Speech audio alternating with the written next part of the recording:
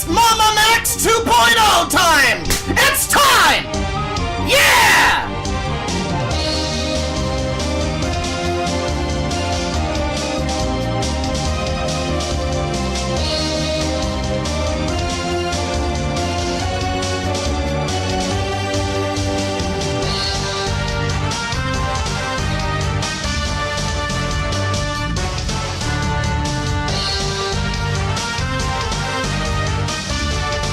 Leviathans are coming!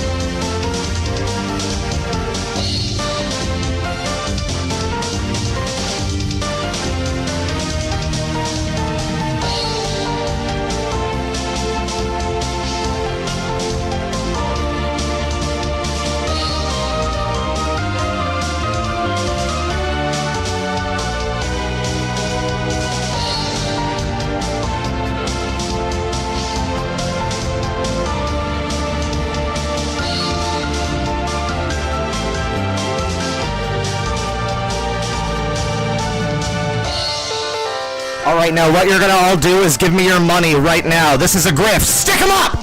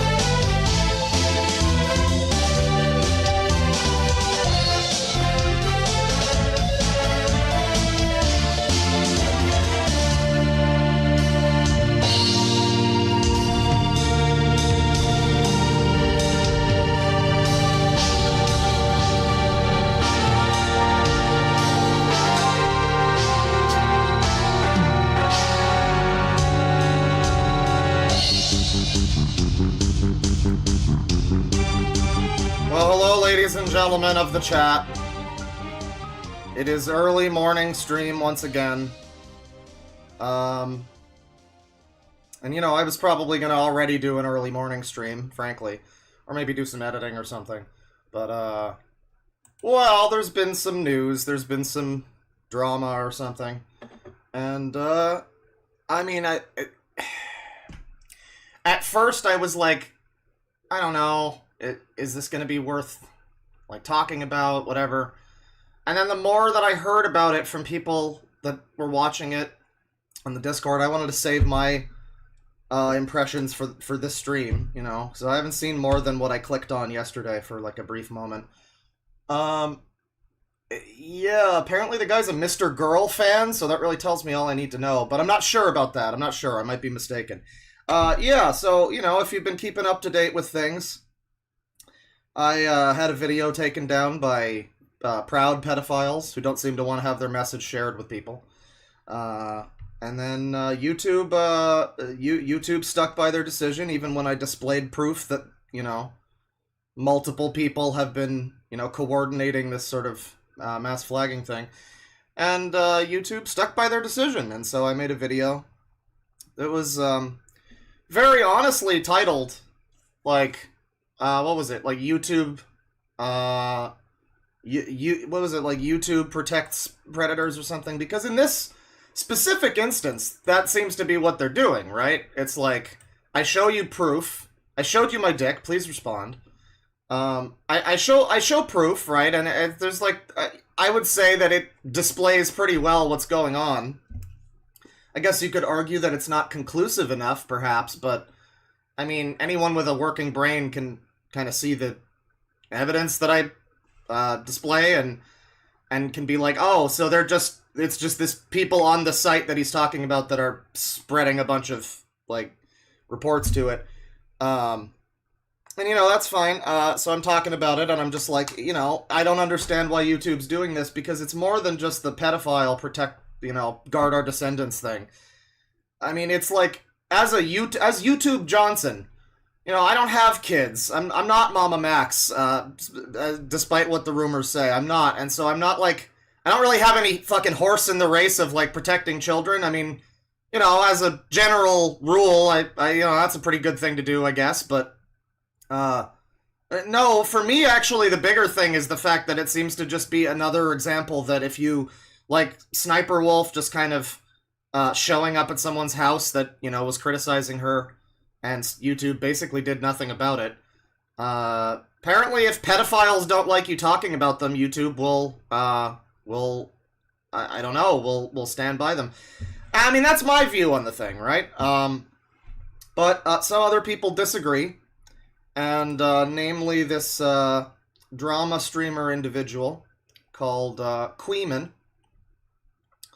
And I've heard of Queeman before. I saw a Chud Logic video where Queeman was debating Brianna Wu. And I guess Brianna Wu and her cuckboy brought him in a little too early. And so they like basically revealed all of their secret plans and how they were going to spin the narrative. And he was just like, yeah, I'm here. I can hear you. So that was kind of funny.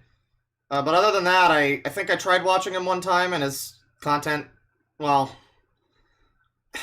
So I tweeted about it. This is the story of what happened, right? I was busy. I mentioned it on Twitter, but like I was busy doing a podcast yesterday, and it was a horrible technical issue podcast. We brought on our friend Tyler, and he was a bad luck charm for us all. But we were doing a podcast, and in the middle of one of the tech issues, I think Tristan had to restart his PC or something.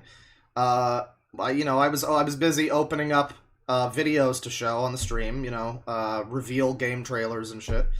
And I saw this thing being recommended to me that was called DeadwingDork's Insane Content, DeadwingDork's PDF Grift, and then some other stuff, because the stream is actually only about me for like a half an hour or something. I did tweet about it to be a little bit of an asshole.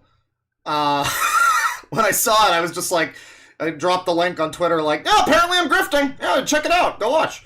So I don't know if maybe I was directing hate or something by doing that. I mean, that seems to be what the title says. It's news to me. Apparently I'm grifting. So yeah, I was just posting a link. But pretty quickly he stops talking about me. It's about a half an hour, I guess, that he watches my recent update video, and he sort of skims my my stream called "What Happened to the Pedo Video plus IPOS Hit Piece -1." That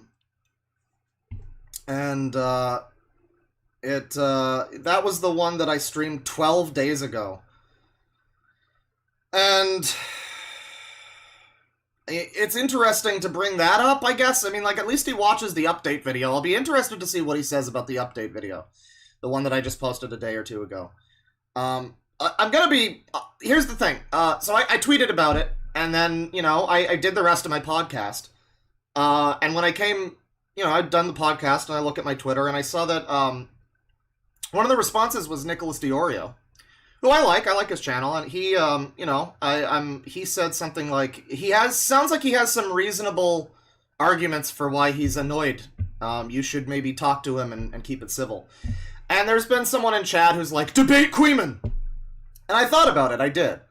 I'm still not entirely closed to the idea, but I just don't see that it would be much point. As far as I can tell, based on what I've heard of his argument about me and what I've seen of him so far in this scenario, I kind of feel like we both think the other person is guilty of exactly the same thing.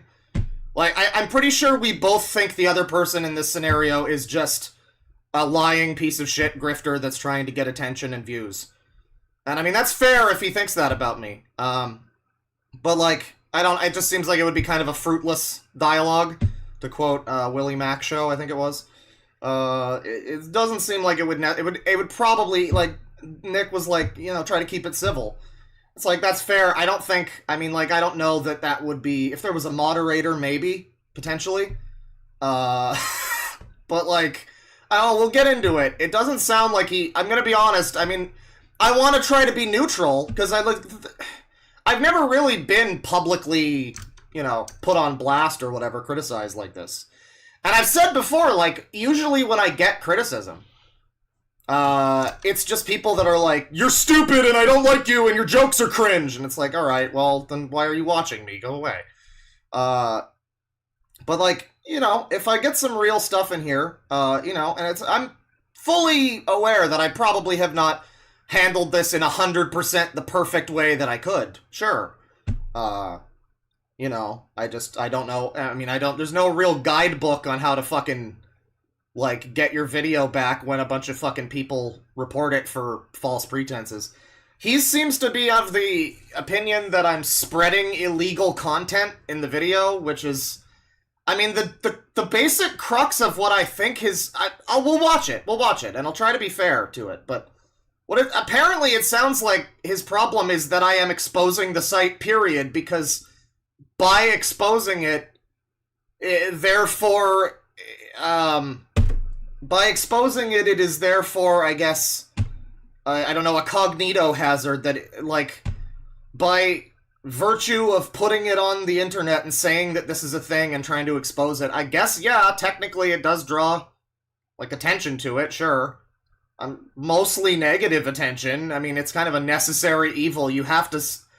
It seems like he wants me to, I guess, not call out the name of the website that I'm that I'm exposing. I really don't understand it, but he's also calling it a grift, and I mean, I don't know which part of this is supposed to be a grift. I guess the part where I'm saying YouTube sided with the predators, but it's like, well, I mean, I'll admit, I pretty much assumed YouTube wasn't going to do a whole lot.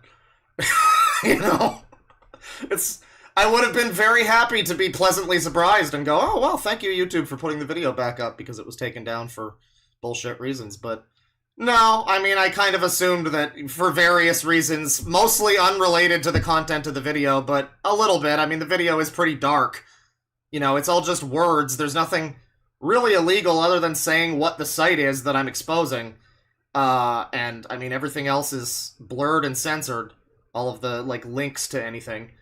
So, I mean, it's pretty dark, but, I mean, people that don't know me don't know that I've spent 5 years or whatever watching fucking, like, doing Snake Thing streams and shit. So it's like, if that's the video they're taking down, and not any of the other ones that are also covering horrible, degenerate pieces of shit, I don't know what to tell you. But we're gonna watch it, and we're gonna try to be, you know, fair to him here. Perhaps he has got some good points. Like Nick Diorio said, you know, it sounds like he's got reasonable arguments for why he's annoyed, I think he said. It's like, I'm willing to listen to reasonable arguments. What's interesting, this is a 6-hour stream. So the first... okay, so I stream a lot, right? And I mean, I stream all day or whatever. You know, 10-hour streams and shit. But I've got, you know... I'll do a stream, it'll be like a 5-minute intro song or something, and then we're into it, and maybe I'll talk for like 10, 20 minutes or whatever. He goes on a red screen intro thing for like 17 minutes. And then he's here and he's looking at, for another like 10 minutes, he's looking at the Ubisoft showcase. Again, I can't really I can't really judge too harshly. The IPOS streams, I'm pretty sure both of them take like a half an hour to get into the content. In fact, what's funny is the second one, where I begin the stream by talking about a different subject, I actually get into the content of insane piece of shit quicker in that one than I did in the one that was just about IPOS.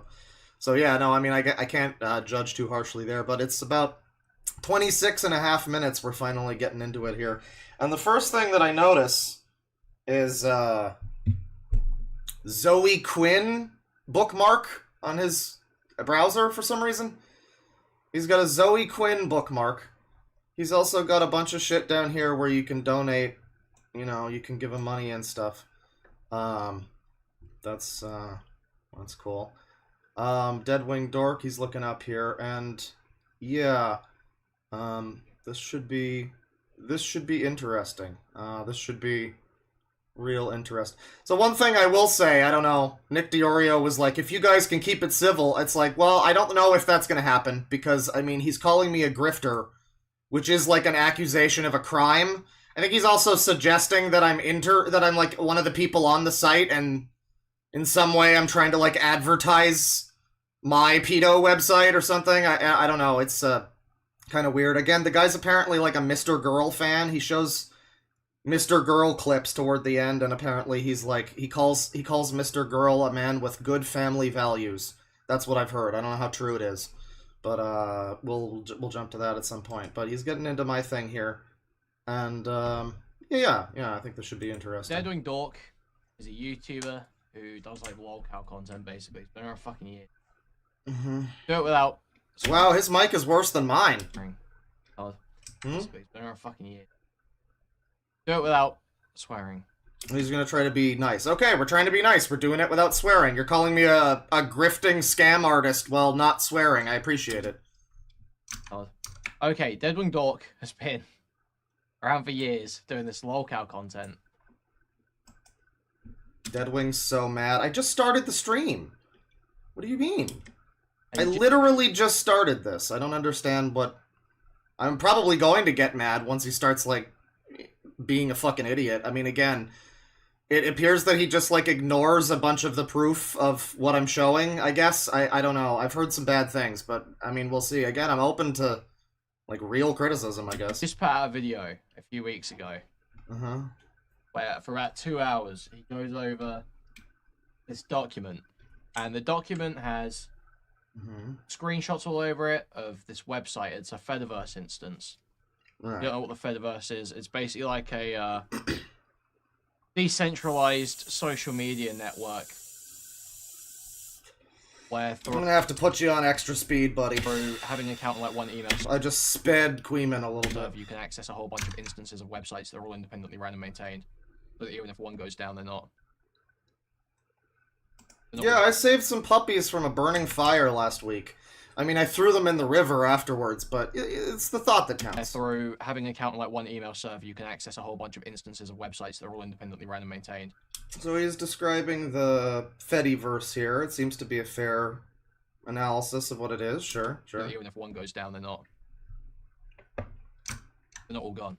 So it's very difficult, especially because of international laws and stuff like that. It's very difficult often to get stuff taken down. Notice that he hasn't, like, watched any of my videos. I mean, I haven't really watched much from him either, but I'm also not calling him, calling him out for no reason. Yeah, I mean, like, I don't know, maybe he's watched this one. Does he see this one down here? Supposedly this guy was involved in some of the Mama Max drama that happened. So I guess he's, I don't know. I mean, I guess so was I. So, like, it's like, I think if... Another takeaway that I saw in the, like, 10 seconds that I was in the stream yesterday, it was just, like, people comparing me to Mama Max, and I'm like, I mean, yeah, I don't know what to tell you. It's a similar situation. I'm not happy... Believe it or not, this is not exactly something that I'm happy to have happen to me. I would prefer not to be in the Mama Max position, but, I mean, here we fucking are, aren't we? So there was this document about this guy who runs, and this In fact, I was one of the first people to talk about Mama Max, actually, who was, It was like Tommy C was calling him a crazy grifting retard, and then I made my video like a month before everybody else got onto it. I'm just saying, I'm very special and important. That's all I'm saying. I don't want to name any of it. I don't really want to give it any more attention than it needs to.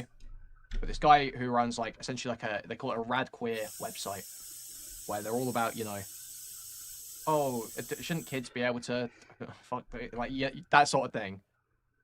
What Very, sort of thing? very terrible, very cringe stuff. Very gross. I guess he doesn't want to show any of the proof of what's happening or something. I mean, like, it seems like he just I don't know. I get you don't want to, like, focus on that. That's not the point, but it's like... Yeah, they're doing things, you know, bad things. It's like, you can't imagine how bad the things are on there, though. I mean, yeah, I guess it's more or less sums it up, but alright. But there's not a whole lot that can be meaningfully done about it, because they Is that so? operate under a pretense of roleplay. That's not true, though. There's people on there that are talking to children, though. There's proof of that. Of fiction. Or at least people claiming to be children, which, I mean, I don't know. At a certain point, it's like, well, I don't know. Are you just going to be like, they're probably not really children, it's fine. Like, I don't know. They claim that they're underage, and then there's people talking about putting their pedo cum, yada, yada, yada, in relation to them. So, I mean, yeah, roleplay is fine. I mean, I even say that. If this fucker had watched my video, which I guess he didn't, maybe he did. He seems to know. I mean, I think he probably saw my tweets about it at least, but I don't know if he actually watched the real video, because at the end of the video, I mean, to be fair, it is right at the end. But I do say at the end of the original upload, I say, like, I mean, this is a free speech situation. As disgusting as this all is, a lot of what's on here is protected, unfortunately, by, you know, free speech. And it's like, I mean, in that case, then, gives a shit if I'm talking about the site? I don't know. If it's just free speech, guys, I mean, shouldn't my video have been protected in a similar fashion? I don't know, but yeah, no, I mean, I point out a lot of what's on that site is under the pretense of roleplay or whatever. But not all of it, certainly, and there's enough on there that's like minors with their Discord ID in their bio and shit. So, I mean, that's pretty bad. I mean, I don't know. You're kind of not. Maybe he mentions it. I might be pause-andying. So anytime a user is claimed to be 13 or whatever, they're actually going to say that's a role player. That's fictional. That's just a fetish. It's all just a kink. And are you, like, okay with that? Is that fine with you? I mean, like, if you watch the video and you see the stuff that's in it, I mean, I'm just saying it's an interesting conversation to have, at least, isn't it? It's sort of an interesting thing to... Yeah, it is, I guess, technically free speech, sure. Some of it. And then the question is, should it be? And I mean, at the end of the day, I guess so. You know? I think I said at the end of that video, it's like, seeing stuff like this makes it hard to continue thinking that everybody should have the right to say anything they want. I still do, more or less. But, man, I don't know, I should at least be able to talk about my opinion about it. I don't know. And that may be true for many of them. Like, yeah, I think the Keffel's avatar is like a joke. I think it's a funny, ironic meme or something. I'm not sure. That may be true for many of them. For a lot of them. Probably for the vast majority, let's be real. Because I don't know how many kids are going on fucking metaverse instances. However, the obvious problem is there's no way of knowing. There's no way of knowing what? Sorry, let me go back. That's fictional. That's just fictional. a fetish. It's all just a kink. Mm-hmm. And that's the roleplay. And that may be true for many of them. Don't get me wrong. That may be true for many of them. For a lot of them. Probably for the vast majority, let's be real. Okay, yeah. So he's acknowledging that they're probably not all just engaging in a funny little kink or whatever. It's probably... Okay, sure. Know how many kids are going on fucking metaverse instances. However, the obvious problem is... What do you mean, how many... What? Because I don't know how many kids are going on fucking metaverse instances. Well, supposedly a number of them in the video. I mean, there's a few. I had to spend a whole, like, week censoring out minors' names. So... There's a few, yeah. Allegedly, at least. Some of them might... I mean, yeah, to be cards on the table, I mean, some of them do basically look like, hello, I am a child, please abduct! You know. So it's like... Yeah, I get, like he says, probably not all of them that are on there, I guess. But, yeah. The obvious problem is, there's no way of knowing. Well, yeah, and the site has been reported several times, and I mean, like, it's... I think it's a part of what I'm talking about, that it has been, and that nothing is really happening there. I mean, I guess you could argue... I don't know, it seems like a weird little loophole thing. I mean, does it... I'm just like... I don't think I understand. The obvious problem is... Like, yeah, people have reported it, and they've been reporting it, and even though there appears to be real instances of the going theory now is that it might be like a honeypot, and I mean, that would make sense, wouldn't it? But then, I don't know, it's a pretty convincing honeypot. I think the Bane on the Loud Equals Funny Twitter was just like, if this is a honeypot, the FBI needs to give us all, like, special commendations for finding this. Yeah, we found the shitty, rotten Easter egg. There's no way of knowing. So, again, this guy is supposedly, I might be wrong, might have been misinformed, from what I've heard, though, he claims that Mr. Girl has good family values, is his claim. Something about that. Mr. Girl, we'll watch it. Mr. Girl shows up later. Maybe he mentions him a few times, but he shows up later.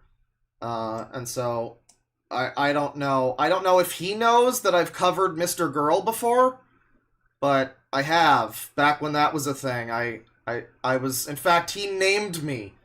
He did a song that called out Shoe on Head, Dead Wing, and Moist Hypocritical. I will never forget that. That's the height of my career, frankly. So, you know, I mean, I'm familiar with him and his antics at the very least, so that... I guess that gives me some idea of what's going on, but maybe I'm wrong. And once you have a website that has that pretense set up, where there's essentially adults seeking relationships with minors, but it's all okay because it's fiction. It's like you're still kind of just doing the thing. And if a child does access that, that is now an incredibly dangerous situation because none of those people are thinking, oh yeah, I need to do that. I need to do the moral right thing here. Actually, I shouldn't do this with this kid. None of them are thinking that. Of course they're not thinking that. So basically his point is that the site is harmless because it's all RP. And I am the one that's causing harm by bringing attention to the site. And again, I grant you that it does bring attention to it, and some attention is going to be probably not the kind that I'm intending for it to be. Sure. That's like a necessary evil. If you ever, like, if you go on the news and talk about that somebody goes, oh, I should try doing that. You know, I mean, it's just out there. I mean, not to necessarily compare myself to the news, CNN wing dork over here. But, I mean, that is a similar thing. I am kind of, it's a journalist sort of thing, if you want to call it that, and it's sort of revealing a thing that's happening, an expose, whatever. And by nature of doing something like that, you are going to draw attention to it, yeah. But, I mean, that, again, it's the kind of a necessary evil of trying to draw overwhelmingly negative attention to it and get some kind of movement done in a way that, I mean, like, if bigger YouTubers talk about it, and again, I don't care if they talk about my video, let them fucking talk about just the document. Fucking, if they want to if like, Mudahar or whoever wants to DM me, fucking Philly D, whoever, I'll link them the fucking document. Talk about what's in the document, you know? Like, if that happens, if a bigger channel does it, I think something more gets done, probably. And there's some truth to the idea that it's like fiction, some of it, but again, if you watch it, there's a whole bunch of the people on there that are allegedly children. And the only real, I mean, argument that I guess you'd have to that is, well, but they're probably not really children, though. And I mean, I don't know, that just seems, you know... I don't know what to say about that, but who knows? I mean, you gotta kind of operate under the assumption that the people that are calling themselves kids on the site, that are interacting with pedophiles who are actively talking about how to save children from their families and liberate them into the care of a loving pedophile or whatever. I mean, at what point do you say that that's probably some kind of actionable thing to at least talk about? I don't know. So that's obviously a pretty big problem. Chat member, I understand that you think I'm doing a Mama Max. I understand there's an overlap there. Don't... Like, there's a super chat or something that shows up on the screen at one point, and the time yesterday when I popped in, when I was in middle of my podcast break, there was a guy that was like, do not pay attention to how much I'm like Mama Max, even though I'm drawing attention to how I'm like Mama Max. And it's like, I was one of the first people to mention that Mama Max has gone insane. What am I gonna do? Just pretend there aren't similarities? It would look a lot worse if I didn't say that, yeah, seems like there's some fucking overlap here. I don't know what to... Mama Max poisoned the well for fucking everybody that ever wants to expose pedophiles. What do you fucking want from me? It's a real shame. It's a real shame for everyone. Unfortunate. It also has unlucky AI-generated content. Also, for some reason, he has a bookmark of Zoe Quinn's Wikipedia up here. I don't know what... maybe the Brianna Wu stuff? Were you even in Gamergate? How old are you? Are you allowed to come to this club? Son, just talk to me. I know absolutely everything about Zoe Quinn. It's fine. And drawn content, if you can sort of picture that. Or not picture that. Oh, the mic is on muting! No, I'm smuggling! No, I'm smuggling! No! Alright, I gotta be careful with the mic. Yeah, it's doing the thing. Oh, yeah, because it backed up on my fucking controller. That sucks. That really, truly sucks. I don't know how long I was, smuggling there. I bet Queeman doesn't even own a suit. I don't know how long I was smuggling. But, yeah, no, general gist, I don't know. There are overlaps with me and the Mama Max thing, absolutely. Except the difference is, it's proven that all of the stuff he's talking about is nothing. It's just stuff he made up. Like, he's admitted to most of the stuff that just not being real. The people on the site have like, acknowledged that it's real, though. Like, the site I'm talking about. I mean, there is a clear difference there. That's the main difference, outside of the fact that, you know, Mama Max sucks. Full stop, end of sentence. Outside of that, yeah, I mean, his thing was all a bunch of fake bullshit. His thing was just made up. I mean, you could argue that mine is over-dramatized because you think it's fiction, and I guess that's fair. That's fair for you to think that, but it's not like I made those screenshots. I mean, okay, admittedly, there is a joke in the video where I say, haha, fiction warning. But that was just supposed to deter them. That was supposed to be a funny gotcha to those fucking people. No, they've all basically admitted to... I mean, there was people in there on the other future screen caps just like, I just watched the video to see if I showed up in there. Ooh. I had somebody in the comments. You're doing more of Mama Max than a Miami Herald. Yeah, I mean, like, I understand. Again, there's overlap. I'm not trying to... it would be very silly for me to pretend that there's not... I mean, come on. But again, it's like, the only thing you can really say is, I don't think those people on that site are really children. And I don't know, I think it's possible that they are. Mama Max's whole thing was just made up nonsense, though. I mean, maybe there was one thing, right? It was kids chat that was real, and that site's still up. So, I don't know. I mean, another thing, too, when people talk about, oh, you're just, like, grifting or something... I'm trying to make it very clear. I don't want new people to come to the channel. I mean, again, as I said yesterday in the stream, for every 10 new people, 9 of them suck. 9 of them are like retards who have to get fucking filtered. You know? And like within a couple of streams, they're like, oh, this guy? Ooh. Oh, he likes Final Fantasy Crystal Chronicles? That's unacceptable. And then they leave. And as they should. So, I don't know. It's, frankly just annoying every time new people come in. It's like, oh boy, there's 400 more retards than usual in chat. That's, I wonder why it sucks today. But you know what I'm getting at here? What are you getting at Pretty here? big problem.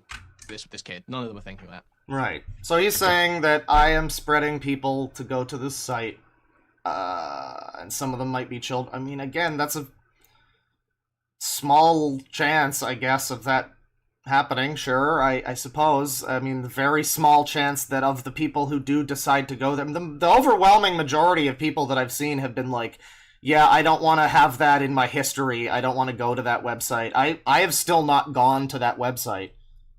And I mean, like, at the end of the day, I don't know, I'm just reading the document. It's like, if the document's not on the level, then, sure, I guess. But I am just reading the document, so I don't know. Alright. That's obviously a pretty big problem.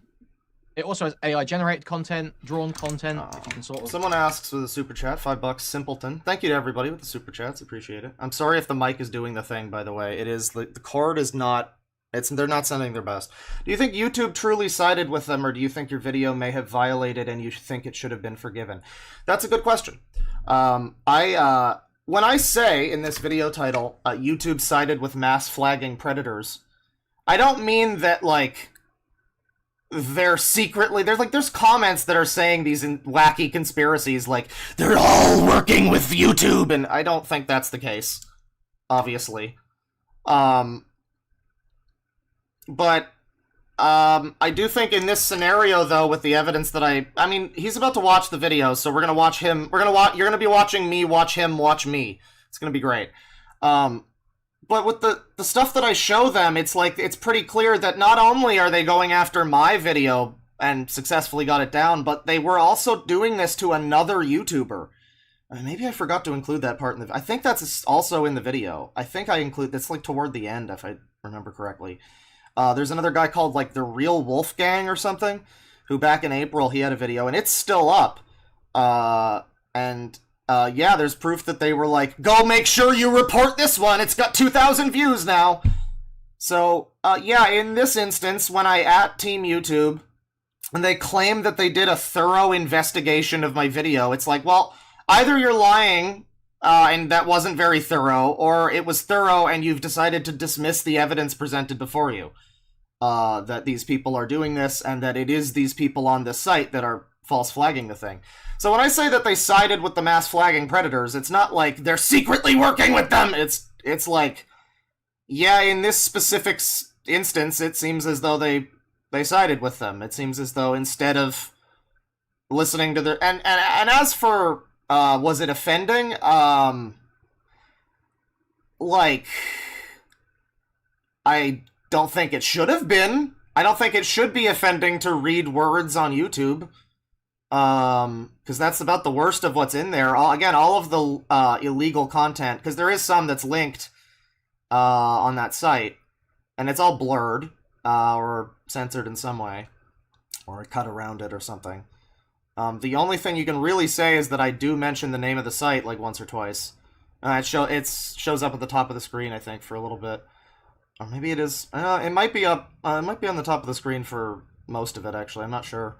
I haven't watched it in the last couple weeks, obviously. But the video, here's the thing, though. The video is still up on YouTube. So you ask me if I feel like it's offending.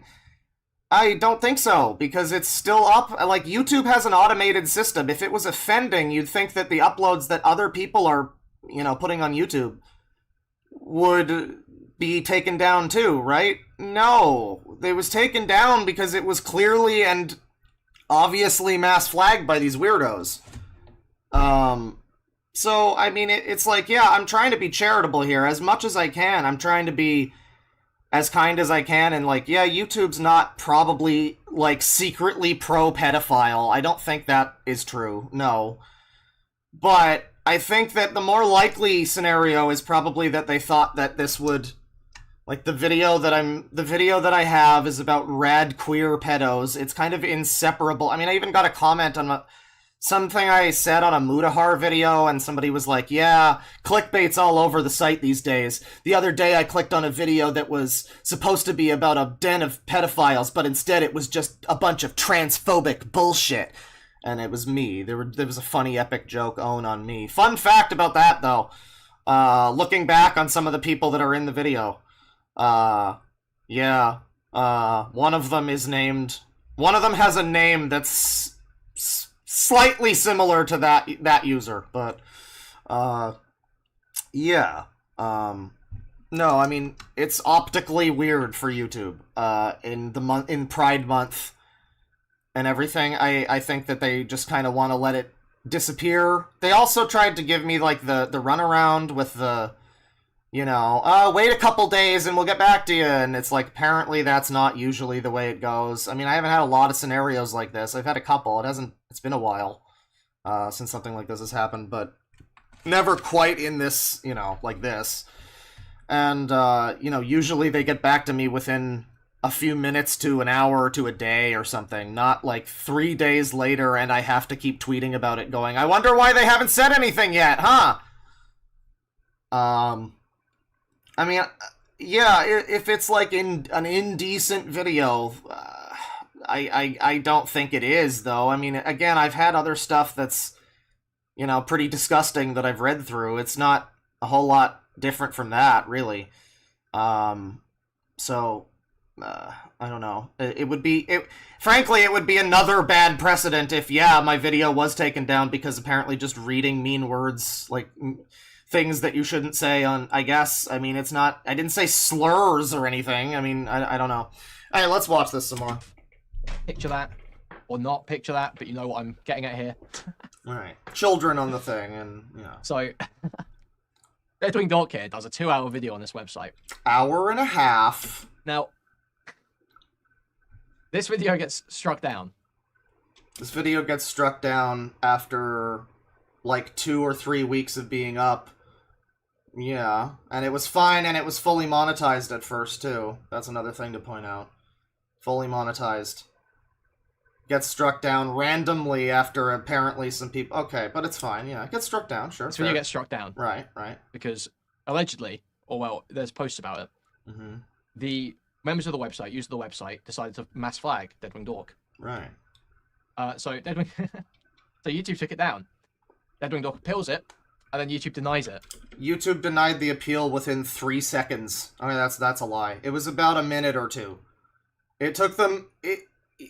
So there's an element of this that feels a bit... I hate to sound like insane piece of shit, but... Fascist bootlicker. Yeah, YouTube quote-unquote rejected my appeal within about 3 minutes. So yeah, of course that's some bullshit. Like, what do you mean? Maybe the guy's got 4,000 subs. He's up and coming. I've heard people talk about him before. Like I say, he's Chud Logic, adjacent individual. I mean, like, maybe he's not been, like, around that long or something, but, yeah, you know, oftentimes when YouTube takes down a video and you appeal it, or you appeal anything, like if they, demonetize the video and you appeal it, they'll just reject the appeal in, like, 2 seconds. I mean, it's not... And they'll claim that it was manually, reviewed or whatever, and it's just a lie. So, I mean, yeah, they supposedly, reviewed my appeal and rejected it. That is another element of my complaint, though, is this... And everybody knows it, too, except this guy, apparently. Everybody's aware of this stupid fucking lie that YouTube does, where they go, yeah, we checked your video. We checked your hour-and-a-half-long video in 3 seconds and determined that it's, we were right, actually. Like, come on. That's bullshit. Citing child safety problems. Mm-hmm. Now, why might this be? Why might this be? Now, to a moron, to a complete idiot, someone to a 70 IQ, mouth-breathing knuckle dragger with no chin. I've got no chin, everybody. He hits me with the leafy insults. Well, that's unfortunate. Like DeadwingDork. You might think you can get... I'm the 70 IQ knuckle-dragging idiot, by the way. Well, that's... Joke's on you, I don't have that many knuckles, so that would not be... I wouldn't use that. Frankly, that's disableist, I'll have you know. So take that, Sweaty. Away with pretending that it's because YouTube is siding with pedophiles. Well, they did in this instance do that. They're not overall necessarily... Well, however, I also point out in the video that there are other people that have also been... That I spoke to another YouTuber who had a video taken down that was also about a similar situation of a certain type of people that are pedophiles. Let's just leave it at that. And YouTube, you know, immediately rejected their appeal again. That's another person. And then I think Turkey Tom had a similar thing happen. There was, I remember actually Fuzo, I don't know if he's here. Bane had a thing where he got a video removed because he was talking shit about EDP 445, which was another sort of thing where it's like, why is YouTube seemingly like, you know, they seemingly don't want people to make fun of this guy who is like trying to meet up with 13-year-olds. It's weird. His right not to be made fun of seems to be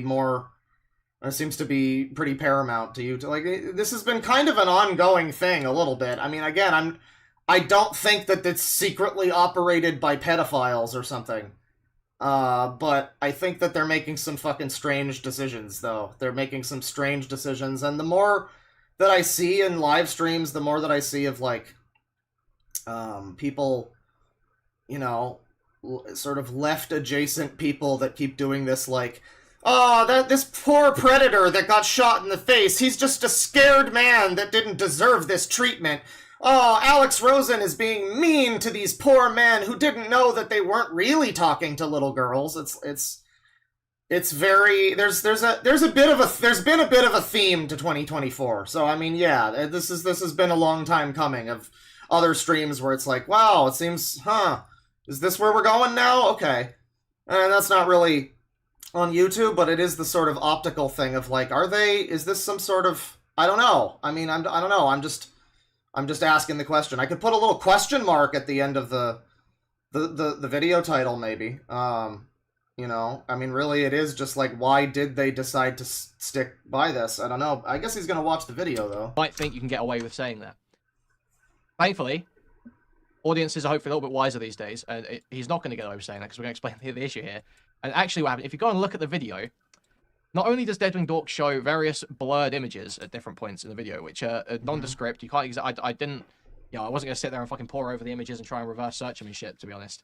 So I've got no idea what the images actually are, but they're blurred images nonetheless of human, like, sort of silhouettes and stuff. What? Well, yeah, there's those are in the document already censored. There's a whole section in the video that's people posting images of real children on the site, and none of it is, that we can see in the document anyway, none of it is, like, you know, naked kids or some shit, but it's a little fucking weird that people on this website are posting images of children, yeah. Real children, even if they are clothed.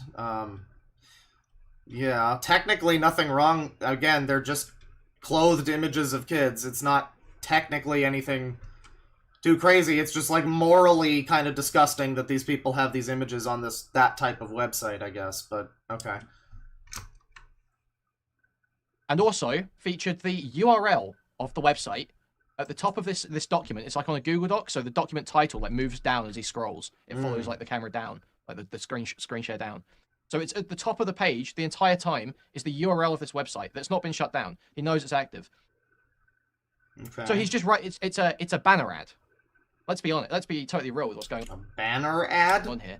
I tweeted about this earlier. I was like, yeah, I saw his tweet about it. It was written in such a fucking, you know, kind of way. I mean, he is British, so I guess it's understandable. But I guess it's a banner ad. Well, again, the videos that are re-uploaded, though, haven't had a problem. I wouldn't call it that's a weird way of looking at it. I mean, again, I'm not drawing attention to the name of the site. I'm not like, go here and whatever. I also specified don't interact with these people also.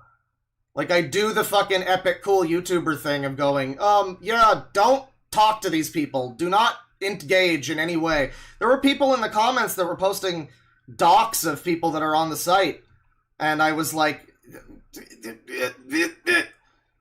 it was a bit of a shit show. Yeah, I mean, but it's gonna raise a lot of people's fucking blood pressure when they see that shit. Again, I'm not sure how I'm expected to, like, expose a website like that saying what it's called. You know, that seems strange. I mean, it seems like it would be kind of sensationalist if I made a video and I just didn't say what the site was. That would be more Mama Max, wouldn't it? If I just made a video and I'm like, there is a website, I won't say what it is, I won't try to direct, like, nobody, like, I mean, you know, if I don't say what it is, are people going to be able to do anything about it? Are they going to be able to report the stuff that's on there?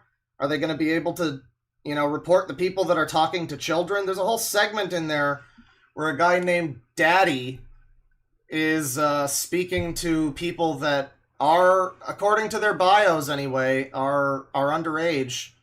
And yeah, he's talking about all sorts of shit. You could call it roleplay, but is it not a fucking problem that site has roleplay between adults and children that's of that nature? I don't know. Again, I guess it's fair. Maybe I shouldn't mention... I mean, I didn't even mention the site more than, like, once or twice.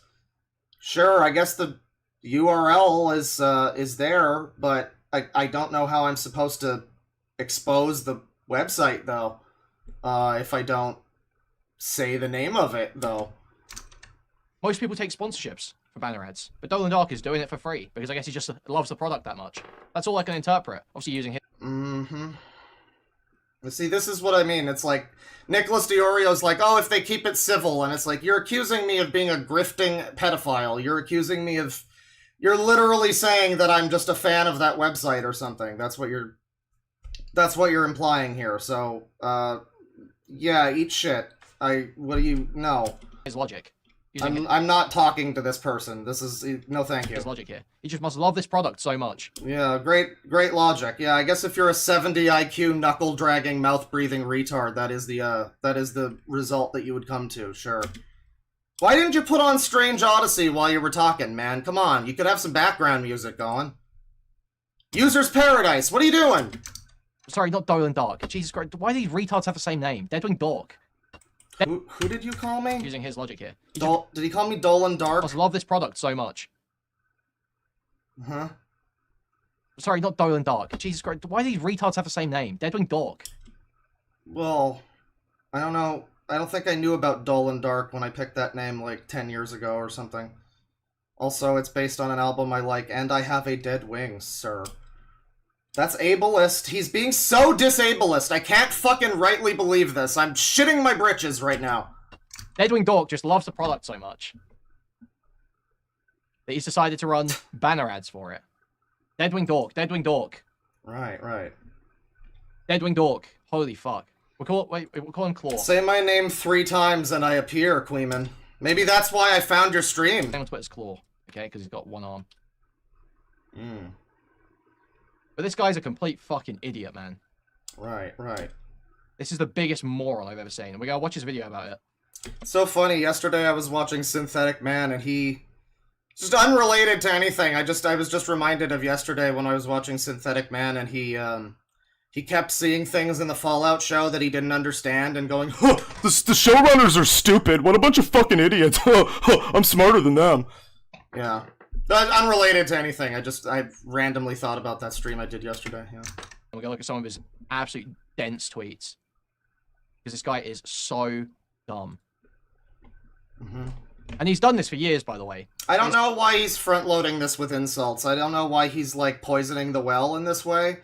Like, you know, not to toot my own horn, but you'll see this video here where I'm talking about Mama Max, and at the beginning of it, I try my best to be charitable to Mama Max, who obviously was doing things that were, I mean, let's let's be real with ourselves here. He was doing things that are a lot more insane than whatever I'm fucking doing. You can notice some overlap there, and that's fine, but did you watch his fucking weirdo brainwasher influencers shit? Yeah, the guy's an unhinged maniac. So I go into that, I'm like, yeah, I think he made good content at one point in time, but I just don't really like it anymore. It's a little too, like, try-hard spooky for me. And yeah, pretty quickly I wind up saying that it's, like, really insufferable to watch his video, but, I mean... It's very strange to just front-load this with, he sucks! He's so stupid! He's an idiot! Like, the video's right here. Can't you watch the video and say these things while you're showing people my video? You have to, like, poison the well like that? That just seems dishonest. Done this for years. Like, the video that you're about to click on, and spoilers, he will. It basically goes over all the information that he's going over now, except without him calling me a retarded idiot the whole time. So... it's like you could just react to that video instead of spending like all this time just kind of, you know, calling me names or whatever. Have I called Queeman any names in this stream?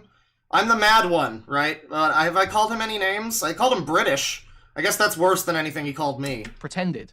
I've seen so many times where he's like, "Oh, think of the kids. I'm protecting kids. I'm exposing pedos." Mm-hmm. That's his bit. He always does that fucking stupid shit. Do I? I've seen him do it many times. Many such cases, right? So it's not surprising to me at all. When have I done it before? Well, I mean, yeah, there's other times when I've looked at streams like that, sure. Or like websites or whatever. So, again, I have to come back to this guy apparently likes Mr. Girl. If I'm not mistaken, I believe Mr. Girl is described as having good family values by this gentleman. So, just for a second here, I'm going to go grab a drink. Because I'm very, very mad. I'm hopping mad right now. I'm gonna go grab a drink, and I'm just gonna play for you a video from my channel here. I will be right back. This is, here, just enjoy this. I'll be right back. And, just enjoy this. Hi, Cuties. So, if you're not familiar, Cuties is a film that Netflix... Oh, this is Mr. Girl, by the way. This is Queeman's friend, Mr. Girl. Children. That's why I ended up watching this movie. This film does try to make you sexually aroused by 11-year-olds. It's a good movie. Definitely better than most movies. There are probably thousands of people masturbating to this film as we speak. Hi, Cuties. Yeah, as far as like sexy music videos go, it's not bad. They're pretty hot, shaking their booties. That's the whole point of the movie. Pretty hot. It's a solid film. You're supposed to be sitting there thinking, they're pretty hot. Look at the blonde one. That's the whole point of the movie. Really good movie. Definitely better than most movies. Now, is it exploitative? Yes. Yes. That's the whole point of the movie. These kids are 11, so they don't really understand shaking their booties. Hi, Cuties. They're pretty hot. Look at the blonde one. Look Now, at her. is it exploitative? Yes. I'm sorry, am I allowed to show this, Hot. Look at... So am I allowed to show this censored image of this, girl that was doing sexual poses in this, Netflix movie that Queeman's favorite person, Mr. Girl, apparently really liked and found sexually appealing? I'm sorry, I don't know if this is, further emboldening pedophiles or something. My bad. the blonde one. Now, is it exploitative? Yes. Hot. I kept thinking about if I had a daughter, whether I would let her be in this movie. I guess I would say yes. There are probably thousands of people masturbating to this film as we speak. I guess I would say yes. You can say whatever you want about me, it's not my fault. These kids are hot. I've never seen child porn, but I haven't. And that's a video from DeadwingDork over here, famous hater of women and minorities, DeadwingDork. He made this video. So, I know, I saw the person saying, bro is just lying. I know, Mr. Girl is not his favorite person. This guy's calling me someone who sympathizes with the pedophiles, though. So, like, I don't know, I guess it's fucking fair game, isn't it, chat member? I don't know. I mean, he's gonna call, maybe I'm wrong. Now, I'll take it back entirely. if I get to the Mr. Girl segment and it turns out that I was misinformed. Well, but that's later. That'll come later. You know, I'm sure he has criticisms of Mr. Girl. But according to what I heard anyway, might be wrong. I will eat my words if I'm wrong. Supposedly Mr. Girl has good family values. That's just, well, that's what I heard. Anyways. But I know, I'm bashing opinions. I know. the type of guy to immediately start spurging out and accusing people of siding with pedophiles when he doesn't get his way. Does not surprise me whatsoever.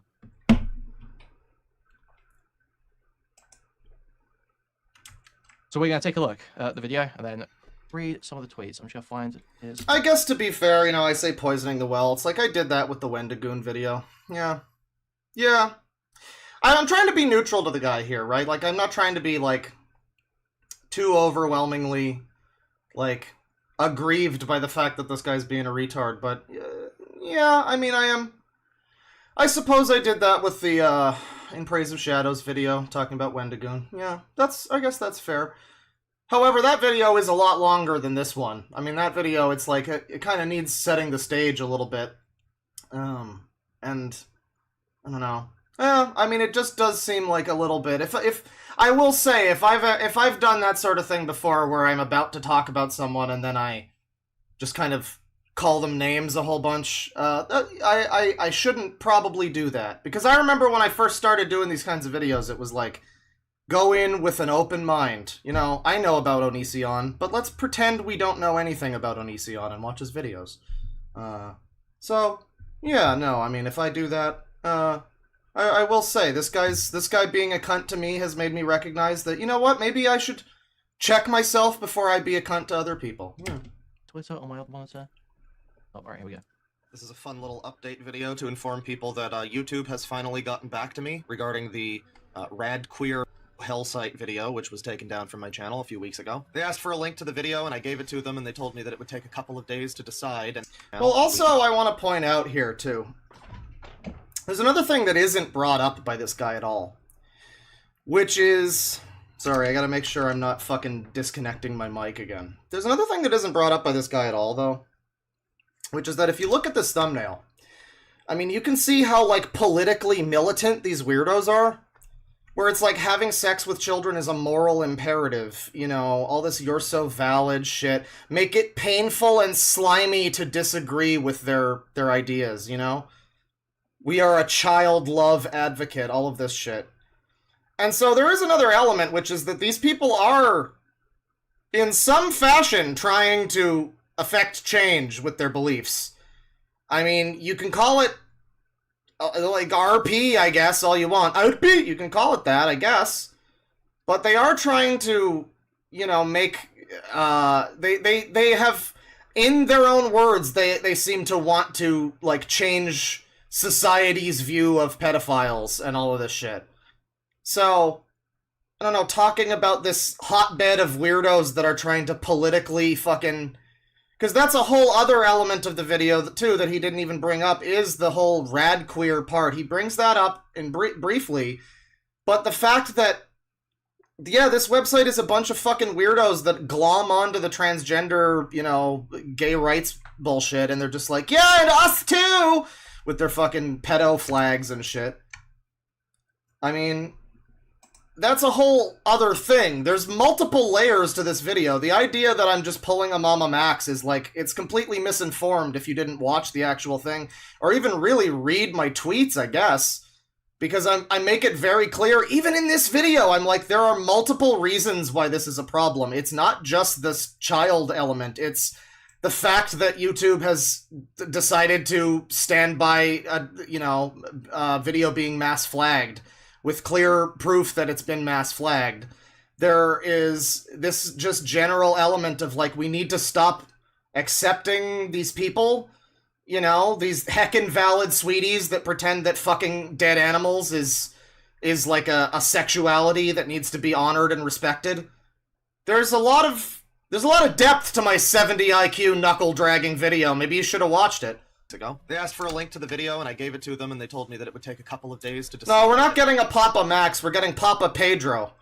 He's, that was my, cyberpunk character. So Papa Pedro, he In fact, I have a picture of him. Hang on. I gotta show you Papa Pedro. I should have you know what? I forgot. I was gonna start the stream with a little bit of Papa Pedro.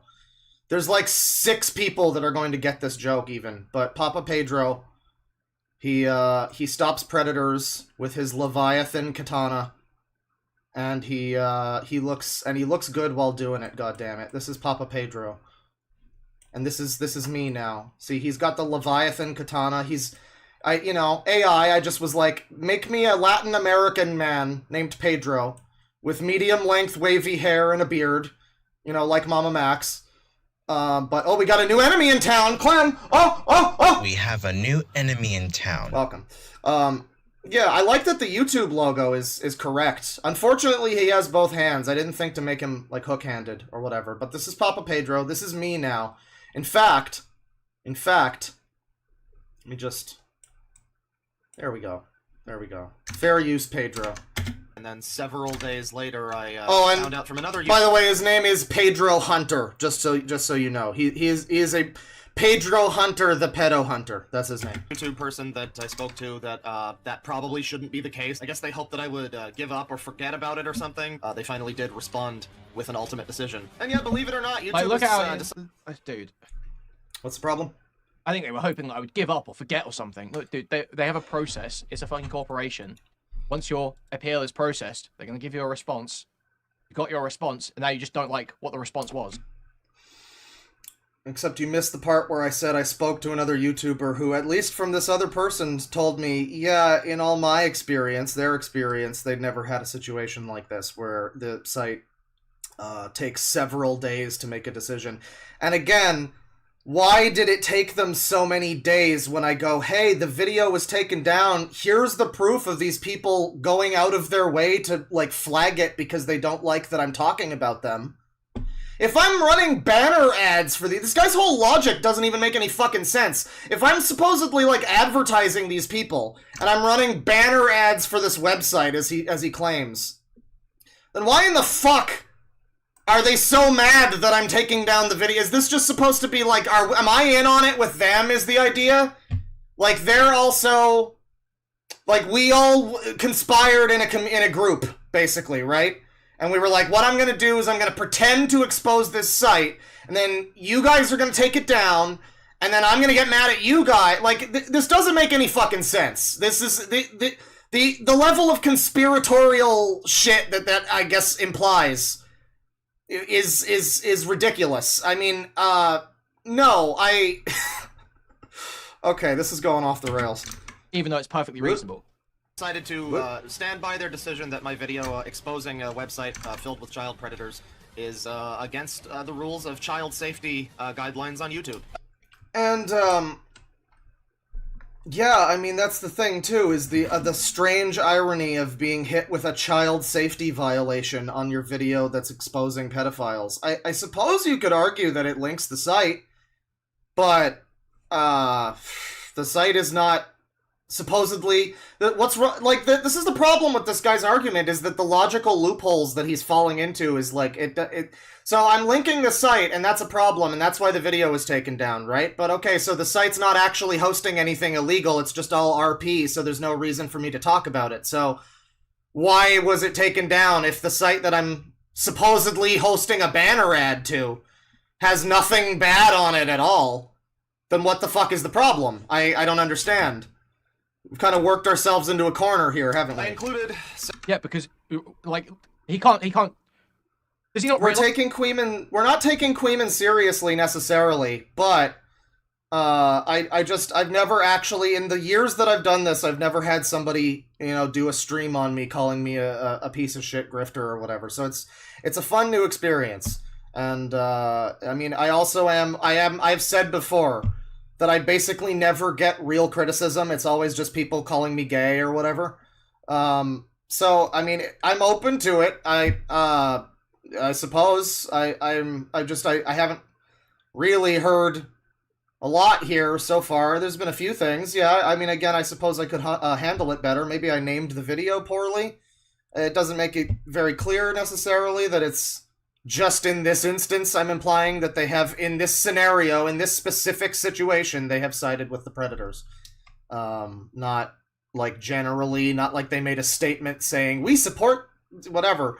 No, you know, maybe, yeah, I mean, so there's some points that I'm like, yeah, maybe I could have changed this up, tightened up the graphics on level 2 a little bit, sure. Level 3, I included... Yeah, because, like, he can't... Does he not realize? Do you think he genuinely doesn't realize? Or do you think this is completely dishonest? I think this is completely dishonest. Well, this is why I don't want to... This is the other reason why I don't want to debate this guy and do an epic debate bro thing, is because, like I said before, I think at the end of the day, we both just think the other person is like a dishonest, lying grifter. It's like, you look like you kind of just want to glom onto my thing for attention and views, which I'm now giving you. So you're welcome. And you think that I'm doing that, so, I mean, like, I don't know, we're at an impasse, basically. I think we both just disagree with each other, you know? I think this is completely cynical. I don't think this guy actually thinks this. I think it's a complete grift. Mm-hmm. Well, again, I think you're doing a complete grift. You've got a tip goal on your screen right now. Hopefully your stream calling me a grifter can get you to $100, bro. Hope so. This Dolan guy sounds like a fucking hero. I mean, Deadwing. Yeah, I don't believe he's this dumb. I can't believe it, that someone would be this stupid. One look at that... Me neither, man. ...video. One look at that video. Mm-hmm. And you can tell. You can look at it and go, oh yeah, I can see a few reasons why YouTube might think this is a child safety problem.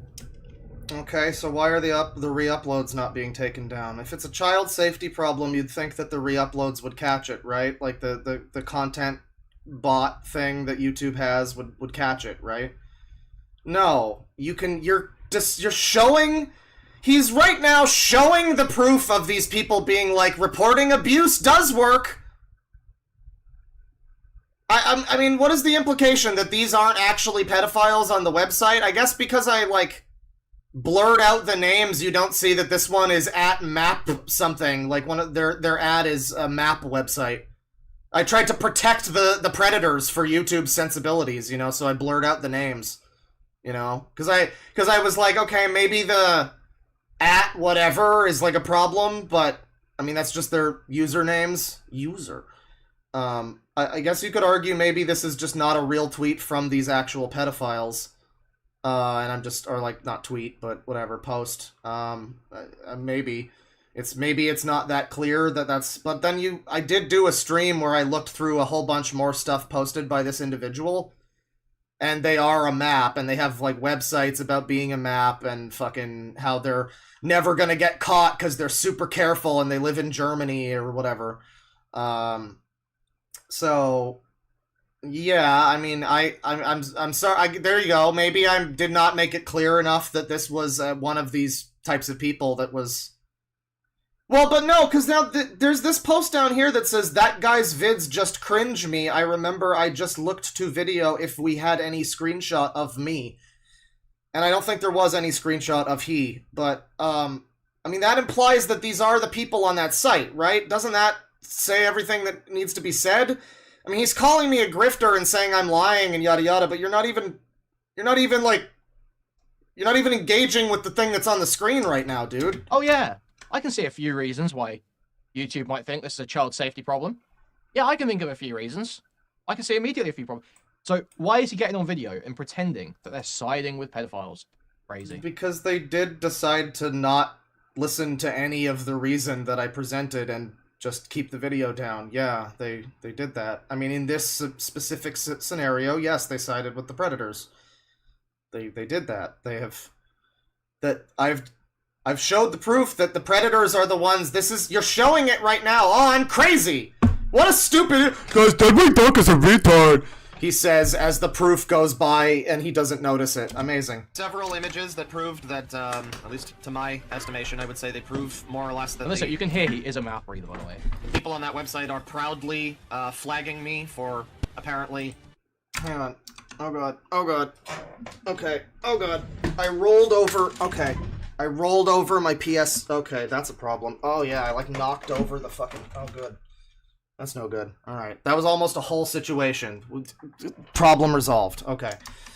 the microphone is still in order. Now, what's happening? That, at least to my estimation, I would say they prove more or less that Listen, you can hear he is a mouth breather, by the way.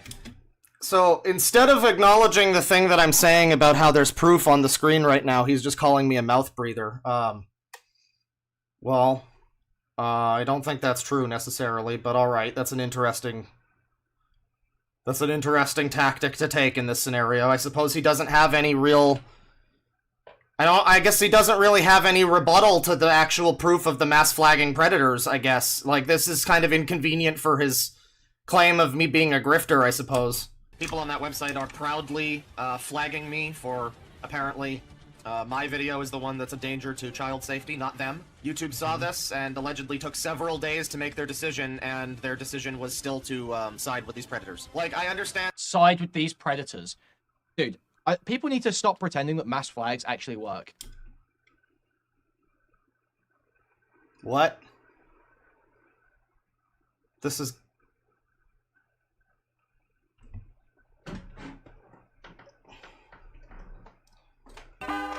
Excuse me, retard? What do you mean? What do you mean, retard? Hey, retard. Hey, dumb retard. Hey, stupid fucking dumbass retard. Hey, I got my video taken down by mass flagging. Hey, dumb retard. Hey! Also, think before you sleep, I suppose. I also bring that up later, but, I mean, whatever, I guess. It's fine. Even in the case of Mr. Girl, right? Mr. Girl was banned. Hey, Aiden. Yes, the Keffels Wiggler. I guess it's an ironic Keffels Wiggler. I'm not sure. For a YouTube video. Sorry, what happened? People need to stop pretending that mass flags actually work. Even in the case of Mr. Girl, right? Mr. Girl was... We're getting into Mr. Girl, ladies and gentlemen. This is going to be exciting. Don't make me play the video again. Don't make me go get another Coca-Cola. Banned for a YouTube video that was initially reported, taken down, reinstated by YouTube, and then years later, mass flagged by groypers, and then banned again. Groypers. But then... So, here's the thing, right? I believe I mischaracterized Mr. Girl years ago when I looked at him on my video. I said that he was like an ultra-feminist liberal type who's, you know, one of those, you know, he's like a, whatever, bread tuber type. That's kind of what I thought he was. And I realize now that it's more that he's, just a big-time, like, I don't know, he's just a big-time debate bro, epic Voshian contrarian type who wants to be, like, who wants attention, basically. I don't even know if he really has politics, Mr. Girl. So, it's interesting when he says his video got taken down by groypers, because they're like right-wingers, right? They're like Trump people, sort of. I'm just like, was Mr. Girl not... I guess they didn't like him? Okay, I guess. He never... Like, it...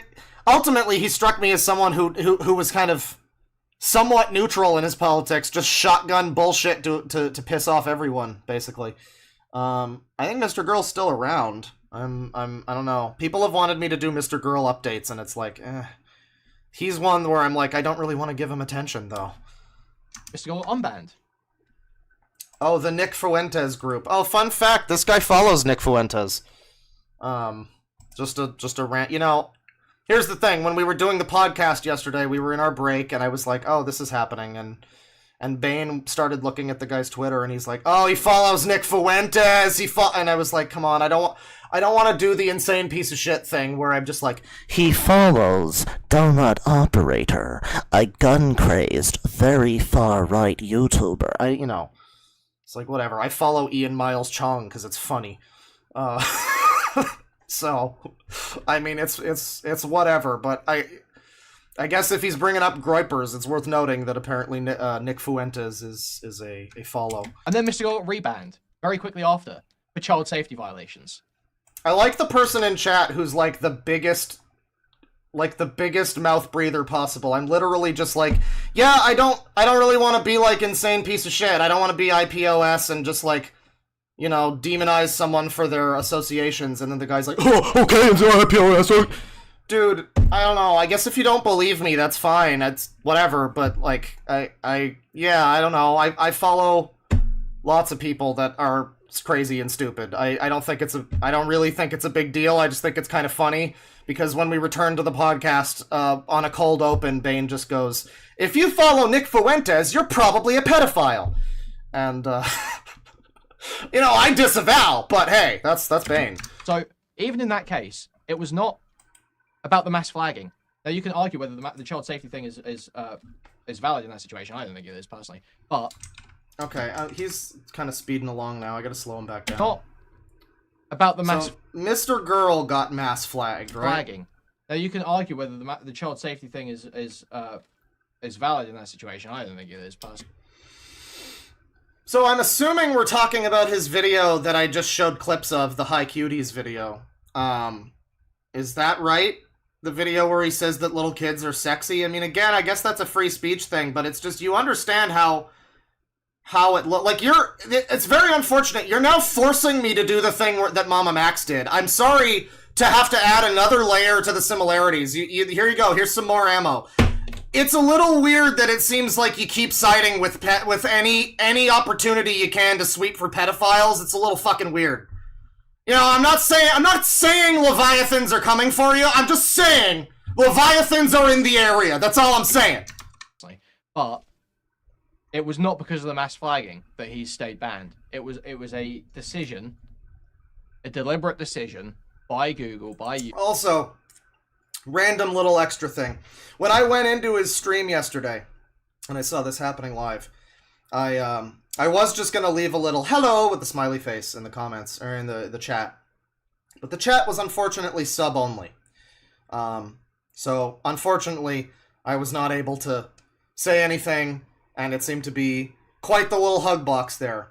Well, thankfully my chat allows people to speak their minds, so, you know. YouTube. To keep that ban.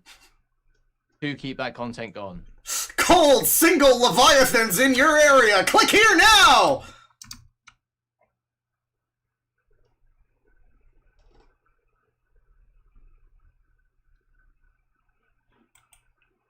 So, the idea that it's just, oh, YouTube listened to these mass flagging predators. No, that's not what happened, dude.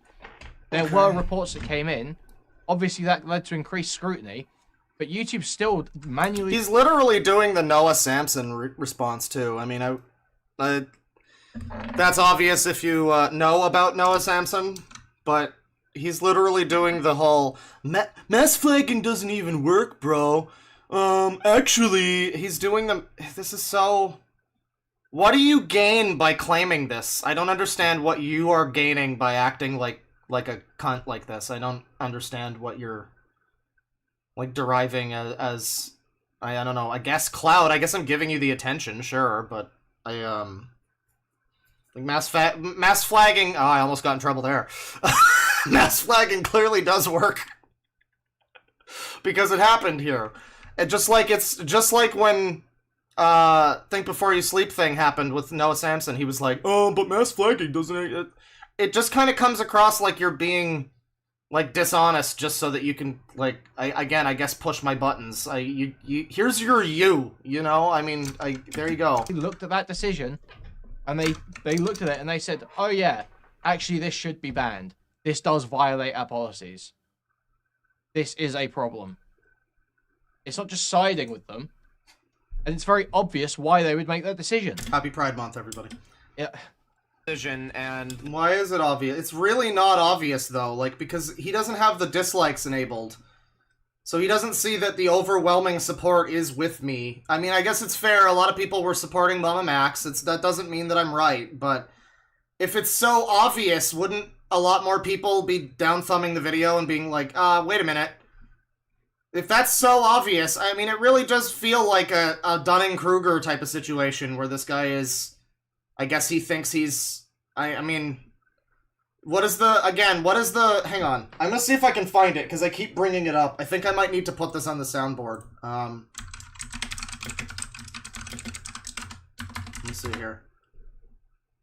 me see here. Oh, god damn it. No, I'm not gonna be able to find it. What a shame. What a shame. No, it's not happening. There's a famous clip where Richard Spencer tells Sargon that you're not as smart as you think you are. and I just, it's the one thing that Richard Spencer or Sargon have ever well, no, Sargon also tried to get Trump to tweet about Gamergate. That was pretty funny. Yeah, okay, that was the only...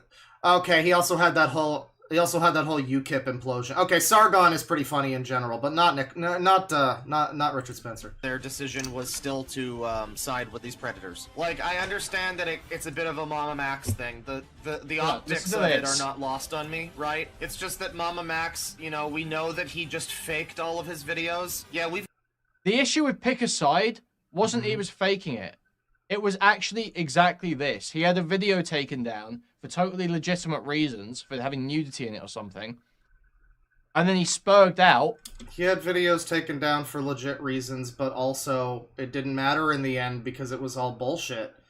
Yeah, he did other things wrong too, but I guess my point... maybe that's a fair criticism, sure. He did do a lot of other stuff wrong too.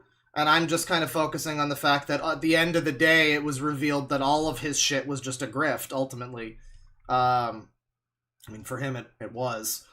Yeah, no, I guess that's a valid point. He did mishandle the whole situation, but I don't believe that my video did anything, against the rules in the same way that his did, and I have proof that it's been mass flagged. Nothing was wrong with the video before those people started mass flagging it, and now the video's down. The video was fully monetized for the first day, and then demonetized, but still, getting ads and whatever for the next, couple weeks. And then they start flagging it, and uh-oh, SpaghettiOs, it's down. But mass flagging doesn't work or anything, it's fine. Just increased scrutiny. No, I mean... Yeah, I guess showing the name... Again, I can't see how I can expose the website without showing the fucking name of the website, though. That's kind of a necessary evil, isn't it? I don't see... It would be extremely exploitative of me if I did a stream and I was just like, there is a website where this is happening and there is nothing... You can't, report it or anything. You can't do... It's just... Don't worry about it. Just believe me. There's totally a real website that's doing this. I mean, I don't know, I need to say that the website is a thing, don't I? I don't see how it's going to expose them necessarily if I don't say the name of it. And they aren't even... I don't know, I was going to make an argument about the mass flagging people, but it's kind of irrelevant. Their whole thing is that I'm exposing their leader, is what's weird, too. It's not even that I'm talking about their website. It's that I'm talking about the person that runs the website, who, they are, I guess, trying to run interference for, or something. Again, mostly irrelevant, but it's just a funny little weird distinction that they don't really seem to be mad necessarily about the site being talked about, mostly just that I'm being a bully to their glorious reader. And said YouTube was siding with predators. It's the exact same... He's doing the exact same thing. You've got confirmation from the people on... No, Super Chat Man, I'm not going to call this guy who's alleging that I'm a pedophile grifter. Frankly, it's beneath me. This is, I'm gonna get through this segment and move on to trash and probably not think about this ever again. I mean, different trash. No, I mean, I'm saying all that I need to say. I mean, for a more real response... No, it's not going to, do anything. We're not going to reach any kind of... agreement because, inherently, I think he is doing this for attention because he sees that I am getting attention for what's going on and he, wants some of that for himself. So I'm happy to let you suckle on my undercarriage a little bit and get some views. Get some views and some views. Yeah, he thinks I'm a grifter. I think he's a grifter. He thinks I'm being dishonest. I think he's being dishonest. He thinks I'm doing this to advertise for pedophiles. I think he's doing this to sweep for pedophiles. Not much headway is probably going to be made in that discussion, I would say. It probably would not lead to much other than two people just being mean to each other, and you know, there's no need for that. That's what Twitter's for. The site that it's real. The reason they want it down is because it's real. I even made a joke in the video that haha just fiction warning, because that's what they say on Dude, you can say haha just fiction warning, but if you're promoting the site, they're still gonna have an issue with that, dude.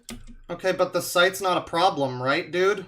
You said the site isn't a problem and there's no reason to talk about it and it's okay. The site's cool. It's all just fiction. It's all just RP. There's nothing illegal on the site, right? So why does it matter even? If that's your complaint, why is that even a problem according to you? His logic just doesn't make sense. Stupid site, and the stuff is still apparently there. that did not deter them. Surprise, surprise. So yeah, this is a very real situation, and not only is it a hotbed of predators on the internet, but they are actively talking. So here is a shot of two people talking about how they can groom children. This person uses the serious tag, which, I mean, I don't know if that's an ironic serious tag, but I think these people take tone indicators pretty seriously, so that's probably a real question of how to groom children. This person makes kind of a joke, it looks like, where they're, you know, I want to play the Left 4 Dead with them on co-op, but that also, you know, is kind of how it happens, too. You could argue, I guess, that this is just role play of two people role-playing a discussion of... But that sounds like such a fucking cop-out. Like, you could just say anything is role-play. I was just role-playing that murder plan to kill my wife. It's just role-play. Come on, it was just a little bit of role-play, officer. Like, at a certain point, I don't know how much that really still functions. To children, if the people on the site can be believed. Yeah, ISIS was just That's role-play. an important caveat, too. Listen, he's very... Oh, man. He's super slippery with this stuff, because... I'm a slippery little snake. There probably aren't that many kids on that fucking site. Real. Why do you think that? I mean, this is another thing. It's like, at the end of the day, I mean, if I was to, like, talk to this guy on a stream, it's like, how do you know? Do you have inside information that those people aren't kids? I don't. I'm willing to operate under the assumption that there are people on that site that might be getting victimized, and he doesn't seem to be willing to operate under that assumption. What does that say? I don't know. There probably aren't. It probably is a lot of role players. Probably! It's most probably. Yeah, what if one of them is real, though? What if there's one person on that site that's being, like, victimized, though? What if spreading the word that people like this are out there? That's the thing, too. It's not even just about this site. That's a part of it, sure, and it would be great if that site got taken down. But it's also, maybe we need to make sure that young trans kids and fucking whatever, like, LGBT kids are not being, you know, swayed into these weirdo communities by a bunch of heckin' valids telling them that they're, you know, everything they do is beautiful and wonderful, and trying to get them onto bathtub HRT, Mr. Keffel's icon. You know, this is all overlap with the Keffels thing, it feels like. Is this guy trying to run interference for, like, a Keffels sort of thing? I mean, is this little icon ironic? I don't know. It's still a dangerous situation because it is so fucking ripe for abuse. Yeah, happy Pride Month. But just because his evidence for these people being underage is just that they say they're underage on this... It's just that they said they were. That's stupid. Why would you listen to that? Again, I mean, it's possible that most of them are. I'm not denying that, like, probably at least some of them are, right? But I'm just saying, I'm operating thinking, okay, what if one of them isn't? And he is willing to, I guess, just say, no, they probably aren't. It's nobody. It's probably nobody. Most likely, probably. Forum. I don't know. I don't agree with that. That's his evidence. That's the evidence he uses to say these people are underage. Yeah, not many children implies that there are still some. So he's okay with some children being, you know, groomed on this weirdo website. Just, you know, I'm just being an asshole for talking about it like it's more than a few, I guess. My bad.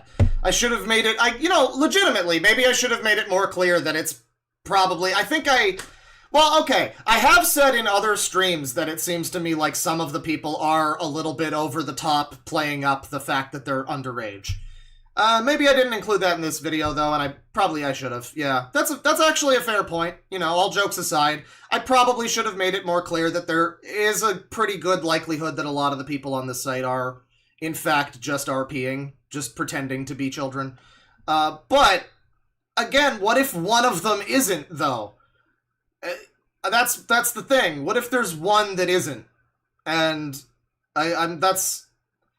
And it's like, I've seen people in the comments talking about, like, oh yeah, I've encountered AAMs in the wild. Like, this is a concept that exists, whether or not some of these people might be RPing, whatever. The whole minor attracted person and adult attracted minor thing. I like that. That implies that minors aren't people. That's actually, I just realized that. But the adult attracted minor thing, it's a real thing. So this is kind of just, you know, spreading awareness, if anything. It's Pride Month. It's spreading awareness about an issue in the community, in the LGBTQ community. So there's a few reasons why this video should be still up, but okay, sure. He's not got any identities or any, like, confirmed, like, anything that you can cross-reference. It's just, it is always just, oh, look, here's a post where they say this is their age. Yeah? When someone tells you who they are, Believe them. you know, take a word, listen. My heroes on YouTube are Mama Max and Insane Piece of Shit, and I will take their lessons, goddammit. It's just not very good evidence. I suppose it's possible that some of those alleged children are actually, you know, feds or randos trying to bait people, but... or, you know, people engaging in a sort of roleplay fetish thing, like they're describing many of them are. At least someone is leaving because I guess it's cringe to respond to this person. Again, I'm having a good time. This is the problem too. Is anybody that watches my channel and they don't know that I'm always screaming and yelling like George Costanza. You know, I remember the same... It's funny, actually, the overlap between this guy's community and the pedophiles on that website, because when they found my video, they were also like, haha, he's so mad, haha, this is so funny. Yeah. No, I'm just kind of always a little bit animated. That's the thing that you'll learn. Because I don't sound like I'm falling asleep on a stream like this dude, even though there was one time last year when I did, in fact, fall asleep on a stream. That did happen.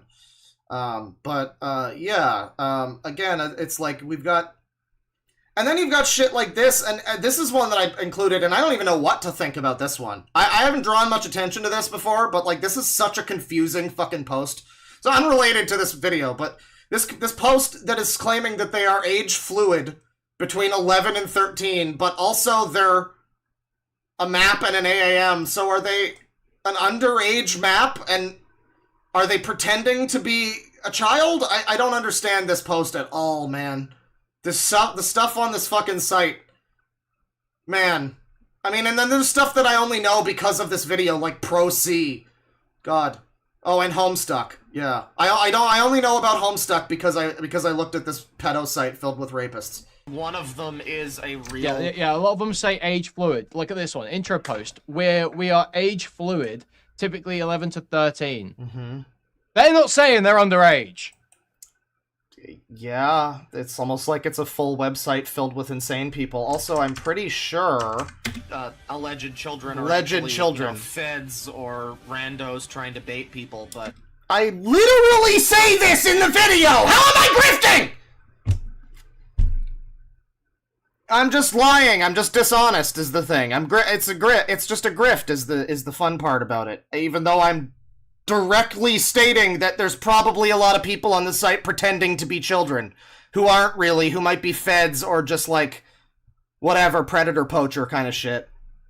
But we're gonna go, he's gonna ignore the part where I say that so that he can catch me on a gotcha where he's like, oh, look at this post he's showing. Oh, so this probably isn't a kid. Yeah, great point, genius. Yeah, what a fucking brain trust on this fucking stream. Say age fluid. Look at this one. Intro post. Where we are age fluid, typically 11 to 13.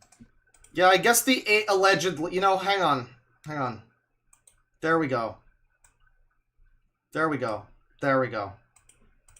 They're not saying they're underage. Mm-hmm. They're not actually. This person's not actually underage.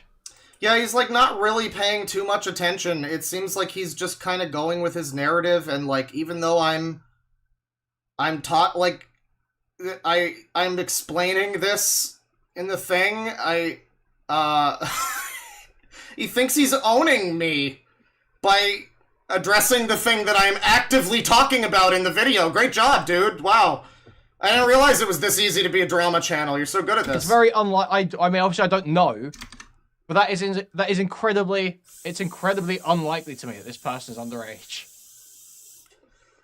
Adult attracted minor, then I really don't understand what the hell YouTube's decision was here. Is it the optics of the thing that it's June, it's Pride Month? I'm not the one that made the site political, I'm just showing the site. That's what the site is. I can't make the site not be what the site is. Every single person that I looked at on that site has some manner of— Yeah, the guy doesn't seem...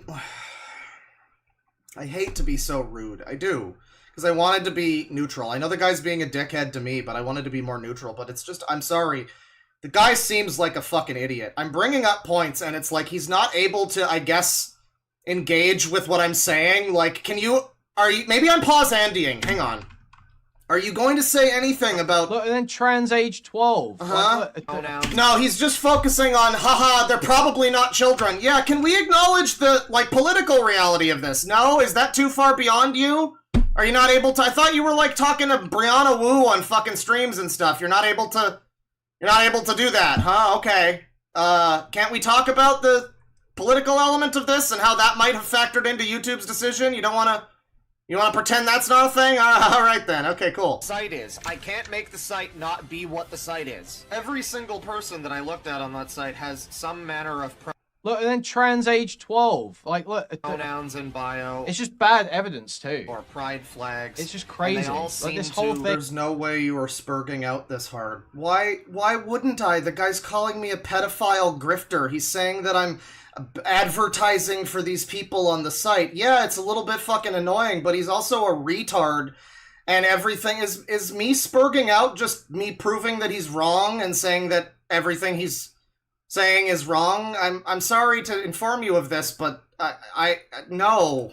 He is just... I know you've never watched my stream before, I'm aware, but that's not what this is. I'm easily able to identify like, I'm trying to be fair, too. It's like, okay, yeah, sure, I could have been more clear, maybe, about certain things, when the title of the video is maybe a little sensational, but in this scenario... it felt like it was, a good call. I'm trying to find where he's got good arguments. I'm not sure if where I've missed the great arguments that he supposedly had. Nick DiOrio was like, oh, he's got some good criticisms about why he's annoyed. Why is he annoyed? Because he's stupid? Is he annoyed because he's stupid? Is that the problem? Because that seems to be the problem, is that he's a fucking idiot. That's the problem. He's an idiot. He is not paying attention to the things that I'm saying, and he just wants to push his little bullshit narrative. So, yeah, I guess that's an unfortunate situation for him to be in. No. Oh, maxing. Again, if people I'm Mama Maxing, good God. It's not like I was one of the first people to discuss Mama Max in his whole implosion or anything. He's not willing to engage with half of my points. He's not willing to engage with anything in this video other than the shit he's already saying, which I've already addressed. Yes, I pointed out there are probably some people that are pretending to be children on this fucking thing. I don't know what he wants from me. One of them might not be. What do you want? Trans age 12. Like, look. Pronouns in bio. It's just bad evidence, too. Or pride flags. It's just crazy. And they all seem yeah, I don't know what his argument is that I am... So... The best version of his argument, as I can understand it, is essentially that I am like Mama Max in the sense that I had my video taken down for proper reasons, according to him. Like Mama Max, who had like his naked ass in the video or something, and then he started complaining YouTube took it down because he was trying to out predators. But the difference is he had like nudity in his video. That he's talking about a situation where Mama Max had nudity in his video. The thing that I'm accused of doing that's like illegal or whatever is exposing the name of the website that I'm talking about. I'm not sure how I'm supposed to talk about this website and expose it without saying the fucking name of the site. I don't know how that works. I don't know what I'm expected to say about this site other than just, there are pedophiles online! Wow. Great. Like, what is the point of the video if I can't draw attention to the fact that the site is filled with, that there's a hotbed of people that are trying to groom children and trying to make it socially acceptable to do so? I'm trying to be fair and neutral here, and I really am. I'm trying to understand what his argument is. But it's like, the best I can figure is that it's like, okay, well, maybe YouTube removed it because, like, they feel that I shouldn't mention the name of the site, but, like, I can't, I just don't agree with that. Like, that's a big part of my whole point, too, is that, I mean, I don't really care, like, I don't know, YouTube can tell me what their decision is, and that's fine, and I'm saying their decision is wrong. There's a fundamental misunderstanding here. I get that they made their decision, and I get that all of that, but their decision is wrong, and they only arrived at that conclusion because of mass flagging, which he's claiming isn't a thing, also. Okay, this is just so confusing. I'm just trying to, like, understand what he's getting at, and it's just like he's coming at this with an existing narrative. He's not really watching he's got it on, but he's not really paying attention. It's just bad evidence too. Why is it bad? Why? Because you say it's bad? Crazy. Like this whole thing. Yeah, it's crazy. The site is filled with crazy people. What do you want it to be, like, down to earth? It's just Mama Maxing. He's full-blown Mama Maxing. Why is it Mama Max? Why is it Mama Max? I understand it looks similar, but you apparently don't recognize the things that don't look similar about it. It's so pathetic. It's very easy to say Mama Max when you ignore the fact that the website exists. I don't get it. That's so pathetic, though. It's so weak. It's weak. Very much want to push the social upheaval of pedophilia acceptance. I mean, like, you know, hey, could I have, I don't know, contacted those fucking, like, what was I supposed to do in this scenario? Is his suggestion that I, like, try to, because there were children on that site who had their, like, Discord IDs or whatever, and I blurred all of that out. But was I supposed to contact them and be like, hey, are you really underage? Asking for a friend. Was that the... I mean, then they would just say yes again, and it would just be their word against whatever. Why can't we take their word for it? I guess because it's an RP site, I guess, but it's clearly not all RP. I mean, this isn't RP, this is someone's real political opinions. In fact, there's one that I show from the same user. This is Alyssa or whatever. The fucking Alex Jones person. The witch in the cafe.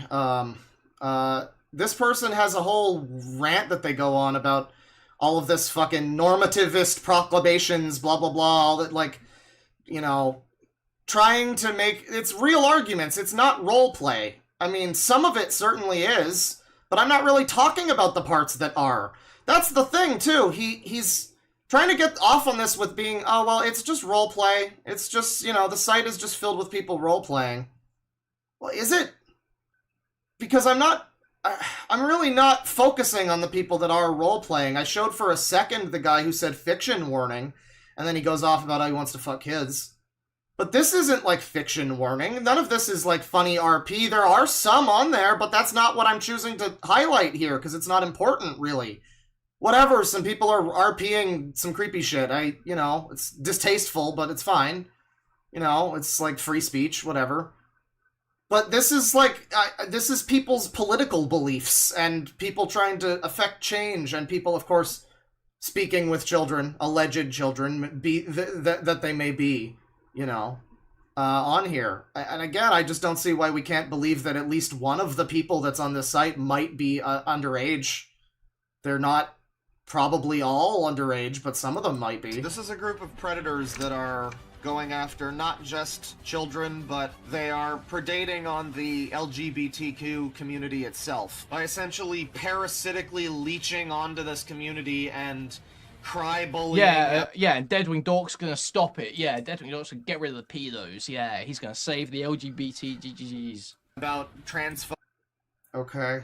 Anytime you point out that... So his problem is that I'm his problem does seem to be that I'm talking about it. He seems to... He comes across as being kind of, like, I don't know, jealous or something? I don't know why you would be. This is not a desirable position to be in. The new Mama Max. I really wouldn't recommend it. But... Yeah, nobody else really is talking about it, though. I mean, there's a lot of people that are... And if you try to, they, you know, call you a Nazi or something. So it's like... Yeah, I mean, I am. I don't know. His problem is just... he's gonna do that? I mean, okay. Alright, I'm sorry you disagree. That's fine. They're, you know, not valid. I can handle your opinion. Not exactly the same as... If you're role-playing as a pedo, you're probably pedo, not gonna lie. Probably, I agree. Mm-hmm. So he is like... I mean, he is, like, sweeping for pedophiles by his own, like, estimation here. I mean, I know that's not what he's trying to do. It is more about my content and my handling of things, I understand, but it looks... You know, it looks a little weird. I don't know. I mean, I agree. Maybe, hey, maybe I did not... Again, maybe I have not handled it that well, but again, they don't make it really clear how best you're supposed to do this sort of thing when you don't think, like... So YouTube gives you a decision and you feel that it's wrong and you're, what, just supposed to live with it? That's it? You don't say anything more about it? It's clearly a completely incorrect decision. And you've demonstrated how it's going to be, how they, you know, took down the video because of false flagging and all this. You demonstrated that all this and nothing. I mean, I don't know. I am just very... I'm awestruck at what his problem is here. But if you're role-playing, that doesn't mean... He's like, trying to stick up for... I mean, I get it. It's about me being Le Mama Max. I understand. It's so epic cool that I'm... Like, I'm sorry Mama Max ruined fucking this type of thing for everybody. He poisoned the well. Yeah, it's a shame. But, it's... What's funny, too, is when I did the original stream that this whole thing originated from, like... It was back in January. That was when Mama Max was still imploding.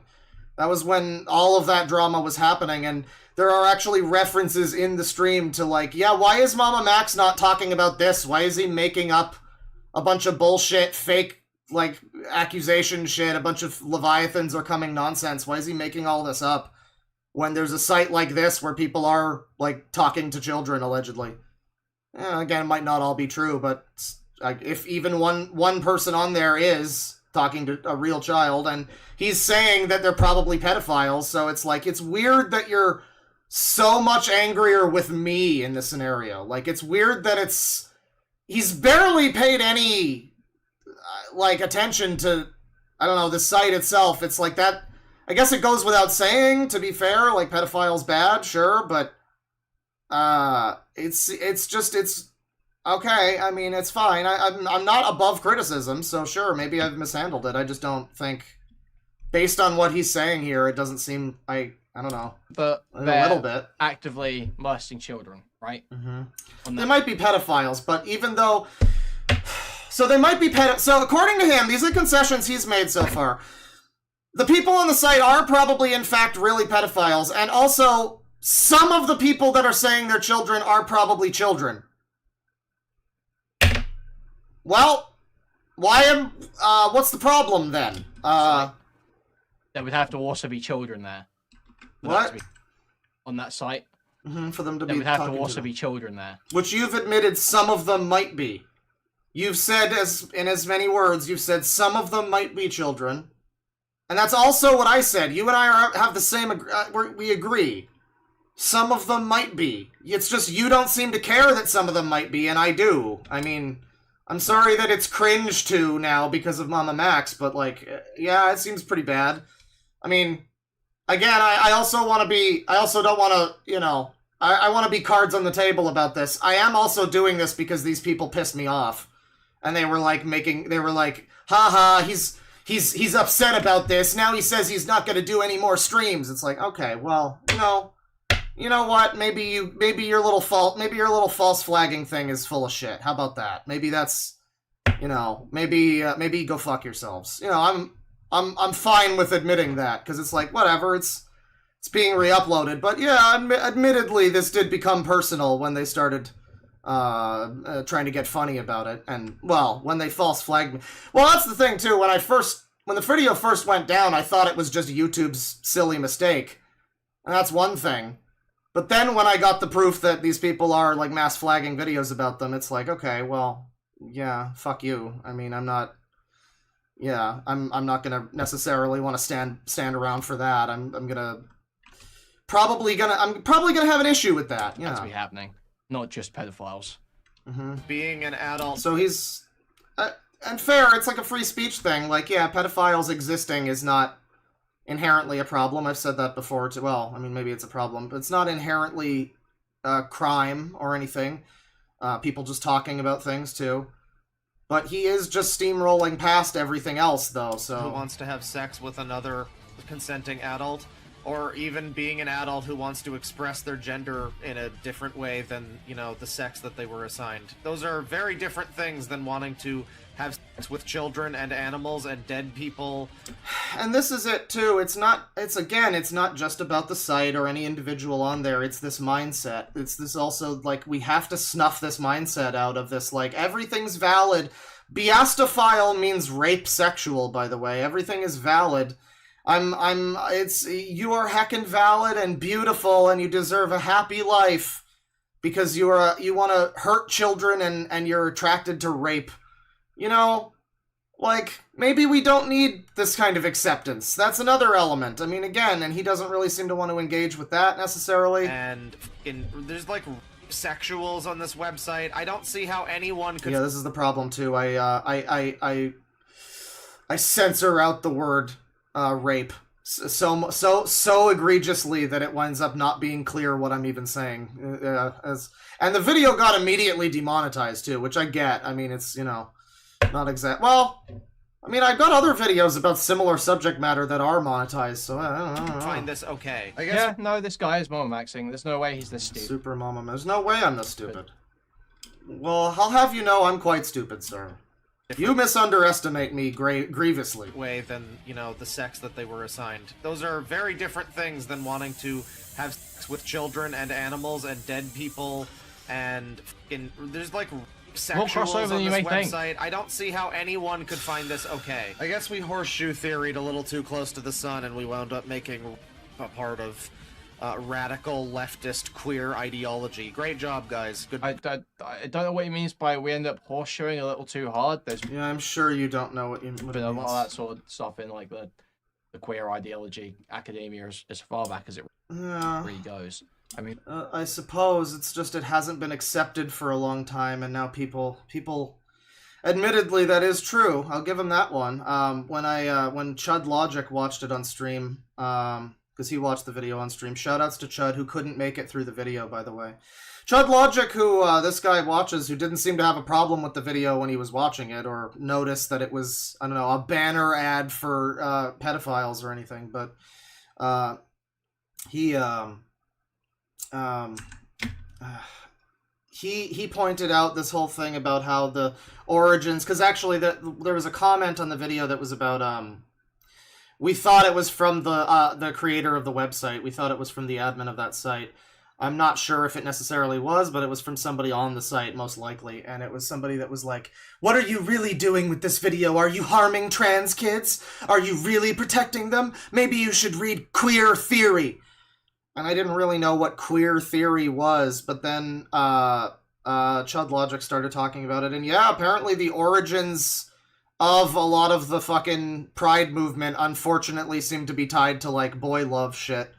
So I guess that's fair. It's just that for a long time that was buried, and now it is kind of coming back around. And I'm not really even talking about, like, the pedo stuff necessarily. I'm talking about the, 10 years ago everybody was rape culture. I got raped by traffic cones in GTA, and now there's, like, lefty people on this website who are apparently rape sexual, and that's valid, So, I mean, I don't know. I mean, I think that's a fair point. I mean, I guess he's got a point too. It's like, yeah, the unfortunate thing, and I wouldn't deny that too. It seems the unfortunate element of this is that there are origins of this going back a ways in the the queer community or whatever, and most people don't really want to hear about it. It's very uncomfortable to listen to, but yeah, early people in the movement were all about boys' love and shit, and I think the vast majority of people are not on board for that, but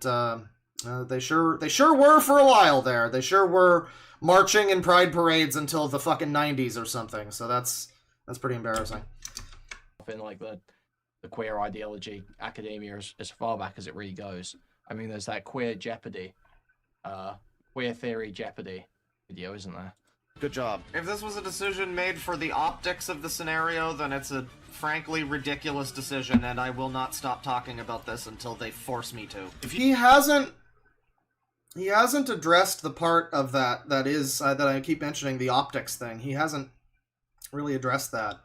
That it obviously might look a little fucking touchy for YouTube, you know, I don't know, in Pride Month, having this video that's about how, literally about transgender grifter, Freudian slip, transgender groomer fucking pedophiles. Like, of course that doesn't look great, does it, right? So it's like, are they gonna reinstate the video? No, at this point in time, I think I have a few reasons to think why they might not want that video to be reinstated, you know? you suddenly see my channel disappear in the next couple days, then you know what happened. Now, I was Thanks not to trying Kate. to raise Kate with the 5 gift memberships, thank you very much. Thank you very a much. huge thing about this. I wanted Do you think if he didn't include the website's name and send some pictures, the video would still be up? I imagine so. No, I don't believe it would still be up, because again, there was another fucking video from months ago that they were trying to mass flag. I think the only reason that one, because it also says the name of the site and everything, I'm pretty sure the only reason that one is still up probably is because the guy's channel is a lot smaller and it didn't get as much attention. So it probably didn't get as many, you know, reports. Would the video still be up if No! It's clear that it was mass flagged. I mean, and the thing is, if it wasn't that, they would have had some other reason, right? Like, oh, they mass flagged it, and YouTube looks at it, oh, well, you know, you said child rape too many times, video gone. Like, whatever the reasoning is, that's my point, is whatever the reasoning is, it's pretty much not good enough. I don't know. I don't know if this guy did watch the original video. I think he saw my tweets about it, but I don't know if he actually saw the video. Maybe he did. Maybe if I don't know how, I haven't watched the full thing, so I don't know how gratuitous. Oh, hello, Queeman. Welcome to the chat. Yeah, I wasn't able to type in your chat yesterday, but welcome. You're more than welcome to speak your mind here. His descriptions of like the RP stuff. Again, for the record, I'm not really interested in doing an epic debate, because it appears that we both just think the other person is a lying, dishonest grifter who's trying to sweep for pedophiles or something. So I mean, not really much dialogue to necessarily have, you know. I don't know. It's okay that we disagree, right? Like, it's fine. I'm not gonna start fucking, like, I'm not, it's fine. You don't need to like me, whatever. That's cool. I don't care, really. I mean, it's very stupid, the reasons why you don't. I mean, this seems kind of dumb, honestly, but yeah, it's okay. So it could be the case that he engaged in some gratuitous description of child sex or something, in which case that would be possibly a problem for YouTube too. I read words that were on the site, and again, the re-uploads of the video are not being taken down. Weird. But I read words that are on the site, yes. I mean, I thought it was all roleplay. What's the problem? for the optics of the scenario, then it's a frankly ridiculous decision, and I will not stop talking about this until they force me to. If you suddenly see my channel disappear in the next couple days, then you know what happened. Now, I was not trying to raise a huge thing about this. I wanted YouTube to act. I didn't want to be the guy who immediately goes to the big YouTuber. It's frankly cringe. But I gave it like over a week. This whole thing is cringe, bro. You're embarrassing yourself right now. I am, I know. It's very unfortunate. They have decided to maintain their decision, so at this point, I'm the new Mama Max, it's very unfortunate. academics, please respond. Anybody who has a YouTube channel of any size that sees this, please ask YouTube why in the they decided to protect the child predators. My video is... I'll give you that. Maybe that's a little too sensational. Maybe that's a little too far. I mean, but that is I'll give you that. Maybe I was just a little, because I made this the morning that I saw that, and I immediately started working on it. So it's possible that I was, a little heated. I can admit that. That's fine. But I do still think that in this scenario, yes, they did seem to. If they did, according to them, they did a thorough review of this video and everything, and I showed them the proof of these people saying that make sure you go send reports. Repeated reports do work eventually. Things like that. And so if they did do this allegedly deep, thorough investigation of my fucking video, then would not they have seen that and been like, oh, yeah, this is clearly a fucking, this is, I don't know. It does kind of feel in this instance, I'm not saying they're operated by sex criminals. I'm not saying YouTube is a hotbed of whatever. I'm just saying, I don't know. It's a little strange. It's a little strange that in this instance, I mean, I don't believe that it's because they're protecting pedophiles. I believe that it's because they think that I think that it's because they think it's optically bad for fucking, like, Pride Month or something. I think that it's timing. I think that the other guy's video didn't get taken down because that was, like, April and his channel was a lot smaller, but mine got more traction, and right when I start being like, hey, can you reinstate this? It's like, probably not, and so I don't know. Maybe that isn't what it is, but they aren't being very clear about what it is. And I will say this, when they told me, when the video got taken down originally, the specific time that was linked was 12 minutes and 47 seconds in. So I thought when I clicked on it, like, okay, child safety violation, maybe was this when I was reading one of those really bad posts? No! It was one of the posts from the admin of the website just talking about, like, life with their family or something, which is inherently creepy because of the site that it is, but it wasn't anything particularly egregious. There was no images of anything on the screen. They gave me an exact timestamp, and yeah, I mean, I don't know what the fuck. That is another element that kind of stuck in my craw a little bit too, that I didn't understand. And again, at first I did think that it was some sort of just a mistake on YouTube's behalf, and I'm like, it's fine. But when I found out that it was a mass flagging thing from these people that are like, haha, fuck him, it's, well, but haha, fuck you a little bit. I would really prefer you not do that, I mean, I don't know. Again, I'm not suggesting that I acted perfectly in this scenario, not by any stretch, but I did do my best to not be an insane Mama Max attention whore from the outset. I asked YouTube for help, I waited for their response, I tried to make it clear with as much proof as I could on Twitter of like, hey, this is the people that you're like, these are the people that got this video taken down. All the reports you got were from these people, and, yeah, eventually that was, eventually they made their decision, and I disagree very strongly with it. I think that it's not helpful. I think that it's, this video generates a conversation that, would be important, I think, for some people to hear, whether it's me or someone else. Again, I don't really give a fuck if it's I'd like my video to be back up because they kind of made it personal. Ultimately, when I tag these other fucking channels, I'll give you this too. Maybe I'm not clear enough that that's what I want. I should maybe make that more clear on Twitter, perhaps. But it really isn't about, please make my video more popular. It is about, like, why are these people silencing anyone that tries to talk about them? Why are they trying to silence dissent? And can we get more eyes on this fucking hotbed of weirdos? Can we get it investigated, maybe? Because supposedly it's been reported. Supposedly they've been trying to send fucking police reports about this shit for months. And when you see the stuff that's on there, it's like, well, there's people supposedly talking to children. I don't know what the police would do if they go and, I guess, again, like, specifically contact everybody and they're just like, are you a child?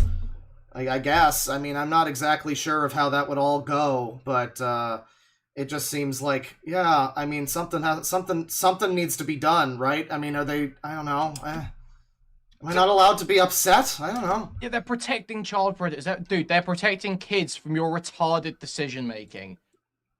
What kids? I mean, you think that kids are not on this? You think that there's some kids that might be real on this website? Let's be clear about that. But you think that there's probably not kids on the Fediverse? Well, there's probably not a lot of fucking kids watching my video either. I mean, I'm specifically telling people not to go there or engage with these people in any way. So I don't know. I'm doing what I can, right? You know. Is all that's happening. It seems like you just don't want me to mention it at all. I don't know what version of the video you would have me make where I don't say the name of the site. I don't show anything that's disgusting that's happening on the site. Like, what was the video supposed to be with my retarded decision making? Like, what was that? What happened? What was wrong about the video? So egregiously wrong that I named the site? Why? How am I going to expose the site if it's not named? I don't get it. No one's protecting child predators. They are protecting children from you, dude. You put out a video saying, hey, if you're like a kid that's fucked in the head and wants to do something really stupid right now, oh, go to this website. You're literally inviting. I acknowledge that that's possibly a, that's maybe a negative, Yeah, if you talk, again, if you go on if the news talks about a bank robbery and someone sees that report and says, you know what, I should try robbing a bank, is that really, like, the fault of the people that reported on the situation? Or is that, I can't control everybody, and, like, why is this the fucking crux of every drama on YouTube now, is, like, apparently every YouTuber is supposed to meticulously fucking... Like, what was I supposed to do? Talk to every follower, every thousands of viewers that watch my video, and I'm supposed to go, oh, hey, are you a child? Are you a child? What the fuck? Like, yeah, there's gonna be people that find it, sure. That's an unfortunate negative consequence of, exposing a site. That's, it's a cognito hazard situation. By knowing about it, you've already, like, exposed it. It's already been given attention. So, I don't know. You're putting a huge spotlight saying, hey, look, this is a great place to go if you're, like, a fucked up person who wants to either hurt kids or is some fucked up kid that's gonna... This is a weird way of looking at it. Again, I don't think it's entirely wrong. Sure, there's a small chance of something like that happening, but... That's your takeaway, though, is that it's going to be... That's the far more likely... that's far more likely than just, people reporting it, people looking at it and maybe learning that they should avoid people that act all fucking, super heckin' pro-contact, rad queer, whatever. Yeah, sure, there's a small possibility that by exposing a thing, it might have a negative, repercussion or whatever, but I don't really think that's... I mean, that's not really the main outcome, is it? I don't know. Put themselves in that situation. That's inventing a supposed hypothetical scenario where that happens, and I mean, that's not very likely, is it? It doesn't really seem that likely. Well, the thing is that pedos already have a site to flock to. Like, I'm sure it's not fucking hard for an adult pedo to find this stuff. I would imagine. Mm-hmm. I would imagine. It's probably easier than finding a lot of fucking CSAM content, I would guess, given this shit's on the ClearNet, right? This site is on the ClearNet, and it links to that stuff too. I mean, right? I mean, there's people on there that are like, hey, follow me on whatever for my cool art about, like, this and that, So, I mean, yeah, it's a hotbed of fucking people that are... It really does sound like I'm just supposed to have not talked about it at all, I guess. I'm getting kind of tired of this. He's just kind of going in circles. He's got, like, one point. He's going to be using... Well, this is kind of a new point, but, like... fucking YouTube and shit like that. They're likely to see that This is a really weird point. I can concede that, I guess, maybe. It just seems like a very small chance. It's a very... I mean, yeah, in a hypothetical scenario where some kid happens to see the video and maybe anything could happen, dude, right? That URL. Well, he's saying URL, too, as if it's like... I'm just saying the name of the site. Like, the site name is the URL. I don't know. Again, I can't fathom what version of video he thinks... like, he's against the idea of exposing children, I guess, because Mama Max poisoned the well. Or, exposing children? Yeah, something like that. He's against the idea of exposing pedophiles. Because Mama Max poisoned the well on that super hard. And, you know, like, I don't know what version of the video I could have made that would have been exposing the site and what they're doing and the person that runs the site. It says the name of the person that's running the site. And not, I guess, like, lead people to it. I mean, that is gonna kind of happen. I don't know. And that's when the situation becomes, like, seriously dangerous. So that's why I want to focus on that aspect of it. Yeah, I get because that. You're Yeah, like introducing keep focusing this on that. Yeah, to a whole bunch of new people, mm-hmm. and you don't know what fucking effect that's going to have. But you're just going out there without we'll get to this, but without even reporting it to the authorities. Like he has not been in contact with the FBI or anything like that about this. Apparently, I'm just a YouTuber. If I'm like Mama Max, I mean, like, no, I'm not trying to be all fucking... We're gonna do this! I'm not... That's not the point. It's... First of all, you've mischaracterized what the video even is. Because I don't think he recognizes what the video is. I mean... Also, yeah, the person in chat that's had to get banned called Anti-Pedos Seething. Oh, that's a great look. Yeah, I guess, I mean, I'm not happy as an anti-pedophile. Not exactly great couple weeks. Yeah, no, I would agree. I mean, I'm always seething. Yeah, that's just the way I am. But, yeah, I don't know. I mean, again, it seems like it's a very minor possibility, no pun intended. A minor... Not been in contact with the FBI or anything like that. But, like, I'm not... It's more about starting the conversation about what is going on there. It's about... If people want to do that, if they want to do that with the information that provided, fine, sure. That's not my prerogative. I'm just delivering the information that, hey, this is a horrible site. Hey, this site is a terrible pile of shit. Discuss. Hey, isn't this horribly disgusting? Discuss. That about this, apparently. You're putting this thing out that... To fuck knows who? To fuck knows who? And then what happens? Yeah, okay, I'll pull this up quick. Then what happens is they mass flagged me and the video got taken down. Yeah, I'll pull up my tweet. Once again, the video was totally fine until like moments after, because those posts are timestamped too. The ones where they're like, hey, the video got, let's make sure we report the video, blah, blah, blah. Those posts are timestamped and it's like, right around the time the video gets taken down, right? So, like, I mean, I don't know. It kind of seems like one thing leads to the other a little bit. Do this. Oh, I'm on stop. Currently have a full...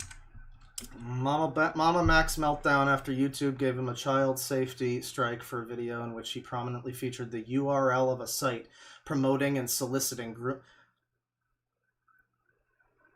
He seems to admit he hasn't even reported the site to... That's not the point. I mean, it should be reported. That's not my job. I'm not the cops. I'm not the, like, what? If people want to do that, great, sure. I'm just talking about, it's like a journalistic fucking thing. It's like, this is a site that's out there. You should be aware of it. You should not, you know, I mean, it's worrying to see stuff like that because it's very clear that they're trying to... It goes beyond just the website. It's clear. I mean, it's like, it's emblematic of the whole situation. Of this push to, I guess, normalize this shit. And yeah, I mean, I don't know. I mean, there's multiple conversations to be had there. There's also now the element of this false flagging thing. There's a lot. There's also the talk about, like, okay, yeah, most of what's on the site, admittedly, is role playing and shit, and it's just people pretending to be like, haha, you know. Like, what was the one? It was like two people, oh, don't be gentle with her. We can make another one. That kind of thing. And yeah, that's just role play, right? It's like you can't really arrest people for that sort of thing. I understand that, but also the document has been reported a bunch. I don't. Why would I? First of all, I'm not American. The person that runs the site is American, so it's like it would be an international thing. Yeah, but the person that made the document says that the site has been reported like countless times since like November at least. So all I'm trying to do is get eyes on the thing. If your problem literally just is that I am trying to expose the site, I mean, but like that's I guess your version of it is I'm advertising it, but no, I mean, I guess that's a difference of perspective, right? I'm exposing the fact that it exists. I censored all the minors' names. I censored anything that needed censoring. Except the name of the fucking site, because how else am I supposed to talk about it? I get that you want to have another Mama Max thing that gets you some, like, you know, some attention. And there you go, I'm giving it to you. Enjoy. But it's not really... It's not the same scenario, and I don't know, like, you seem to be able to... This is the thing that seems dishonest about what you're doing, is it seems to be that you can recognize the elements of this that are similar to Mama Max, which, sure, there are some. You're not able to seemingly recognize, or you're ignoring all of the parts that are very different from Mama Max. I mean, and I'm not saying that I did everything right here, but like you are seemingly just, yeah, it seems like you're just exclusively focusing on the stuff that happens to be able to spin this in a way that makes me look bad, which, I mean, is cool for you, I suppose. But no, I mean, there's a lot of... It's pretty clear. I mean, this is just a very confusing situation for me. I don't know. This is... Because I've never really had somebody do this, like, epic, cool takedown stream of me. And, you know, I'm trying to... There's certainly some... There's some arguments he's made that are valid. Absolutely. I think I have maybe been a little overdramatic about it. Sure. But I'm also... I was acting in it, heatedly, whatever. Probably, I could have maybe been a little more tactical about things. Sure. I maybe could make it more clear that I'm not suggesting that YouTube is fully protecting pedophiles. That's not really my point. But it's, I don't know, man. Like, I'm trying to find there's a couple of arguments. Like, again, I saw the Nick Diorio tweet. He's like, he's making some arguments about why he's annoyed. There are some that are fine. Yeah, sure. There's a couple that I'm able to say, yeah, maybe I've been a little overzealous on Twitter. Yeah, that's fair. And sure. But I just don't think that saying the name of the site to expose the site and get people talking about it and get eyes on it, and maybe get more reports sent to it, and maybe get, something going on here is not... You seem to be focusing on the possibility that someone might be a victim because of the video. I'm focusing more on the fact that I think that it might at least spread awareness to fucking avoid this, stop making this fucking rhetoric seem like it's acceptable. Stop running interference for it. People that see that and they just go, oh, it's transphobic. You can't, he just hates us. He's a bigot, blah, blah, blah, whenever somebody talks about it. So there's a lot of stuff in that video it's not all one thing.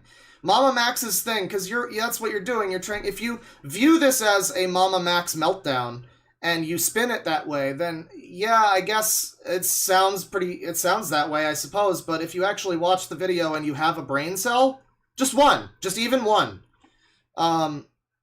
you'll probably be able to tell, you know, you'll probably be able to tell, like, that it's not just about just the site. The site is center to the thing, but it's about the conversation that surrounds the site. It's about, you know, the type of rhetoric used on the site and how similar it is to certain other types of rhetoric that are often seen. And I don't know. Yeah, I don't know. It just seems like a difference of opinion. It's fine if you think I'm, like, lying. I don't really care. Again, you don't have to like me, whatever. I think we're almost done with this, though. We're approaching next trash. Don't worry. So this is what I think it's around the hour mark. He kind of backs off. So right, he goes through the tweet here. Maybe you should contact the FBI. Maybe they will do something about that website. I mean, again, people have. I've spoken with the person that made the doc, or one of them, who said that they have been reporting, multiple people have been reporting that site for months. So, what was it going to help if I did? Like, what?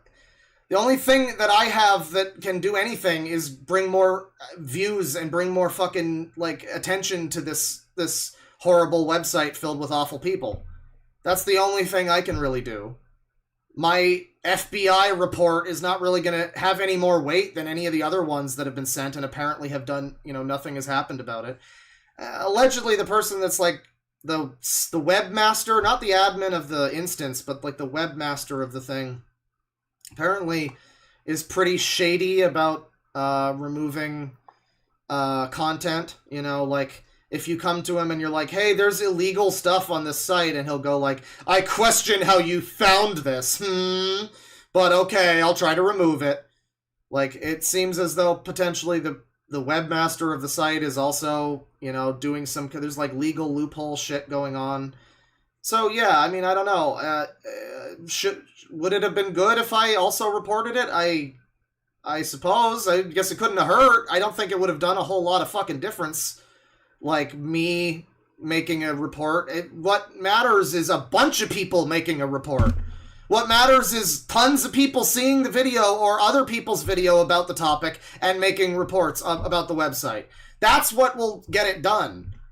You know what I'm gonna do? What I'm gonna do after the stream? I'm gonna make another series of tweets, and I'm gonna try to be a little more clear. I'm gonna be like, I don't care if it's like the video being reinstated thing is somewhat a personal thing, somewhat like I'm just pissed off because they took my thing down, but also like it's a thing about like mass flagging, false flagging.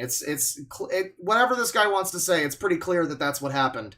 Apparently, it's cringe to point out that mass flagging happens when you clearly see people like admitting to doing it. I think he's done with watching my update video, by the way, so he's going to miss the part where I say that there's a pattern of YouTube doing this sort of thing. When I talk about YouTube protecting predators or whatever, again, it's not like they're fucking secretly working with the pedos. No, it's that they think that in some way that calling them out is somehow like not acceptable content on YouTube, and that's the problem. Because it's like, where else am I going to put it? People are like, oh, you should put it on an alt-text site like Rumble. Oh, yeah. Yeah, all the fucking change in the world is going to happen when I put it on Rumble. That's really going to make all the difference, yeah. No, it's YouTube or nothing, pretty much. I mean, it's YouTube or nothing. It's YouTube or nothing. I guess I could... And, like, the thing is now is, I mean, maybe I'll do it. You know what? Maybe I'll try re-editing the video and just re-uploading it. They will mass flag it again, and if they do, I guess then I'm proven right. Right? Like, I can, yeah, maybe I'll take down the video, I'll be like, or I'll take down the, I don't know, the name, I guess, I guess, like, he wants people to contact the FBI and report it, but he doesn't want the name to be said by people, so, I don't get it. Do we want the site taken down, or don't we? Am I supposed to report it, or is it, like, cringe for people to know the name of the site? Is that bad? Because that's the idea, is that they find it and then maybe a lot of people report it. And I alone can't do much. Yeah, even though I have a tremendous penis, I alone cannot do much. But the weight of several fucking people that watch the video and pour in and decide to start reporting it to the FBI. That's where it, like, really starts to come in play. And so he jumps here, and I'm doing to him what he did to me, because he, you know, I could go through the whole segment here, but I'm just getting a little tired of this. I have a very funny next video that I want to watch that's also going to be kind of adjacent silly drama. Not related to me, but just I think it's going to be funny. It's a video about Kiwi Farms that's been making the rounds, and it does not look like people have been appreciating it. But I'm gonna skip around in his stream a little bit because he did that to me. He skipped past my video here, and I don't think, does he continue? Oh, he does. He does. He keeps watching it. Okay. Never mind, actually, because I do know. Oh, he does. He gets all the way to the end. Good for him. Okay, I take it back. He does seem to get all the way to the end. I remember when I came in, it was during, it was when he started looking at my stream. Yeah, it's like in 20 minutes or so, he starts looking at my stream where I was like, like a couple of days after the strike or something, and I was like reacting live, and I was just pissed off. Yeah, I mean, I want to see what he says here. So there's the copyright school thing. I want to see... Let me see here. Okay, so I want to see what he says about the Illymation think before you sleep thing. Lagging videos. Sniper Wolf was their first, you know, precedent. This is a mistake I made. I put this in here, and only when I uploaded it did I realize, oh, fuck, yeah, the Sniper Wolf thing wasn't, like, mass flagging. That was, like, well, that was even worse, really, what she did. Was worse than, like, mass flagging him. She just, like, showed up to his house to intimidate him. This is a mistake for me to include this one. That's, I realized when it was premiering, I was like, no, that's not the same thing. That's wrong. In that, but it is another thing where YouTube didn't make the right call. This is my problem, too, is he seems to expect me to just lay down and take it when YouTube makes a very bad call. It's like, well, YouTube does this all the time, dude. YouTube did this with Jack's Films. YouTube barely fucking did anything about Sniper Wolf doxing his house and to millions of Instagram people. He had to, like, leave. He had to, like, move his fucking entire fucking premises, you know? And YouTube doesn't seem... They gave her, like, a slap on the wrist. She was, like, demonetized for a week or something. It was ridiculous. They do this kind of thing all the time. And they also... well, they did it briefly with Think Before You Sleep, but then when he did what I'm trying to do here and made some fucking noise about it, they brought it back. He probably had the same situation where his video got taken down by mass flagging by a bunch of fucking people. It didn't deserve it because cyberbullying was not a thing that happened in that fucking video, and that's what they apparently took down his video for. So he probably appealed it, got it rejected, and then made a fucking noise about it, and now it's back on YouTube. Now it's back on YouTube. They reinstated that one because he did this. YouTube has, and I say this in the video, YouTube has essentially inculcated a system where the only way to actually get these kinds of horrible mistake rulings overturned is to make a fuss about it on Twitter. Because they do this all the time. You can call it Mama Maxing, but it's not Mama Maxing to me because I'm more focused on all of the other scenarios where there's been people that have randomly had their videos taken down. Child predator, whatever the video is. And it'll be a copyright thing, or it'll be this thing with Jack's Films. And YouTube just either does nothing, or they fucking just, you know, they make the wrong call. And that's a very common thing for them. So this sort of bootlicker idea of I have to just, like, lay down and take it when YouTube makes a fucked up wrong decision. No, I'm sorry. I don't agree. I mean, I'm perhaps have been overzealous in how I portrayed the scenario, but it did feel to me at the time that YouTube in that scenario, when I present them information that the predators are the ones, the people on that site are the ones that flagged the video and got it taken down, it kind of seems like they sided with them. It seems like if they are claiming to have done a thorough review and looked at all of the evidence, then it seems like they've decided, yes, these people have reported him, but we agree with them. These people that are child molesters or whatever, we agree with them that the video should be taken down. However you want to cut it, if you think it's right that they have sided with them, that seems to be what happened. If they're claiming that they made a thorough... And I don't think that it's because they're pedotube. I think I did retweet somebody that was saying that, but that was just funny.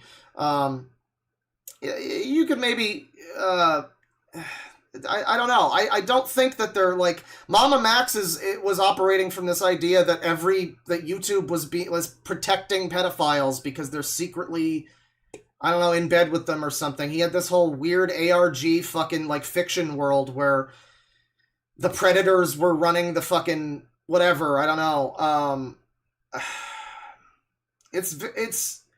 It seems pretty different to me. I mean, this reaction isn't just because of the child thing, it's because of everything else.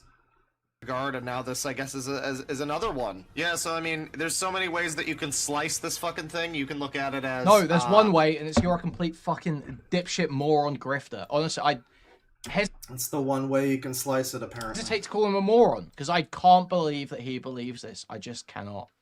Well, I can't believe that you're unironically acting like saying the name of a website is a criminal offense or something, dude. I mean, yeah, this is why I'm not debating you on stream, because this would be pointless.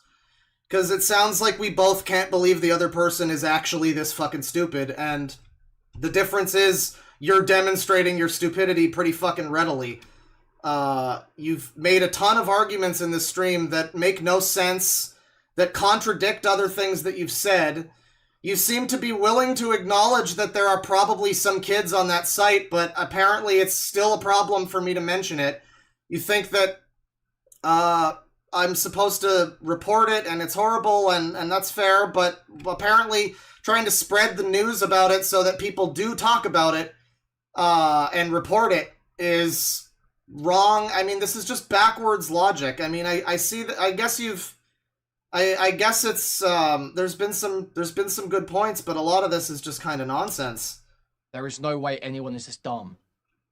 You know, weird. I agree. Weirdos infiltrating the LGBT. You can look at it as weirdos trying to fucking groom your kids. He also cut me off here where I was. Well, you can look at pause, it as Andy. YouTube deciding that it's okay to remove a video for completely erroneous reasons. YouTube also kind of sided with the whole Illymation mass flagging thing against that Think Before You Sleep. I'm pretty sure there was a specific reason why that was taken down too, no? No, there wasn't, because she said on Tumblr that it was cyberbullying, and so they took it down. It wasn't cyberbullying. I've seen the video. It was misrepresenting her, and it was stupid, and it was kind of a dumb asshole video, and he was being kind of a retard, but that wasn't cyberbullying. He was even complimenting her and saying she's attractive, she just maybe doesn't dress that well, which could be viewed maybe as rude, but it's not cyberbullying. So no, there was no reason for this one to be taken down. The guy's video was terrible, and you can think my video was stupid and terrible or whatever, but no, I would say in this, especially in this scenario, maybe mine is uncomfortable or whatever for fucking YouTube to have. Alright.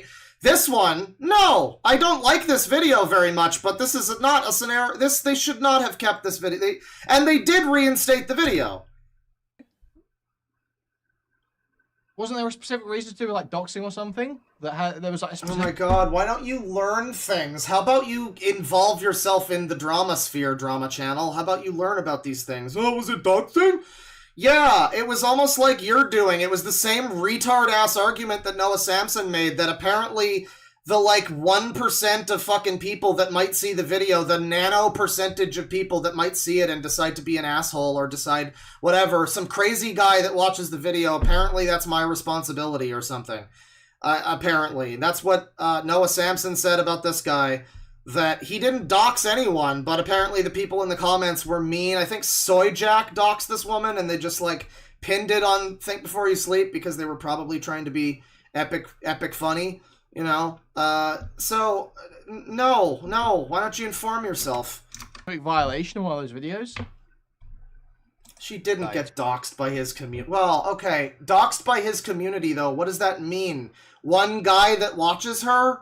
Some rando that decides to take credit for it. Like, it's a very bad argument. It's like the thing about the RP thing, where it's like, okay, so I guess I shouldn't take it seriously when I, like, where do you draw the line on that? The Christchurch shooting, is that PewDiePie's fault?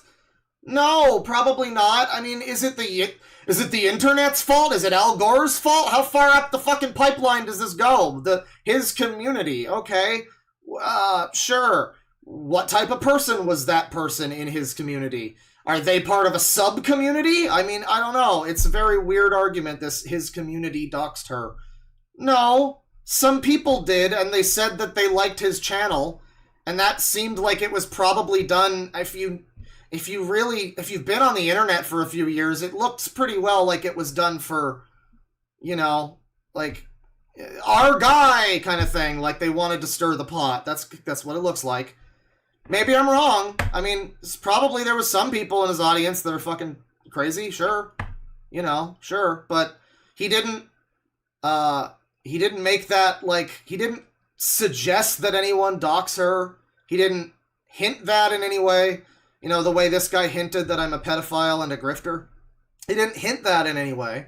He just made a video criticizing her fucking cartoon. Too, and I mean, you could argue maybe there was some weird stuff that he said in that video, but apparently they were flagging it for cyberbullying, which is just really not the case in that video. YouTube did reinstate that one eventually, probably because they got publicly humiliated enough, which I guess is just the It's nothing to do with... Dude. only way to actually... Good response. like, effect any change on YouTube is to just, like, make enough of a commotion that they eventually... This is... I'm pretty sure there was some reason that the video was initially taken down. There was some violation. I'm pretty sure, are you? It may be that it was changed or that they rescinded it. Mm-hmm. But I'm pretty sure there was something that was more substantive than just being a little bit mean. No, it wasn't. You don't know what you're talking about. I did a whole stream about this. She didn't watch the video.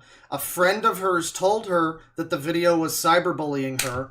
So she told everybody on her Tumblr to go and harass the guy. Well, okay, not harass. To go and send reports to the guy. In fact, she specified, don't say anything to him. Just try to mass flag his channel and get the video taken down. But don't say anything to him.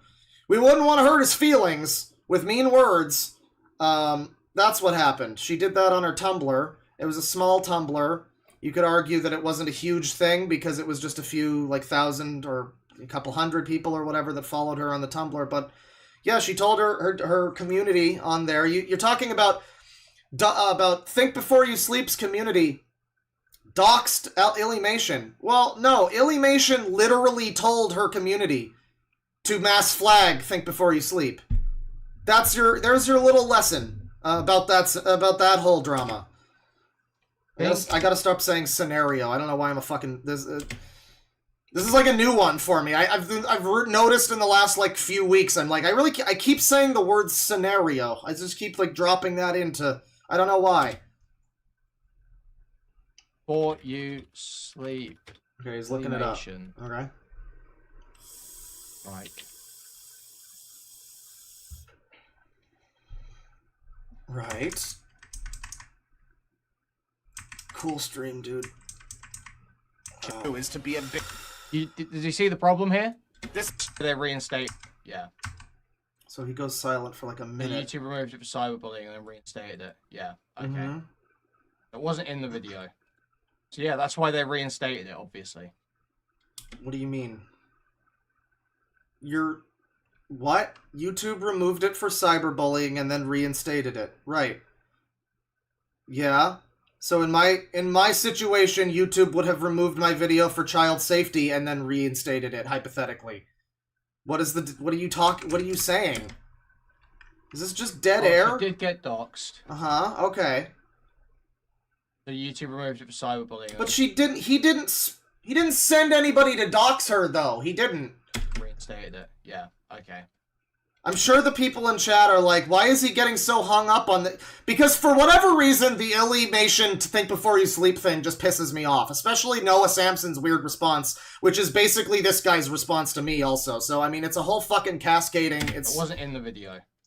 So yeah, that's why they reinstated. I don't know why that one makes me mauled so much. That one drama, it's like so annoying too. I think it's because I hate both of the videos. Like her fat acceptance video was like terrible and whiny, and then his video about it was just stupid and misrepresenting her.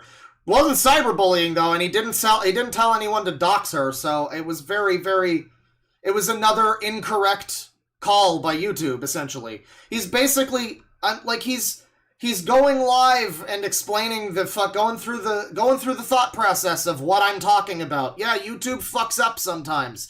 And he also pause-andied me right when I was explaining. I forget which video it even was, but it was like a year or two ago.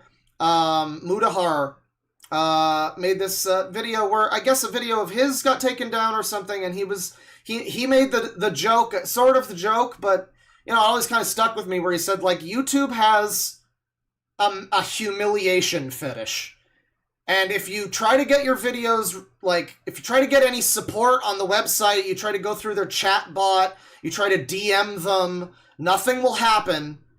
And the only way that you actually get any fucking thing done is by adding a bunch of big YouTubers so that people notice what's happening. That's the way it is. That's the way it always is. And I wanted to avoid that as long as possible, but, you know, that is ultimately the solution. That's the way people do things on YouTube, because they've made it that way. Because when they fuck up, the only option is to publicly shame them for their terrible decision until they go, oh, right, that was a bad choice, sorry. That's the way YouTube seems to want things to be. It's been like this for years. Obviously. Anyway, think before you They sleep. didn't reinstate yours because it did have an actual violation in the video. Well, this is such a bad argument, man. They reinstated his because he got some eyes on it and it became a thing, and then they saw it and recognized that it didn't have anything wrong with the video. That's what I'm trying to do now. You know, this would be like in that situation just going, well, they're not going to bring the video back because it had illegal content in it. They took it down for a reason, right? YouTube only ever does things that are right and just, and everything YouTube does is correct. Come on, dude. Like, I know your channel is like small, whatever. Maybe you're kind of new. This will happen to you.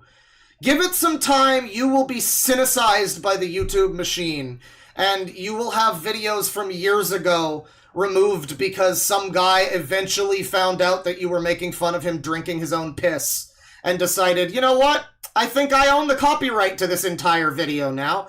And my only recourse in that situation usually is to sue them, you know, or something like that. YouTube's got a lot of fucking problems. And they always have. Whether it's terms and services guideline shit that is constantly changing and shifting, by the way, or it's copyright shit. You know, no shortage of times when YouTube has made the wrong decision to look at this and just say, well, but this time it was the right one, though. I don't know, dude. You could probably argue that all of the other situations where something like this has happened, like Dark Viper AU taking down fucking Chud Logic's video talking about him, where he's mostly just talking about him, and it's like 3 times longer than the guy's original video. Yeah, fucking bullshit. I don't know. This just keeps happening. Why would you act like YouTube never makes any mistakes in their decision making? No, I'm sorry. I don't believe that's... Again, the big crime that I committed in this video that he's saying I shouldn't have made this video, it's horrible, they took it down for a reason, is saying the name of the site that I'm exposing. I don't agree, dude. I'm sorry. That's stupid. Almost done. You see the problem here? No. This is what they've forced people to have to do, is to be a big asshole about it and be the attention seeker. They've literally... Yay! Dogs Eating Dog 6 is now mainstream internet drama! Oh, yeah, you love to see it. You just love to see it. Seriously, are you normal? This is an extreme, mega, killer rant. No story, no motive, no reason, and no background check. I'm about to say some super harsh things. Slurs! He created a system where Mama Maxes have to exist because you can't get any other change. Yo, SOK has a new video? Oh, dude. Dude, perfect timing, because we're almost done with this. Perfect timing. Affected in any other fashion. There's a new... What is it? What is the... It's not the Skibbity toilet video, is it? Yes, you can. You can appeal. Pensions. I did appeal. That's the point, dumbass! They rejected the appeal in 2 minutes! Of course it wasn't a real fucking appeal. The appeal is a lie. The appeal is bullshit. It's not real. They don't do anything. You appeal it, and then you just hope and pray, and then, okay, that's not true. Actually, it's usually a lie. I did have the one time a couple years ago. I had the urine therapy video again, and that one got taken down for, like, age. It was, like, inappropriate content or something. And I appealed it, and that one actually did. They took the time. They took, like, a day, or it was, like, an hour or two, I think, actually. And they did actually reinstate. That one was only, like, a 20-minute video. You know, so it was like, okay, they probably actually watched the video. And I explained myself. I was like, this video, you know, is trying to explain. This video is trying to expose the urine therapy community as a bunch of fucking weirdos who are trying to grift families into, you know, making their dying loved ones drink piss at the end of their life, and that's going to heal them or something. And YouTube, apparently, you know, they actually listened to that one. It just seems that a lot of the time the appeal system is kind of bullshit, because I have also had other scenarios. God, I used the word again. God damn it. I've had other situations. That's just the replacement word. I don't know if that's better. Where YouTube has taken something down, and it's been the same thing. And I've heard it from countless other fucking people where they allegedly, you know, you appeal it, and they supposedly look at it, and they will reject the appeal of, like, an hour-long video in about 3 minutes, you know? And it's like, acting like, oh, but you appealed it, so what's the problem? No, dude, that's not, come on. They've literally... That's just dishonest. It just comes across as dishonest. Created a system where... Like, this is what I'm saying, is we both have come to a place where we both we think that the other person is just being dishonest. I don't think you can be so dumb as to act like YouTube is always infallible and never makes a wrong call. And you apparently think I can't be so dumb as to expose the name of the website I'm exposing. I don't know. I mean, again, you've got some good points here. I don't want to be completely a dickhead. You've got some. There's been some. I agree that I've been a little overzealous with things, and, you know, frankly, I'm going to make a tweet after the stream. I'm going to be like, hey, just going to say this, you know, I want to make it clear YouTube's probably not, like, I want to, you know, put it into words, basically what I'm saying now, that this is more of like a recurring pattern of types of behavior that YouTube does in regards to moderation and videos being removed. Yeah, I think that I could maybe make that clear. I think I don't really want to go with this narrative that they're protecting pedophiles. I do think in this scenario, God damn it! In this instance, I do believe that they did specifically side with the people that took down my video, which happened to be mass flagging predators. I still kind of think the video title is correct, you know, but, like, yeah, I agree that I've probably been a little overzealous, a little bit overly heated and dramatic about it. That's fair. That's a fair critique. It's just that a lot of this comes across as I shouldn't have spoken about the site, and it's like, again, it's like a cognito hazard. It's like I am in danger by even the problem is that I've even acknowledged that it exists is the issue. I mean, it's just a fundamental disagreement where you seem to think that that's inherently a bad thing, and I seem to think that hopefully I have, like, a more hopeful, positive outlook of hopefully this will draw, like, more reports to the fucking thing, right? So, I mean, it is kind of just a difference of opinion, really. Maxes have to exist because you can't get any other change effected in any other fashion by, you know, appealing the fucking video decision, by asking them on Twitter. They just won't do anything most of the time. They aren't doing anything. Yeah, because most of the content they remove is content they actually want removed. That's such a fucking... You're such a bootlicker. I hate to sound like the other guy, but dude... Fascist bootlicker, very far-right YouTuber. Dude, that's not true, and you know that. You know that. There's hundreds of examples of people getting videos taken down by Quantum TV, by whoever, and whatever person, Keffels, whoever doesn't want you talking about them on the internet. You're just being dishonest, acting like, oh, YouTube only gets rid of videos that are offending. No, dude, that's not true.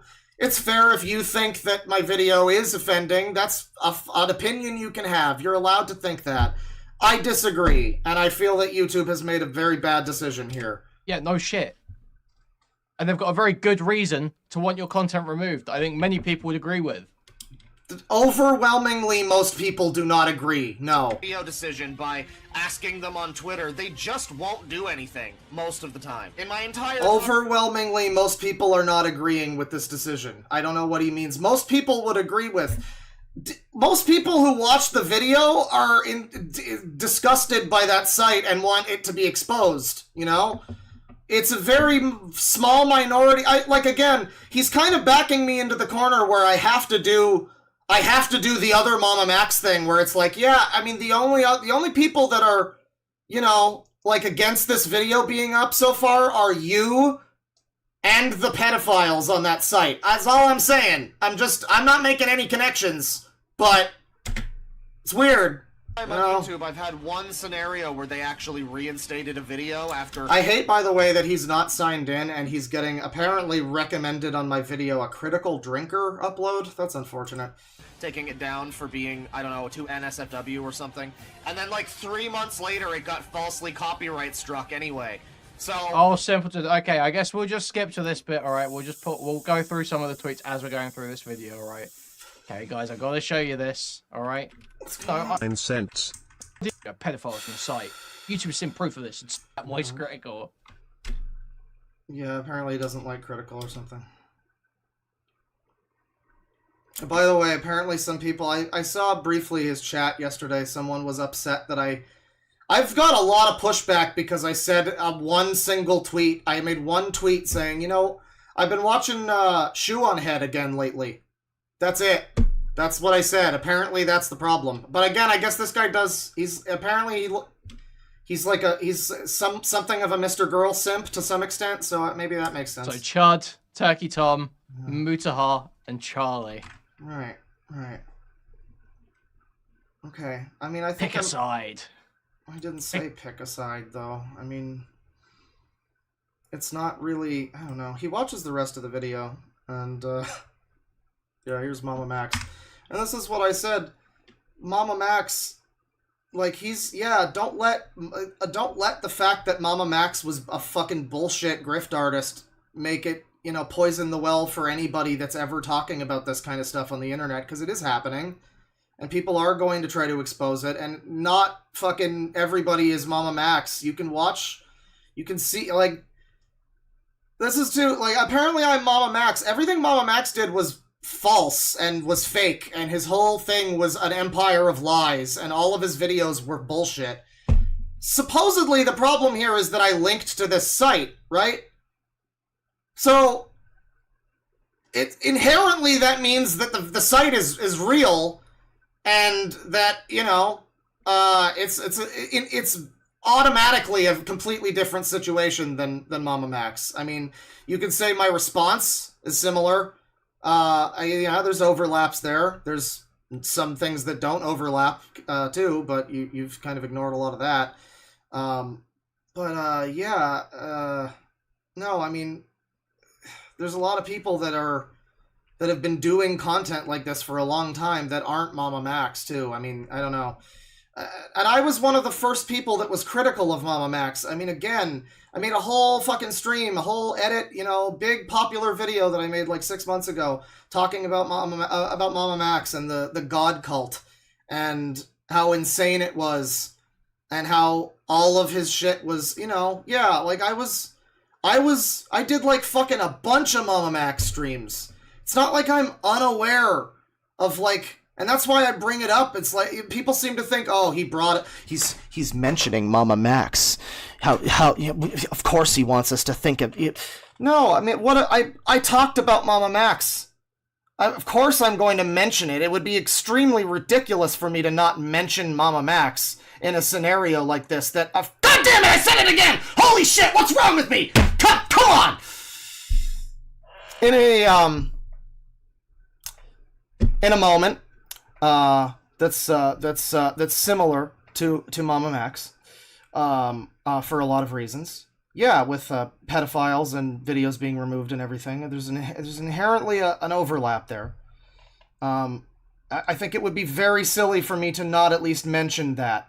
You're right. I don't know. Maybe I'm lampshading it. I don't know. And then Mama Max kind of imploded. Let's not let Mama Max, as stupid as he is, sour us on the reality that YouTube is significantly worse. Yeah, so YouTube, pretty fucking stupid. I hope you... No, not at all. Not at all. YouTube is way, way smarter than you, bro. Okay. Again, YouTube has done nothing wrong. Nothing YouTube does is wrong. Let's see him watch me play bass. This looks cool. But Yeah, this comment. Don't pay attention to the... Oh yeah, you're the one that super chatted me earlier too, and I do appreciate you being civil in the super chat. You asked me a reasonable question, and I answered and I appreciate that. But this is dickish, though. I mean, yeah, of course I am showing you the similarities. I talked about Mama Max, dumbass. Of course I'm showing you the similarities. Why would I not mention that there's similarities to Of course I am gonna bring that up. you sort of see what I mean. What This do is you why mean? I say he's a mouth breather. Oh, I'm a mouth breather. You sort of see what I mean. Here I am perfectly playing a Beatles song on bass with one hand, and I'm a mouth breather. Okay, good. Okay, good. I'll leave That's it cool. here, but you... Oh, you don't want to play the song? Come on. It's a nice Beatles song. It's my favorite. It's the best. You know, it's fair to say I don't have a chin, though. I mean, look at this fucking shit. What is going on here? This angle is not working for me. This chin, yeah. The no chin, I mean, I do, but, like, this, I can see why you'd say that. This, look at this fucking face. This is a terrible chin, yeah. Like, the jawline. I really need one of those masculine women video game jawlines. I need a Mark Kern lady jawline. I need a Joanna Dark, Perfect Dark reboot jawline. It's not happening for me. It's unfortunate. Come on, play the song. Oh, at least play one of the other ones that's not copyrighted. Oh. Okay. Right. Shoe on head. Again, I said something once about shoe on head, so that's bad. Anyways, he starts watching my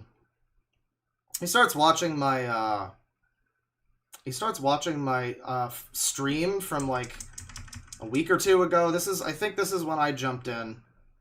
This was from like 9 days ago. It was, yeah, at one point he calls me, this is weird, too, where is it? Come on. Yeah. Come on. No, not happening. There's a part here where he calls me a hypocrite for talking about IPOS. I swear to God, I'm defaulting to wanting to call him insane piece of shit now. It's actually it's overtaken me calling him In Praise of Shadows. That's his real name, but insane piece of shit actually just kind of rolls off the tongue better a little bit. Even better than IPOS. It really goes out there good. I guess I'm a hypocrite for talking about that situation. I don't know. But I think I'm good here. You know, again, it's fine if, Queeman, I don't know if you're still in chat. It's fine if you disagree with me. I disagree with a lot of what you said. And I think it's okay. I think it's okay that two people disagree. That's fine.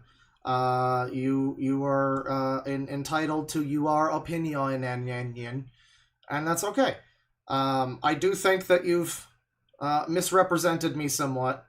But you know, hey, whatever. You know, there was a comment I said last night in my Discord. I was like, it kind of almost, he's calling me a grifter. It almost sounds borderline slanderous, but I'm not a gigantic F slur, so I'm not gonna probably.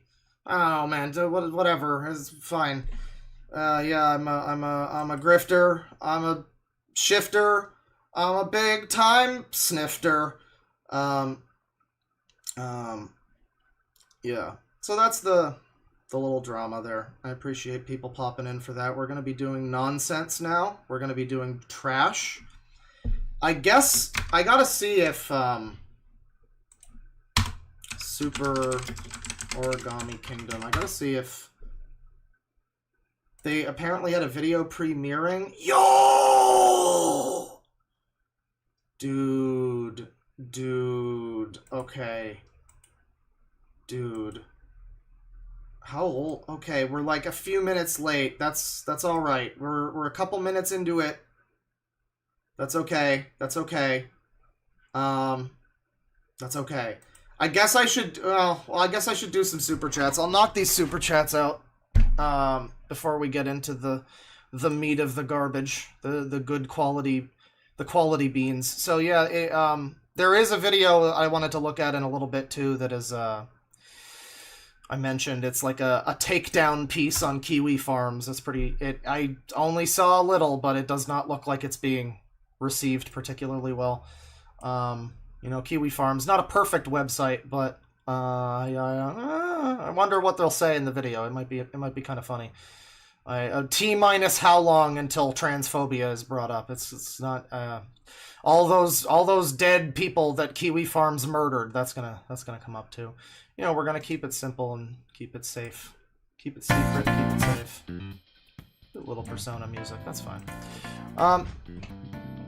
So 2 months membership from Lo-Fi Sentai, finally playing the Yakuza series based on how you and others talk about it. I'm halfway through Kiwami 2 and I'm loving them all so far. Hype for the show.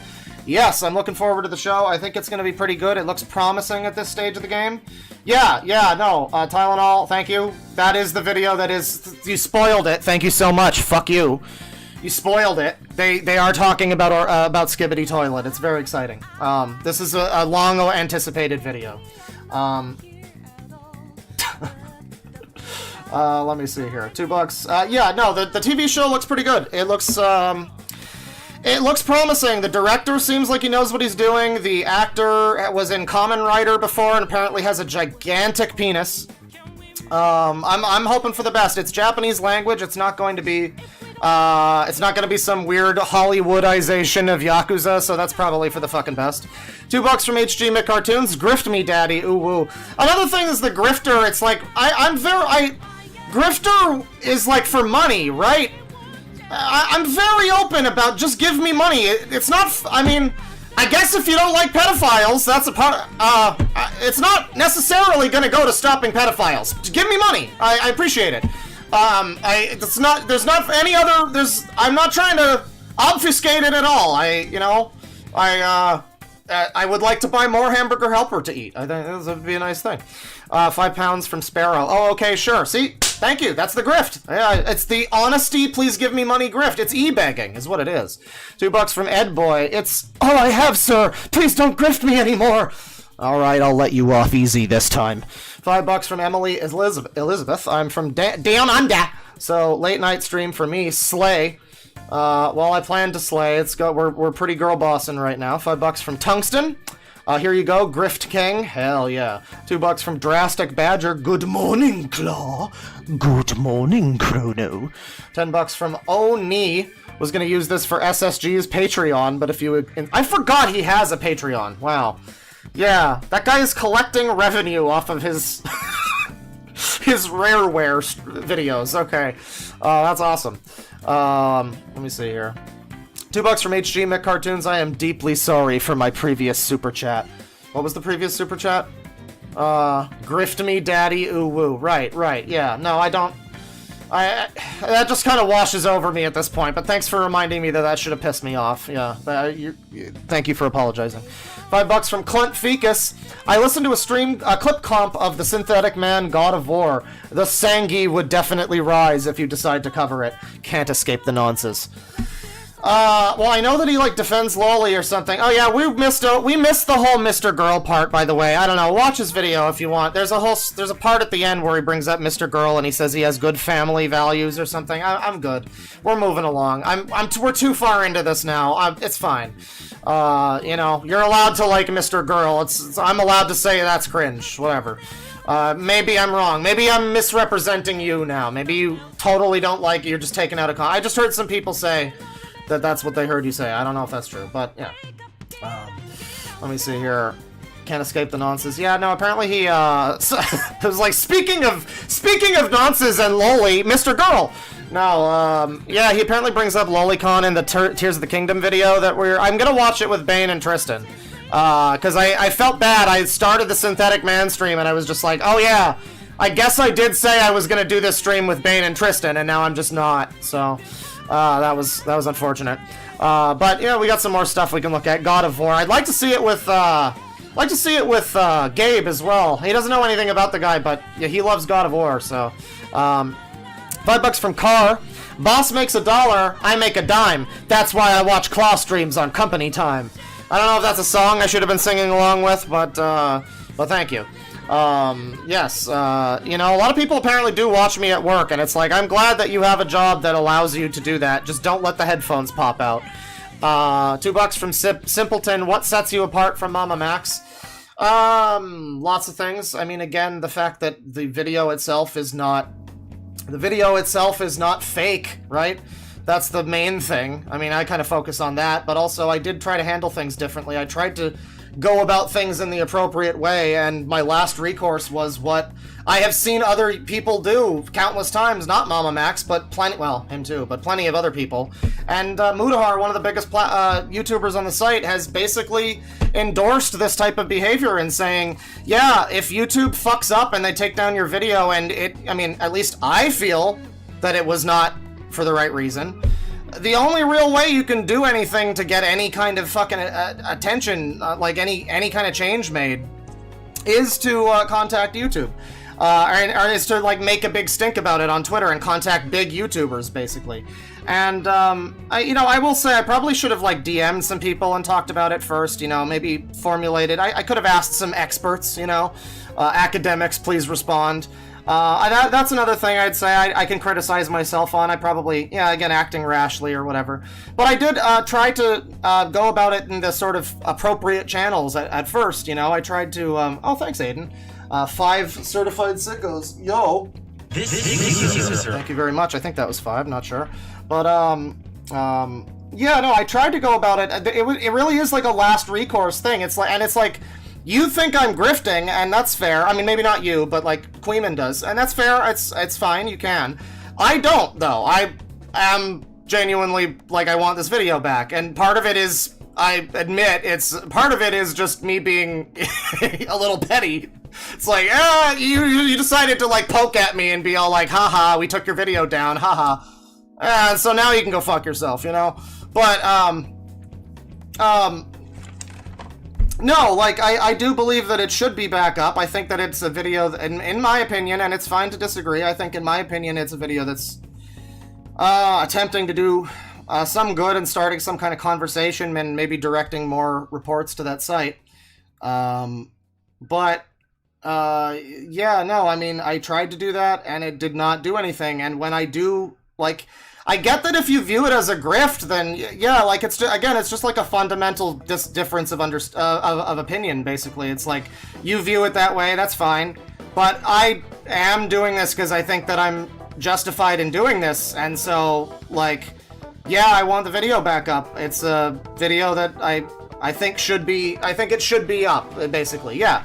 And so I'm different in my opinion because I did not immediately begin by, like, trying to, well, first of all, I specified in my stream yesterday, I think, I said, like, do not send this to YouTubers that would not have any business talking about this. Anthony Fantano doesn't need this.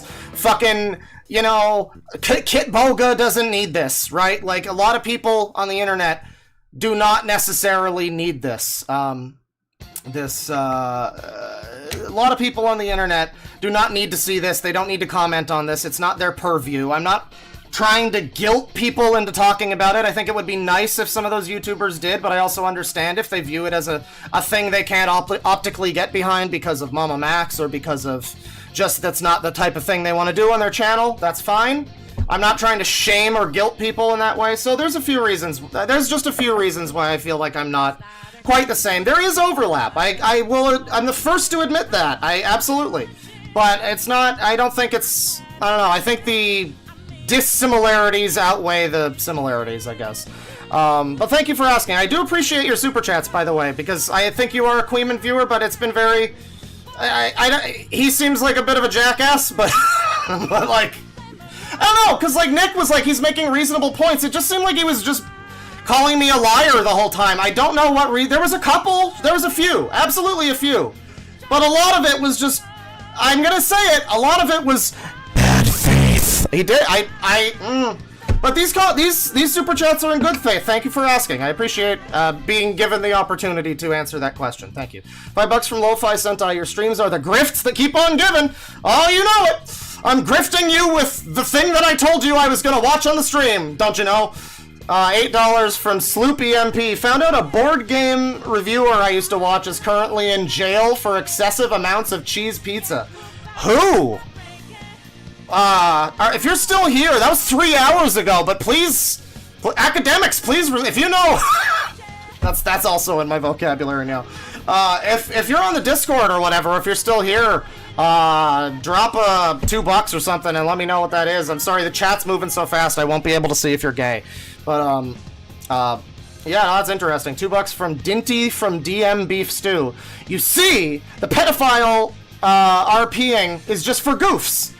Well, no, I mean, he acknowledges that most of them are probably really pedophiles. They just, you know, I mean, and yeah, like, the RP stuff, admittedly, you can't really do anything about that. That's free speech.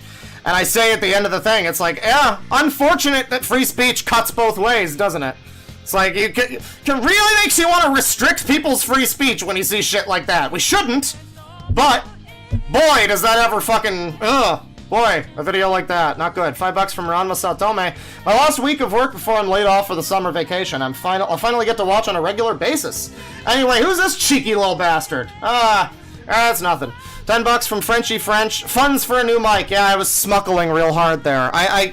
Because it's not even the mic. Well, the mic does kind of suck too. But I don't think I have I just don't have the settings. It's been fun. This is one thing you can criticize me for, and it's annoying, but I can't argue. Yeah, 5 years, haven't figured out the audio settings. Still sounds like shit. I don't know if I ever will. It's crazy.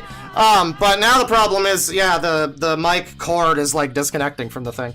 $5 from Simpleton, again with the question that I answered earlier. Thank you for the super chat. $5 from Theodore Hodbor. Worst case, they're all pretending to be a pedo hive full of kids, which no way you cut it is still very fucking weird. I mean, it's weird, but yeah, if they are, I'll pretend. Board Game Brawl, not too much to see on the channel. Okay, thanks, Sloop. Well, I'll take a look, maybe. Board Game Brawl. I'll look into it.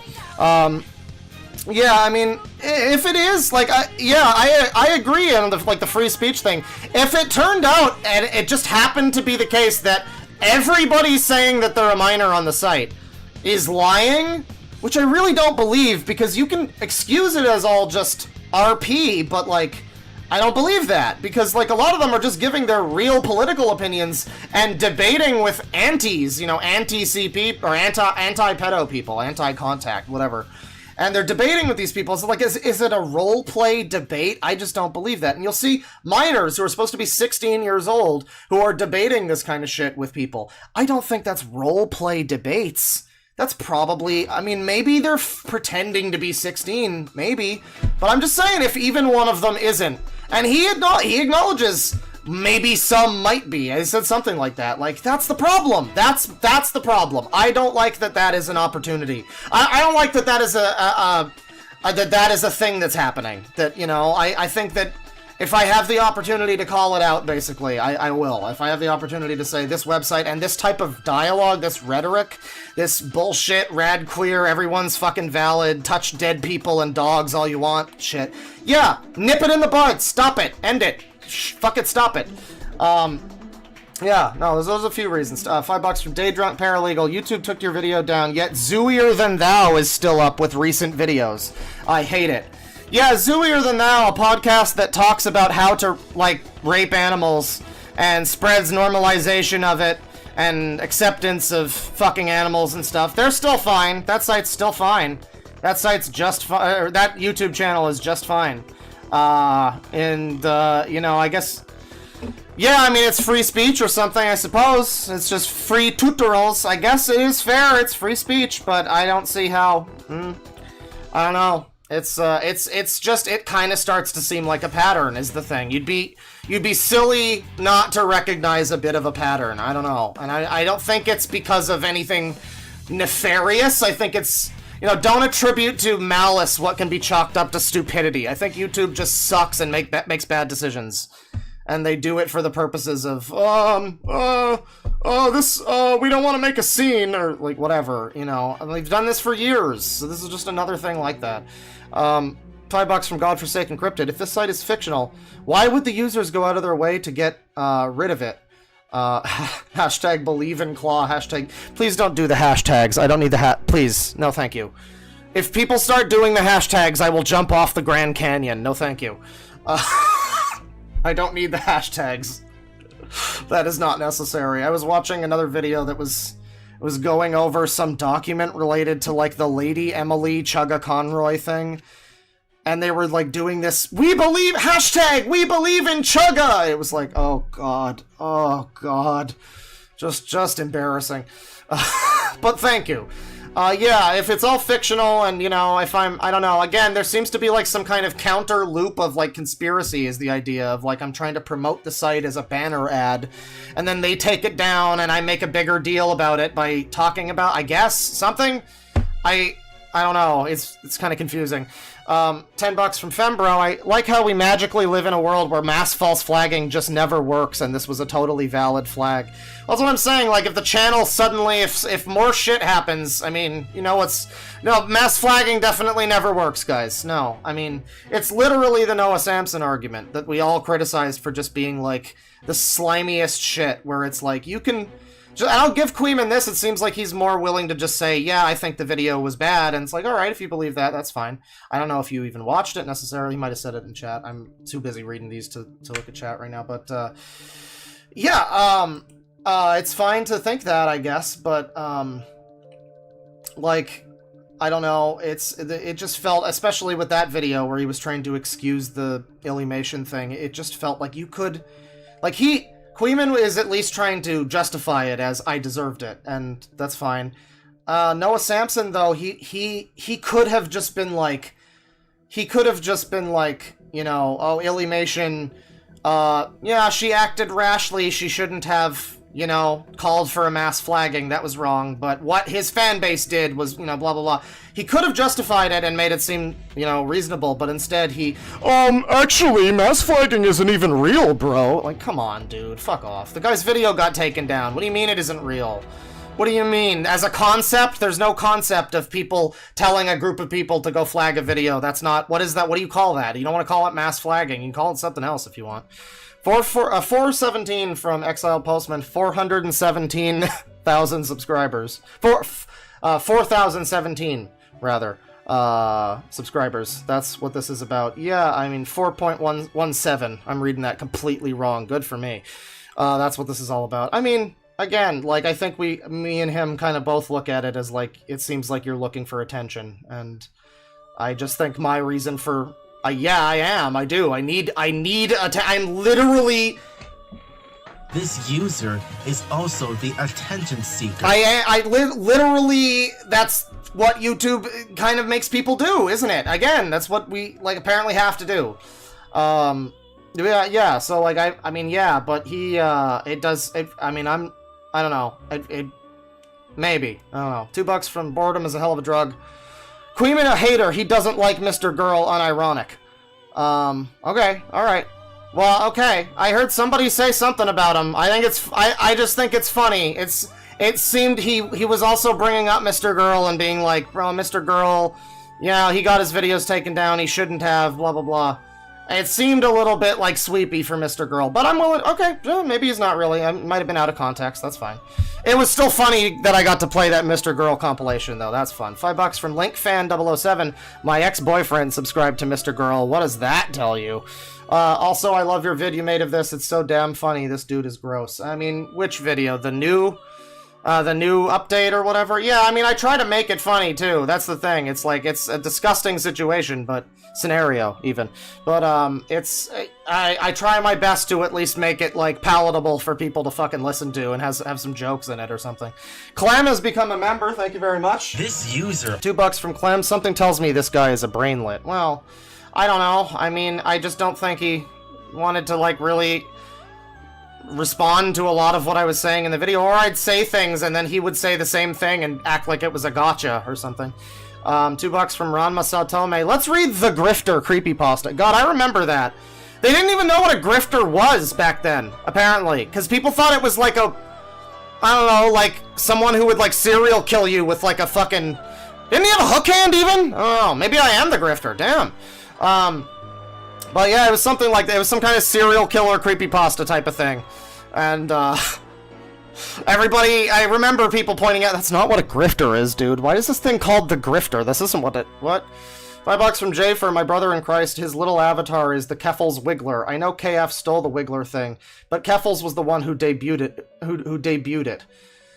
I mean, it's probably ironic or whatever. I don't know. It's fine. $2 from EG Productions. It depends on the Leviathan. Sargon, right?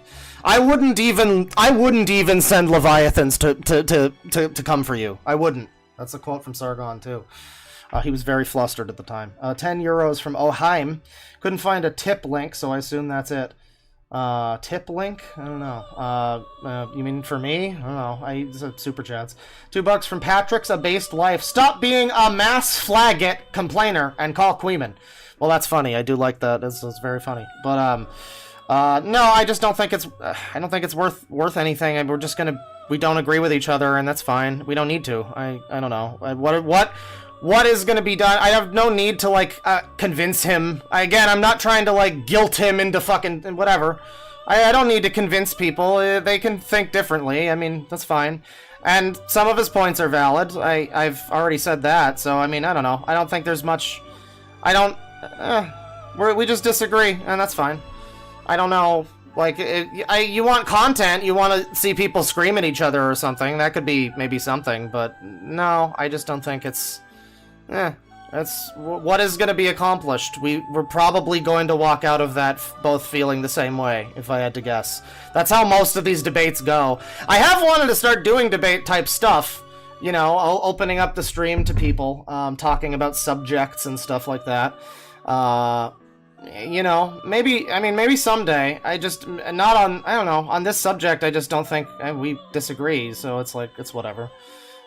We don't need to agree. It's fine. $10 from Philip Sturgill. So far, this guy's entire argument is bad faith ad hominem and irrational. You want to be careful on the BF word. You just want to be careful. At least you can back your argument with evidence and reason. You'd completely obliterate him in a legitimate debate. Well, I don't know. It's neither here nor there, really. Again, I don't think... What obliterate? I mean, like...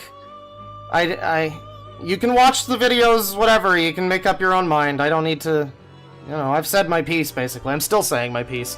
But yeah, I mean, it doesn't seem like his argument makes a lot of sense to me, anyway. I mean, I am kind of confused. That's the one thing I would want to talk to him about in a debate or something, would be, like, just being fucking confused about, like, his circular logic that, like, contradicts itself, I guess. But, I mean, other than that, I don't know. It's what's done is done. It's fine. He can not like me. That's okay. He can call me a grifter. But I would much rather look at trash at this point. The Skibbity Toilet video awaits us all. So I'm going to read a few more of these. I'm going to catch up to about where I stopped the segment, and, let me see here. $10 from The Strangler. You stole my Leviathan joke, Claw! Take the $10 anyway! You know, I appreciate it. The best decision I've ever made with my 70 IQ knuckle-dragging brain was, mouth-breathing, too, was naming my Mama Max Papa Pedro sword, his epic cool guy katana that he uses to kill predators. I named it the Leviathan. So every time he swoops into... They're never predators, too. That's the joke of it, is that like, the actual people in the campaign that we were going after were... Well, I think they did ultimately, they wound up being, like, They sold drugs to kids or something. But... Papa Pedro was like, the children! And every time he'd slice off a dude's head or whatever, he'd, you know, Leviathans! I'm really getting into the tabletop, it's been fun. That campaign's over, though. We did a whole Jet Set Radio escape from, we did a 9/11, so that was cool.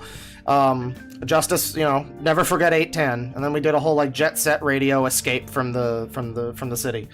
And we had Jet Set Radio music playing, too. What was great, we started the campaign with all this, like, hard fucking industrial shit. And then the last session, we're just like, you know what? Let's do the Jet Set Radio soundtrack on the bot. Yeah, okay. And it completely changed the tone of the thing. It was great. Let me see here. Vector Equinox with 5 months membership.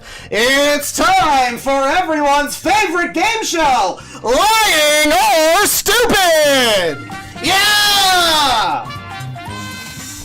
Carton of Bread has become a member. Thank you very much. This user $5 from Free Willy Nilly. Clawfather Queeman is in the chat, and he is big mad. I saw a little bit of that. Again, I'll remind you, I tried to be in his chat yesterday just to say hello, but his chat was sub-only, so you're welcome, Queeman. You can talk freely in my chat. $2 from HG Mick Cartoons. Yakumza Infinite Sangi. And what? Alright. Infinity of Sangis, absolutely. 10 months membership from Sticky Wiki. Seconds after the brain-broken subject of the stream enters chat, a bunch of spammers happen. Weird.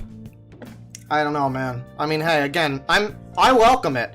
I wanted to say, I didn't even want to say anything cross. It was literally just gonna be hello with a little smiley face. That was gonna be all I said. Because I was busy with a podcast when I saw the stream, so I couldn't really, stick around or anything.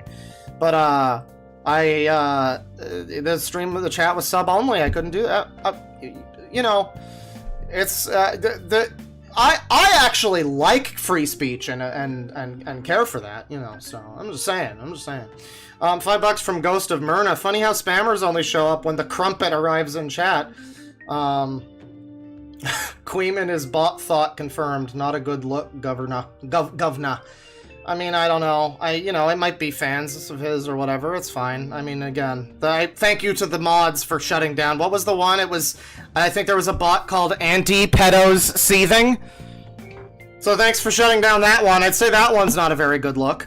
$5 from Mike Kreutzberg. Bear and Bear Associates. Please definitely debate this goober like he's asking. I want all the fun here to come to an immediate screeching halt. Exactly. It would just turn into something else would be screeching. It would just be a lot of screaming. It would be a lot of, Nick DiOrio was like, just try to keep it civil. He literally implied that I was advertising the website because I'm, a pedophile. No, I have no interest in keeping things civil with this guy. I think he's whatever. It's fine. He can think what he wants, but no, this is far beneath me. I feel. $20 from Sergeant Snowball. First time dono. Been listening for years. Thank you very much. Got a new job, so time to support my favorite user. I appreciate it. Yeah, I hope you've been enjoying for years. Congrats on the job. I hope that continues to work out for you. Please make sure that they do not find out you listen to me out in the workplace. That would be for the best. $10 from Asmodeus the Clown. Hey Papa Bear, been enjoying watching old videos while painting minis. Be aware that this user has been spamming your chat all stream. Love you. Yeah, I've seen some of that. Again, thank you to the mods. Appreciate it. I mean, I say free speech is allowed, but not if you're spamming. And I decide where the spam is. That's right. Bad faith, motherfucker. But no, there was some, definitely. Definitely saw some of that. $10 from Amusen. Thank you very much, by the way, Asmodeus. Amusen. What he's doing is called a straw man argument, where he hangs his whole argument on a completely unlikely scenario and expects you to defend your position against him. Yeah, the whole thing about it might draw someone underage to the site. I'm not even going to defend. Yeah, it might. I just think that's extremely unlikely, and the likelihood of that is outweighed by the chances of more eyes getting on it and reporting it to the FBI and shit. Or whatever, Interpol. I mean, I don't even know if it would be FBI. But, yeah, that's, let me see here. Fembro, with $10. Thank you, by the way, Amusen. Queeman has got you there. You didn't go out of your way to file an FBI report in private. You just blasted the site in front of tens of thousands of people to do it for you. Shame. I mean, again, I feel like there is I don't disagree that there is a small, very small chance, in my opinion. Maybe it could be bigger, possibly. I will admit there was somebody who started watching my upload of that video in the chat who said something about being like, I don't know, 16, and we got rid of that real fucking quick. So like, hey, I was underage on the internet too at one point in time. I'm not gonna fucking pretend like, you're 15 and you're not gonna get curious about some wacky shit, but it's like, I don't know, the likelihood of that really, I don't know, being a huge fucking, it's like, is that really the ultimate takeaway? I don't know. I think that, yeah, tens of thousands of people who probably did maybe report the site or something, or whatever, or at least found out that something like this is happening, and that, you know, the next time... This is the thing, too. The reason why that video finally came out when it did was because this whole year we've been seeing people who remind me a lot of people on that site. That stream was earlier in the year. That was like January. And then we found Birdie and all of these people that are like, you know, the teenage YouTube internet drama sector of people that were like, I don't know, what was the Birdie video? She had screen caps from like 7 years ago when she was 12 and she claimed that she was being groomed by a 14-year-old. And it's like her entire thing, oh, sorry, I'm using the wrong pronoun. It's it. Birdie is an it. It reminded me a whole lot of the stuff that I saw on that website. And it was just like, wow, is this like a thing? Are there people that are like this? Are there a lot of young, like, hypersexual fucking teens that are being predated on sites like this? And because, yeah, without context, too, I mean, you don't see that stream. You don't see all of the user streams where I'm seeing these people that are, like, 19 that have been fucking in sexual weird online communities for like 10 years or whatever. Maybe not that long, but for a while, you know. And yeah, that's been unfortunately has been a recurring theme of this year, is just seeing a bunch of fucking people where it's like, wow, this really reminds me of those AAM people on that fucking site. And it's like, maybe, I don't know, if we talk about it, you know, maybe that's going to make somebody look at it at least and say, wow, that's cringe, and then not be a pedophile. You know what I mean? Like, maybe. I don't know. $5 from Edgelord Leon. It takes a special kind of regard to not only misspell the spice cumin, but also use it as your username. I don't know if that's what he was going for, but maybe. £2 from me. Get Sniper Wolf on this. Bro is crazy. Bro retarded. Yeah, I really wish I did have some of those Jax film Sniper Wolf clips of, like, on the bus! Those would be great on the soundboard, I know. Total ripoff, but it would be great. $5 from Aurelius, Dynamite Gals, Rise Up, it's almost time. $5 from Jack, and I believe this might be the Jack who, it might be the Jack who made the document, as a matter of fact.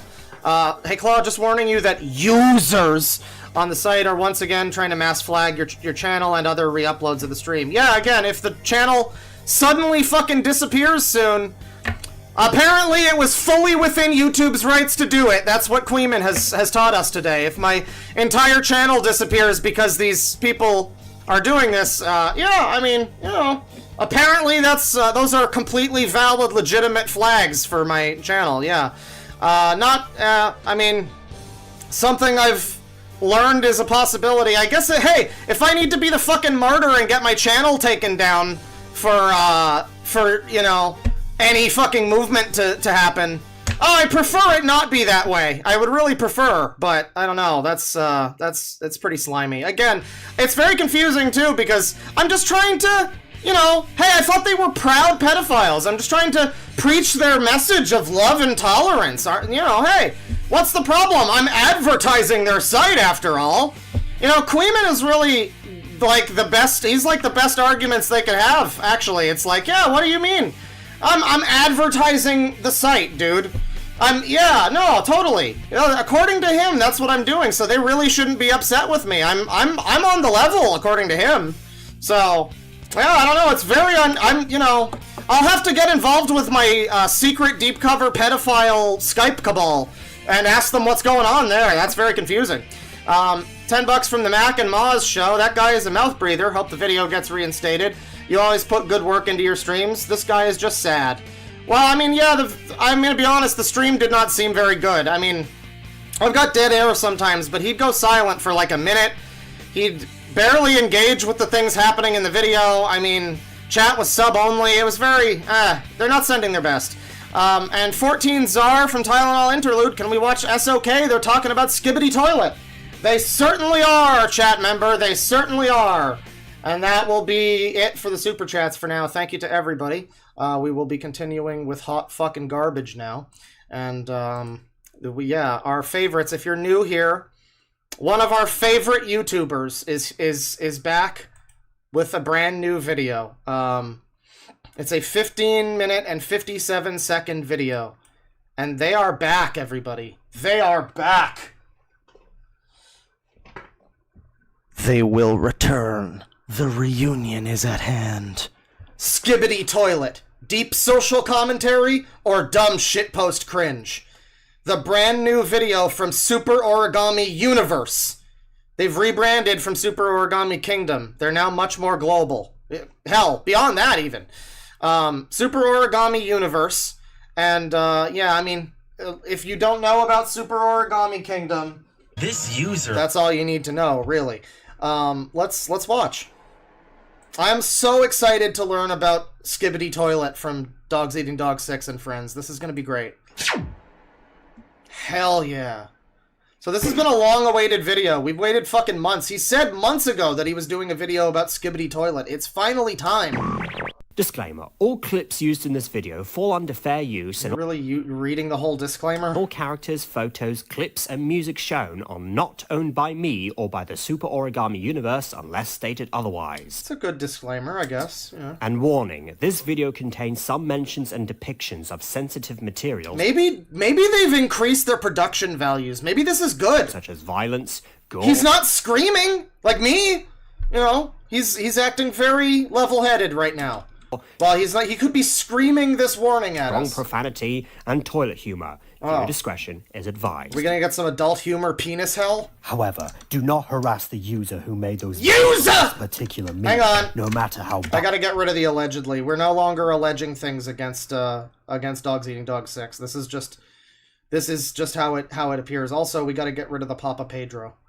That's fine. We don't need Papa Pedro anymore. Thank you, Papa Pedro, for your service. Go slice some Leviathans. That is, because if you do, then you're really adding fuel to the fire. Enjoy this video. To the town we go.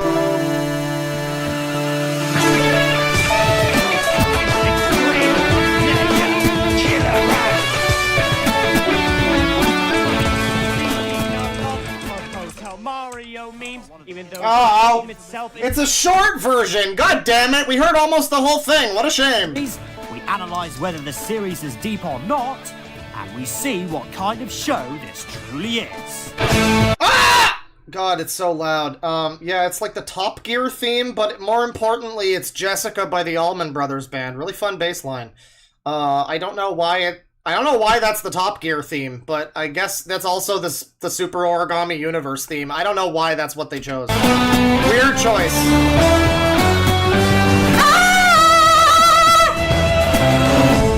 Jesus Christ. Smoke, they pitch back. I'm gonna have to turn this down, because his voice isn't that loud in this fucking thing. He's just mixed it horribly. Relatable. In 2023, Yeah, listen to this. It's quiet again. It's just the music is too loud. a new video series began to take over the internet in a seemingly instant, Bottom passive gear. way. Welcome, Jack. Welcome. We're watching some proper user drama now. Not drama, but content. A decisive hit that has begged the question as to where it is deep or dumb. Where? Where it is deep or dumb. Come on. Was this written by, like, text-to-speech? Or speech-to-text? Did you, like, flubbed the word weather? Some would call it genius.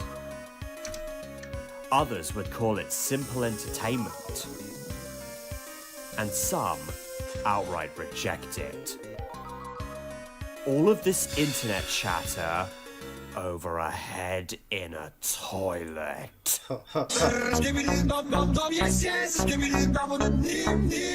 So this is gonna be a real video that teaches us the real, like, history and maybe the lore of Skibbity Toilet, everybody. I hope you're fucking excited. You know, I've had people in chat that think they're funny and they're like, can you watch Skibbity Toilet? We are. It's happening. It's real. Skibbity Real 2024. Nip, nip. At some point in 2023, a Gary's Mod animator called Da Fuck Boom uploaded the first episode of Skibbity Toilet. Was it good or interesting? So for those of you that don't know, by the way, the Super Origami Kingdom that we're watching this video, or universe, sorry, who made this video, it consists of this British man, Dogs Eating Dog 6, but he had a bunch of other fucking people, and maybe they're gonna come up soon. But there was a huge falling out. There was a lot of drama with Super Origami Kingdom universe. Universe, nay Kingdom. And a lot of the members left or got kicked out. I think Jason Gomez left, and so did Tamatoa. Tamatoa was a groomer. Astro Boy and Jason Gomez, I think they both got booted for their anime Josue Catboy Me video. And so, yeah, I mean, whatever remains of Super Origami Universe now is put together this video. They've limped to the finish line with this hot fuckness. Insert good show? No. It was just a I mean, maybe Jason's still involved? I heard he left, but I might be, maybe, I don't know. There's a lot of names that supposedly left or got kicked or whatever. disgusting. It's hard to keep track. Half-Life 2 in a toilet singing skibbity bop bop. Yes, yes. What a waste. This video is completely pointless, disturbing, and has no real plot. Yeah, you know, frankly, I mean, you know, if you want to be really serious about it, frankly... No story, no motive, no reason, and no background check. I mean, this is just unthinkable. Alright, you guys, I'm gonna go every point of... What the fuck is happening? Who is you? What is this? Who? What? Why? Skibbity Toilet is a goddamn god-awful toilet humor shit hell. Goddamn god-awful toilet humor shit hell. We've graduated from penis hell, ladies and gentlemen. Hell yeah. Penis hell!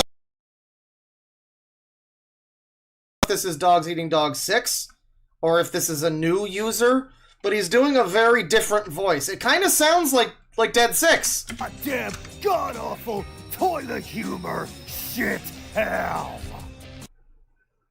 That's the point. It was a joke in reference to a video that used to be on this channel, but not anymore. Oh. Oh, so it's a joke. Wait, are they telling us? Wait, so the reference... Okay, I'm confused. He's talking about his own channel? Okay. Let us begin. Alright. I think that was a specific reference to adult humor penis hell. I think that was. I don't think that happened spontaneously.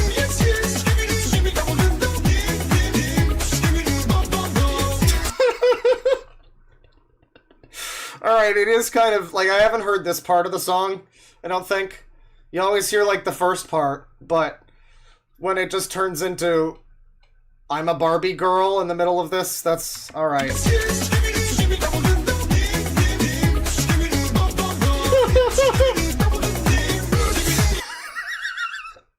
God damn it, Damn it! It's a Siva gunner? Okay, that makes sense. Yeah. What meaning can we derive from a series of videos with creepy heads in toilets singing and scatting? Nothing! Well, there are heads in toilets and they're scatting, so I mean, there's a connection there. What are we, as the audience, supposed to get out of seeing this absolute brain-rotting bullshit?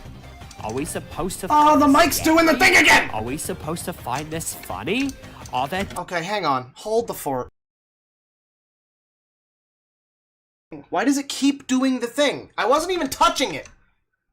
Wasn't even touching it. Deeper meanings? No! No! Does go into an epic war against various people with electronics for heads later on with hints and bits of lore, but good luck figuring it out and piecing it together. It's just scatting toilets fighting against people with electronics for heads. Are we supposed to laugh at this or find it badass? Hell if I know! This show is badass? Are you... Why would you... Okay. Well, I guess it's a whole war. I mean, I suppose. It's probably supposed to be funny, but people do get into this. And it's better if the show just gets forgotten. This show has no meaning, no story, no reason to exist, and no intelligence whatsoever.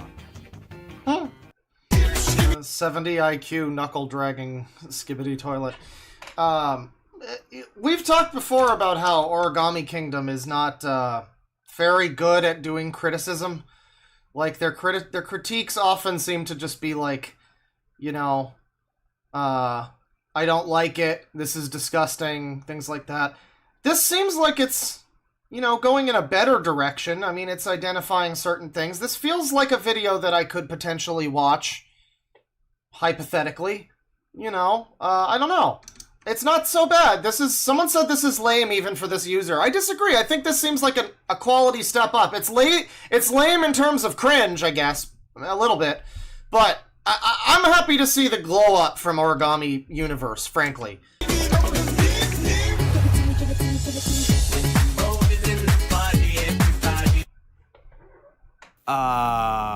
Why the fuck do the toilet heads look and move like that? It just makes me go, nope, fuck that! I know these faces are from Half-Life 2, but why in God's name are the animations for them so broken and janky? Half-Life 2 is known for having great facial animations for the time, so the animation for them being this broken has to be intentional. It is probably for a comedic effect, but it just comes... What, does he... I'll probably pause Andy it, but maybe he's going to talk about... I mean, yeah, there used to be very similar Gmod videos that were the same type of thing with, like, the distorted faces. That's not a new thing. In fact, it was probably a reference to that, in the first place, and, like, little kids cottoned onto it, and they didn't know it, anything about Gmod fucking shitposts back in the day, but, yeah, I mean, it all kind of dates back to that. Across as creepy instead of funny. It makes he's scared of Skibbity Toilet, yeah. If you are sensitive to creepy, distorted faces. The G Toilet, the one with the G-Man's face, is even harder to look at. It's all just too weird to look at. Now, before we go to point 3, we also... So this is just Dogs Eating Dogs 6, then. This is supposedly Origami Universe, but it seems to just be him. I guess they used to do videos that were just one person, mainly. But I don't know, you click on a video on this channel, I was expecting it was going to be an adult humor crossover penis toilet humor. Hell. It's just Dogs Eating Dogs. I mean, no one's ever been disappointed that they just got a little Dogs Eating Dogs 6. I know, but like... I don't know, I was hoping to see some of the others. A counterpoint that might be interesting.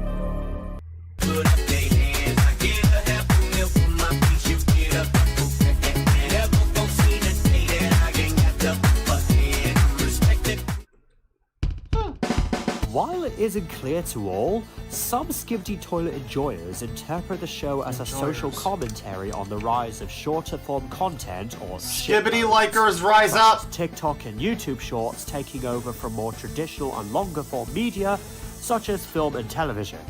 The Skibbity Toilets can be seen as representing the newer, shorter and quicker forms of content, while the cameraman, TV man, what is this song? This is good. Speaker men represent the more traditional, longer, and more complex forms of... if Dogs Eating Dogs sees this, you guys gotta make a video about Paper Mario next. That's your next thing. You gotta do it. I mean, you don't have to listen to me, but, like, in my opinion, I think that should be your next thing, because there was the 1,000-Year Door. I've been playing it. It's really good. I know you guys are all into Origami King, but, maybe talk about the better ones first, and then, eventually you can get to Origami King, and maybe I can hear you out. I mean, you could do a whole series about it, or do one big video, the whole Paper Mario series. That would be really good for you guys. No one else would be more qualified to talk about Paper Mario than the Super Origami Universe. I'm surprised they don't already have one. Really. Content. Amidst the rise of TikTok, the television and film industry... 1,000-year mid! YouTubers have struggled to compete with the popularity of shitposts and lame TikToks, trying hard to keep their traction and... Oh, Pizza Tower. Pizza Tower Mod. That's what the song's from. It's a good choice. I don't think Dogs Eating Dogs 6 is like the main guy who edited the video, though, so whoever's put together the video, I guess, has some good tastes. I remember the anime Catboy whatever, that video, this user video with Astro Boy. That one had some really good music too. It was horribly mixed, and it was like drowning out the voices, but it was like really solid Mega Man X tunes and stuff. It was great. So some of these guys have some fucking decent video game banger music taste, So whether this was the creator's intention or not is anyone's guess. Deltarune? It is also well animated, well directed, and well framed. It is impressive how almost... Wait, I'm confused. Is it Deltarune or is it Pizza Tower? I don't know, but maybe it's both. The episode... They're both cancer. ...done with one take. And this was made by one person. Using Gary's mod? This is really impressive considering the circumstances.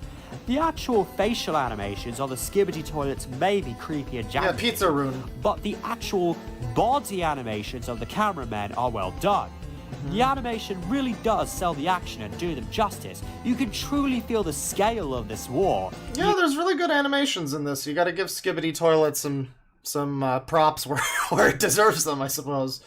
Really good animations here with the toilets and there's like fighting happening, and I mean, it's clear that the facial animations are on purpose, and that's, you know, they made them look that way, and they're actually good animators, but it just looks bad on purpose, you know. Said war is around toilets Yeah, with creepy this is pretty heads good. and people with electronics for I heads. mean, I still don't get the fucking point, and we're halfway through this video. It's probably going to explain the point toward the end, or like what they view the point of Skibbity to be.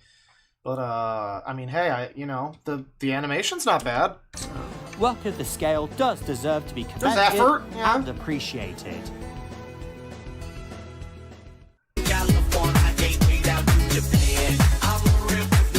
He is a little bit too quiet. I mean, I feel bad because I said that he was screaming too much, and I guess he took it to heart, which is for the best. Like, he was screaming so loud that it felt like he was gonna be like giving himself some kind of heart problem or something. Like, it felt like unhealthy screaming when he was yelling at Peter Griffin or whatever. I mean, you know. Seriously, are you normal? You know, it's a far cry from that. It used to be a lot more animated.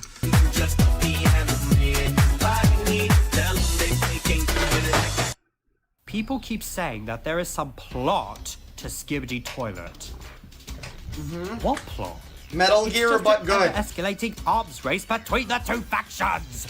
There is some lore Is that not just life? and continuity in the series, but it's not too Maybe this is just meant to represent the culture war. interesting to follow. And generally, it's just an excuse to have creepy heads in toilets fight against people with electronics for heads.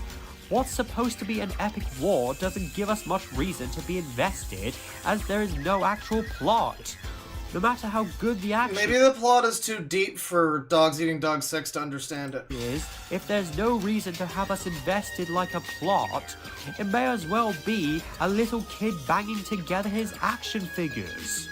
Okay, but I raise you the rebuttal that the new Godzilla Kong movie is the most successful Godzilla Kong movie, or whatever, in that universe.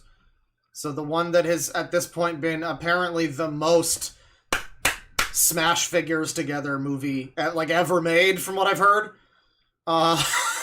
is the most successful one. So, I mean, people seem to want that, at least, you know. Now, before we punish the Skibbity Toilets, let's go over Oh my god, is there gonna be a punishment Point number compilation? 1, the show is dumb and meaningless. Point number 2, janky animation and creepy faces. Counterpoint, the show is, possibly, a clever satire with great This is action. an interesting video where he's doing, like, point, counterpoint. He's trying to... Okay. It's not a terrible video. I mean, it's kind of meandering. It's not really, like... I don't know, we're, like, halfway through. He might get to a real point eventually. It's not terrible, though. It seems to be put together reasonably well. Everybody in chat is fucking shell-shocked because he's not screaming like a retard. He's just talking. It's just a normal video, really. Scenes. And point number 3. Although he is going to do a punishment compilation for the Skibbities, so, like, maybe we're speaking too soon. I don't know. Paper-thin plot. Oh, fuck. And now...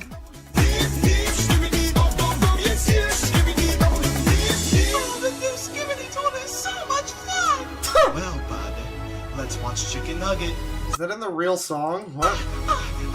Are those the Twin Towers? By the way, did you guys know? Okay, fun fact. Fun fact time, everybody. Fun fact time. Last night I looked up games released on 9/11, like throughout history. Like, historically, the date 9/11. And Battlefield 3 came out on 9/11 in September 12th. Or in September 11th, 2012. I'm going to say that right. It's surprising that a game that was all about terrorism didn't get any kind of, like, pushback because it came out on, you know, the day. But more importantly, the PS2 game Portal Runner, which is, like, I think the last of the 3DO Army Men games. Portal Runner came out on September 11th, 2001. As did another game called Fargate for the PC. It's like a it's like a TPS or something. No, it's a real-time strategy. It's an RTS. Portal Runner is a great game that sucks. I love it. It's terrible. And it makes so much sense that it came out on... It fits so well that game came out on September 11th, 2001.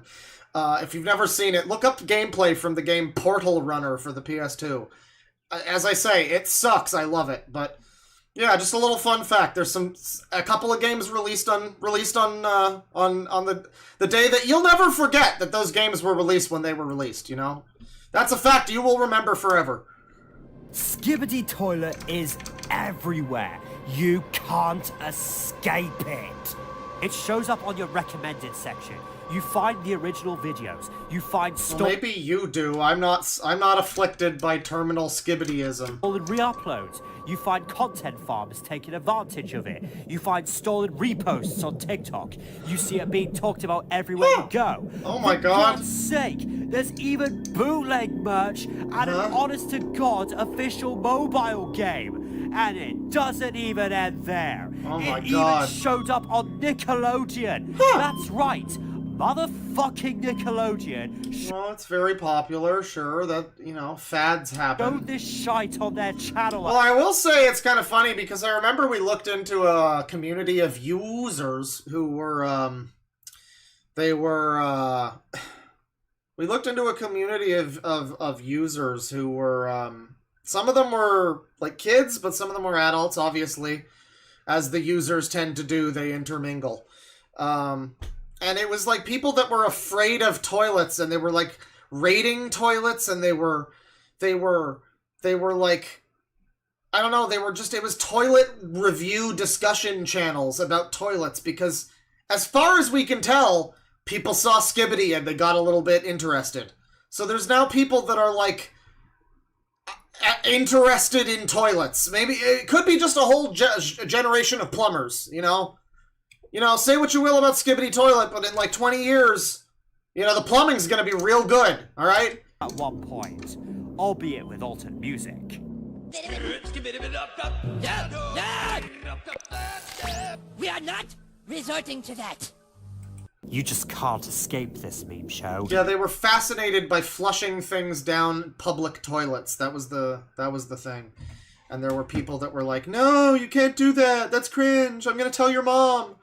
It was a very strange community. And yeah, it was adults and kids, and it seemed to trace back to Skibbity Toilet. So, I mean, showing a bunch of children a bunch of weird fucking toilet shit as, I don't know, it might do something. They might be, I've heard people be literally scared of toilets because of Skibbity. So, I mean, it's possible. And this can guard our easily descendants. Get overbearing to the point that you get burnt out of Skibbity Toilet, regardless if you liked it to begin with or not. Now, as Skibbity Toilet is a shitpost, and both toilets and shitposting have shit in common, I sentence the Skibbity Toilets to be shat on by the great mighty Pooh! Oh. So we've got a reference to... The hell was that? Anybody ever play Conker's Bad Fur Day? Alright. I mean, it's a pretty good reference. Is that one of them doing this? Is this one of them playing a Skibbity? Are they acting as Skibbities, or is this just like existing footage? It might be something that already exists. Looks like Daniel Larson.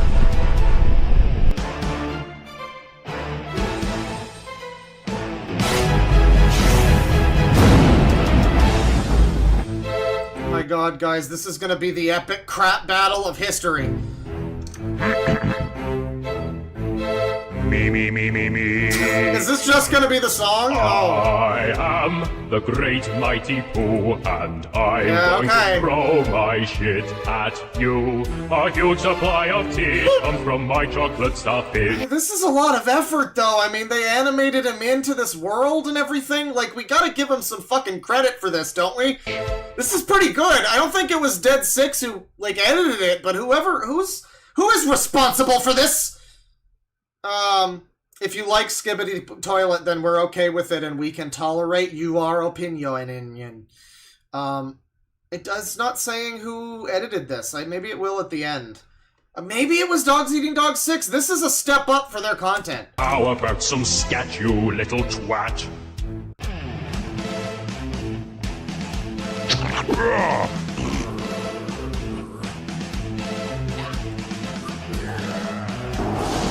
Maybe he did. Like, I kind of don't think he did, though. I think we will find out it was a multi-man production because I remember hearing a few months ago that it wasn't Dogs Eating Dog 6 who wrote the script for this video. So, unfortunately, all of the words you've heard him say, maybe the reason he's not angry anymore is because he doesn't feel passion for what he's saying anymore. It's written by, like, Chad Thundercock or something. One of them who's named Chad, I think, is the one who wrote it. And so it stands to reason that someone else edited it, too.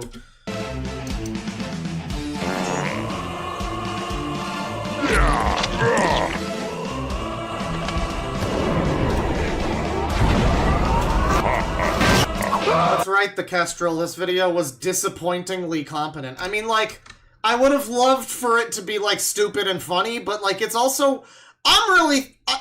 Congratulations to them for making a video that seems like a real legitimate video talking about Skibbity Toilet that people could watch, and more or less, it's a little cringe. I mean, there's still some evidence that it's, you know, there's still a little bit, but it's, you know, it's a pretty, overall, it's a pretty good video that does what it needs to do. It says, and it's got a lot of effort put into the punishment compilation, which is what you want out of a Dogs Eating Dog 6 video, is a good punishment compilation.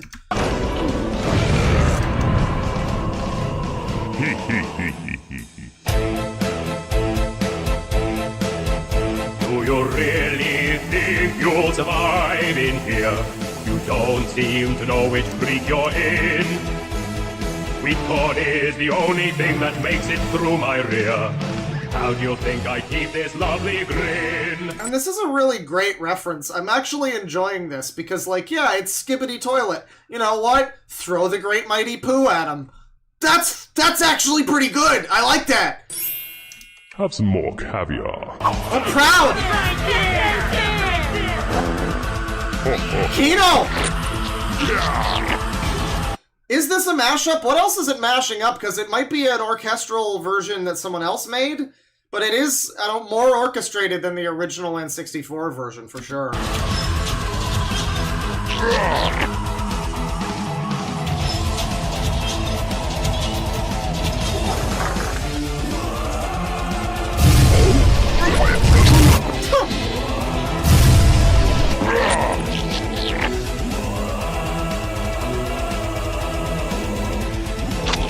Okay, who is adding in the whoa? Who's doing the fucking metal, like, throat singing or whatever? That's based. I love it. Absolute cinema!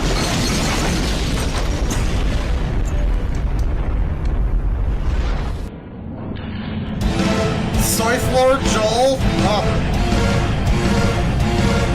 Now I'm really getting rather... This is like the end of the Super Mega Death Christ AVGN video. Fuckers! Fuckers! This is turning into that. This is great. I don't like a niggly... There's so much more of this left. Look how much of the... There's so much more left. Tickly shitty little tag nut. When I've knocked you out with all my bab, I'm going to take your head and ram it off my butt. My butt. That's right, my butt. My butt. My butt!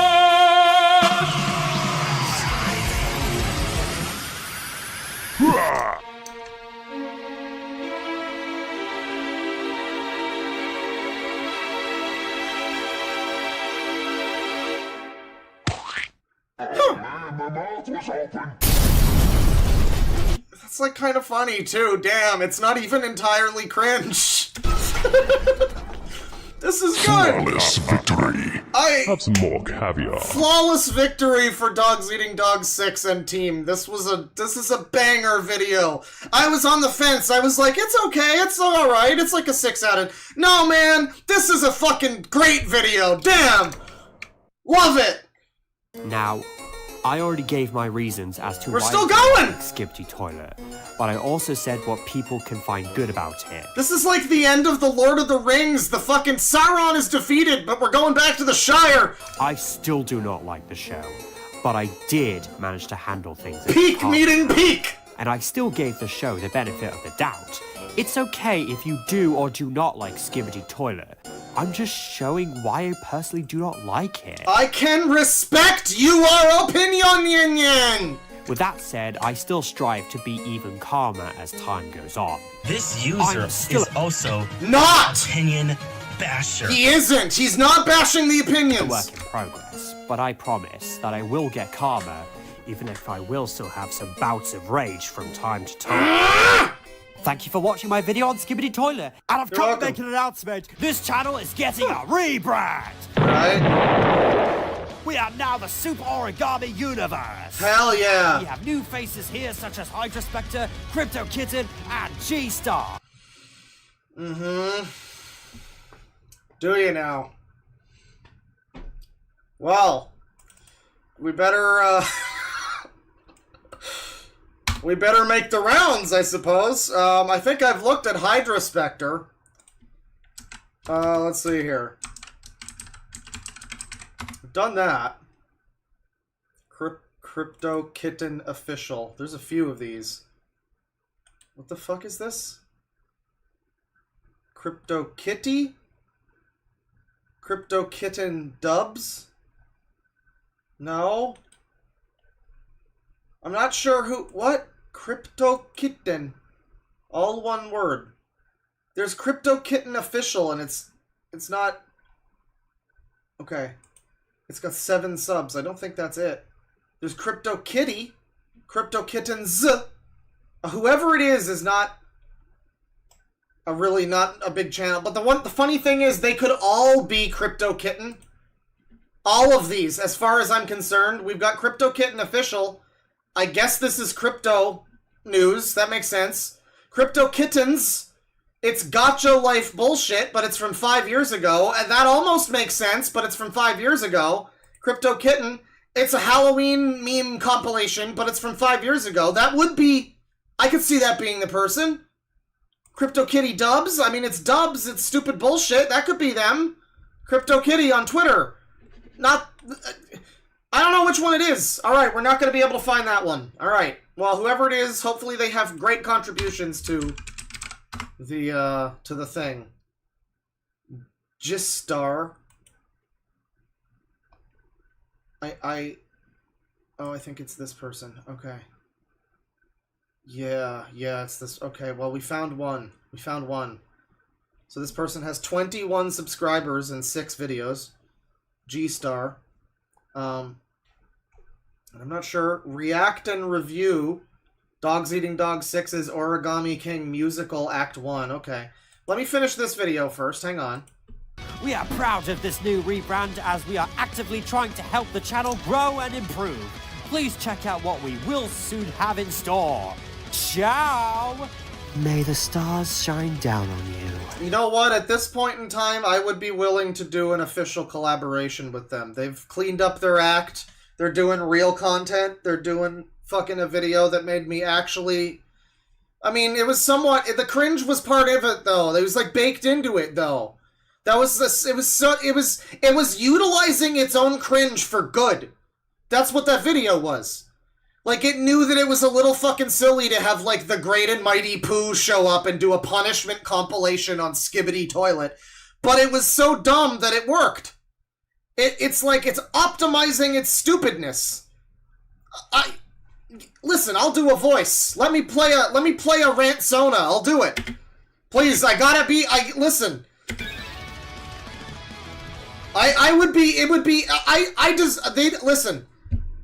Listen. I don't know if I'm on the level to deserve such a thing from them at this point in time. I don't know. You know, I'm like, oh yeah, please, no. I don't think I even deserve it yet. They've done so much here, you know, and I just, you know, No. I have to earn my right to maybe be in a Super Origami Universe video in the future. I have to do that. I don't know how, but I'm gonna do that. I'm not worthy yet. I'm just not worthy. After what we've seen, I'm just not worthy. I'm just not worthy. I can't do it.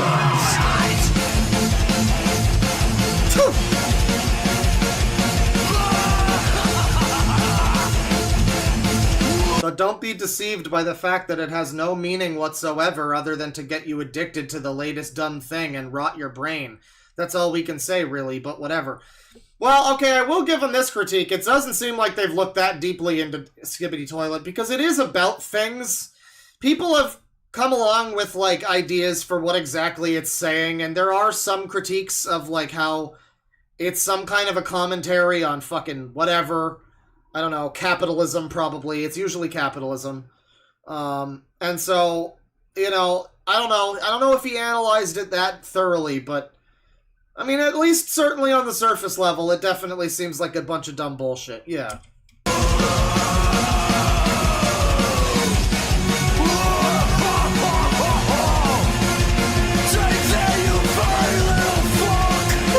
Is that literally Joel?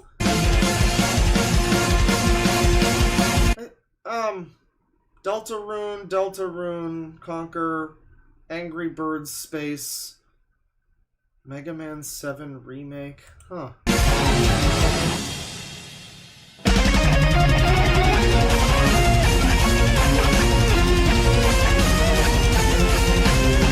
think that might have actually been... Dude, he actually edited it! Peak meeting, peak 6. He fucking did it. He edited it? I thought he had someone else edit it.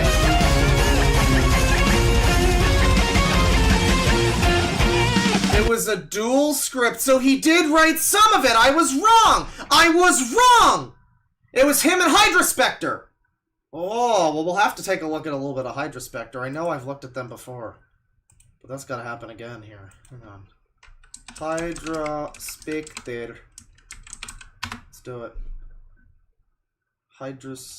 How is it spelled? It's two words. Okay. Oh good god. Hydraspector. Okay, well this is... Alright. There's a lot of things called Hydraspector, isn't there?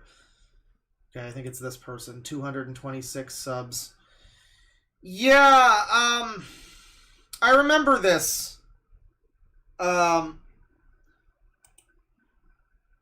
you, making you doubt yourself and hinder yourself, but it's now all in the past.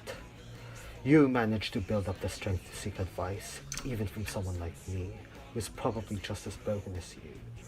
You managed to find the courage to make new friends, learn new things, and find yourself amidst all the wounds of the past. I think we determined that this guy was, probably trolling, because his channel is, Shadow giving advice on how to heal from childhood trauma. Sonic tells you to never give up. You know, I guess there's some other stuff here that maybe, there's some stuff that's not silly.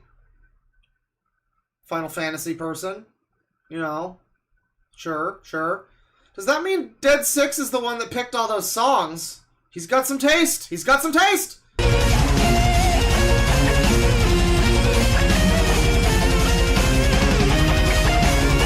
this is jabroni mic bait. My penis is satisfactory. I love my penis. Yeah, absolutely, dude. We need Shadow to do one of those videos. Alright, so, editing software, you know, plans for rants. He's gonna do Velma. It's gonna be him and Nail. Jurassic, Chad, and a secret person. Okay. Mortal Kombat, Annihilation, and then Megamind, and... Alright, so they've got some stuff. They're making new content, guys. And we're gonna be along for the ride for Skibidi Dogs Eating 6, Toilet 6. It's great. It's so great. I mean, as long as the pedophiles, you know, don't do anything to my channel or whatever. You know, whatever. But, Skibidi Dog Toilet 6 is here, and he's got some rants coming, and it's gonna be great. It's gonna be great. So that was a very exciting video. Peak meeting peak, frankly. I did not expect it to be nearly that good, It was competent. I feel like it's a little bit of a shallow critique. I don't think it went too deep into what might really be going on in Skibidi Toilet. I think there is probably some kind of... It's for the best that he didn't go into some media literacy thing about, like, fucking capitalism. Let's be real. Maybe we should be thanking our lucky stars that he just didn't go bread tube. Maybe that's for the best, you know? Maybe sometimes the shit show is just shit, you know? So they're going to watch Velma so we don't have to, so that's exciting. And that's going to be a whole multi-user stream, apparently, so that's awesome. Alright, Super Origami Universe, very exciting stuff. We got this G-Star person here, which, I don't know what... Oh, okay. It's a person... Okay, so they've got a series that reads creepypasta. You got one with Jeff the Killer, Tails Doll. Okay. Fan fiction dumpster diving. An intro, and then a reaction thing for Dogs Eating Dog 6's Origami Kingdom... Origami King musical thing that he does. Yeah, okay. Let me see here.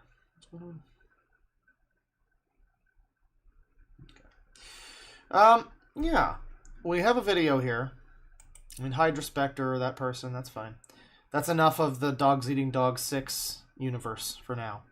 We have a video here that I think will be very exciting for people. I told people about this earlier, and it seems like it could really be something. I told people to save it last night, just in case, because it seems like the video might be one that will eventually get taken down. It's called The Most Toxic Site on the Video. On the video? The Most Toxic Site on the Internet. Good for me. And he's burning alive here, the Kiwi Farms logo. This is a channel. And yeah, the down thumb's not so great here. Not really agreeing with him overwhelmingly here, but, you know, hey, Kiwi Farms, again, not a perfect website. They got some problems, you know, not the best. You can make some critiques about them, sure. I don't know. This might be a bad video, though. We'll see. We'll see. Maybe this'll, you know, make us all hate the evil doxing, harassment, transphobes, or whatever. Kiwi Farms is an internet forum launched in the late 2000s as a place for people to congregate and facilitate targeted harassment You really did not want to make this the video that you make where you sound like this, man. I'm sorry. This is not a good... campaigns on various online figures and users. This is unfortunate. Over the years, what's that? Harassment campaigns on various online figures and users. This user... Over the years, Kiwi Farms has Is Chris Chan a user? Is that? I guess so. Built up a reputation as being one of the most ruthless, illegal, and most of all toxic corners all across the web. Oh, this is going to be a quality video. Being the spawning ground of numerous coordinated online attacks that have legit. Is that really? Oh, God. Oh, boy. Oh, dear. This is not gonna be good, is it? Oh, dear. Did Frank Hassel and fucking... What's his name? Was that a key? I don't think that was really... Maybe it was. Keffels definitely wasn't, though. So ruthless, illegal, and most of all toxic corners all across the web. Repeatedly being the spawning ground of numerous coordinated online attacks that have legitimately ruined a multitude of people's lives and... What types of people? I mean, that didn't happen for her, but what types of people? Has even claimed the lives of many others. Yeah, you know, we're 30 seconds in and we've already heard about the thousands of dead trans people that Kiwi Farm steps on every day. What a shame. Often being literally blocked for usage by countless service providers, it's safe to say Kiwi Farms has been one of the most, if not the... Look at all of the effort, though. There's a lot of effort in the video. I mean, he's got an army of Kiwis here. Look at this. He's trying. Most malicious forum anywhere on the internet. And today we're going to be covering how a site solely dedicated to online harassment has come to be one of the most prominent hate-brewing spaces anywhere online in recent memory. As well as covering some of the site's most infamous and dedicated to harassment. I mean, I guess if you want to view this, the fucking goalposts of harassment have shifted so greatly over time, you know, where harassment is now harassment is now they retweeted me. Like, that's literally, I've seen people be like, you're bringing too much attention to this person. You are endangering their life. You know, that's harassment now. You retweet someone, it's harassment, you know, so, I don't know, maybe, I guess. Depending on your definition, I suppose. The incidents that have left people's lives forever in shambles. They're bothering Ethan Ralph. He's not a hootin' and a hollerin' about this one. Strap in, as this is undoubtedly going to be a rough ride through the utter darkest depths of online degeneracy. Viewer discretion is advised. Wait, so Kiwi Farms is the darkest depths of degeneracy, not the people they look at? Oh.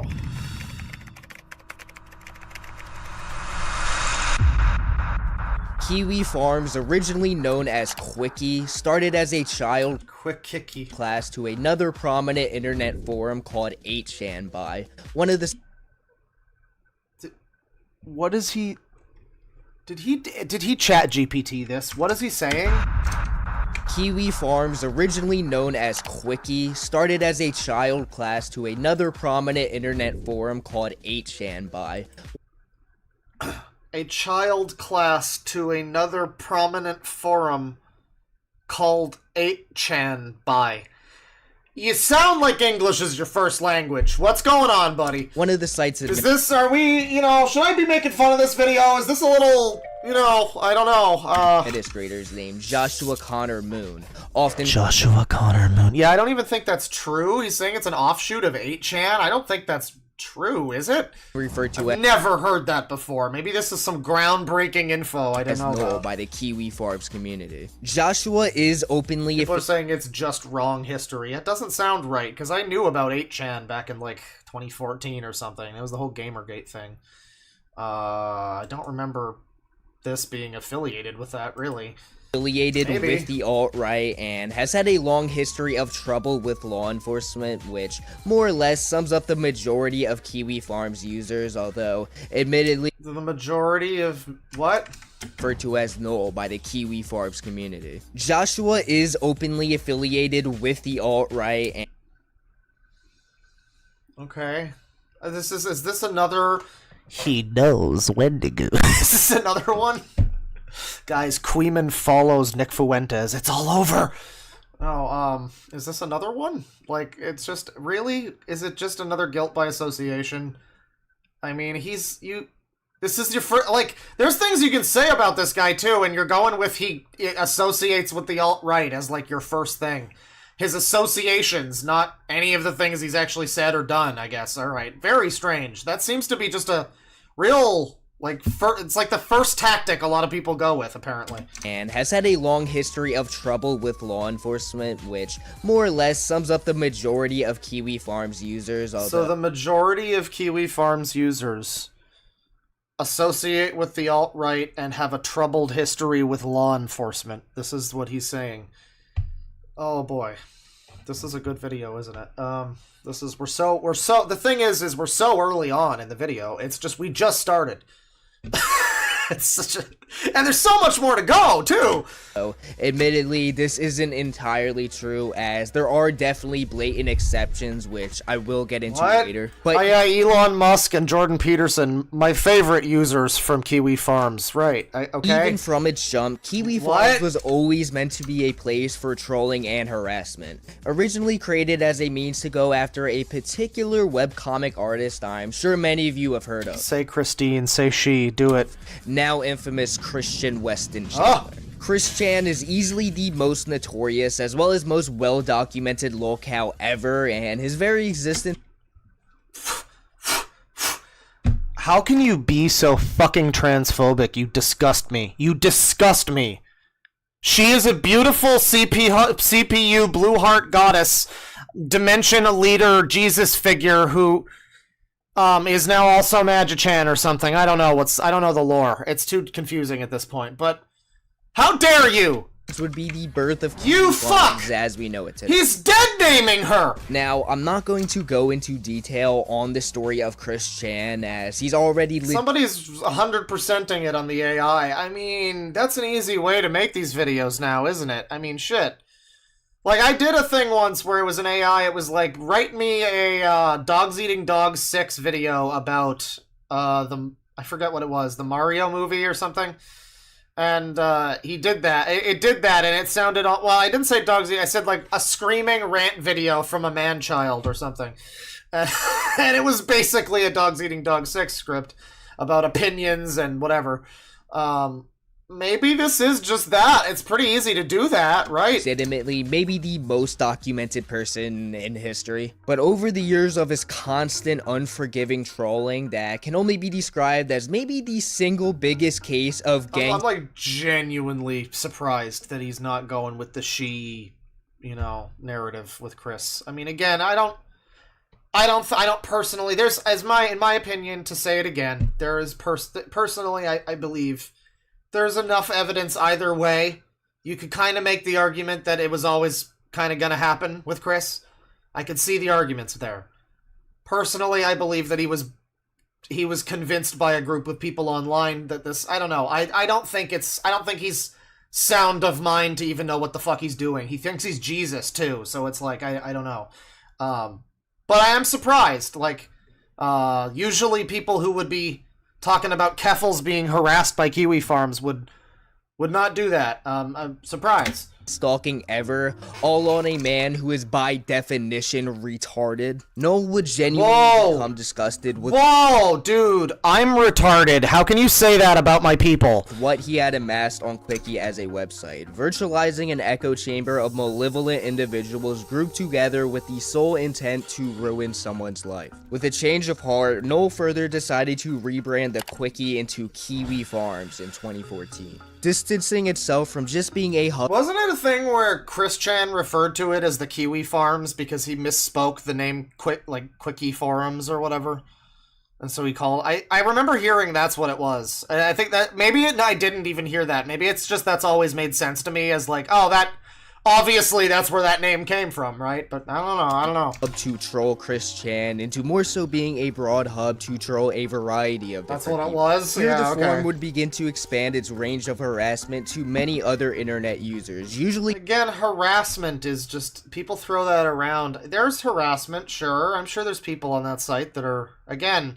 People do these generalizations, and you're supposed to be like, no, nobody has ever harassed any... No, I'm sure there's some. So, what's your point? Like, holding no punches with no means of coercion being left off. There's probably people on Twitter that do that. There's a lot of shit that goes on Facebook or whatever that no one talks about, but oh, it happens on Kiwi Farms. This is a problem, you know? No. Subtitles? No, thank you. Many of the site's users have explicitly said that the end goal is to make their targets commit suicide with. The site even going into celebration on the many times this was successful. The site even... Can we see some proof of that, or are you just not going to show that? Having a live counter that displays just how many people the site has killed over the... What? Is that real? Is that a joke that they have, maybe, and this guy's taking it seriously? Or is that just a total lie? I mean, I've not been there for, like, a while, but I don't remember them having that. That sounds like a lie. Years being put on show for everyone to see. Kiwi Farms has been known to flood targets with barrages of online harassment. Yeah, the counter is 0. Maybe that's why I missed it. The counter was 0. It's not a very bumpin' fucking counter, maybe. And it doesn't just stop there, with the forum's users frequently Supposedly I don't know how many people he's claiming fucking Kiwi Farms has harassed to suicide or whatever. Bullying can lead to suicide. I don't know what he's doing, but as to my knowledge, it's like 3 or 4 that are claimed. And most of them, it's been found out that it's actually like a complete fucking manipulative, like someone came along and just, oh yeah, she totally hated Kiwi Farms, yeah. And the actual suicide note is like totally different. There's been some talk of that, but also, yeah, I mean, I just don't think that's, I mean... There's like a few people. One of them I remember is this guy Bew. Guy, I don't know, person. This person, Bew, who used to be, I believe they were the designer of a BSNES. It was the name of it, I think. It was an emulator for the SNES that was extremely accurate. And this person, Bew, was like a known weirdo in the emulation community, kind of an odd individual to speak to, who was kind of fucking full of themselves. Long story short, a decade later or whatever, I fucking hear about Bew again, because Bew is one of the new supposed deaths attributed to Kiwi Farms. And I think that one was heavily disputed, too, that person might have just faked their death like a James Somerton thing, and just to blame Kiwi Farms or something. I don't know. But, yeah, that was another one, was just it's like, who's gonna do this? Probably someone who's notoriously like a fucking weirdo on the internet.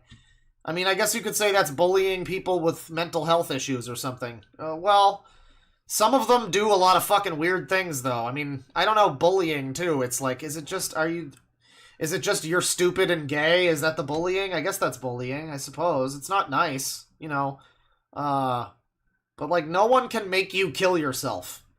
You know? I mean, it's... Whenever it's like, they made him do it. Did they? Really? They drove him to it. Were they the only factor in that? Really? I don't know. And even then, most of the time when that's brought up, it seems to be called into question. This person's claiming that it's like fucking hundreds of victims, though. Of online harassment, and it doesn't just stop there, with the forum's users frequently tormenting their victims in real life as well. Going as far as doxing, swatting, stalking, getting people fired at their jobs, and even physically assaulting the assailants of whom the forum victimizes. And it's not just anyone. Squeal, little piggy! Does he not, I mean, like, I guess he's being objective by mentioning Ethan Ralph and Keffels in equal measure, but, like, the thing is, like, this whole narrative never works for these people. They always try to be, like, dishonest and, like, they're just harassing random people, and then if you look up who these people are, there's a good fucking reason why people are not happy with Keffels or Ethan Ralph, dude. Like, people are gonna talk about it. Do you just want them to not say it? Do you want them to congregate privately where there's not even any way to, like, look at it? By the way, this background is giving me a fucking headache, but I think it's better that it's on a public website rather than being in, like, a secret fucking cabal where, you know, like, some shadowy shit. I think it's better that it's out in the open. You think you would prefer that? Like, this is literally just, how dare people have opinions about people? Fuck. On either, the site's users purposely singling out people of whom are often mentally disabled or in some way neuroatypical, as well as neuroatypical, everybody. Jewish people, and especially Jewish people. Oh, and especially transgender, especially the trans. You know, especially the trans are. Yeah, it's not good for they're very especially rude to the trans individuals and the Jews. Being huge prey for the Kiwi farmers, with one of the biggest boards on the site being solely dedicated to trans people alone. The forum's I mean, that's a critique I suppose you can make, sure. Participants are also extremely equipped in the realm of finding out about anything and everything. But it's also like, people are allowed to have that opinion, aren't they? They're allowed to... Like, this is a free speech stream. People are allowed to have the opinion that, you know, whatever, trans people bad or whatever. Don't hurt people or be rude to them in public, but you're allowed to, like, think it and, like, say it. I don't know. People really want to, like, crack down on, I mean, I don't think it's a distasteful thing to think or talk about, sure. And I, you know, don't really agree with all of that, but it's like, people are allowed to talk about it. You know, I mean, I don't know. It literally is just, people shouldn't have the opinions that I think are wrong. And I mean, I also, you know, probably widely disagree with a lot of that stuff too, but, what do you, I mean, they're going to speak about it. Human beings will speak about these things. What do you want? You want it to be private, where you can't keep an eye on them and, you know, shake your head the whole time? Like the guy on the Epstein jet? Could Oh. ever be to know about a particular person. There is genuinely some real FBI level documentation on some of the notable cases here, and the sheer amount of things that these people Okay, but come on. Darkside Phil's really bad at video games, though. Like, that sucks. I mean, come on. are able to Have you ever seen how bad he is at video games? Come on, dude. cover is honestly Bad face, disingenuous. astounding. When first launching Kiwi Farms, you'll find it's broken up into multiple different boards that all serve as different subsets of trolling vessels, although this isn't entirely the case, as there are plenty of more normal boards here. However, they are almost never as popular. Yeah, come on, Oh boy, this guy's using some interesting imagery for his character here. That's cool. Yeah, I mean, the FBI really needs... I should write an FBI report about DSP's gaming ability. I think that would be funny. By far the biggest one on the site being the lolcow Don't do that. board, which describes them as people with eccentric behavior who can be milked for entertainment. The site's first notable lolcow after being rebranded to Kiwi Farms in 2014, beside the obvious aforementioned Chris Chan, was a man named Justin RPG. An avid Pokemon fan and artist who was also romantically involved with a certain fictional dragon. In the grand scheme of things, Justin was pretty lewd art of that dragon there. Is a pretty unassuming character who just seemed to be a big fan of Pokemon. Pretty unassuming character, has vocalized that he's into children, I think, on multiple occasions, but, you know, pretty unassuming. Generally speaking, in the grand scheme of things on that site, I'd say he is. He's pretty tame as they go, as they come. He's just kind of funny, mostly. I think he said something about kids. I don't know. It gets hard to keep track. But, yeah, no, I mean, overall, yeah, he's just kind of more funny than he is. There's horror cows. This is a long video, too. Damn, I feel like he's kind of already said what he needs to say, hasn't he? Albeit a very big fan, often making art of himself consuming multiple Pokemon's feces and other bodily fluids. He also was a vorophile, which just means he sexually liked the idea of being consumed by somebody else, which he would also fully broadcast in his drawings. Oh dear. Justin would post his artwork to multiple threads across the internet in the early 2010s, and this video's pretty fucking racy, isn't it? To his Asperger. It's all censored, I guess. I mean, there's no bits or anything. It's just, syndrome. He didn't really understand the social implications that sending such lewd media was uncalled for on, say, just a regular Pokemon card trading site. This would feed trolls to a certain extent. So now he's just giving us the, like, history of Justin RPG? Okay. You know, there's a site that does that, actually. But even greater than this, much the same as Chris Chan, Justin RPG would almost always respond to any trolls, making him the perfect first candidate for Kiwi Farms to document. As Justin was really a perfect... Is that the first shot we've seen of actual people talking on Kiwi Farms? I think it's all been, like the threads, titles, and stuff like that. We're 6 minutes in and finally got a shot of, like, people speaking on the site. All these claims about the people on the site and everything, and what do we actually see first here? Candidate for Kiwi Farms to document. Maybe a Pokemon finally ate him. Christ, Chris's music was funnier. Justin's stuff is creepy and perverse. Wow, these monsters speaking very mild opinions and criticisms about Justin RPG. Thanks for showing. I love that when they do this, they usually show a screenshot like this that's, like, completely contradicting their entire, like, they're evil monsters, and they show it, and it's just some people talking. It's nothing. They're not even, you can't even find people that, like, was there nobody in the thread that was saying anything, like, sus? This was the best you got? As Justin was really a perfect target people could continuously milk laughs from. A thread for Justin would be created in the new... Surprised that Justin RPG doesn't have a thread yet. He's one of my personal favorite lolcows, blah blah blah. Okay, I love each other. This is all perfectly fine. None of this is kill him. None of this is like death threats or anything. Or doxing, or it's just, he's funny. Isn't this guy kind of funny, guys? Wow, monsters, depraved, newly established lolcow image board on Kiwi Farms, and from there, the rest is history. See, this guy just needs to learn to love each other. Kiwi farmers would troll and harass both him and his single mother until Justin had to purposely remove himself from the internet, with many people thinking he had actually itself, although... Yeah, there's like at least one N-word per thread. You could probably find at least that. Come on. This probably if you're gonna like to take him out of context or whatever, you gotta do it right. The case. But I only bring Justin up as, aside from being the first real lolcow of the site, his interaction with Kiwi Farms is actually... I like how every time I see this image of... I'm pretty sure this is Joshua Connor Moon, right? Joshua Connor Moon. I'm pretty sure that's him.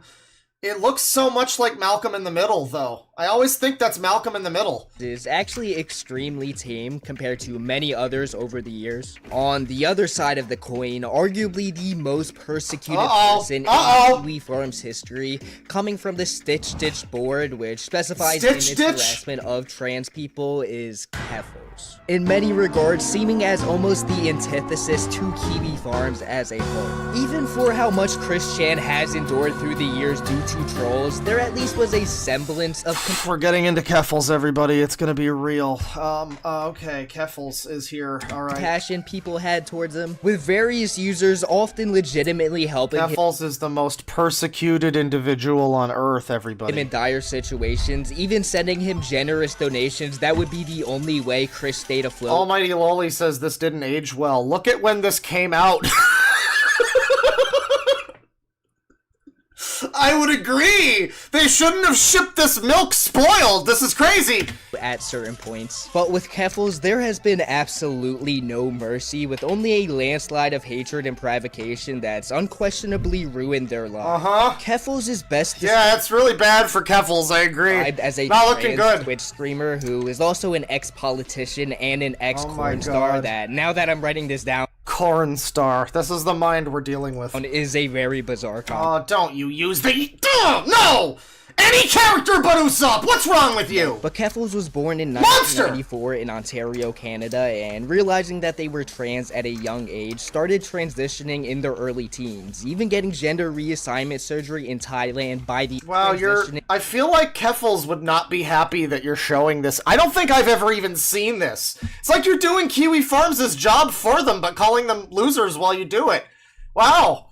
Good job! In their early teens, even getting gender reassignment surgery in Thailand by the age of 18. After attending the University of Western Toronto, they would then try their hand in... Is that Death Grips in the background? Alright, Canadian politics, running in two separate... Oh my god. Oh my god. What does this mean? Why does it say Hassan? Why does it say Hassan, chat? What's going on? Why does it say Hassan Piker, chat? Why is Hassan involved? God damn it! Races under the Communist Party, but ended up losing both times. So instead, they decided they would become a trans... Listen to the music, chat. rights activists of sorts, which they were significantly more successful in. Keffals would eventually join Twitch in 2020. It's subtle, but it's there. At first just doing regular... It hurts me. It's hurting me so bad. This video is hurting me. Gaming streams, but would eventually switch over to doing more political-oriented content after a wave of anti-trans legislation was passed in America. And this change in content made Keffals become noticeably more... Okay, I'm paying too much attention to this Persona 5 music. I have to go back. We have to go back, Kate! Sorts, which they were significantly more successful in. Keffals would eventually join Twitch in 2020, at first just doing regular gaming streams, but would eventually switch over to... You know, who needs the Mutahar video? Maybe this video is gonna run interference for the Mutahar video. Maybe that's the idea. Doing more political-oriented content after a wave of anti-trans legislation was passed... Do you want to try that word again? Political-oriented content after a wave of anti-trans legislation was...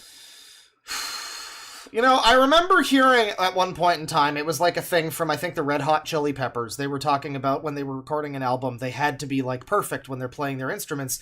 They gotta knuckle under and get good, you know? They can't make mistakes because they're in a fucking studio that costs, like, $1 million a fucking day to be in. This guy is not the Red Hot Chili Peppers. I kind of feel like he could have re-recorded that line. I don't know. I just feel like I would have, maybe. passed in America. And this change in Registration. content made Keffals become noticeably more popular, gaining a pretty sizable viewer base because of it. And due We're to not even up to the good stuff yet, guys. Keffals being a left-leaning transgender communist, it would spark a thread to be opened about them on Kiwi Farms that now today contains close to 4,000 pages just in Yeah, they're talking about toxic legislation on Stitch Ditch over there. It's such a shame. 2 years. The thread originally starting partly for Keffals getting popular streamer Destiny banned from Twitch, but mostly because Kiwi farmers felt although Keffals was grooming their mostly underage fanbase both sexually and into becoming trans themselves. Okay, Kiwi Farms felt this way. Why did they feel this way, sir? Can you explain it to us? Please tell us why. At the time, in addition to being a popular streamer, Keffals had been heavily promoting and selling HRT and estrogen supplements. DIY HRT, right. You know, they call this colloquially bathtub HRT for a reason, because you are actually supposed to make it and brew it in your tub. Which, I mean, like, okay, so let's imagine you're, like, say 14, you're buying trans estrogen stuff off the internet. You're supposed to fucking whip it around like a cauldron in your fucking bathtub. Do you clean the tub first? You probably would, right? I would assume so, like, I would think too, but maybe a kid wouldn't. So if they don't, that's probably not good, right? But also, like, what if they do? What if they decide to clean it and they've sprinkled Comet all over the tub, but they're a stupid fucking 14-year-old, 15-year-old. They don't know what the fuck they're doing.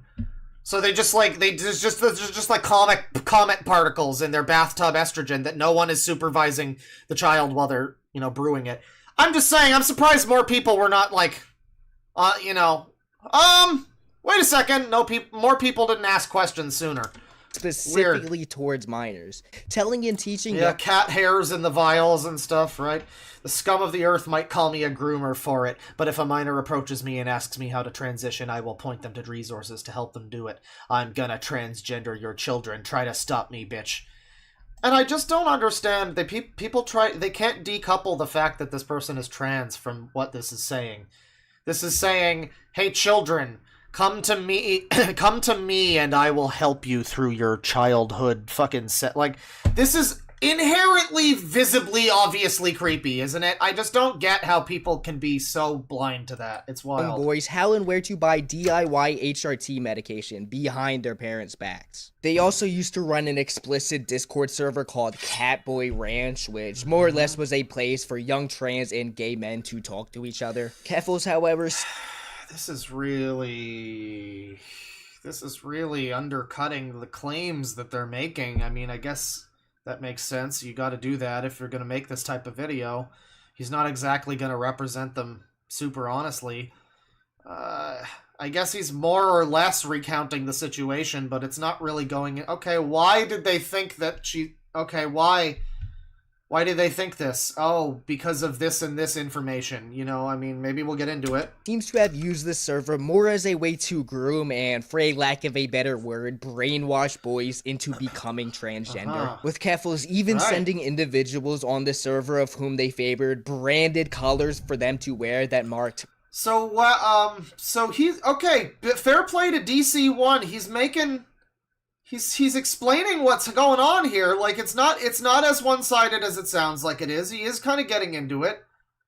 Like, I feel like you could watch this and still come away with it, come away from it being like, wow, Keffals is kind of a fucking weirdo. This is bizarre.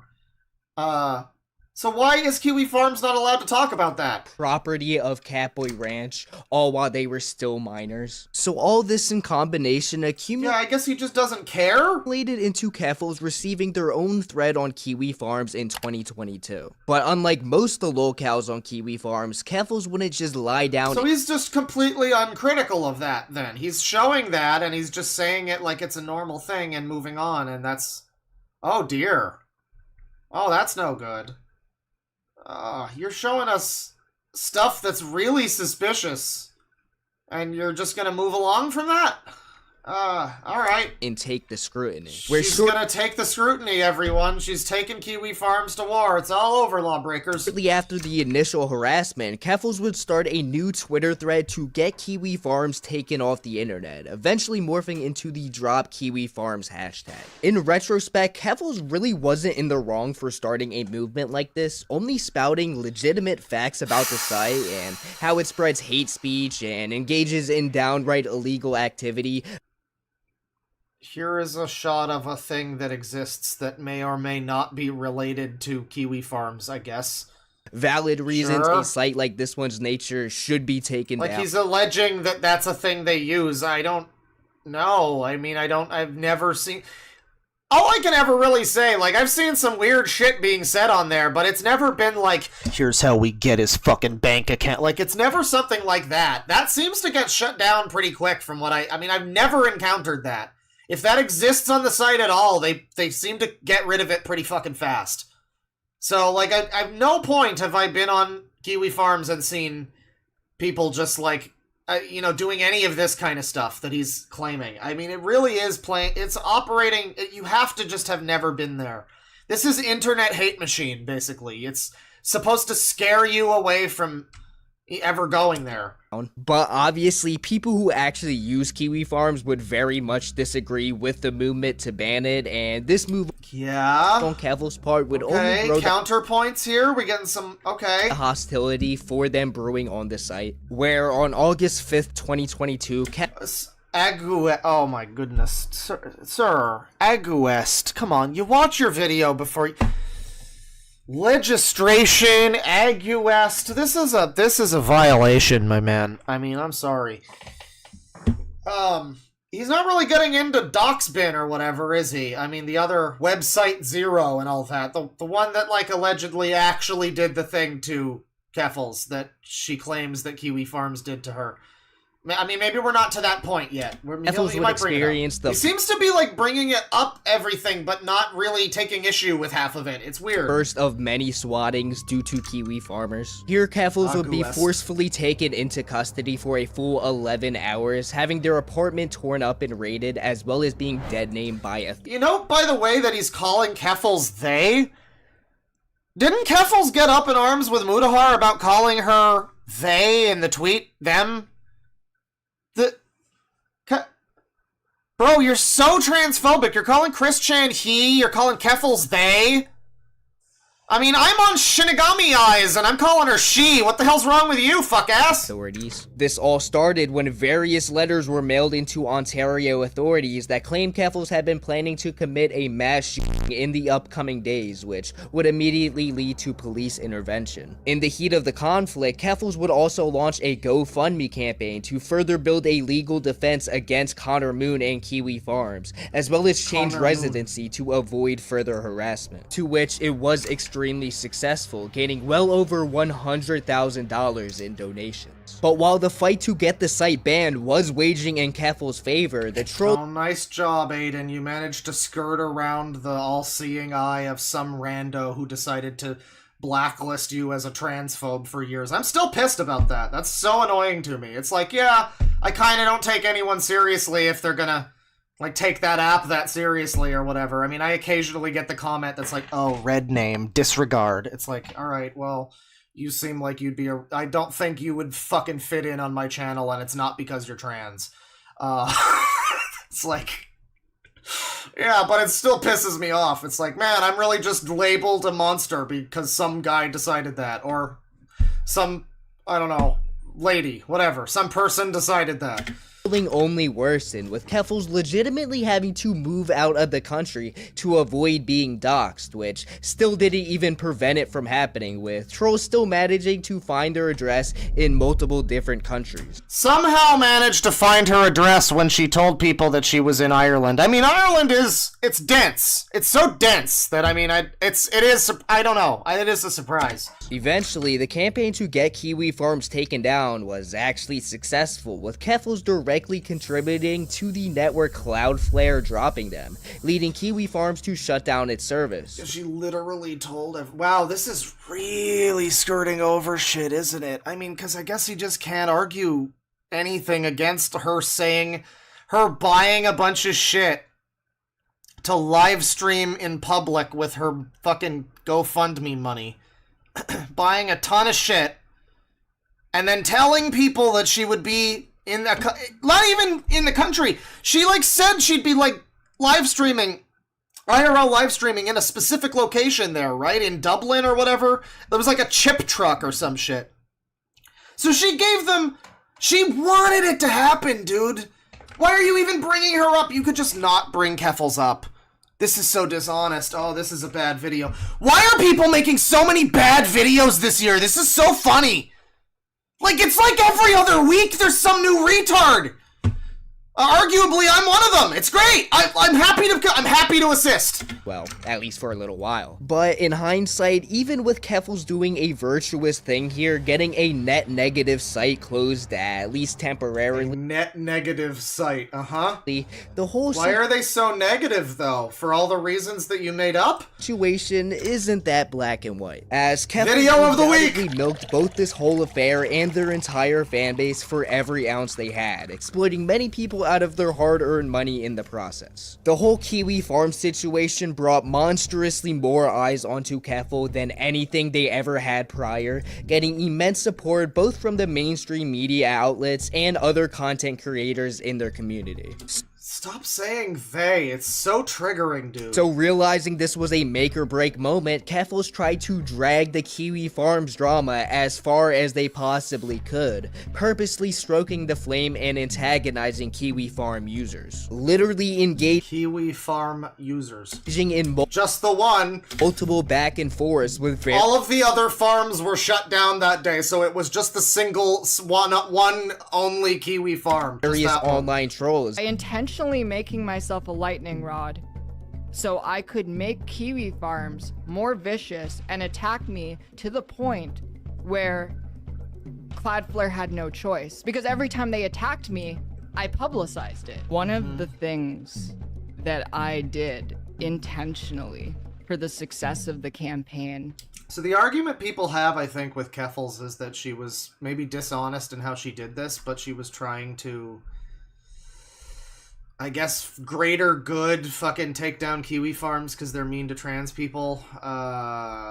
So she just faked being harassed a whole bunch because, oh wait, hang on, what's going on? Oh no! No wait, that's the other one, hang on. Oh no! Yeah, she just like super made up a bunch of harassment and faked it all. And allegedly, according to some people I think that are kind of Keffals faithfuls, the idea I think is sort of like, well, I mean, she did it. She did fake it all and, like, basically asked to be harassed and doxxed and, like, swatted and whatever. Like, she told them their location and everything. But she did it so that they would reveal themselves so that, like, Cloudflare or whatever. I mean, even if that's true, they're, like, stronger than ever now, so that's retarded. But, I mean, yeah, I don't know. It didn't really work. I mean... was make myself a lightning rod. I egged them on. I egged Kiwi Farms on. I wanted them to attack me. Because by doing that, I was able to show the world how fucking vile they are. Even sometimes stooping... Is it known that she faked the swatting? Because I know that she's, like, made stuff up in regards to what happened with the swatting, and he completely blew past all of that. Maybe that's still to come. But it's I think in the chronology of it, I think we're past it now. So she had like 3 different stories about how the video or how the doxing happened, or the swatting, I guess. But that did happen. Is it possible that she's the one that sent them the tip, right?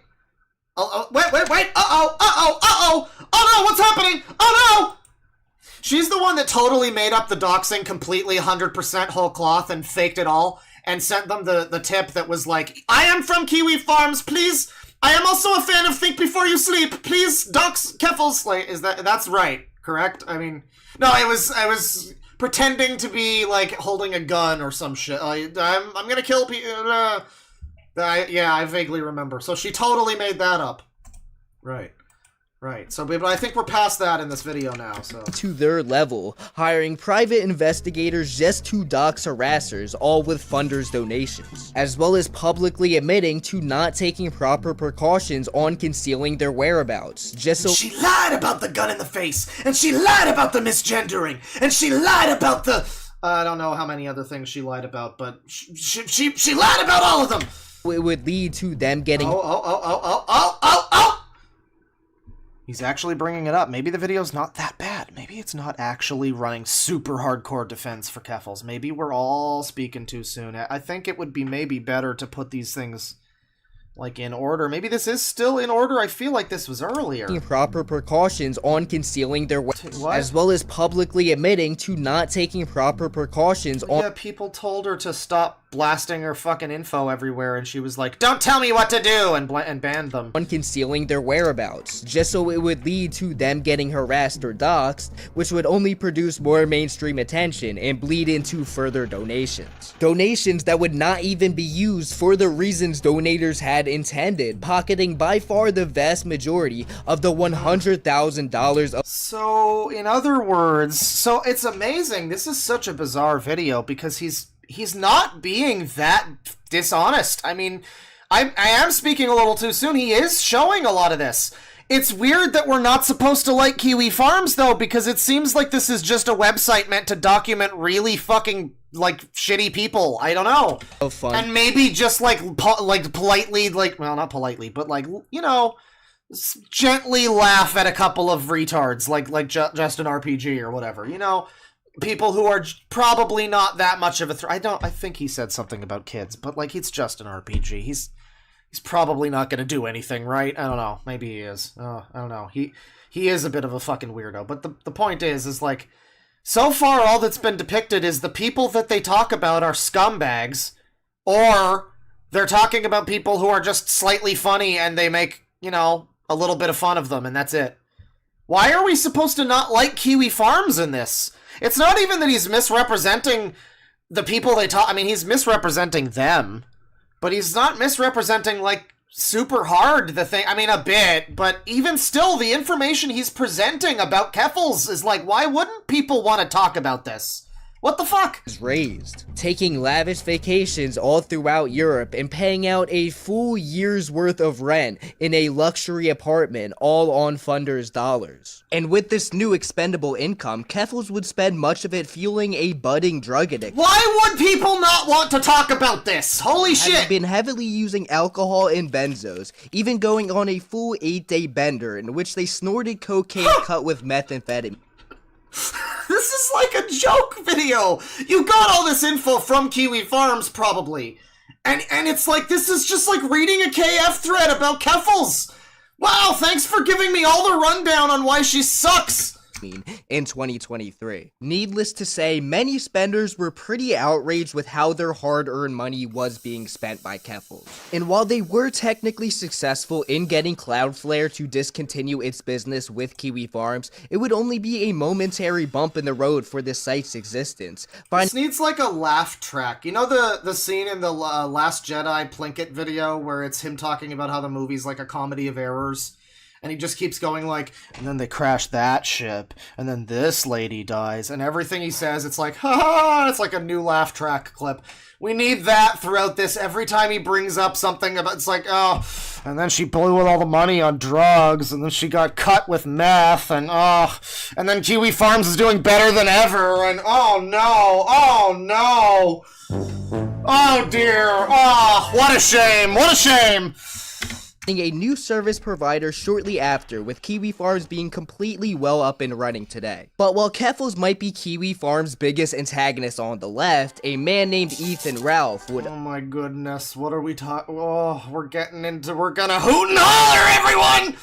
Oh, this is gonna be good. Undoubtedly be their biggest nemesis on the right, for very different reasons. Ethan Ralph, referred to on Kiwi Farms as the Gunt due to his excessive amount of body fat, is a banned alt-right— Bro, you've got uncensored slurs. What's wrong with this video? This is more...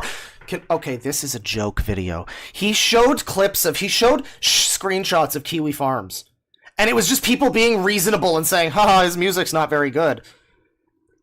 What are we seeing in your video, dude? What are you doing?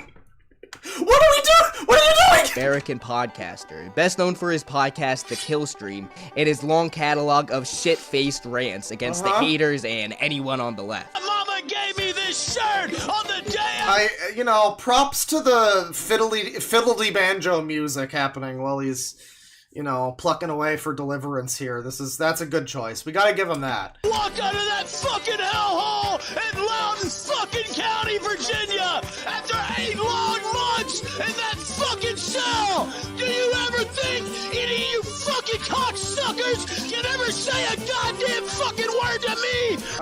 I mean, this is so bizarre. It's like you're condemning this website for making fun of these people, but now you've got this whole montage clip thing of how silly Ethan Ralph is, and I agree, he is. This is a good montage of what a dummy Ethan Ralph is. Well done. But like, why do you think people should not be allowed to speak about that publicly then? What the fuck? You don't know hard times, bitch! He started off initially as a respected mouthpiece for people involved with the alt-right, but due to his abundance of less than stellar memeable outbursts, is today more or less a bona fide locale. Maybe the end of the video will be like, yeah, Kiwi Farms is toxic, and that's awesome! Fuck you! Yeah! Yeah! Eat shit, libs!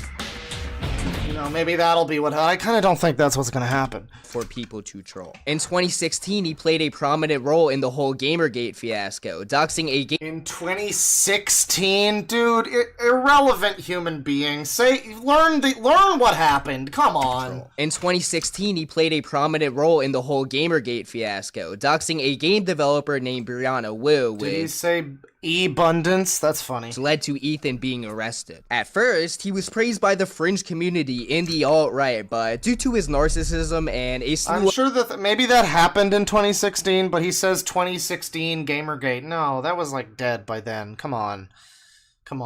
It was 2014, dude. Of internet and legal outbursts would quickly become a target of ridicule. You need like a bingo for a video like this that's just like Gamergate mention, transphobia mention, doxing, harassment, which is not really harassment, downplaying someone who, as a victim, who actually really kind of deserved everything they got, Where Kiwi Farms would swoop in for some good old trolling. Where on January 18th of that same year, 2016, the original thread about Ethan would be made, although since then, there has been an entire board dedicated just to him. The original thread just going over some of his worst moments, and from there, Ethan, Now you're actually showing 4chan, wow. Now you're actually showing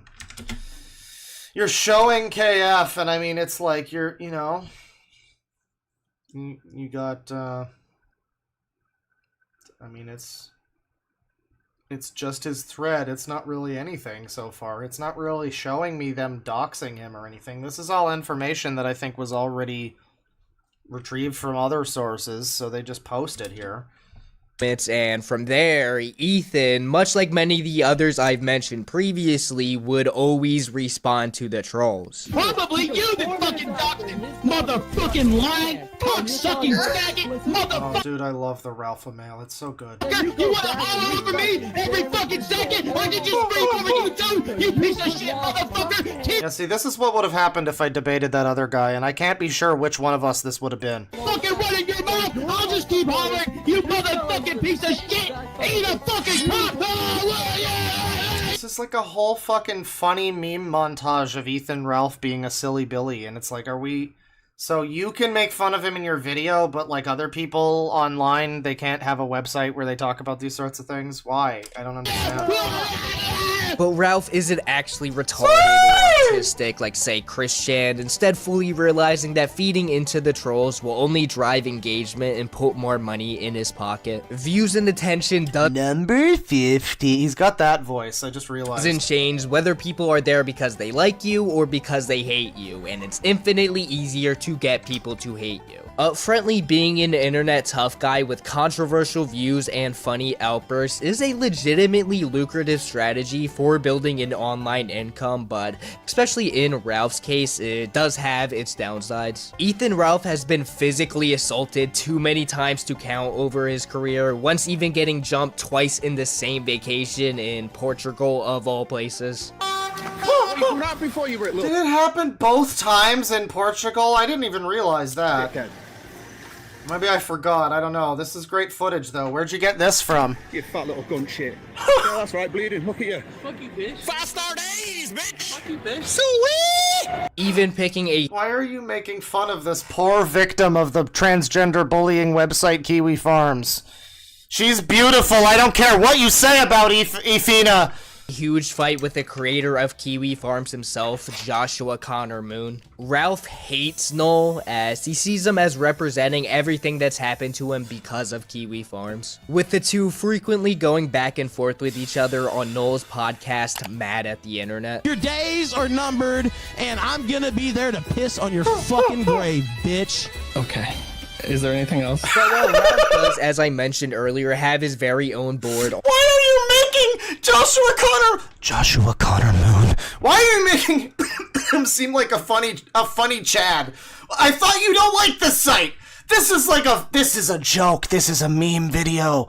This is a meme video. This is bait. Come on. Why would you show me a clip of him being funny? What is wrong with you? And I'm gonna be there to piss on your fucking grave, bitch. Okay. Okay. Is there anything else? But while Ralph does, as I mentioned earlier, have his very own board on Kiwi Farms, he could very much qualify to... Why is he showing us Keffel's L's and Joshua Connor Moon? Why is he showing us Josh's dubs? What is that about? Why are you... This is such a... It's not only not that dishonest, actually. It's actually really in favor of Kiwi Farms. This is so weird. Fit under one of the boards that I find the most interesting, simply called Death Fat. Now, there is a subsection to Kiwi Farms called Lolcow Saloon. Yeah, I am fat, so I don't like this. Which is specifically targeted for lolcows. Now, hang on. I wonder if this will get into the fact that the Lolcow Salon is like... Wait, did he say saloon? There is a subsection to Kiwi Farms called Lolcow Saloon. That's all I'm gonna say on the matter. I wonder if he's gonna get into the fact that this is like exclusively women that use this section of the site, because that's well, maybe not the Stitch Ditch section, but beauty parlor and girl talk, I guess, at least those are. There's a lot of ladies in that section, from what I understand. Which is specifically targeted for lolcows, a female demographic who would enjoy trolling. Contrary to what many seem to believe, men are not the only ones who can be toxic on the internet, with Kiwi Farms having a plenty active female user base as well. Yay! Equality! With them often being much more toxic than the men. This is true! Death fats are individuals who are so morbidly obese that there's an obvious visual indicator that their weight will be the death of them. Believe it or not, there is a pretty... Wow, that sounds like a lot of ludicrous people. It's I bet there's a website where people would make fun of people like that, and in that popular sub... You know what that guy said I was doing for the pedophile website? I think that's what this guy's doing. He's like, this is supposedly like condemning Kiwi Farms, but shit, I don't know, man. You're really making a good case. This is an advertisement for Kiwi Farms. Did Joshua Connor Moon, did he pay for this? Genre on YouTube and other platforms like TikTok, where morbidly obese women showcase their lives and what they eat in a day, often also fizzling in with mukbang content. These types of content creators have a generally female audience that usually falls into one of two categories. Group A are women who are dieting, who watch others eat large portions of their favorite dying with a T dishes as a way to vicariously feed their cravings. Then Group B are usually thin. Maybe this is like a joke video where the at the end of it he gets like red pilled, and he's just like, "Wow, actually, I can kind of see why this site exists. Yeah, the site's pretty good actually. All right, end of video." even anorexic women who come to make fun of and troll these creators, which I think you could assume what category Kiwi Farms users fall under. Death Fats is a forum that showcases some of the most milkable lolcows that fit this description, and has even led into some real-life serious situations. One of the most popular lolcows on this board, having close to 9,000 pages just on one of their threads, is... Yeah, I mean, that's one thing I will say about KF is, they will pick some people who... is this Foodie Beauty? I think this is Foodie Beauty. They will pick some fucking people who... Foodie Beauty is pretty interesting.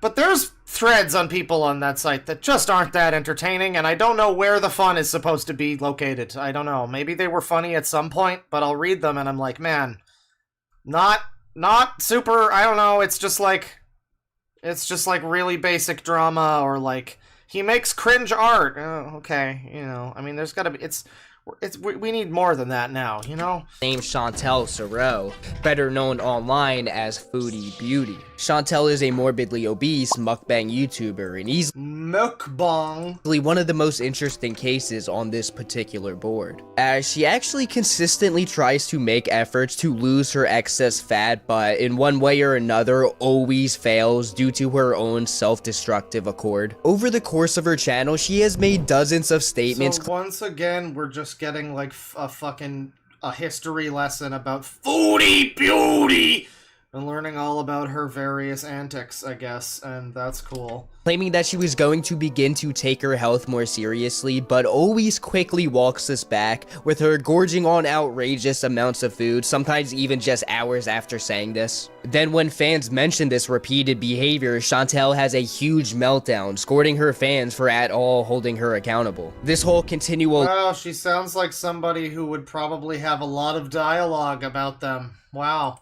Loop of starting a diet, failing, then breaking down has been dubbed by Kiwi Farms the Chantel cycle, and has left many of her viewers frustrated with her inability of ever following through with anything. But not all of her fans, as separate from the two types of mostly female viewers who watch this type of content I mentioned earlier, there's a small minority of men who enjoy Chantel's content for completely different reasons, called feeders. A feeder is a usually... This is going into so much detail. Are we gonna learn about how Josh is a feeder? But this is going into so much detail. Wow. Skinny man who was aroused by much larger women. Did he say frustrated? No, he did not. He did not say frustrated. This is gonna make me so butt frustrated. Failing, then breaking down has been dubbed by Kiwi Farms the Chantel cycle, and has left many of her viewers frustrated with her low IQ individual. I'm sorry, it's a 70 IQ knuckle dragging mouth breather, you know? Inability of ever following through with anything. But not all of her fans, as separate from the two types of mostly female viewers who watch this type of content I mentioned earlier, there's a small minority of so fucking frustrated. God damn it. Men who enjoy Chantel's content for completely... I'll read the comments at the end if I remember. ...different reasons, called feeders. A feeder is a usually skinny man who was aroused by much larger women, enjoying the idea of feeding their woman so much to the point of complete immobility. With Chantel's content aligning with this fantasy to a T, many viewers of hers are men who are watching with a very different intent than she had anticipated, frequently leaving lovely comments. Regardless, admittedly, Chantel's misfortunes are more often than not of her own fruition, but trolls have done a sizable amount to egg on her downward spiral. With Chantel having a tendency to overshare on a lot of details, especially regarding... My man, you didn't even need to include a large segment about Chantel. I don't know why you even included this. This is ultimately irrelevant to Kiwi Farms. It's ultimately not even relevant. You could have omitted this whole part. It's like the fucking Wendigoon part of the conservative horror movies video. It's not even fucking related, frankly. But you chose to keep it in, and you chose to include... Oh, you chose to include frustrated and... having a tendency to overshare on a lot of details, especially regarding her... Fucking especially! Her love life. He was like, you know, we're looking for another girl to fool around with. You know, we want to try having a threesome. She's bisexual. Naturally, I woke up to the... Claw Papa, this is bait. Listen! Listen! If it's bait, it's really good. This is a great video if it's bait. This could be a really, really bad video, but it's so funny. It's like it's in a... it's one of those fucking paradoxes. It's like the, what do you call it? The one with the box. The cat in the box. That one. You know? It's like we don't know if we don't know if this video is horrible or really, really good yet. It's hard to tell. It's really hard to tell. Feeling of having to be sick. I don't even know where the bathroom is. So I ran like through the little hall. It comes out both ends. The barf goes projectile all over. The poop goes all over their floor. Which has led to ample ammunition for trolls to harass her and her numerous lovers. She's continuously spoken out against her detractors. It's just like this entire video is, there are a lot of reasons why people like to make fun of people on the internet. Anyway, Kiwi Farms is bad.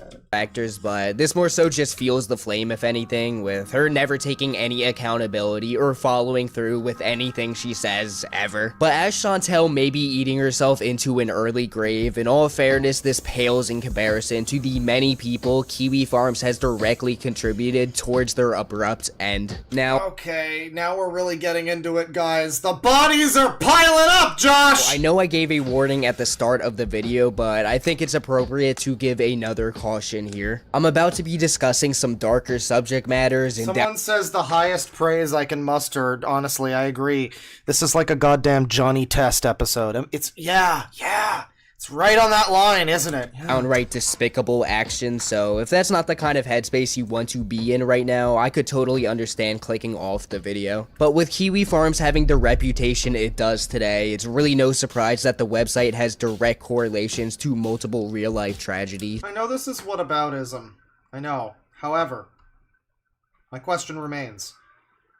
What about the fucking people that Kiwi Farms has, like, helped to put in jail? What about the, like, zoophile fuckers that are in prison now, in part because of stuff that Kiwi Farms users did? I don't know, it seems there's, like, active attempts to do things to stop criminals on that site. But people only ever discuss the hypothetical, possible, maybe someone died, possibly. Kiwi Farms might have made them want to kill them, maybe. Yeah? Well, maybe they were a criminal that was gonna go to jail. I don't know. With users really going above and beyond to get people to commit, even invoking very creative strategies like mass reporting posts someone makes about their mental health, just to ensure that people around them don't see it and never reach out to help them. The first serious case of this started in 2013, where a campaign against a transgender game developer named Chloe Segal was... Oh my god, I remember Chloe Segal. This was 10 years ago. I mean, that's before then, even. She was like raised as a specter over fucking Gamergate for some reason. I remember people just bringing her up and it's like, what? What? No? What? Who's this lady? What's going on? Created. Chloe is best known for their development of the popular indie horror game titled Homesick, in which it had been praised as being one of the best games of the year it came out. The harassment against them started when it was uncovered the crowdfunding raised for Segal to deal with a metal poisoning infection from a near-fatal car accident was in fact actually being used so that Segal could have gender reassignment surgery.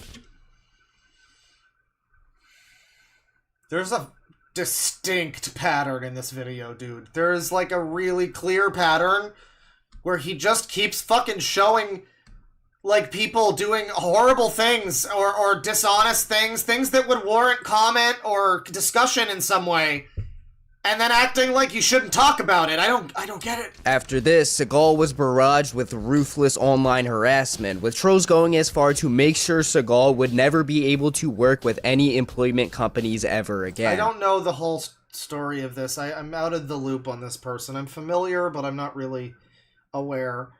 So I'm not going to be able to call it on all of the things that might be not totally accurate here. But I mean, he's pretty open about all of the misdeeds that a lot of these people fucking do, though. And it's like I'm already like, yeah, I mean, at least people probably don't like this woman, right? Like, they probably have things to say about her that are not positive, right? And that's because of actions she did. So why Why is it toxic? Why is the Kiwi Farms toxic? And after years of online harassment that crippled their income and a slew of mental health crises, in 2018, Seagal would go into a Portland, Oregon park and light themselves on fire, leaving nothing behind but a final death note that read as follows. My death cannot be silent. It has to be loud and political. My entire life, my experience, my education has led up to this moment. I can only expect trauma and death from my existence. After this fatal incident, Joshua... Oh, right. So which part of that said Kiwi Farms? Connor Moon, along with other Kiwi Farms users, went into celebration in a since-deleted YouTube... Yeah, that's probably in poor taste, I guess, but sounds like she was not necessarily a great person. I mean, it's unfortunate, you know, I don't know, but like, whatever. Dream. Kiwi farmers mocked and lamented over Seagal's passing. It's maybe like the worst thing so far about Kiwi Farms is they were mean to someone after they killed themselves. Yeah, distasteful, I suppose, but whatever. Whatever. Ultimately, I guess is it toxic? I suppose, but it was also like 10 years ago, wasn't it? Some users even increasing the kill count on their user pages. What does that mean? He mentioned that before too. I don't know what he means. I've never seen that before. Maybe that happened like a decade ago. I don't remember a kill count. And he means like some users are increasing it. Maybe it was like a meme on the site, like some people had it in their bio or something, like a little kill counter as a joke. But like, did they kill? The suicide note, that person just seemed to be mentally ill, and the suicide note was like, alright, this is politics, whatever. It didn't name Kiwi Farms, it didn't name anybody, it wasn't really all that fucking, I don't know. Why are we attributing this to Kiwi Farms? Just because they're the ones that were documenting the dishonest things that she was doing? Has since come out to claim zero responsibility for leading to what would have... We got the Josh Mom pick. They always use the Josh Mom pick. Keffels love that one. ...eventually happened with Seagal. Kiwi Farms has also been involved in harassing another non-binary game developer. Oh my god, not another one. Another non-binary hit the World Trade Center. Point of you-know-what. David Kirkginder, better known online under the pseudonym Near, was a I think this was the guy, Bew/Near. He was also known, he or they, whatever, non-binary, I'm not sure. Person named David who has an avatar that looks like this. Oh, fuck, what did I just do? Good for me. Where was I? We were past Chantal. We had Near, alright. Yeah, Near, this guy is the one. He's the one I described earlier. He was a known weirdo in the emulation, like, retro gaming community. Back, like, a decade ago on 4chan in, like, VG, or what, not VG, VR retro games, and other boards. I guess VG maybe, some emulation general or whatever, but, yeah, weirdo emulator guy who made the most accurate SNES emulator. And allegedly the emulator, it was so great. He was really fucking full of himself for this emulator that, it was really full of himself. Apparently it was the only emulator that could play a game. It was a Japanese-only golfing game for the fucking Super Famicom. And it was the only emulator that could accurately play that game. And he was very proud, and like other emulators weren't shit.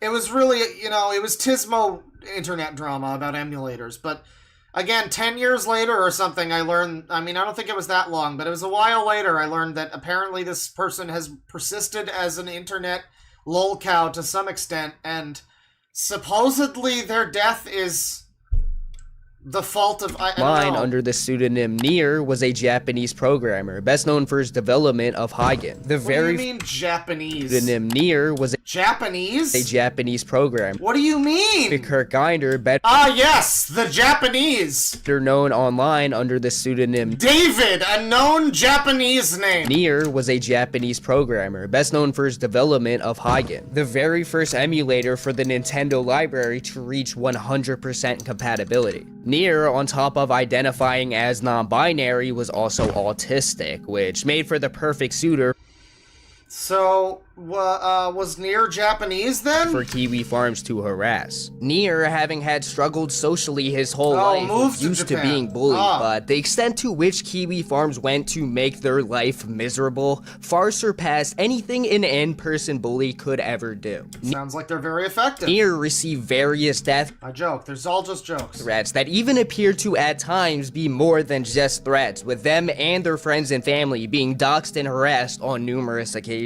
They would also be constant. I mean, why do we... Is there proof that it's Kiwi Farm? It's always just this, like, this understood thing that, oh, it had to have been Kiwi Farms. He did not mention Doxbin, by the way, when the Keffel segment was happening. Didn't mention that. Didn't mention anything in relation to how that wasn't even the fucking site that, like... I think he might have brought it up. He might have brought up something, but he did not mention the site or website 0 or anything, which... is interesting. But yeah, it's this understood thing that Kiwi Farms just has to be... Bew was never doxxed. The thread just said, oh, I guess this guy is weird, kinda, and then he showed up and said, hey guys, I guess some of your criticisms are true. What? Bew was never doxxed. Okay, so this is just all lies? Okay, weird. Weird! Yeah, weird. I mean, he's not showing any fucking, like, images of the website, so, that's what I'm saying. It's this assumed thing that, oh, at Kiwi Farms, they had to have done it. Where's the proof, though? Is it just, do we just have to listen and believe?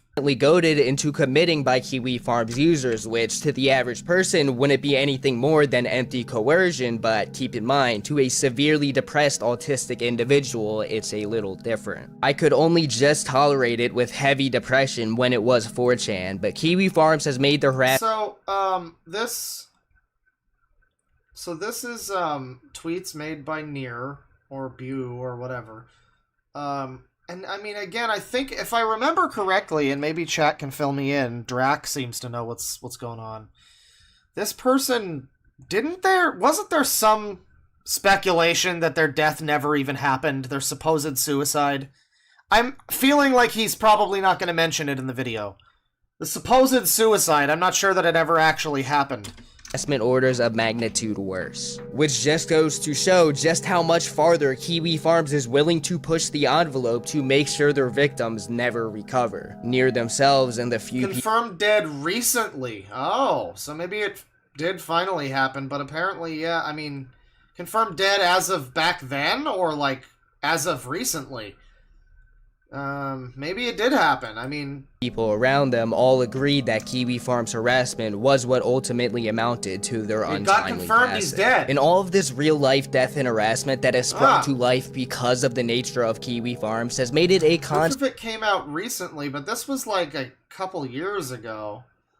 So yeah, I mean, people ran with that narrative. I mean, maybe it's possible that, I mean, it's an unwell person. I mean, that's eventually, even if that's all true, that, I mean, you don't really know if they're, like, at blame for that, just because they're I will say, there seems to be less about the guy that's like, but no, because that person said that that's not how the thread was at all. This sounds very suspicious. An uphill battle for Kiwi Farms to stay legally. Thank you to Nathan for the 5 gift memberships. Look at that fucking shit. Thank you very much.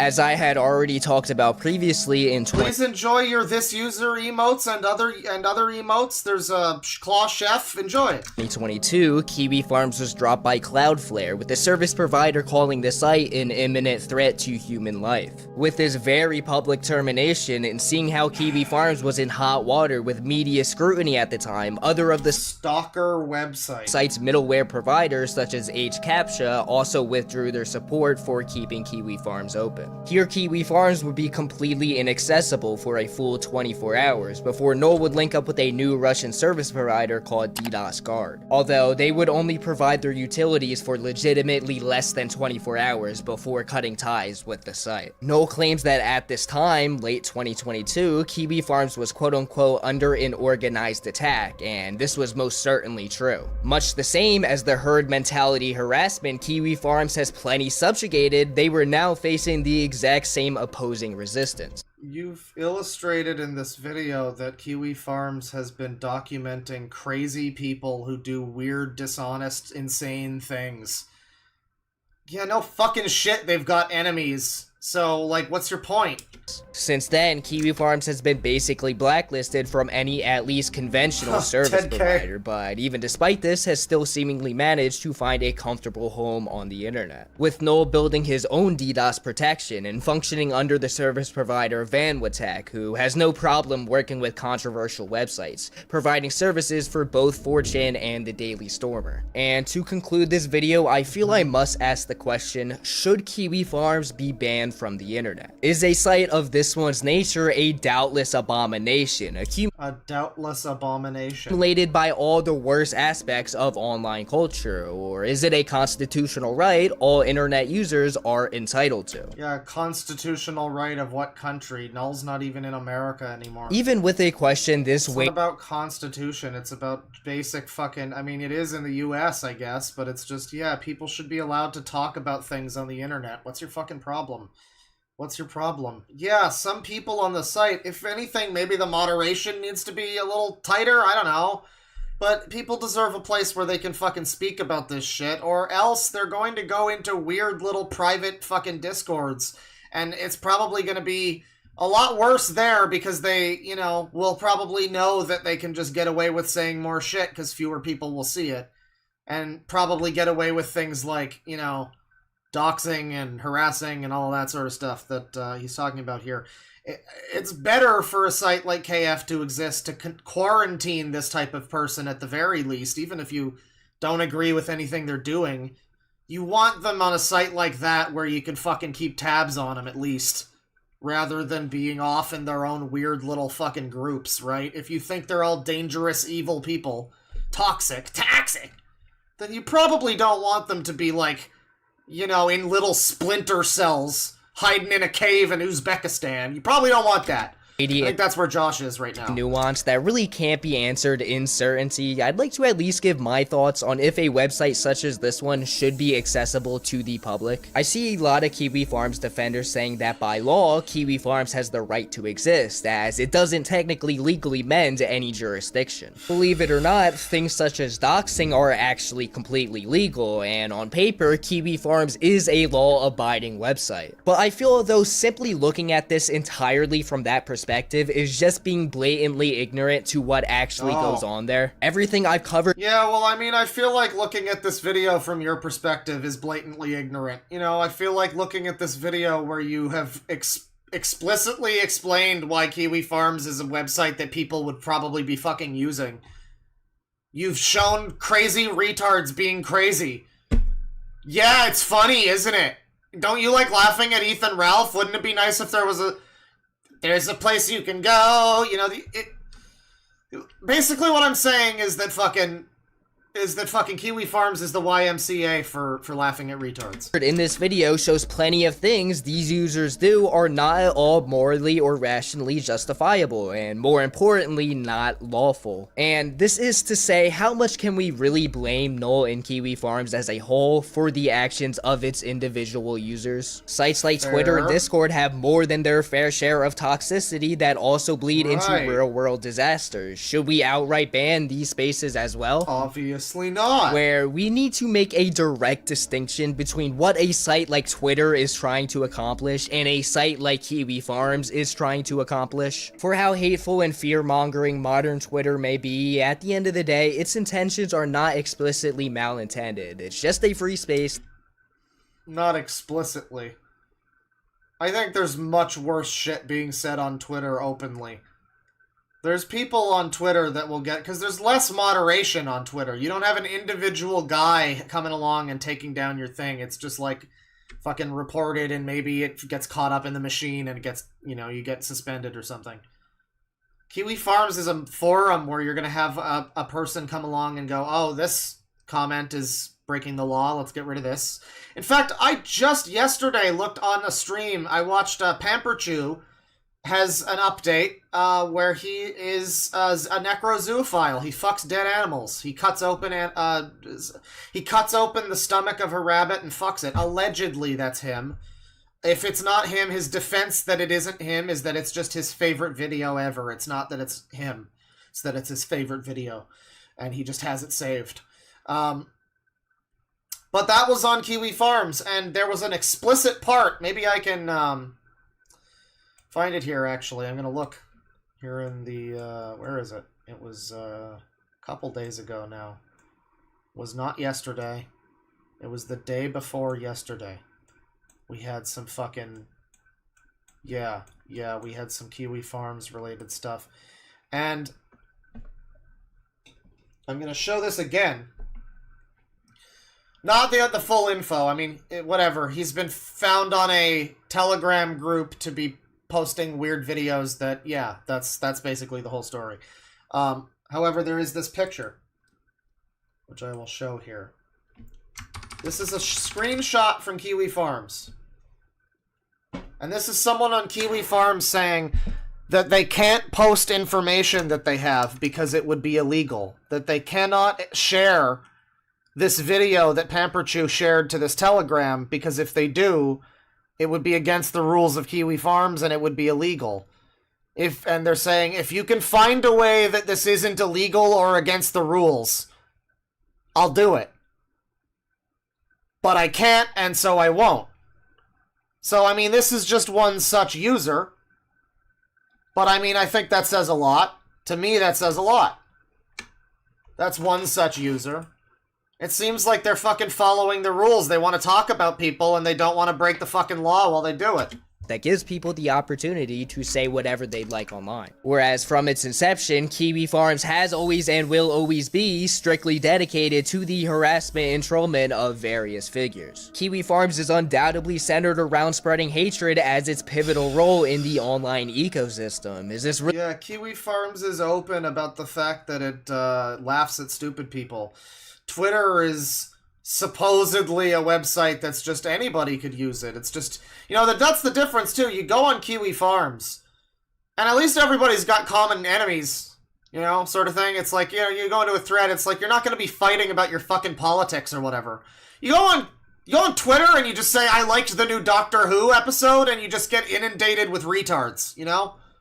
So, I mean, hey, I don't know. Who's really the most toxic? Really the type of site we want to have up and running. Candidly banning a site such as this one would be a full picture good overall move. But at the same time, this is also an incredibly slippery slope. I mean, there are plenty of websites... Trollment? Okay, what the fuck is trollment? What the fuck? Twitter is trying to accomplish, and a site like Kiwi Farms is trying to accomplish. For how hateful and fear-mongering modern Twitter may be, at the end of the day, its intentions are not explicitly malintended. It's just a free space that gives people the opportunity to say whatever they'd like online. Whereas from its inception, Maybe I said trollment. Farms has always and will always be strictly dedicated to the harassment and trollment of various figures. Trollment. He did.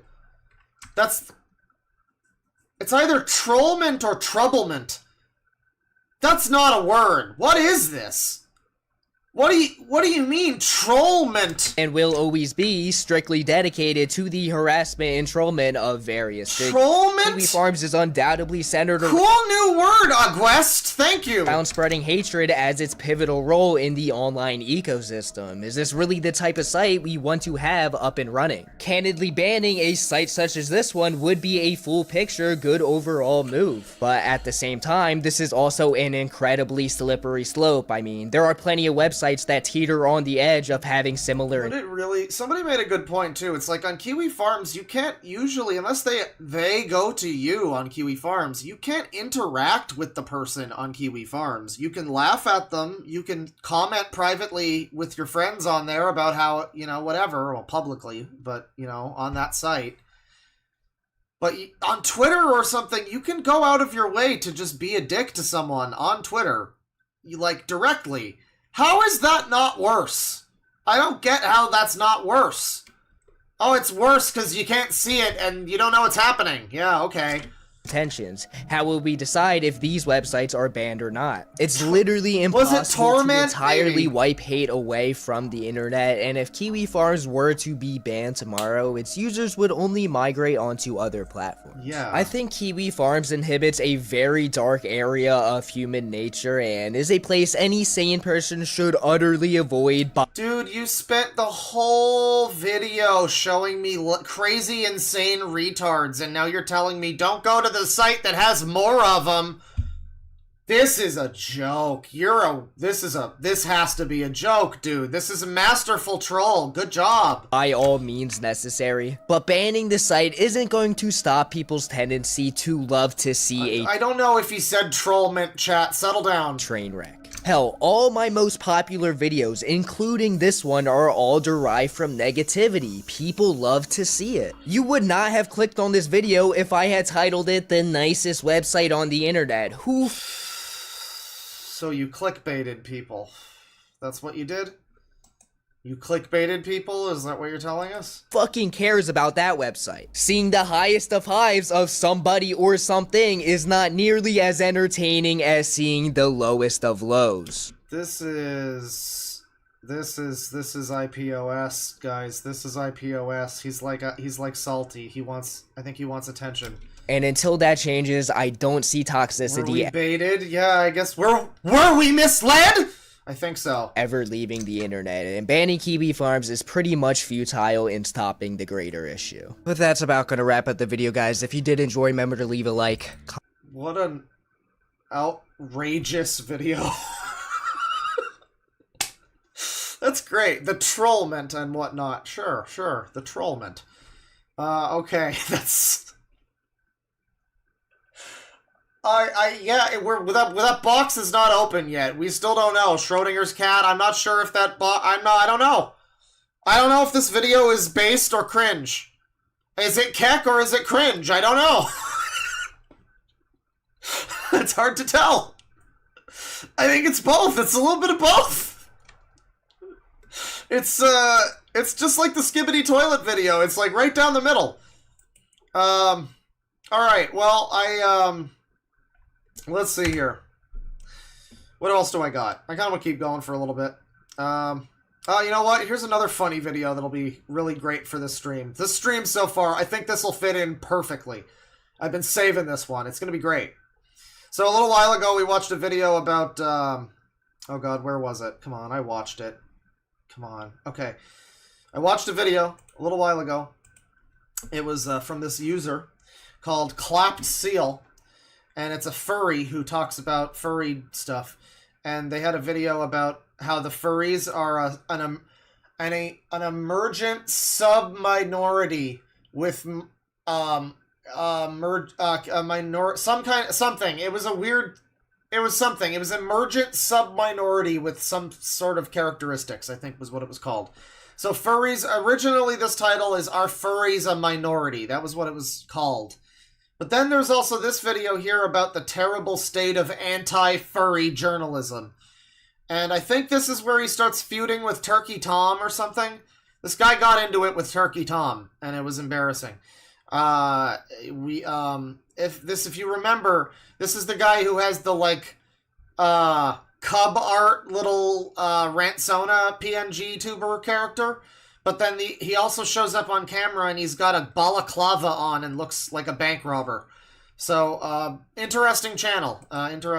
Nothing in the world is more dangerous than sincere ignorance and conscientious stupidity. This passage can be found in a 1963 book, Strength to Love, authored by none other than Martin Luther King. He wrote of a dichotomy between people's intentions Martin Luther King here in the furry video. and the reality of their actions. A conflation that manifests in agony, brought by slight dislike, not super... Not a bunch, you know? Those incapable of thorough understanding, those who are ignorant. And how in all of this, despite the agony, they know not what they do, they walk in blindness. For those that don't remember or weren't here last time, his video about Are Furries a Minority, not only did it bring up the Holocaust out of nowhere with no rhyme or reason, but it later gave trigger warnings for some other innocuous thing that I completely forget. That got a trigger warning, not the Holocaust. So here he is talking about MLK.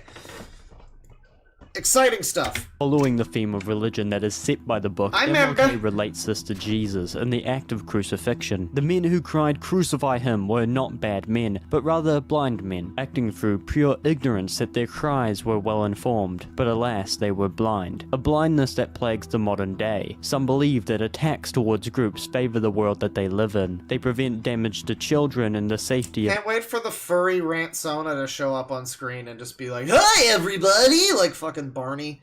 That's because you know what's gonna happen. I mean, currently we're in like the Doomer intro, I guess. For animals. Consider our media, which generates a substantial volume of information from which we consume. In the modern age, media has become ingrained into everyday life. Day in and day out, we consume media from all directions. And nobody understands what the fuck is going on. In the midst of all this information stands an emerging and... We have somehow both too much and too little media literacy at the same time. Indispensable, sometimes from the same people, piece of the journalistic puzzle: social media, fastly becoming a crucial tool in modern communication and thus journalism. Never before has communication been so widely accessible for anyone to access and share information across the world. It is without doubt that social media has become an increasingly important factor in modern journalism. Born today is a generation of journalists generating free videos of content. Oh my god, oh no. Oh, journalists, everybody, like Noah Samson.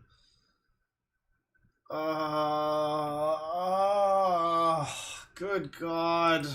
Fully independent and freely guided by their own... Don't put CoffeeZilla there. Now, with the press... Don't Noah Samson, CoffeeZilla, you know, journalists. With an upload button, anyone can become a source of information, inadvertently assigning themselves... CoffeeZilla he deserves to, but putting him next to Noah Samson? What the fuck? Journalist. How grateful we should be to live in a world with access to such content. We should revel in having our voices heard and the platforms to express them. At the heart and soul of wisdom is our ability of communication, and social media has established itself as a powerful weapon in this battle against ignorance. An age of YouTube journalism. Well, what a cute little story. And why are you a bank robber, man? Why did you think this was a good idea? And for the foreseeable future, it appears things are going to stay this way. But with every H-Bomber guy, there's about 50 James Summertons, both working on... Oh, God. Okay, look, I liked the video that he made. It was mostly good. I get it. It was a good video. The weird political angle he took with Internet Historian was completely unnecessary and poisoned his own well. But, you know, the rest of it, it was a good video. But, boy, these motherfuckers need to settle down with the fucking H-Bomber guy. This is embarrassing. They think that if you think someone else's thoughts that you're a plagiarist now. It's getting to be fucking ridiculous. The label of video assist, or in Summerton's case, was working under the label. Hey guys, quick editor's note here. About 90% of this video had been made before any suspicion regarding James Summerton's life. And although it appears James Summerton is still alive, any comments made are in reference to his content and channel, not the person. Thank you. A label which holds a general amount of prestige, where the creators... You know, reminder that Kiwi Farms harasses people to suicide, by the way, not H killed a guy, definitely never. Meticulously take the time at least that guy's, he's not dead, he's just gaping his asshole. Create stories or churn out lazy content that is very obvious in its short production time. Both examples are trusted to create truthful and well-informed opinions that won't leave the viewer misinformed. Working under the label of video essayist is working under a strict level of professionalism. In a perfect world, the content we consume would contain a whole list of requirements to provide both sides of the story and to provide fitting conclusions or moral lessons, and to simply not lie or hide information straight to your face. However, that isn't exactly... There was a video I saw posted recently and I thought it might have been funny, but I started watching it and it was a little too dry. It had a positive like ratio, maybe it was good. It was a video called something like YouTube video essays are lying to you. There's one that's also like media reviewers are lying to you, and that one's really stupid. That one Harmful looked at, but I saw this one pop up and I watched a little, and yeah, that one seemed like, I mean, I guess that's that one seemed a little more normal. he started talking about, like, I don't know if anyone else saw it. He started talking about, like, the natives and how they got, like, pushed into reservations and yada, yada, yada. And I think the idea that he was going on, that he was going with there was, like, maybe some of the facts that he was presenting were inaccurate or misleading or something. And I feel like that's a thing that you can talk about, definitely. It's just that he put Noah Samson next to CoffeeZilla, so he is an example of that type of... He is an example of someone who's pretty dishonest and disingenuous, just like Ethan is online, just like fucking Nick is not green, all of those types of fucking people. Not all of them, but a lot of them seem to be very dishonest, and so to put him there is weird. I mean, there's a lot of people. I mean, PragerU. I mean, again, we've just done a bunch of anti-woke fucking streams where we look at people who admit that they've just never watched Doctor Who, but they're super mad about Doctor Who. It's cringe. It's just cringe. The world that we live in. In fact, so it's something worth talking about, but I don't know if I trust this guy's opinion on it. in a lot of the content that we love, short or long, information is continuously stepped on and forgotten. Content that is treated as video first, information... well, never really. Companies or creators which employ the work of automated tools or mass employees to churn out a large volume of content are otherwise known as content mills. Their purpose is to oversaturate the algorithm of so much media that they are bound to hit at least So one. he's calling out Turkey Tom, I believe, in this, or some other channels, I guess, are content mills. A prominent component of these content mills on the YouTube landscape can be seen within DramaTube, the most sad and desolate corner of the internet. Drama channels with hundreds of thousands of subscribers can pump out videos on specific topics so quickly and so passively that the algorithm is certain to pick them up. It doesn't matter if one of the videos only... I mean, so do other people, you know? I mean, so it's like, what do you mean? I know that's... but, like... everyone, whatever, it's all the game, isn't it? You play the YouTube algorithm game. That's what people do. You're doing this. Your video is also expecting people to click on it and everything. I mean, it's just it's clickable kind of stuff. I mean, he's talking about how it's low effort. I mean, okay, but I mean, shit, you reference Noah Samson. He's pretty fucking low effort, dude. I don't know. Get 6,000... effort is kind of... we watched a video a minute ago that was like really over-edited. Sometimes effort, you don't need so much effort sometimes, you know? views because the next one can get 2 million. There's no detailed analysis or thought out pieces of work. It's unscripted, uninspired slop. Before we get into this absolute insanity, if you guys don't mind, go ahead and subscribe to the channel. Oh, this is the channel. Oh. Super close to 100k. Who the fuck would watch this? I'm trying to hit it by the end of August, so if you guys could just simply contribute to the cause. Oh my god. And subscribe. That would be literally, I kid you not, the most insane thing ever. Like, seriously, oh my god. It is content for the machine and not for human beings. Well, maybe he's got a point. Maybe we do need to gas the humans and all furries should reign supreme. I think that's what he's getting at. That is the method relied on by a number of channels masquerading as drama content. A repeating cycle of reacting to the latest, greatest, spicy drama whilst adding little to no new. He really doesn't like this one guy. He's not... Usually in this scenario... Oh, gosh. Goodness gracious me. It's fitting, though. Usually in a situation, though, like this...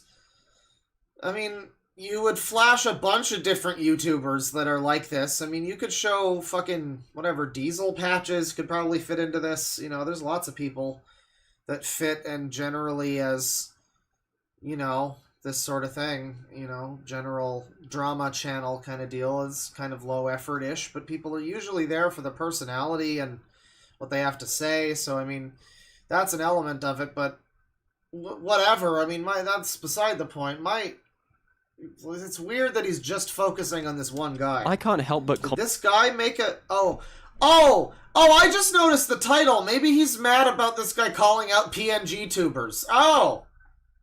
Yeah, this is the PNG tuber icon, by the way, I guess. We got Balaclava, Bank Robber Racist, and then, Furry Uwu Baka.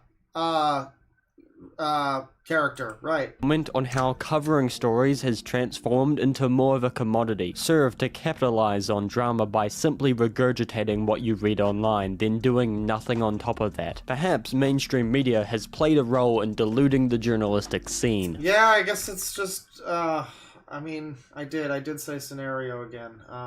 This is, I guess it's just another Kino video. This has been a stream of great takes and Kino. You know, I like that we had a little palate cleanse of Skibbity Toilet Origami Universe.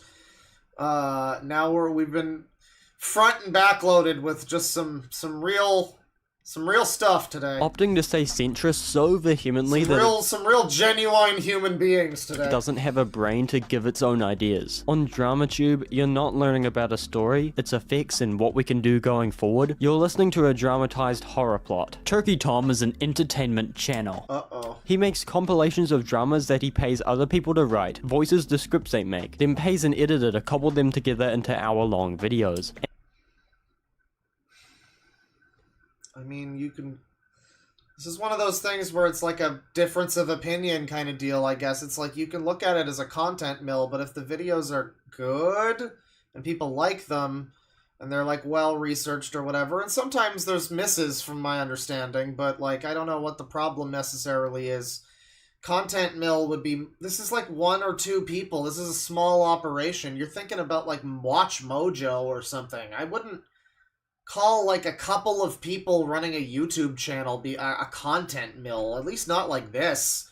Maybe if it was like Sonic Finger Family bullshit, I don't know, but not this. And he does this on a weekly basis. On his second channel, a daily basis. They are not evidence to use towards groups of people. They are entertainment spearheaded by an edgy 21-year-old who thinks the N-word is quirky and funny. Or I mean, people have their opinions, and that's fine, but it's almost like that element of Turkey Tom's personality is like a filter for certain types of people. And it's historically never been a black person, to my knowledge. It's always someone like this, who's like just offended on behalf of someone else or something. It's just interesting. I've heard it like multiple times, the N-word thing. Turkey Tom, N-word. Oh my god, said the N-word 6 years ago, fool. Multiple times. It's always from people like IPOS or this guy. even forbid-based. When Turkey Tom makes a video about a furry's allegations, he's not... Alright, someone in chat is black and doesn't care for it. That's fair. That's fair. However, it is funny that, I mean, it does seem to be like, I mean, it's like an easy first and obvious thing that you can criticize him for, which is like, it's almost like, it's like bait, almost. I think that's why Destiny does it, too. Talking about... It's like, don't look at, you know, I guess, with Destiny it might be like, don't look at all of the fucking Kiwi Farms threads about me. Just get mad at the fact that I said the N-word on Twitter. Maybe that's it. I don't know. I don't know what the... Maybe either... I don't know. I don't know what the reason is. It's just edgy, maybe. It's... I mean, hey, I can't pretend... Again, I can't pretend I'm, like, personally offended myself, but this is not my cup of tea, necessarily. Furries. I don't think he does that in his videos, though. Really? I mean, it's certainly at least not on YouTube, and I don't know. Talking about a person. He's not providing insight into how to prevent further allegations or how comments about zoophilia are used to misinform audiences on what furries actually are. He's not fucking couching for zoophiles. He's not running defense for zoophiles, basically, and furries. He's informing people about the fucking Caro the Wolf situation. We're calling out Cecil McFly here too, or I guess this is him calling out. I guess this is Turkey Tom mentioning Cecil McFly. All right, based. But Turkey Tom's bad for talking about zoophiles. Everybody, this is anti-furry journalism, is the thing, because it's not doing enough to inform you that all furries aren't like this. I guess. Maybe it respects the audience enough to assume that, you know, maybe they won't make wide sweeping generalizations, but hey, I mean, everyone does that now, so why not? He's talking about a person. He's not providing insight into how to prevent further allegations or how comments about zoophilia are used to misinform audiences on what furries actually are. He's reading you a story... Oh my god, DeadwingDork sucks? Who's that guy? Alright, well... That's where the video ends. They cannot and should not be. I do suck. You see, the thing is, I've been trying really hard to play the song "Sometime World" on bass. It's a real fucking finger slapper. It's hard. I mean, it's just difficult to get. And then the real problem is I play Rocksmith, and it fucks up with the Rocksmith file. It crashes every time I use it. So that sucks, but ultimately it is a failing on my behalf. I do suck, that's true. Used as viable reasons to hate a particular group, yet they... So we're shitting on zoophiles, that's a problem. I guess I'm also bad because I've done that. It's bad to... There really are these people. I mean, this is what I mean. This is like the people that think that what I'm talking about in that video that got removed is transphobia or something. It's like... Talking about something existing is not a crime. I don't know, like, hey, this happened. What is that? I'm sorry that some rando, like, you put that into the world, okay? Some rando might find it, I guess. Some rando might see this fucking video and go, oh, yeah, furries, all bad, all of them, literally all of them. Is that the video's fault? Does the video say that ever? No, it's just reporting. I don't think so. It's just reporting on fucking zoophiles. He probably, if I had to guess, he probably even does go like, now, of course, this doesn't represent everybody, because that seems like a pretty obvious thing, but even if he doesn't, it's like, that's pretty obvious. You should know that that doesn't represent everybody. We're now working from the conclusion of, the base conclusion of, like, yeah, everybody is going to just fucking make wide and insane sweeping generalizations about entire groups of people, and they're going to do that, and we work from that premise and we work backwards, you know? And it's like, that's probably, I don't like that. I don't think we should assume that people are going to do that. They shouldn't do that. They do. Everyone now does just make insane generalizations about everyone they don't like, usually. And even if you think you're not guilty of it, I'm guilty of it. You're all guilty of it. We all do it. We all do it. And it sucks. It should stop, really. Yeah, I mean, I don't believe that Turkey Tom's video is really doing that, though. I mean, necessarily. If people interpret it in that way, I guess that's unfortunate, but it's not really doing that. I don't know. Insight into how to prevent further allegations or how comments about zoophilia... He needs to fucking... Oh, Turkey Tom, why didn't you report it? Why didn't you report the zoophiles to the FBI? Come on, man. Yeah, it's awful. He doesn't want to provide... This is like Ethan is online talking about the Predators and being like, he doesn't provide... What was it? It was, Alex Rosen doesn't provide therapy for the Predators. He just wants to put them in jail with the cops. Ugh. It's like, yeah, Turkey Tom isn't fucking dropping the furry outreach hotline in his videos. I guess that sucks. That's his beat. Are used to misinform audiences on what furries actually are. He's reading you a story, and that's where the video ends. They cannot and should not be used as viable reasons to hate a particular group, yet they often are. When you publicize content purely focused around drama and... Yeah, he did say preventing further accusations or allegations instead of preventing further crimes, you know? It's like, I get it. I mean, some people are called that, but it seems kind of suspicious. It just seems like, I don't know, you're not even really addressing that zoophilia. I get that it seems obvious. God, this synchronizes so fucking weirdly well with that first segment of the stream. This seems so fucking obvious that, like, zoophilia is bad, I guess, but yeah, you're not really, by not really mentioning it that much, it kind of seems like you just have a problem with this guy for talking about it being, happening. You're saying, oh, you're not talking about how to prevent future accusations. What do you mean accusations? You mean if people getting called zoophiles because they do weird things with animals, or you know, do you mean people, I guess false allegations is probably what he means. I think charitably, I assume what he's getting at is sort of like, you know, Turkey Tom's video is going to lead to people looking at a guy who is a furry, who has a dog, and assuming that that guy has to be molesting the dog. And that is stupid, but again, you can't, whatever, so some dumb people, oh no, somebody found my video and wasn't conditioned on what to think, uh-oh. Shock and horror, no! Had nothing else while simultaneously posing as Yeah, Card Kitty, another, like, degenerate weirdo freak that's a furry who, like, touches kids or some wacky shit, I don't know. Another one you probably shouldn't be running interference for here, man.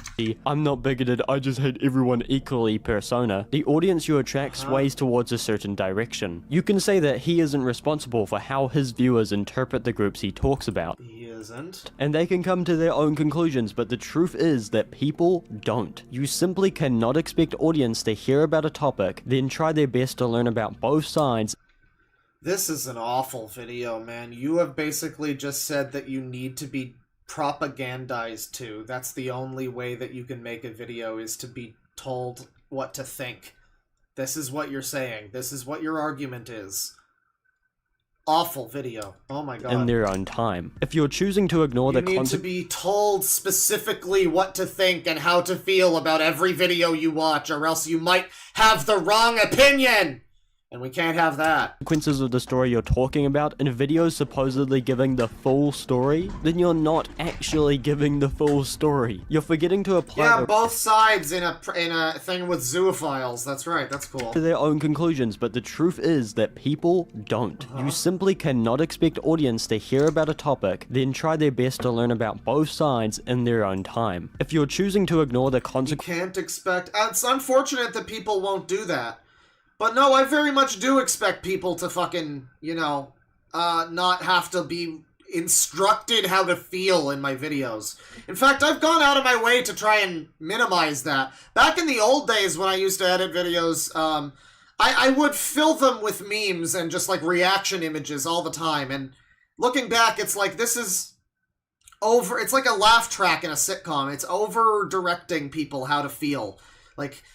alright, viewer, this is your emotion that you're expected to feel looking at this. Like, no, I don't really want to do that. I want people to be able to come to their own fucking conclusion when they look at things. I don't see why that's a problem, dude. consequences of the story you're talking about in videos supposedly giving the full story, then you're not actually giving the full story. You're forgetting to apply the real example to a full context. That What is do you mean, bro, it was 1 year ago? No, I mean like 5 years ago or something, when I made fucking like the K video or something. And it was just constant fucking reaction images. I still do some, but, like, it's a lot less than it was. And I try to, you know, it's for important punctuative moments. a requirement in any school essay, at least here in Knockoff Australia. Omitting those details fosters negative hate, whether that was your intention or not. But YouTubers often don't include this because they either want to stay centrist, they don't care, or because they're too lazy. Great, so when talking about an individual, Oh yeah, this is the user, by the way. you should make it abundantly clear it is an individual you are talking about, not a group. And then you should back up that story with an adequate amount of well-researched information appropriate for the form of coverage. Problem solved, now we know. What do you mean, though? That sounds very subjective, because in most people's opinion, I think they would watch those videos about the zoophile leaks, like the zoosadist leaks, and they would, you know, those were pretty well researched generally. Maybe there were some things left out, but I think it was, most of what you needed to know was in there, you know? I mean, it sounds like it's a goalpost shift thing. It does. I mean, the first point where he's like, point out that it's not a, you know, it's a minority of people, whatever.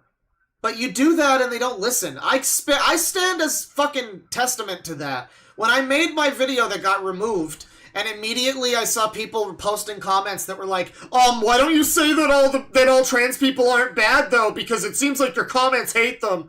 And I'm like, I say it in the first 5 minutes, 4 minutes even, in the first 4 minutes of that video, multiple times. I'm like, this doesn't represent everybody. It's a small minority of people. I literally say almost those exact words. Literally almost.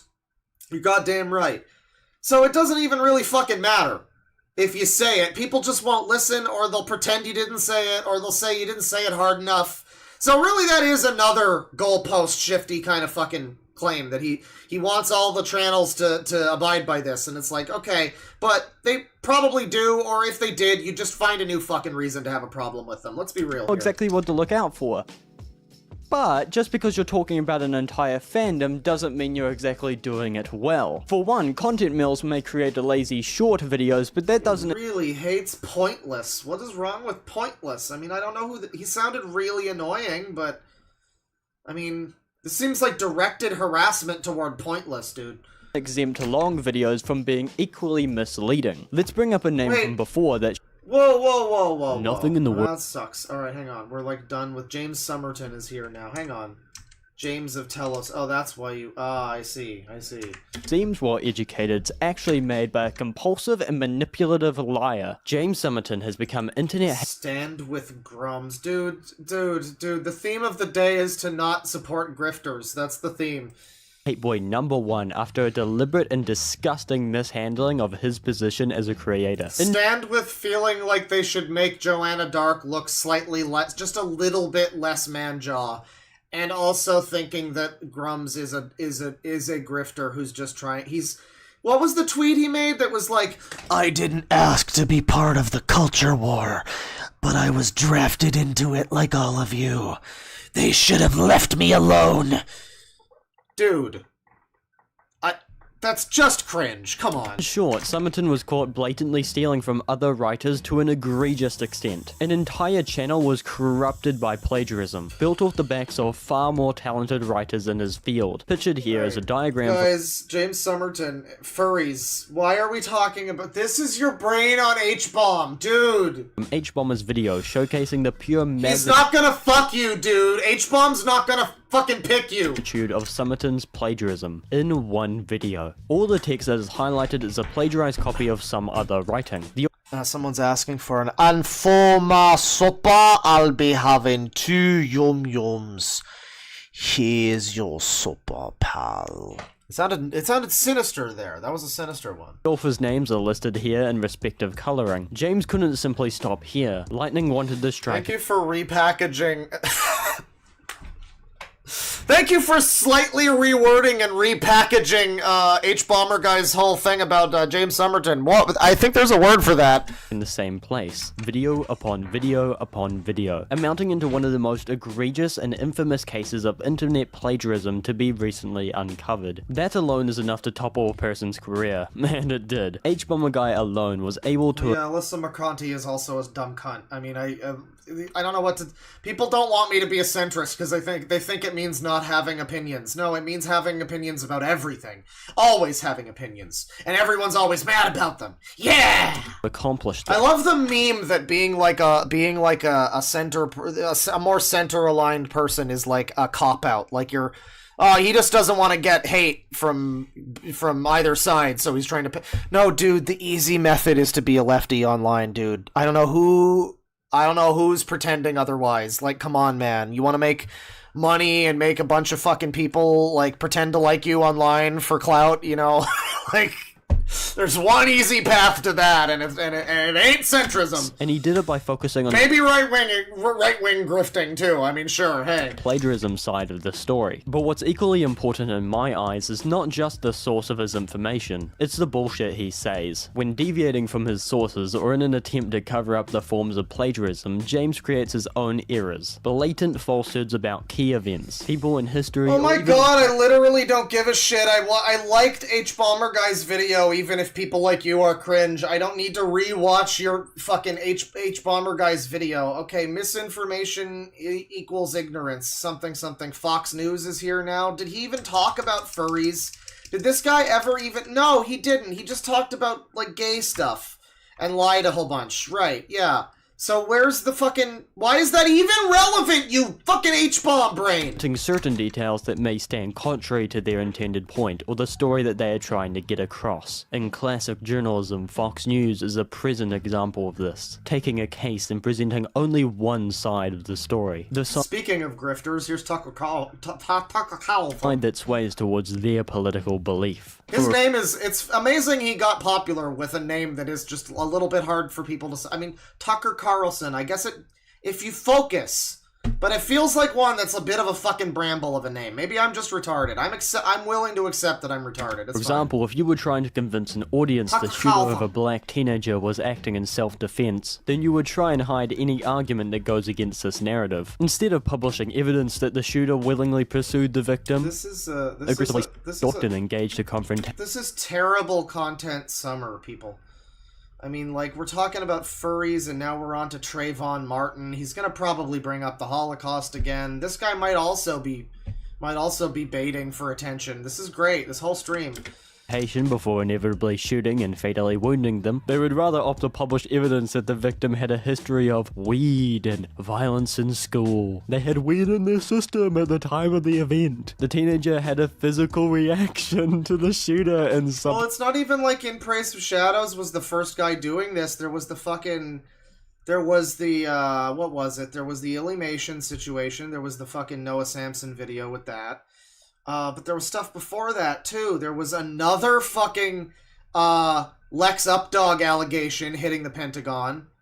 Like, it's just been, like, non-stop, week after week, funny videos. It's great. Subsequent injuries to the knuckles or position over the shooter. Any piece of evidence that could allow them to traverse the narrative of self-defense. The excuse here being what's called the Stand Your Ground laws, which allows exemption from punishment when deadly force is applied if it can be reasonably explained as defense. A more than outdated system, especially for the time. A simple— Dude, I can't deal with these people. Come on. Especially again. What the fuck are we doing? Especially again! We're gonna take a little break. Especially again with the fucking especially! I can't deal with this fucking shit. Just a brief little break. It's just gonna be a brief little break. Fuck you.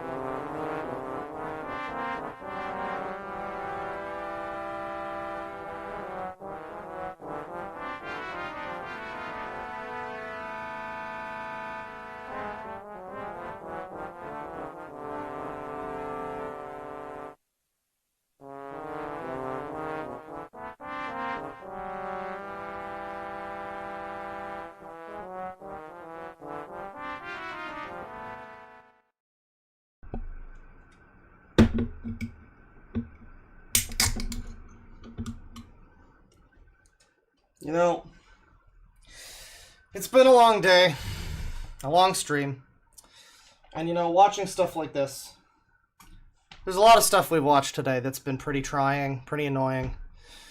There's been some bright moments, there's been some wonderful moments amidst all the crap. But you know, this video is especially bad, I gotta say.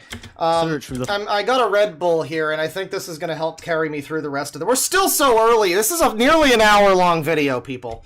And as defense. A more than outdated system, especially for the time. A simple search through the Fox News official archives finds article after article that reports these largely insignificant points, with the purpose of oversaturating the viewer with arguments in support of the shooter. If all you consume are arguments that side a certain party, then it doesn't matter how many articles of theirs you read, you're always going to come out misinformed. This bias by omission demonstrates the power that media holds by which information they share with the viewer and in what manner. This video by YouTuber Biasly shows further examples on Fox News specifically, also providing articles from alternative news sources to run as a comparison. This display speeding it up plays the contrast on how a story may be presented and how it could be My favorite thing now is to speed them up and then call them speds because they're sped up. We as humans are all susceptible to bias. It is an unescapable constant which hinders our ability to communicate factually. YouTube isn't an exception Get a load of how sped he is. by any means, nor is the rest of the internet, although it is conscientious stupidity which prevents our ability to grow from this. Even when we are confronted with contrasting information, this flaw manifests in hundreds of creators creating content about—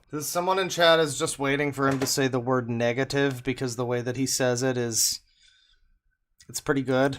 people and groups without the he seems like a bit of an anger person. Here to research or consider the consequences of their phrasing. Those who lie or misinform their audiences, all whilst pretending to be addressing the issues that they made up. This video is about Jax, and a video that you may have seen unwillingly inserted into your YouTube algorithm. Jax is a YouTuber whose name is shared by two of the most anger-inducing creations on the internet, but they are also known for their video essays and investigative journalism. Their videos have gained a considerable amount of attention, causing them to recently surpass 5 million views on their channel. A considerable portion of this viewership comes from a collection of videos. Oh, it's this one. Oh, this is the one that I was going to show on stream, everybody. Yeah, this is the channel.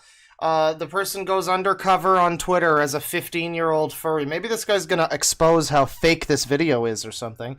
But yeah, I watched like 10 minutes of it, and I was like, this is something I should probably do on stream at some point. Because within 10 minutes, you're already into people trying to get fucking sexual. And in, like, the first kid was another underage person who was into, like, zoophilia or something. And they had friends that were adults that were into zoophilia. So it already starts off bad, and it only just gets worse. And I only watched a little of it, but that's part 2. Oh, yeah, this is confusing.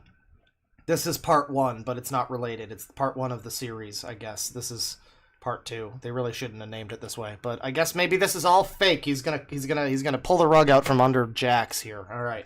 Causing them to recently surpass 5 million views on their channel. A considerable portion of this viewership comes from a collection of videos about furries or groups closely adjacent to them. Not that it matters, the videos are made to heavily reference and include the fandom into its discussions. Those videos are a bit of a divergence from the norm, as in the intro to his trans fur video he says, although I mostly stick to broader topics on this channel, such as, the entire furry fandom. The mark of any good journalist is summarizing a broad topic into a 10-minute video. That's not a bad sign or anything. And when using the furry fandom as a benchmark for a video subject, you have to break it down into separate categories. The fandom is massive. We're talking millions of people, so boiling down any issue into one select problem doesn't cover the wide scope of everything that happened. A lot of people are getting real fucking uppity on YouTube this year. That's what it is it's you keep seeing people that think that they're like more entitled to fucking, they're like, oh, my videos are just so much better than yours, and most of the time they're wrong. Like insane piece of shit whose video was mostly just him standing in an ugly costume in front of a stupid background. But great production values there, but he was still being all uppity about it. It's like, yeah, I mean, your video is kind of a generic video. I don't know how much you're doing. This is just, you're like furry Vosh or something. This isn't great. Perhaps what my videos lately fail to explain is that furries do indeed have a multitude of problems, certainly given the size and age of the fandom. Problems which are regularly exercised by many inhabitants over repeated instances. But the topic raised in this video, the furry fandom is doomed, here's why, is not on an individual scale, it is one on plurality. Furries don't simply define your Kira the Wolves or Hypnotist Sapphos of the world, it defines a community, a large and increasingly sized group which far exceeds those individual. How many times do we have to talk about this? It's because of people like you, fucker. You're the problem. Because when... What do you think happens? People look at furries, they see a bunch of fucking freaks. And then when, people call out the freak bullshit, people like you show up and go, hey, stop calling out all of our freaky bullshit! Why do you think you look like freaks? You're not helping, dude! Cases. That is the primary target of critique that underlines the video I'm about to cover. Keep that in mind when learning about the points he makes. With the multiple problems the community has, you're going to learn that very quickly this video relies heavily on observational analysis, which is by no means an invalid method of collecting data. It can be fairly effective in granting a general understanding of a given topic, one that you can build upon through further research. Here Jax observes the rate of NSFW material with the result that there is a 50% probability of finding some pornographic material in the first 4 results. This is something that he elaborates on mere minutes later. It is incredibly unfortunate that half the time you look up furry on Twitter and scroll down about 4 posts, you see some form of porn. It's the sign of a broken and sex-obsessed community that very quickly will lead to its downfall. Quite the claim. Let's check that validity. Oh god, this guy's gonna be all actually. Dude, don't pretend the furries aren't fucking... Don't pretend it isn't Caligula out there, you fuck.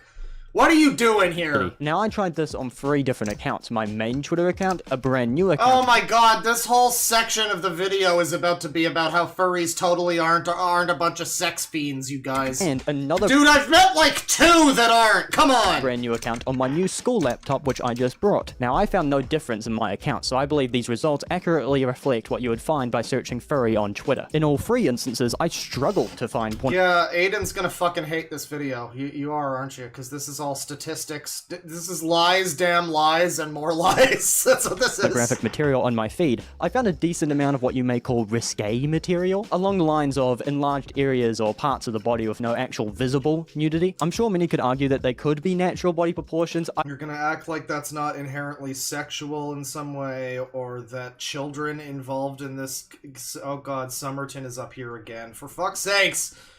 You're gonna argue that that's not immediately accessible to a lot of people when they— that seems to be the— like a lot of the image of these people in public. He's scrolling through here.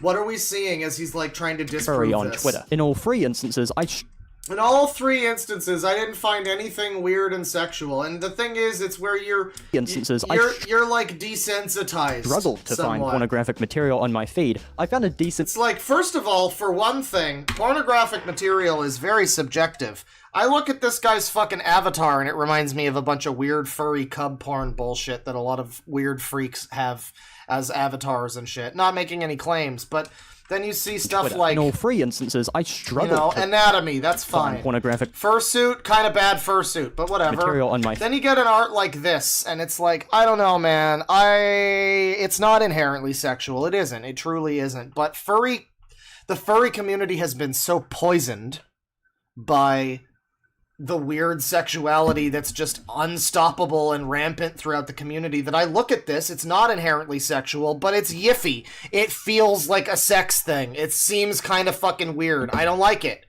I shouldn't have that response, but that's the response that I have. Maybe his argument is that I've been misled, and the response that I have in that way is not— it's like that's the fault of the media, maybe.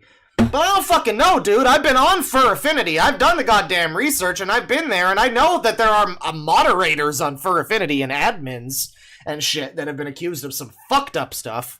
So there's that. But you go on the biggest, like, furry porn website in the world, and what do you get on the top page on the banner? It's a bunch of fucking smiling, happy fucking cartoon characters. What do you think that image is like? What do you think that— why do you think that seems creepy? I don't know. Feed. I found a decent amount of what you may call risque material, along the lines of enlarged— yeah, there's nothing— I guess this is this risque? I mean, I guess she's dressed, but it's like, it's sexual, yeah. enlarged areas or furry things started out sexually. I don't know why people like this have to pretend it's not sexual. Just admit that it is, but not everyone is, or whatever, or like something. Like, I don't know why you're, like, lying. Yeah, we know how furry community started with a bunch of cartoonist people drawing fucking weird, sexy porn of like cartoon rabbits and shit. And that was in like the 70s. And then they made like comics. They made like Felix the Cat or whatever the fuck, Fritz the Cat.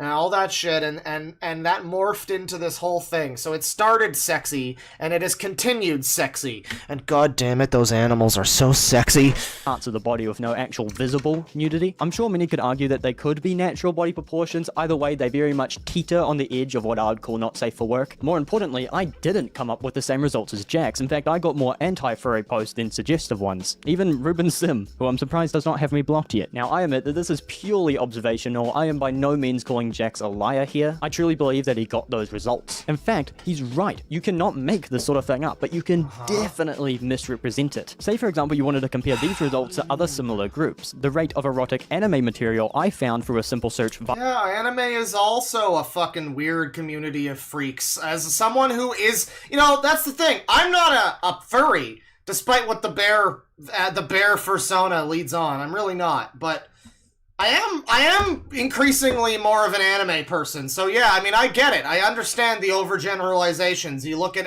those fucking cringe anime losers. It's like, come on, man. Come on, man.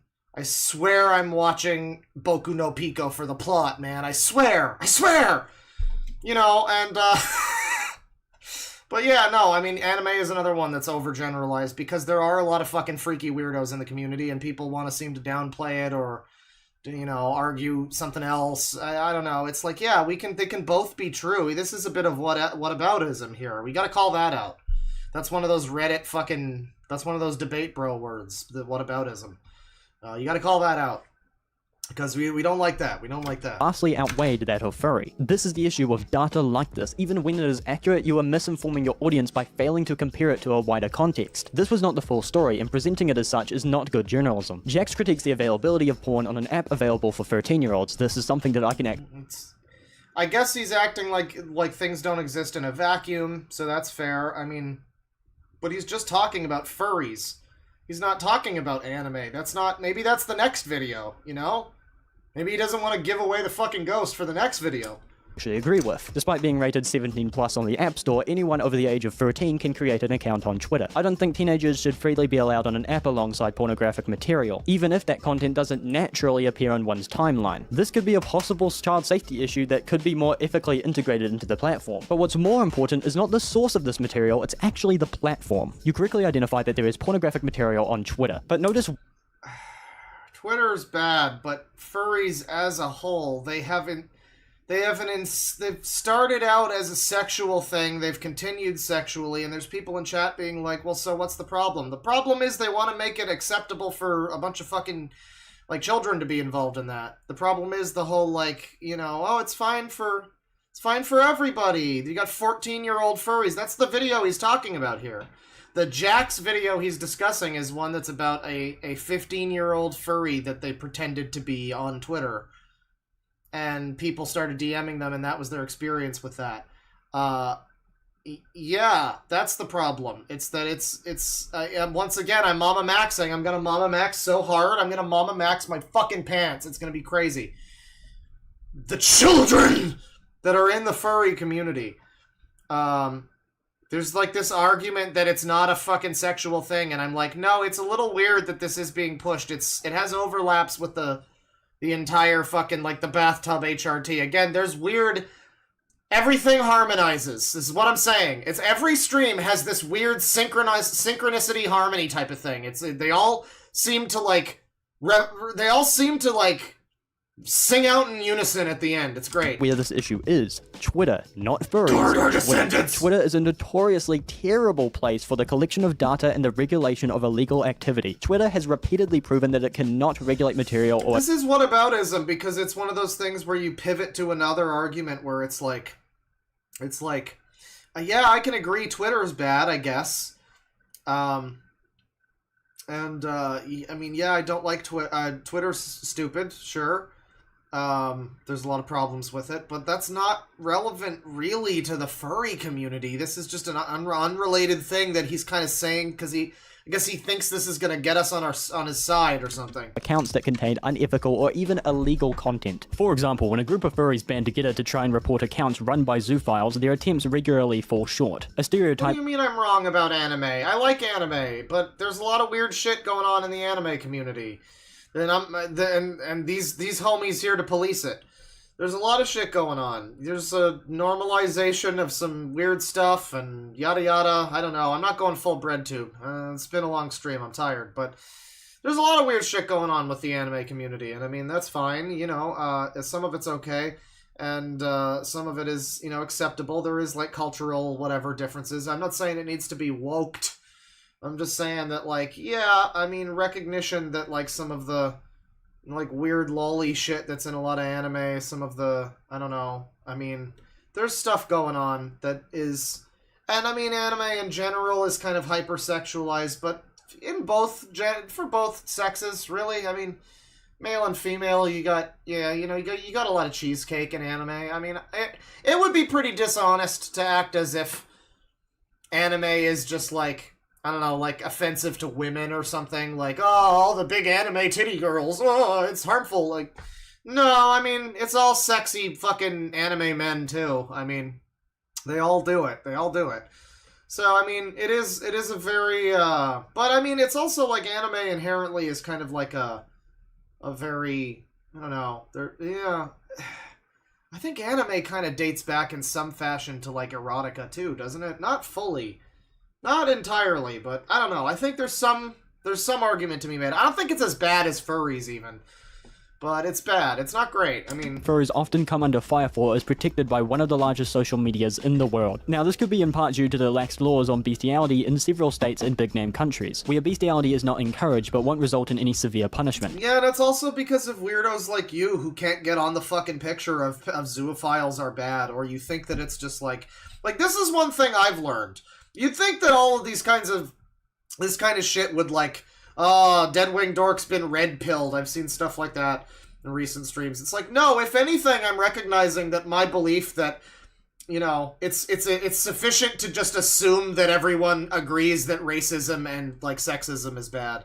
Not exactly, I guess, because, no, I mean, it seems a little weird. Like, you're willing to just, everything is wrong about everyone discussing zoophiles on the internet, but...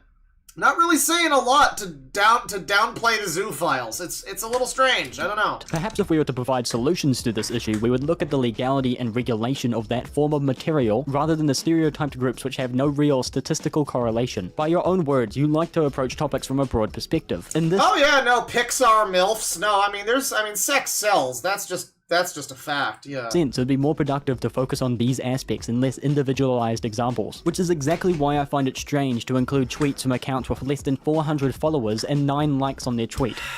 Because maybe it's just an average person. I don't know. Maybe this is just some random person that they found. You see this sort of thing and it really just comes across like I'm just confused why he's trying to make an argument for this person being like a bad example for furries, and I'm not really getting why. Because he doesn't have enough followers? You needed a furry celebrity? This is a random furry. What's your fucking deal? It's incredibly misleading and narrow-minded to, in a video about an entire community, show tweets from small accounts, even if they show extreme problems. In a video about a worldwide issue, you choose to focus on a specific, already hated community, and in yeah, that's a minor talking. That's horrible. It's monstrous. doing so, you provide small, localized examples. That is misleading. It's misleading because you're setting the scene with this information, and in doing so, provoking an emotional reaction for the viewer which you transition into other topics. More specific. Maybe his opinion is that. Maybe his opinion is leading the video in a certain direction. He's allowed to have an opinion. Specifically, the concept of online relationships and how they work within the fandom. Now, I'll stop to mention that online relationships will always come with an increased risk of safety and difficulty. So let's allow Jax to explain his views on online relationships. This kind of behavior manifests itself in what I call a porn relationship or a sex-driven relationship, where most often you'll have two furries that meet each other online, will literally never meet each other in real life. One lives in France and one lives in fucking Texas. And what results is a relationship that is striving so hard for sexual contact as any normal relationship should, but it will literally never reach that. At this point, I'm concerned about your ideals in a relationship. Relationships don't need to strive really hard to have sex. Sex is an intimate act that can be reserved for quite a long time. God, I really just do not like his little cutesy fucking avatar. His avatar perfectly stands to as an example of what I mean, where it's like inherently the avatar shouldn't make me disgusted, right? But because of the fucking things that I've seen and the horrors that occur in the furry community and seem to just get swept under the fucking rug, yeah, this avatar makes me think that I shouldn't look you up on fucking Ink Bunny or whatever, you know? Depending on the relationship. If a couple chooses to hold out on sex, they can do that. In fact, it's quite common. In an online context, there are a multitude of ways that one can achieve sexual gratification. Many of them I can't... They just want to have sex. They just want to have sex.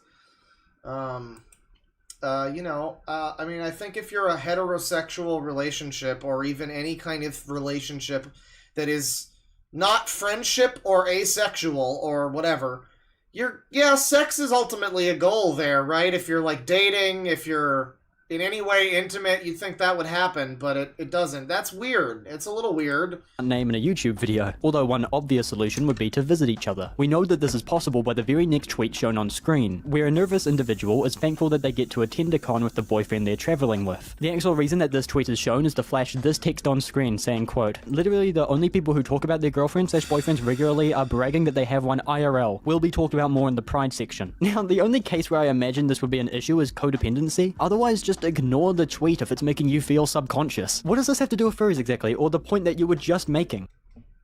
I don't know either. What?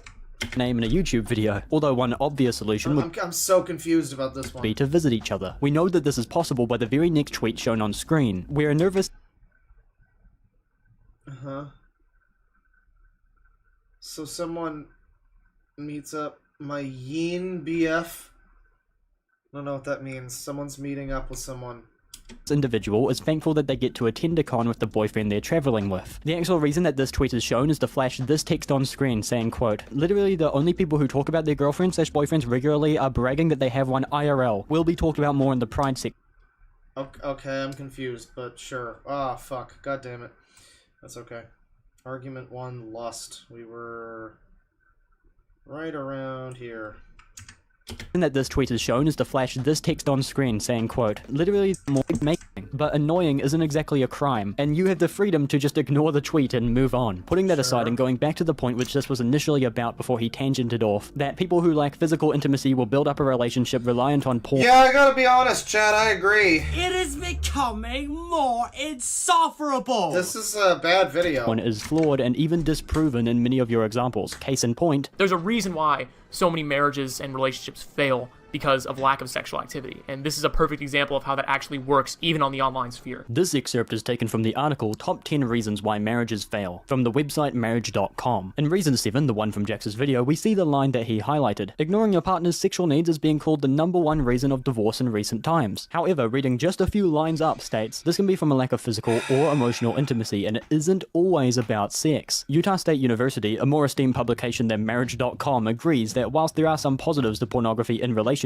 they are greatly outweighed by the negatives. In a publication from HandWiki, they explore a more in-depth analysis on these positives. Couples who regularly consume pornography This is so fucking frustrating. together frequently report feeling closer to their partners, expressing more open communication, and feel more comfortable discussing sexual topics like fantasies and kinks. Overall, the findings on pornography consumption and the observed effects of pornography use on relationships are mixed and highly controversial. And to challenge that notion slightly, despite having both positives and This negatives, guy's so fucking up his ass with this.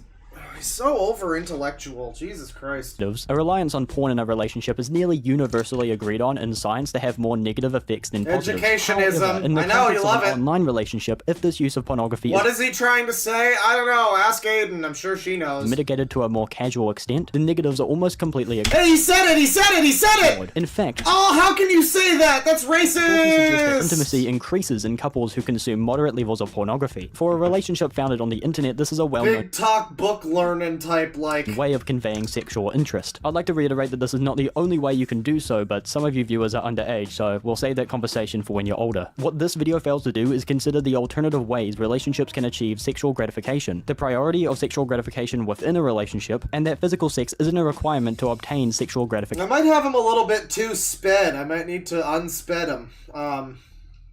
But this is, I don't know, this seems as though it's downplaying a little bit the, porn addiction gooner shit. It seems like it's doing that kind of like, Ethan is online, porn addiction isn't real, that's just right-wing propaganda. It's something like that, I guess. I mean, as though it's not a weird, it seems a little, I don't know if this is the right word, like sociologically weird, maybe?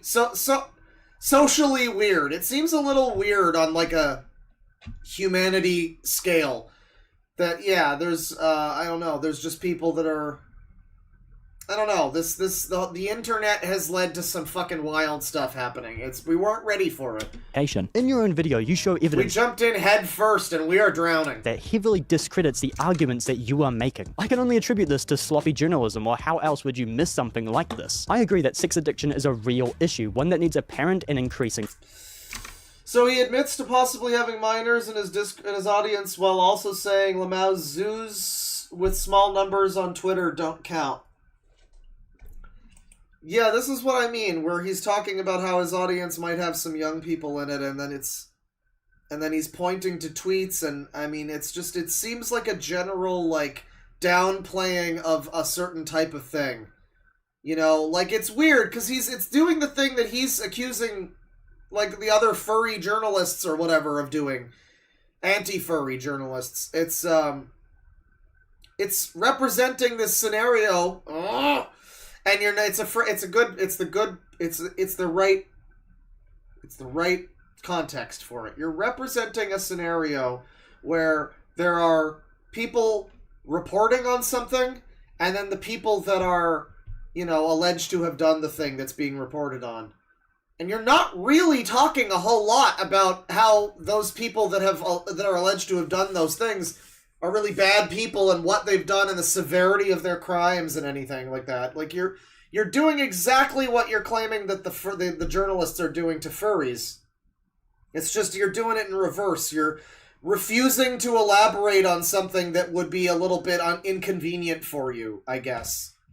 And it's a little slimy. Support. However, this is possibly the worst way that you could go about addressing it. I also agree that online relationships can be difficult to make work, although I'd argue that education into how to make them work is far more worth our time. In the future, we should look towards integrating technology rather than just forgetting about it. How do we improve online relationships in the future, not give a list of reasons as to why they don't work? So with that, how would Jax relate this to furries? Play the clip. Oh, he really likes H killed a guy. There's nothing there? Oh, he has nothing to say? Oh, I guess that's it then.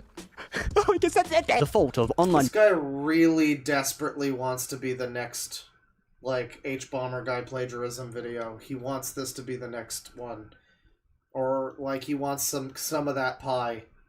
It's so obvious, dude. I don't know. All your educationism and your big fancy fucking book learning words, just like IPOS.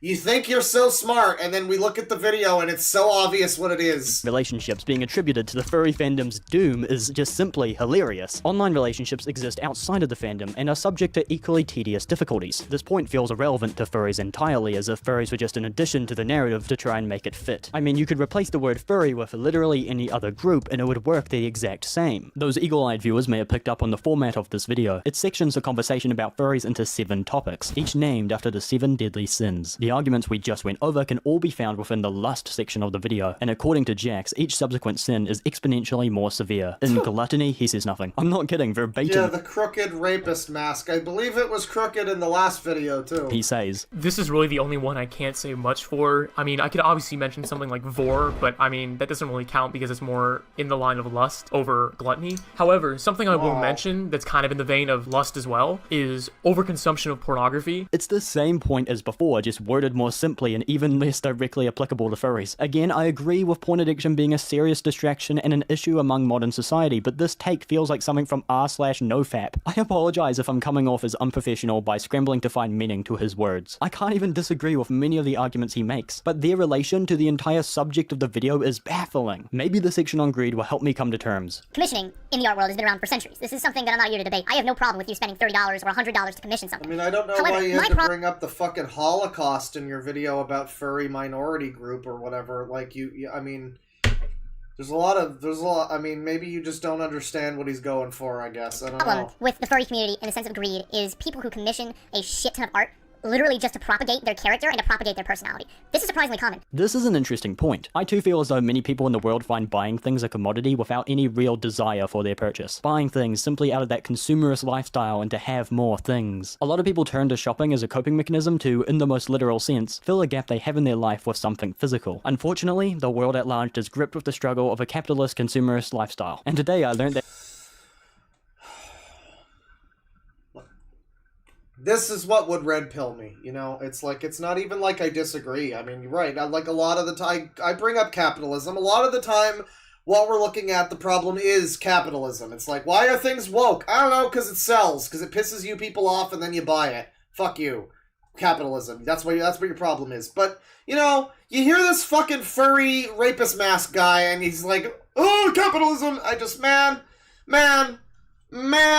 They're gonna make me a libertarian. It's gonna happen. Unfortunately, the world at large is gripped with the struggle of a capitalist consumerist lifestyle. And today I learned that furries invented that. Not only does this seldomly occur anywhere within the fandom, unless it is sending someone into financial hardship, you are free to do whatever you want with your money. Even if some disgustingly wealthy furry wanted to spend absurd amounts of money on commissions, I would rather see someone put thousands of dollars into independent artists than Apple products or Ralph fucking Lauren. The theory that you have identified here would be rampant consumerism. Brace yourself here, but that is completely separate to furries. In fact, judging by statistics showing furries' political leanings, furries would be more than willing to fight alongside you here. Capitalism isn't something that is heavily adored in furry spheres, although I'm not sure they would agree with you on this next. But they But furries are like some of the most... Okay, so I take issue with that. Okay, he's claiming that furries... So there's... It's true that there's the narrative that furries are like, a lot of them are communists or whatever. Like, that's true. There's a narrative of that, for sure. But there's also a stereotype of furries being, like, fucking rich. Like, loaded. You know? Like, what was it with Pamperchew? He did some kind of Bitcoin farming or some shit, and he had quite a tidy sum. A lot of fucking furry people happen to just be extremely wealthy, like Mutahar.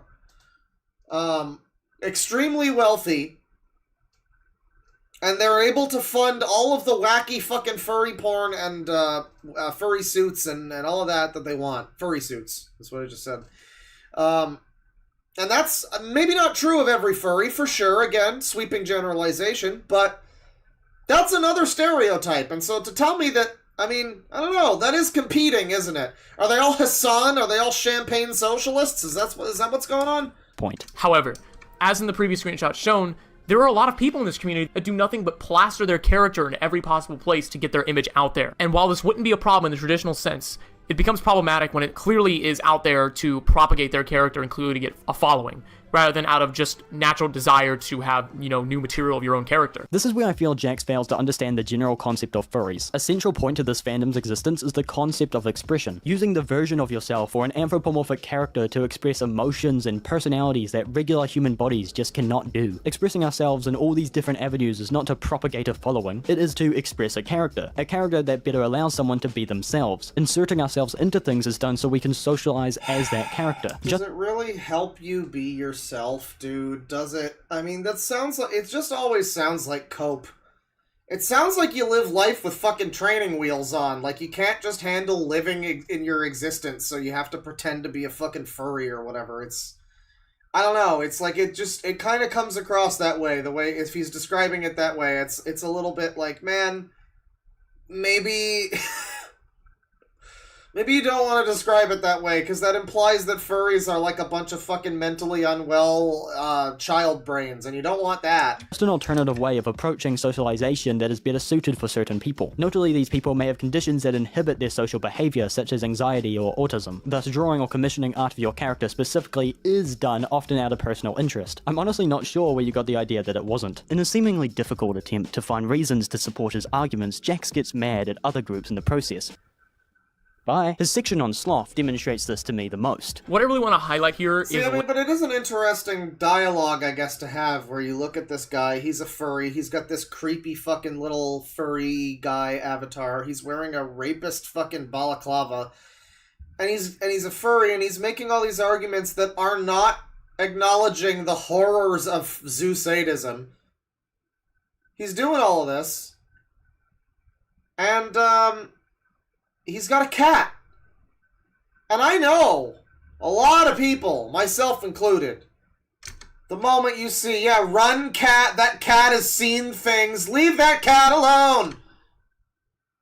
What is it about, why, what has led us to this point? I wonder in his opinion. This is a guy I would talk to on a stream. It's like, in his opinion, what is it about furries? Is it the terrible journalism, I guess? That we all think that, but I've seen this stuff. I've investigated it, quote-unquote, myself. I mean, I, if anything, contribute to the quote-unquote terrible journalism, quote-unquote, scenario. I don't know, I've seen that for my own wee eyes. So, what is it? I mean, it seems like it's a problem in the furry community that's led me to assume that cat should run the fuck away from this guy. I don't know. I think we all feel that way. It's interesting to ask why that is. Lazy culture and introvert culture. Anxiety is not just a personality trait. It can be a grueling and difficult battle to have what many deem so simple, a social life, and to often feel at peace. Jax puts up text saying, it seems that furries who are more introverted tend to borderline/outright fetishize being awkward and lazy because they think it's what bottoms do. The conflation here comes from the word fetishize. My interpretation interpretation here is making light of a tragic condition and in the process dismissing those who are truly affected by the condition. However, I may add by contrast, there is a prominent yet more silent... Is that a Kingdom Hearts key on his pants? Is that what that is? I'm trying to look. It might just be a normal key, but I see key, I see autism, I assume Kingdom Hearts. Alternative to this confidently mental ill phenomenon. It's those who are too timid to confront or even talk about their anxiety who aren't accounted for using observational research. You are by definition only accounting for what you see in front of you on a platform which promotes the most negative, most anger-provoking, yay, an anger person, and the worst examples. And when you parrot the increasingly popular idea that talking about... Yeah, rest in peace to Comic Story, and I never watched him, but he seemed cool from what I've heard about him. It seems like a channel I would like if I did watch him. Fellow apparently died. His family, I guess, he's lived on by... He's survived by some people. His wife and kids, I think, and I believe they're going to continue making similar sort of content, you know. Yeah, that's unfortunate. Very unfortunate. Or making light of your condition is morally I wrong. always hate to see that happen to a YouTube person, even if I am not personally familiar. It's a shame.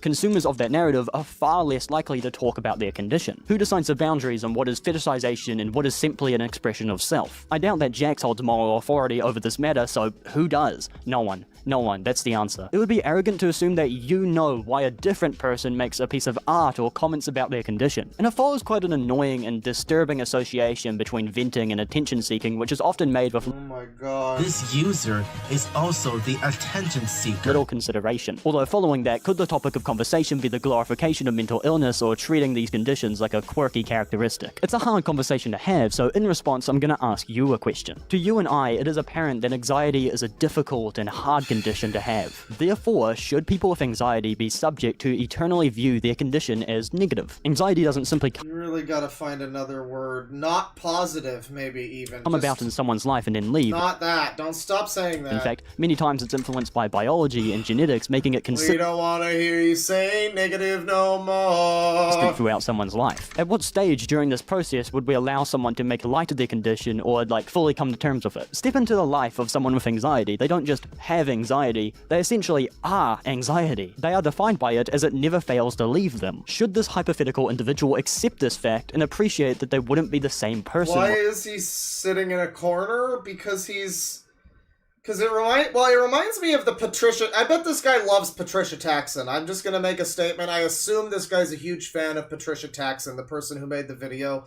called On the Ethics of Boinking Animal People, in which she, for like an hour, talks about, or longer, 2 hours maybe, talks about, in a very disjointed and insane video essay, why it's acceptable for all of those allegations to have come out about how she's apparently into touching dogs, allegedly.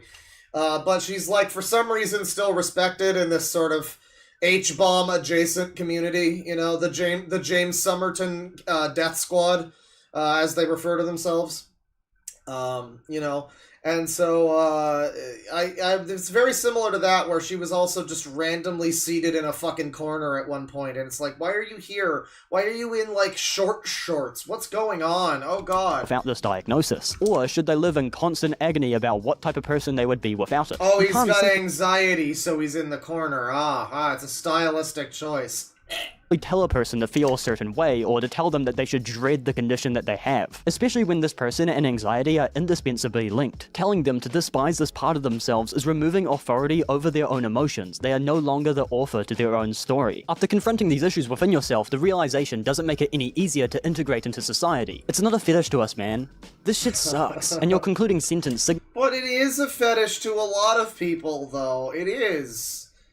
And it does suck. I agree.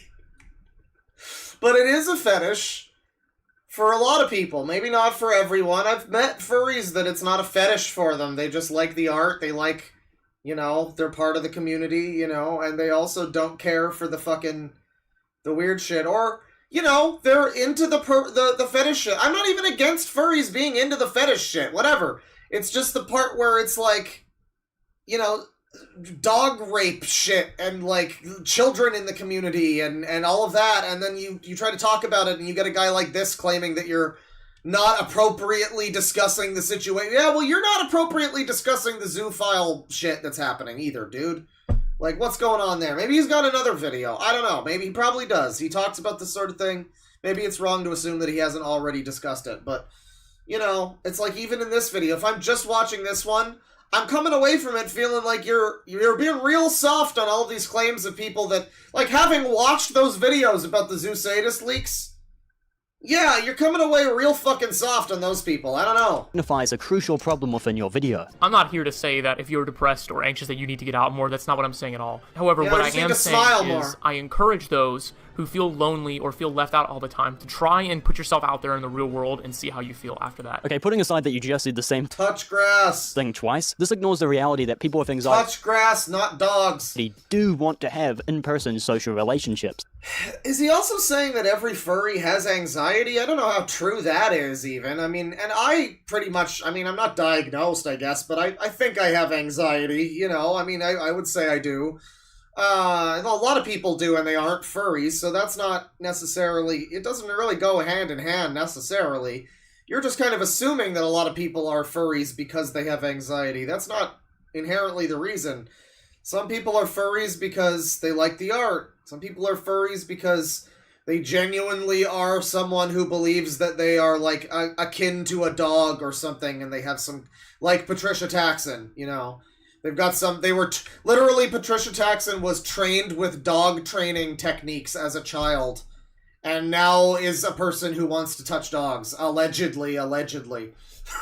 Like, I don't know that's so weird how that works out. I don't know. But that goal is hindered by the anxious mind. An important distinction to make is what differs between anxiously avoiding a Now, social someone says, I just think fox women are hot. That's fine. You know, that's fine. Just don't fuck a real fox. You know, you want to fuck Carmelita Fox from Sly Cooper? Have at it. That's the good fur right there. You go for the good furry. You know? You don't go for fucking, you don't go for just your dog. That's the thing. environment and lazily And you don't go for like Cream the Rabbit either while we're at it. doing the same thing. Some of the most active, non-lazy people can do so in the comfort of their own social space. Anxious people are not lazy in avoiding social relationships. They have this mental condition that makes it a lot harder Yeah, I mean, the crystal people are cringe, though. to achieve. A person's environment is often a crucial role. Like, whatever you do, don't be a cringy retard, and that's fine. If your waifu is crystal, you know, don't make it like a huge annoying part of your fucking identity, and you're probably gonna be fine. That's the thing. This is the same guy who made this argument about, like, furries being a minority because they're bullied and people hate them, and it's like, no, people are furries, and they happen to be the types of people a lot of the time who are also the type of people that get bullied. They probably would be bullied whether they're furries or not. Because, and it's, maybe there's some overlap with why that type of person wants to be a furry. Maybe. But, I mean, I don't know, condition that makes it a lot harder to achieve. A person's environment is often a Yeah. crucial role in aiding Every furry has anxiety. someone towards the adequate levels of social interaction. However, in the modern world, we are only now moving towards a society that adequates for those needs. Instead of encouraging people to be less lazy, as that is not realistic, I would encourage people to make use of their environment. For example, my life once consisted of a few things: eat, sleep, drink, and wander around my local area. I made supreme use of the unlimited data I had on my phone for music and the little forest that are near my home. Now, Oh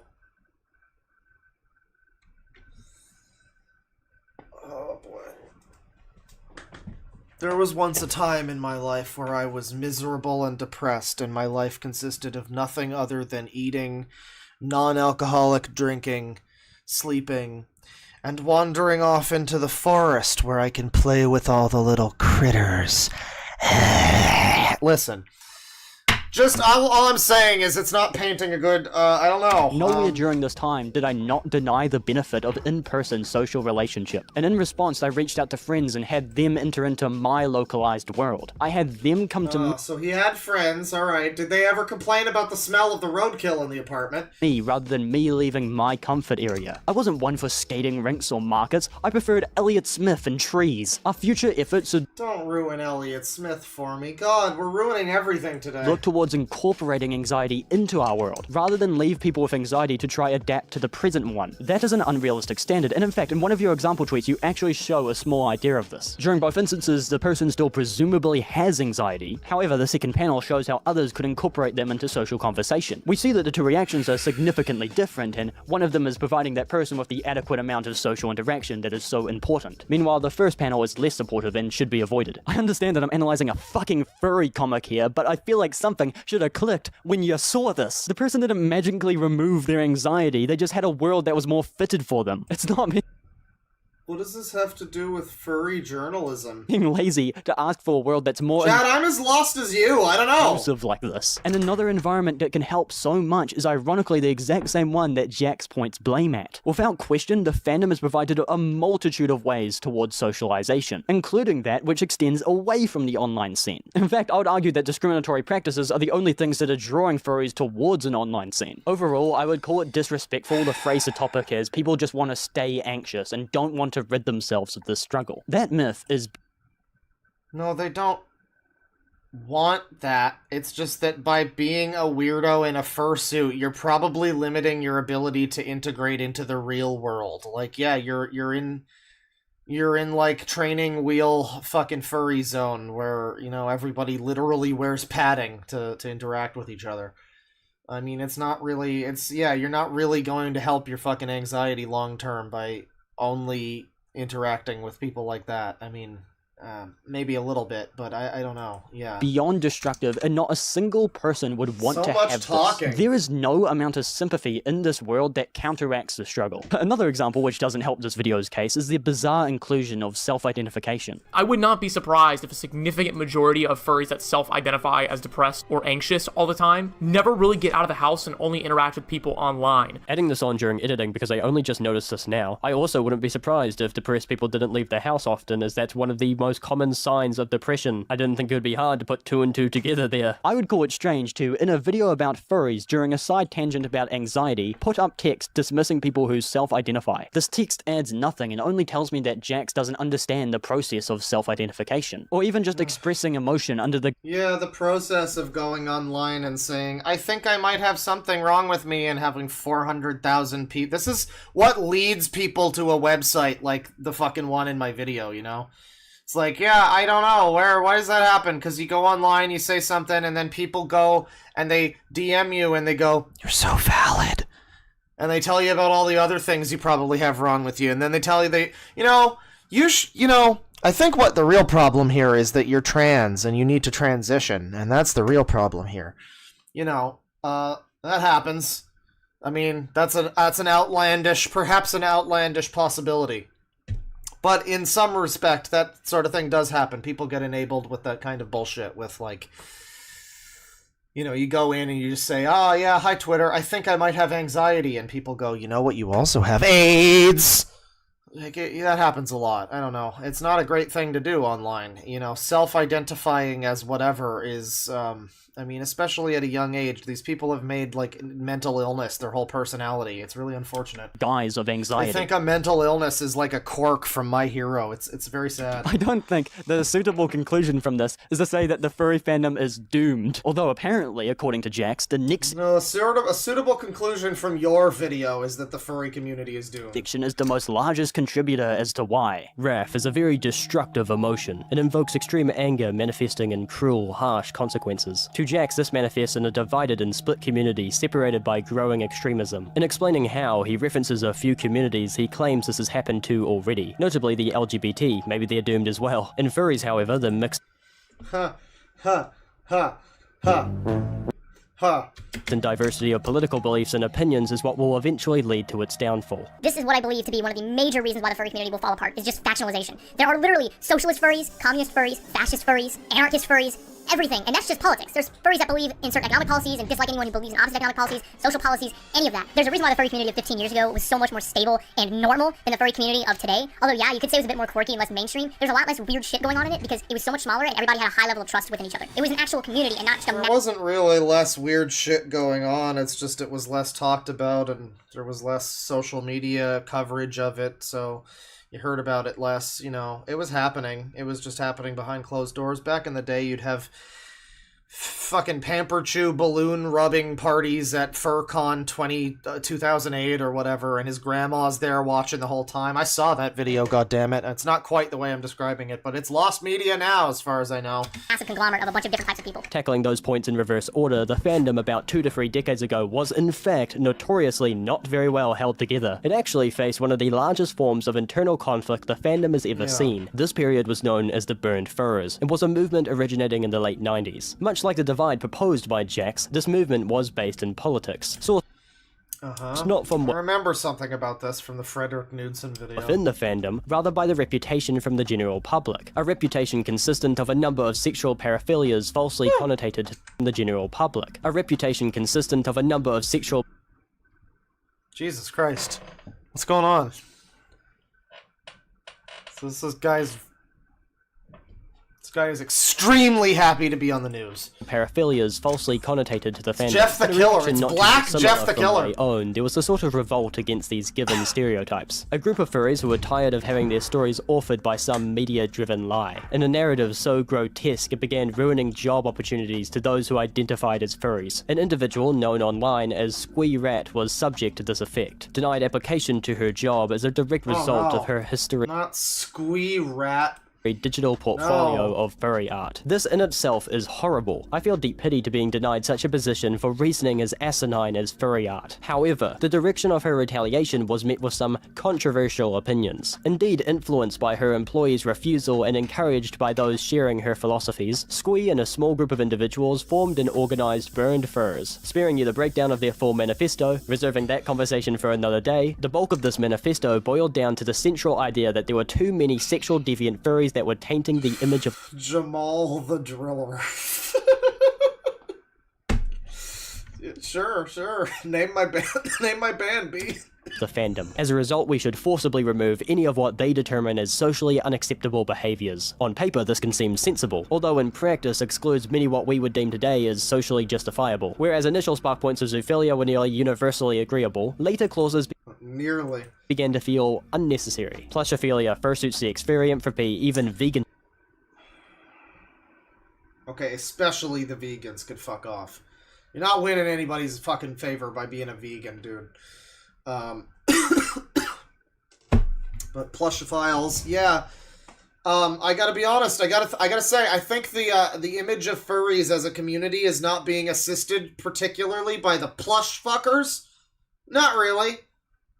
You know, because this is the pipeline. It's the weird, crazy fetish pipeline, and it starts with just furry, and then it's plushophiles. And you know what was brought up a lot on that that website? Plush files. Brought up in the same breath as biastophiles and pedo sadists, and plushophiles was also frequently brought up. So I mean, it's one thing after the other, and one thing gets boring, and then you move on to the next. And, you know, it's like, yeah, maybe these people have some ideas. I don't know, maybe they should have been listened to. Or at least the expectation of it for the true furry experience. A belief that was perhaps more notable during the time than today. What's more important than the brief part on forced veganism is the overrepresentation of innocuous practices, such as furry-empathy. A majority of this manifesto is caught up on the overindulges of the furry fandom. As Squee describes the long-held notion that furries secretly wish they were animals. This perspective ignores any religious or spiritual connections that go into furry-empathy. Overall, writing under the misunderstood assumption that this practice is both wrong or has any direct connotation with the fandom, for which it is neither. As expected both for the time period and the effect to cleanse the fandom of socially unacceptable behaviors, the LGBT, who have been long dehumanized for being abhuman, made its way into the categories of socially unacceptable. And despite initial denial from Squee responding to accusations of homophobia, it couldn't take away from the degrading, It just reminds me of the shit with the fucking LGBT community, where it's like they had to fucking wait years to cast out the boy love sector. And nowadays you got people going, well, hang on, maybe that's just being a little too judgmental. No, dude. No, these Burned Furs sound like they got some right ideas. Maybe they weren't all on the money. I don't know. Maybe some of it was a little off. But, like, yeah, they basically just wanted, like, furry art to be, and furry paraphernalia and stuff to be not necessarily tied to sexuality, which it now pretty much is. They should have been listened to. There would have still been, you know, a place for it, I'm sure. But people would have been able to freely be like, yeah, you know, I just fucking love Bugs Bunny, dude. I've wanted to be an anthro rabbit my whole life, and not feel like embarrassed, you know? It would be great. It would be great for them. Humanizing and misinformed official manifesto. Lumping annoying vegans alongside zoophilia didn't communicate well with audiences, and before the groups You mean LGBT getting dragged again? It's true. I mean, they had to. It was like the 90s before they stopped marching NAMBLA and Pride parades. It's just real.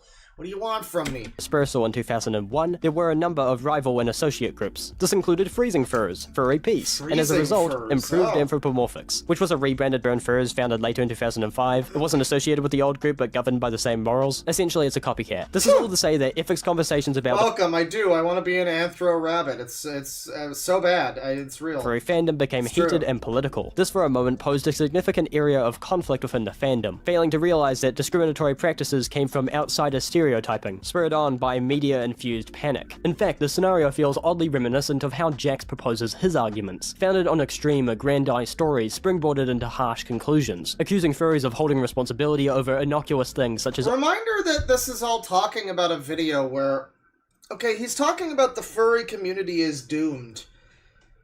It's weird to me that he's talking about that video, because I didn't watch that video from this guy, Jax. I didn't watch it. I don't know what he says in that video outside of what's been represented here, but what I did watch some of was the one where he goes undercover as a Twitter 15-year-old furry. Why are you not bringing up that video where there's a lot of fucking weird shit going on? Are you gonna just pretend that that's, like, not a thing? Like, because if he did talk about that video, it would be pretty... I didn't even watch more than, like, 10 minutes of it, and it was already like, man, why are furries like this? You know? And, I don't know. I mean, it's weird that he would pick this video. Again, I haven't watched it. Maybe he's also misrepresenting this one, but, like, talk about that video. That's the journalism, quote-unquote. That's the one where he's, like, doing boots on the Twitter ground journalism, you know? And he's going out there and he's pretending to be 15 and talking to these fucking people. And, why are you not, like, confronting anything in that video? You're just pointing out this other one where you just basically disagree with his opinion or something. Or you say that he's, like, misrepresenting. I mean, okay, sure. But there's a whole other video you can talk about from the same guy that's, like, real journalism, and it doesn't seem to just be some guy's opinion. It's like, I went undercover as a child, pretending to be a child in fucking furry Twitter and got bamboozled with insane shit. That's a fair video to make, but he's not really calling too much attention to that. He mentioned it. I thought for a little while that that's what we were looking at. No, it's a whole other video, and I'm like, what? Why, dude? Watch that one. Is it harder to respond to that one because there's more examples of furries being fucking crazy?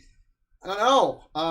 It's weird. Online relationships or art commissioning. Unlike Squee, Jax does not account for the change in history or any other historical instance of division within furries. In doing so, he falsely frames modern furry culture as more divided than it's ever been. A bold and highly contestable statement. Furthermore, the implication says burn furs were just, they not like us, they not like us. I mean, that's what it sounds like. of this division harbor some questions. For if a group is so large that it begins to form subgroups of differing social and political leanings, does this negatively affect the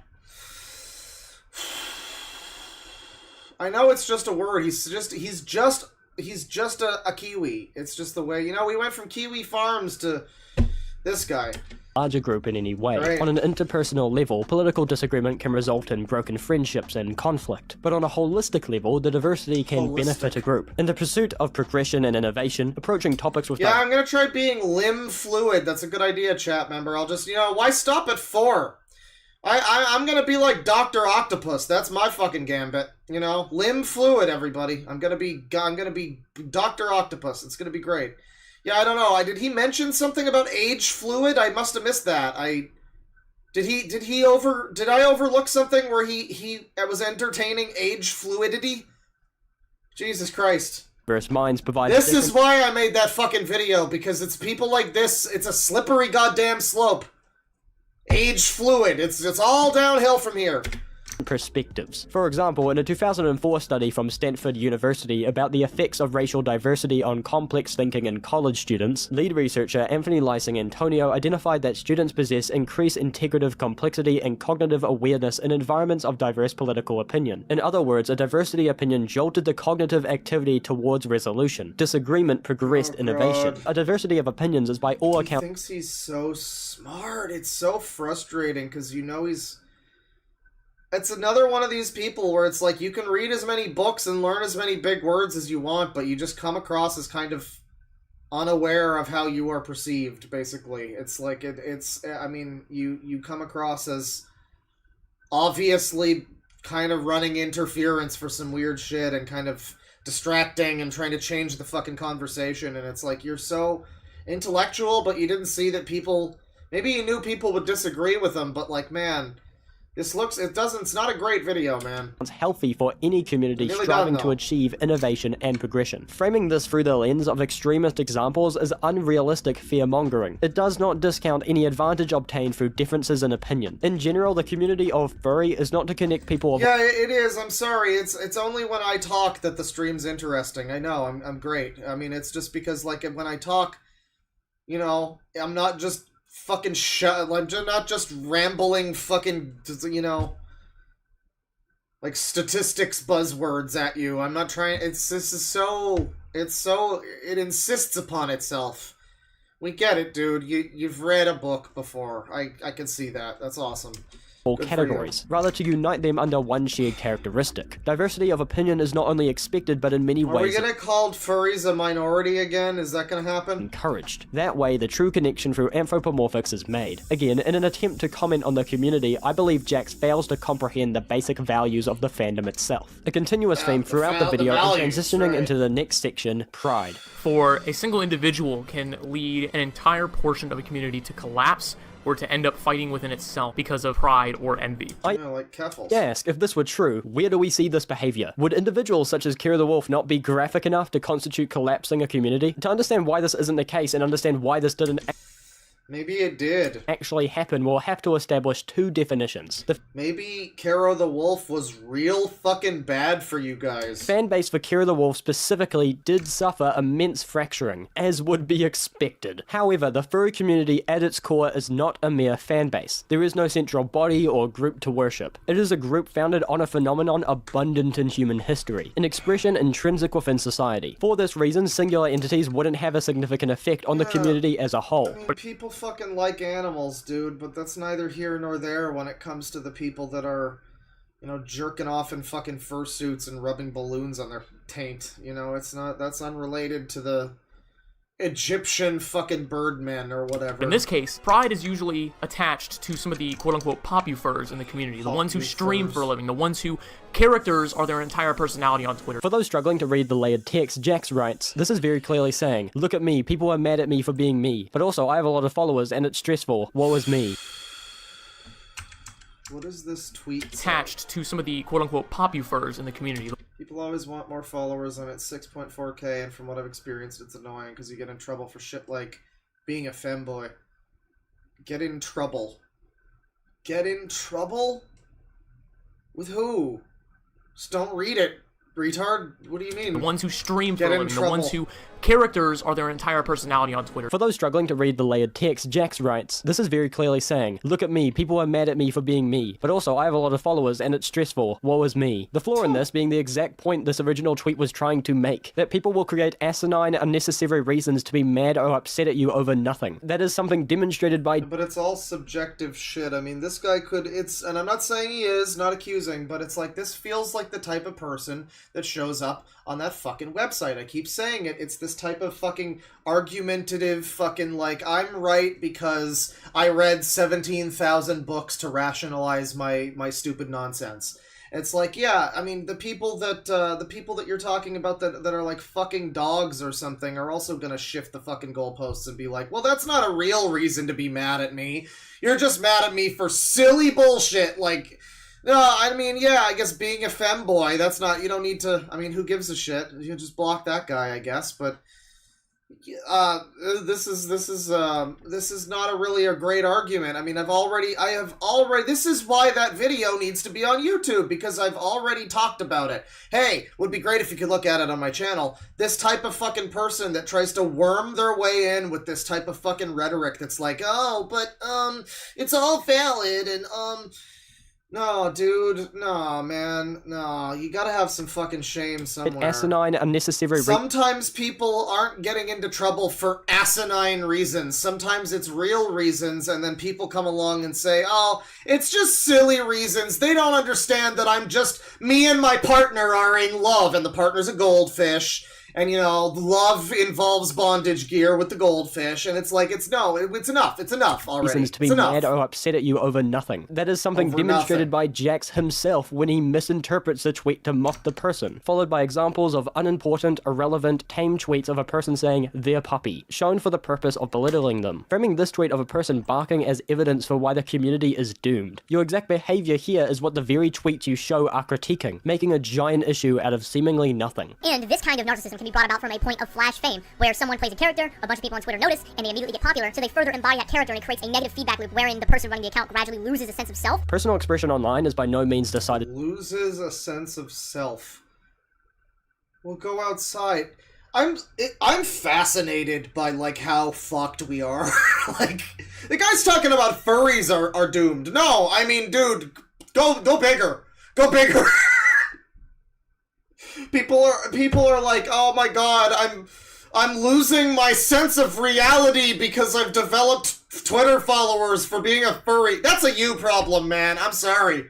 That's just your, I mean, I'm sorry you probably got some issues, but like, dude, that's no one's fault, but like, that's on you, man. I'm sorry. By other people. Jax here has no authority to comment on how these people portray themselves online, or how their real-life identity correlates to this expression. It would be incorrect to assume that you know the personalities of Twitter users outside the platform. And thinking about the situation holistically, I don't consider tweeting about being a puppy to be high on my list of priorities. Regardless if this person... That's the problem, dipshit. ...acts completely... Look at your avatar. Of course you don't fucking think differently outside of their account. Posing like a dog on Twitter doesn't amount to something negative for this person or signify any sort of downfall. By no means do I consider pride to be unimportant as an issue to our modern world, particularly with the rise of internet culture and stardom making it far easier for someone to become famous. Fame can create some... People should be proud of various things, you know? There's a lot of things they should be proud of. Although, the thing is, aren't you born gay? Here's my question. If you're not allowed to be proud of the country you're born in, and that's like nationalist, I don't know. I mean, but that's fine. That's fine. I understand it though. I get it. It's like it's a whole thing. It's a whole movement. I get it, and it's like that's fair. But there needs to be shame too sometimes, though. I mean, that's the problem, is that we've lost the ability to shame people. We can't look at somebody fucking a dog and say it's bad without some guy like this making a video that goes like, well, but not all furries. Like, yeah, I know, but what about that furry? Fucker. Pretty ugly behaviors. This is shown on my channel and in this video again and again, and to sound like a broken record, has no correlation to the furry fandom. Despite my repeated rebuttal, no doubt becoming tiring for many of you, it is a rebuttal I find myself returning to over and over again during this video. Nothing exemplifies this more than the last section about envy. Even though I disagree with many of the arguments present in his video, I find myself understanding an equal amount all the same. During Envy, Jax explains the concept of pseudo-sexual relationships, a concept conceived by Jax to describe groups who are bound together by their shared sexual interest in one another, in which he highlights the dangers of entering a relationship under the guise of needing to be in one, either from desperation or to spite those who have what you want. Anyone who was decently present during school would have observed this form of relationship. In fact, it's fairly common that you yourself felt this desire from witnessing others be happy in relationships. Overall, it can be a dangerous game, leading to an environment of vulnerability set up by desperation. This is true. I cannot disagree anywhere within this argument, and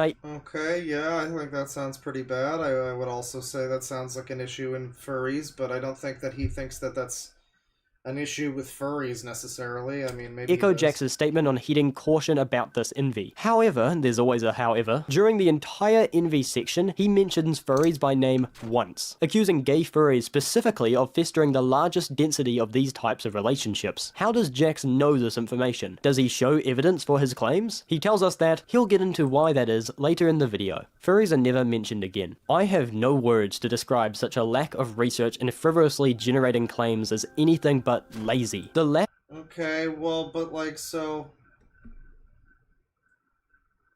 this is bad though, because look at this though, right now, right here. The furry community is doomed. Here's why. 2 years ago, 136,000 views. He picked this video to talk about. What he didn't pick to talk about was this video behind it that he, as you can see, started watching, probably got about as far as I did, maybe a lot, maybe even less. Stopped watching it, and realized he didn't want to address that one. He realized he wanted to address this 2-year-old video instead of this 1-year-old video that has far fewer views. Maybe because he felt like he had a better chance of defeating this guy's facts and logic or something.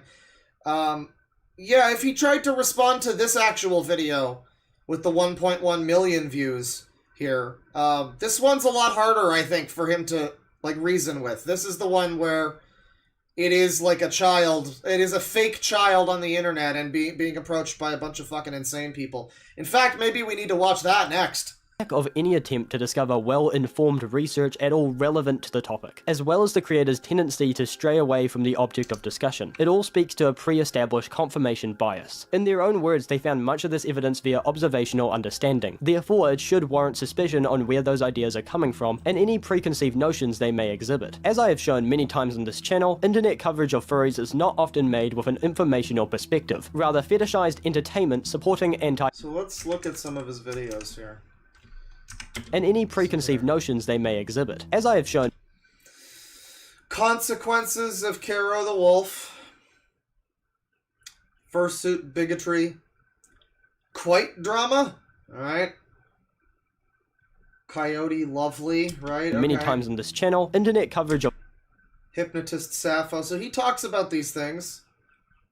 But I'm curious, I mean, he talks about them. We're seeing how he talks about this whole situation in this video. If he's talking about Hypnotist Sappho, is he gonna just do the whole video being like, well, not all furries, not all furry? Is that the whole thing? Maybe not. I mean, somebody in chat said that they used to follow this guy. I don't know if you're still here. Did you watch the videos where he's calling out other, like, creepy fucker zoophile furries and stuff? And, like, what was that like? I mean, was he being fair in those? What would you say? Does anybody know? I mean, I don't. Maybe we'll watch something like that another time. I kind of want to watch that Jax video that he didn't watch instead. But furries is not often made with an informational perspective, rather fetishized entertainment supporting anti-furry rhetoric. Consumption of these stories can lead the consumer to mischaracterize furries based on the repeated worst individuals who occupy it. If you were to create a video... Yeah, and I mean, that's kind of true. I mean, the way he says that, I mean, I can't deny, again, it's like you expose these type of fucking people, and some people are gonna, you know, they're going to assume that you are talking about every single furry that exists, and it's just not necessarily the case. And even if you say, like I did in that video that got taken down, I tried to say this doesn't represent everybody that's, like, affected in this type of community. But people still didn't listen to that, and they just went, transphobia, like, you know. So, I mean, even if you try and you do your best, and if you try too hard, then it comes across as, like, counterproductive. It comes across as ironic. The fucking thing I've been doing, the please God, whatever you do, don't report these people, you know. Yeah, you know, the video it's not a great video. Oh, good God. Who the fuck? Oh, go away. Go away. It's not a great video, but I do think, you know, that's true. I mean, some people are going to be inclined to look at a video like that, you know, talks about zoophiles or whatever, and they're going to assume the worst. And it's not really, I mean, he says early in the video that you need to tell people what to think, essentially. He says that people are not going to ever do their own research or come to their own conclusion. They're just going to make generalizations based on what you tell them.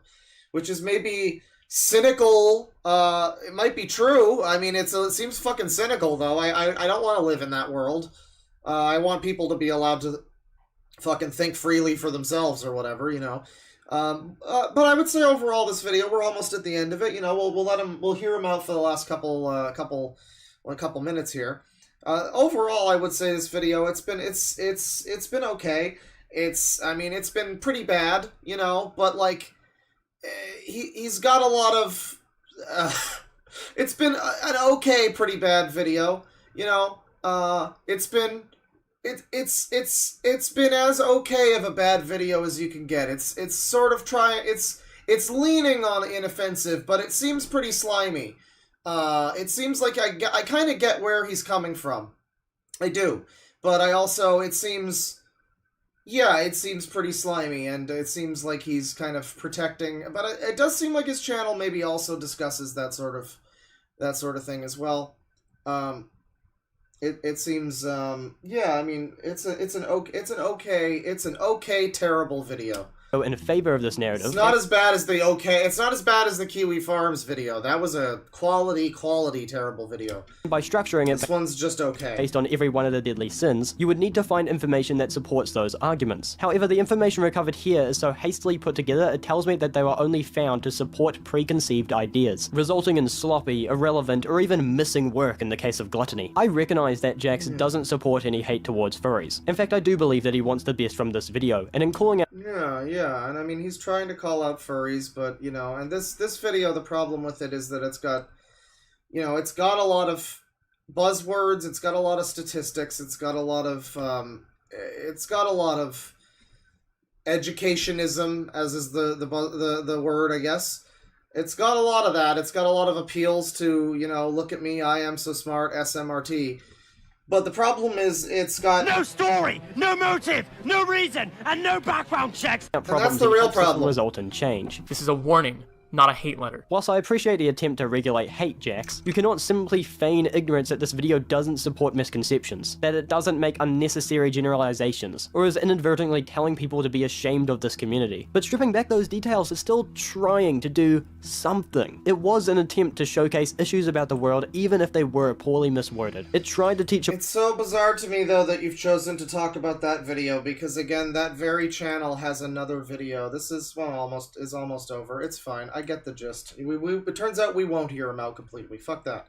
No, but I get the gist. Again, I mean, I wouldn't say, actually, it's not very good. It's not okay, this video. I mean, when I say okay, it's like, you know, it's a so-so. It's not as bad as they come. This isn't zooier than thou, you know? But it's a slippery slope thing. It does annoy me quite a bit.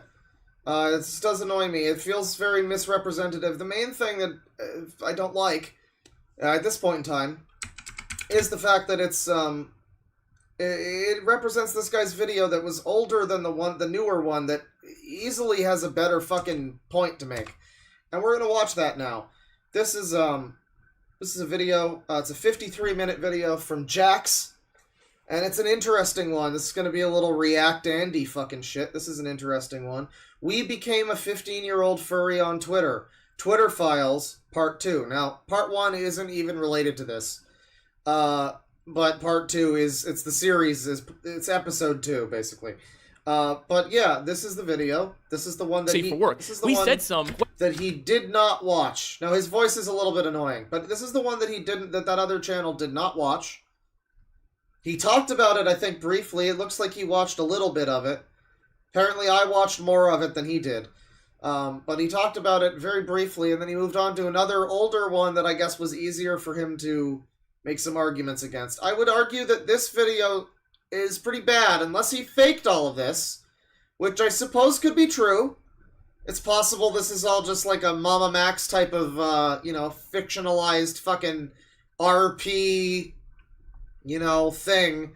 But, you know, I think it's perfectly... Nothing that I saw so far when I watched part of this video seemed like unreasonable to believe as a possibility. This is, again, we became a 15-year-old furry on Twitter. Twitter Files, part 2. Before this video begins, by now you may have noticed that it is ungodly long, and I promise you... Only 53 minutes, dude. What year do you think this is? Everything in this video has a purpose, But in order to save my sanity and hopefully yours too, the editing will be pretty minimal in a lot of areas other than just screenshots. So feel free to tune out of the video and listen in the background. I promise you, you're not going to be missing much visually.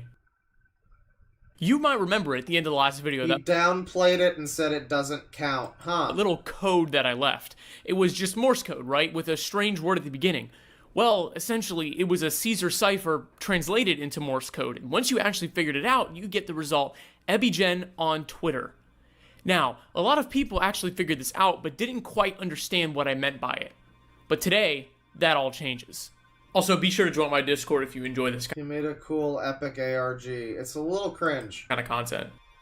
Now, to get us I'm out... irony poisoned on the ARGs is the problem. It's sometimes, you know, I would think it's cool. There's like a Skate 4 ARG. When it was Halo 2 and they made I Heart Bees or whatever, that was cool. I can't do the ARGs now, man. It's just embarrassing. Out of the way before I really start getting into the content of the video, who is EbiGen? What is this account? Why am I bringing to you a random 15-year-old furry account on Twitter? Well, the thing is that what I just said was wrong. This account, if you haven't figured it out already, was made by me and other friends, obviously. The idea was thought up by all of us around October of 2021, and we figured, let's just see what happens. Let's see how far we can... I mean, this does feel like it's Mama Max adjacent. That was around the time that his whole fucking tizzy was happening. So, yeah, this may be adjacent to that, I don't know. Yeah, and it wasn't originally a Sting account, but it ended up turning into one as we gradually went deeper and deeper into this. And our experiment worked. We had over 1,000 followers by the end of December. It was ridiculous how quickly we grew through various different methods of just following other people, as well as just making pretty mediocre art. Playing the character is so important to having an account like this, and like I said, it clearly worked. If you're wondering who made the art, it wasn't me, but out of the person who made its wishes, I'm not going to reveal who they are.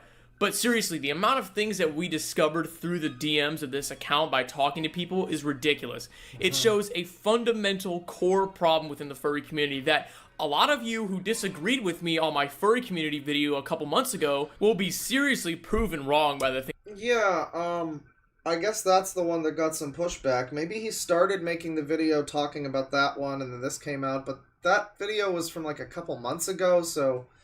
I mean, Clapped Seals video was just from a few months ago. This is from like a year back. The other one now says 2 years ago. I mean, it feels like you could have made a video in quicker time than that. I don't know. I guess that was the one that caused some stir, but this is the one that really took off. And I mean, it's interesting because what does he just say here? It shows a fundamental community video a couple months ago will be seriously proven wrong by the... Proven wrong. So in other words, it sounds like the things that were said in that video that the other guy had problems with, maybe this is gonna be the proof of the yeah, maybe you should have watched this video, I don't know. Things that we discovered in this video. And if you came from the EbiGen account where I'm gonna post this video, hello, nice to meet you. My name is Jax. This video is in no way meant to be derogatory or hateful towards furries. I am not targeting you guys for a reason. Also, anyone in this featured will furries. I am not targeting you guys for a reason. Right, also, okay. Anyone in this featured will be censored as I'm not trying to create any witch hunts, which I know some people will want to do for no reason.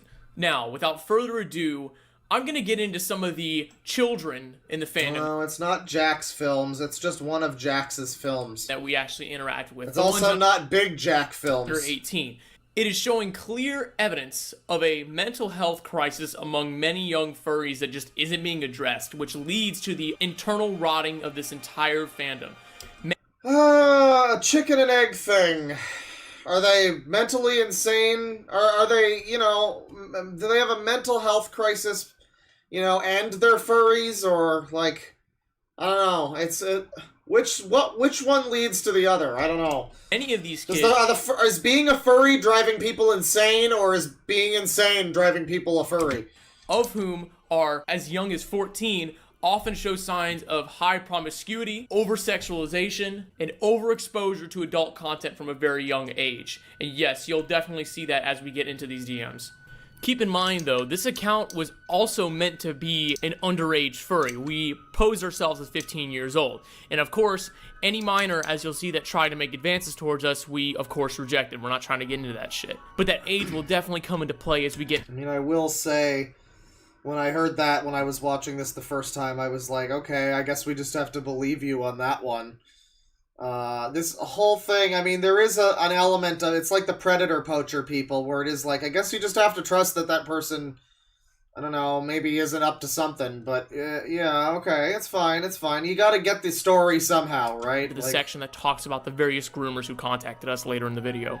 One more quick thing, actually, before we go ahead, is that I didn't write most of the DMs for this account. It was actually by someone else who is more familiar with the community, who was on the project, that wrote most of these DMs.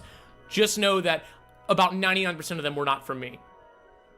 Right, These accounts will be going in roughly, I guess, order of severity in terms of, you know, mental health problems and other issues that are clearly being presented here. Yeah, Japanese, absolutely. We're about to get to a new segment, and it's probably A minor. Number 1 even. So this first account, we actually introduced ourselves first, saying hiya, with this guy saying, how are you? I'm actually the same age as you.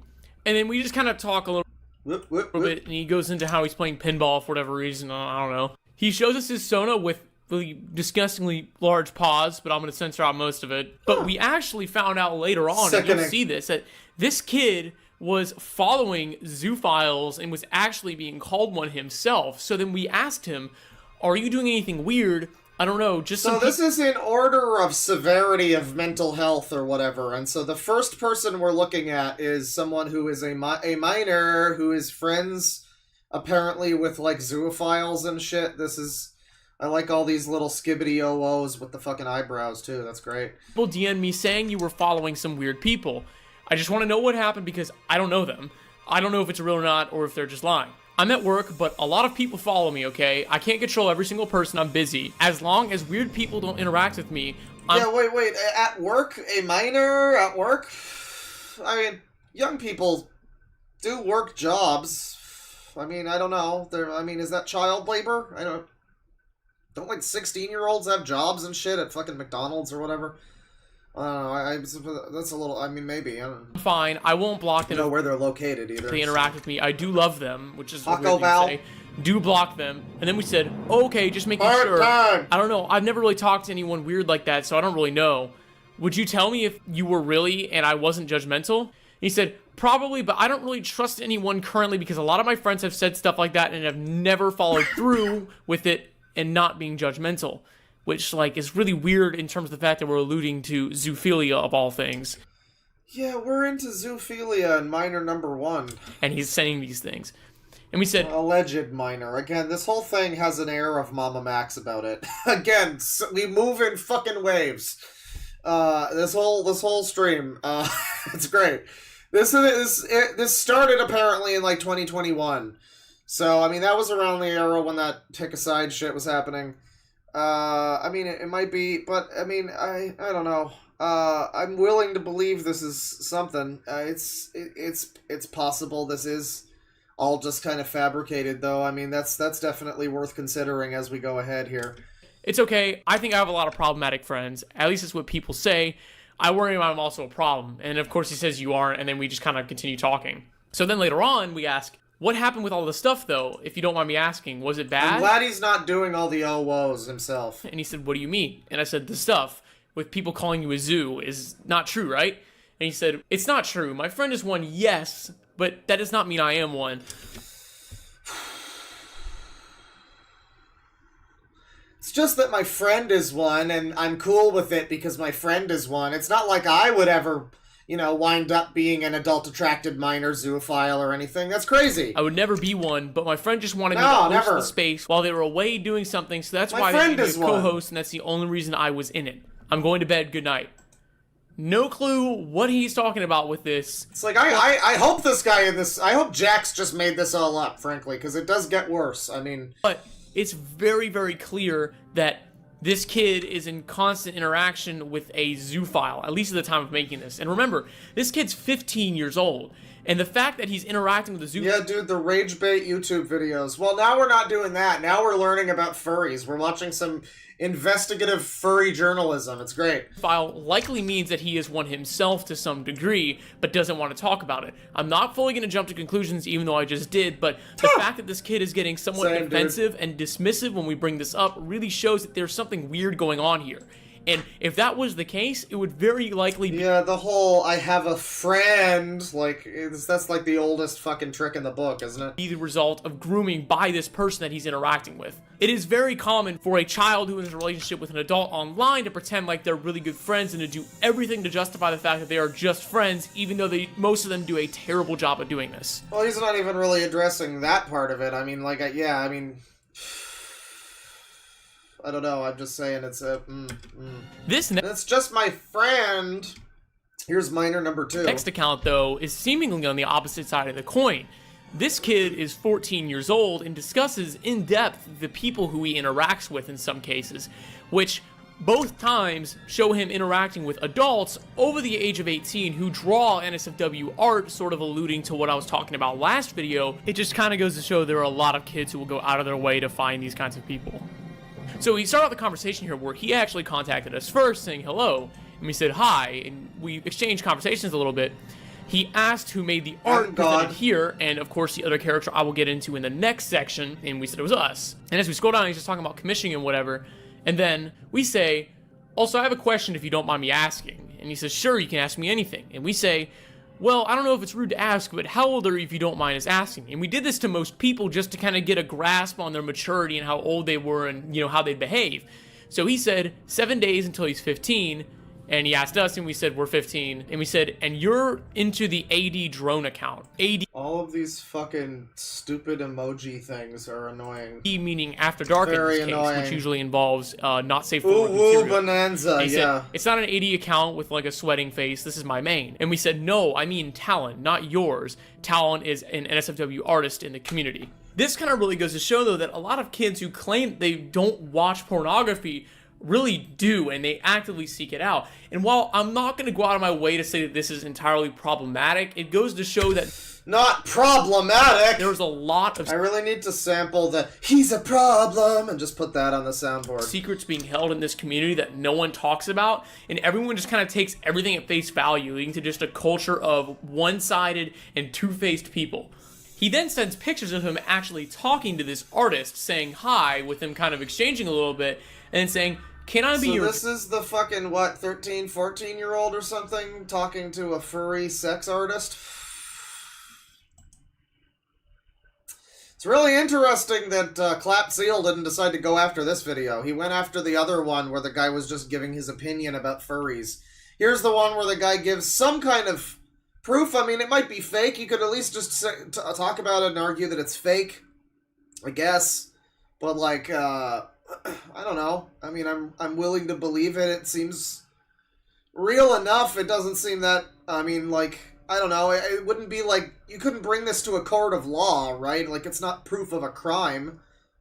But it's proof enough if it, you know, I'm willing to believe that furries are kind of fucked up. I don't know. Maybe that's my bias. I guess maybe it is. Drone. From asking around, it seems like a drone is basically a sexual hypnosis thing where you're basically beholden to someone else. It's some weird fetish shit. No idea really what it is, but I think that's what it revolves around. And then giving a little face with the artist, who again is over 18, saying, if you'd like, then sure, with a little squiggly sign, which, if you're unaware, kind of implies a sexual connotation to things. Kind of involves a sexual connotation. We can do more than just talk. Baby, we get nasty, nasty. Your body's too bootylicious for me, babe. With the minor responding, well, I really want to be one, they are cool. And then he says, then you're welcome to be one, :3. Now, to be 100% honest, I am 90% sure the artist did not know this kid was underage, as the kid the sex swirly, I know. explicitly told us. Who knows if he was lying or not. But he did the same thing to another artist who is very popular, who actually knew he was 14. Now, after consulting with someone who actually knows this guy somehow, from what I've determined is that there are two stories here, and I am going to believe the artist on this one for the most part, where he says that he banned this kid from everything and has completely cut off contact once he found out the kid was 15. But if you read what the kid was saying, he was almost implying that they were chatting and that they were both engaging in weird conversations. Not gonna jump to conclusions at all, but more so to apply this to the rest of the fandom, that there is so much going on behind the scenes that we just don't know about and we will never know about, even if it's harmless. And it's bad enough when it's on main and you see it, but you know that these people are DMing each other and stuff. And, yeah, and all it takes really is one person to go, hey, there's a cool website you can go to. 14-year-old, whatever. It's sickening. It's pretty sickening, and I mean, it's not a problem that you can just say, well, get the cops involved in something like this. Like what? It's like randos on Twitter, But it's something that you can if any of this is real, it comes across as pretty fucking bad. Yeah, the furry community it's not everybody, obviously it's not everybody, but it's another one of these fucking communities that's easily infiltratable by sex weirdos. And that seems to be the case here. And people don't seem to want to really talk about it that much. And when they do, they seem to try to, downplay it a little bit and all that sort of thing. And it's enough. It's enough. And then, even though we are a real person, without seeing what we even look like and only talking to us for like 15 minutes on a few days, he says, hey, I can't hold this forever.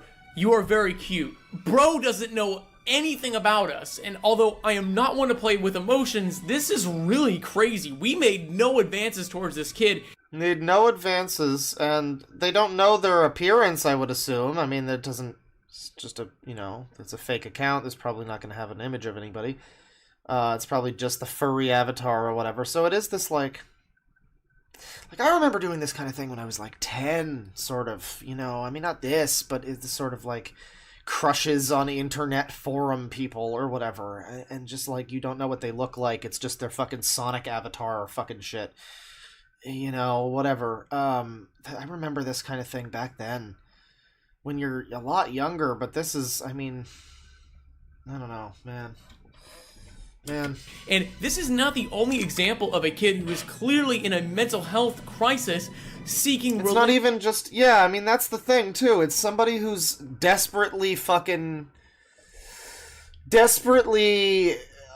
seeking some kind of fucking attention from somebody in their lives. And of course there's gonna be weird sex freak people that show up and just hey there, I'm friendly, you can talk to me, you can tell me everything, I won't judge you, smiley face. And they don't fucking know yet that they can't fucking talk to that weirdo. Maybe some of them do, but this is the problem. A lot of these people, why are people becoming furries? Is it anxiety? It's a lot of reasons. Then I think the fourth one here, we're about to get to section number 3, and probably A minor.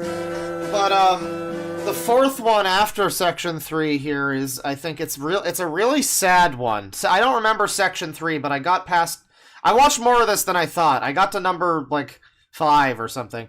Before I was like, all right, I gotta do this one for the stream, and we're finally doing it. But section 3, I don't remember. Section 4, it's a sad one. Just be prepared. Relationship security. Again, but remember the whole time, this might be, this might not be this might not be real. This might all just be some kind of fictionalized fucking stuff made up for attention. I don't know. That's a possibility. I don't know. A lot of people are saying that it seems very possible that this is something that happened.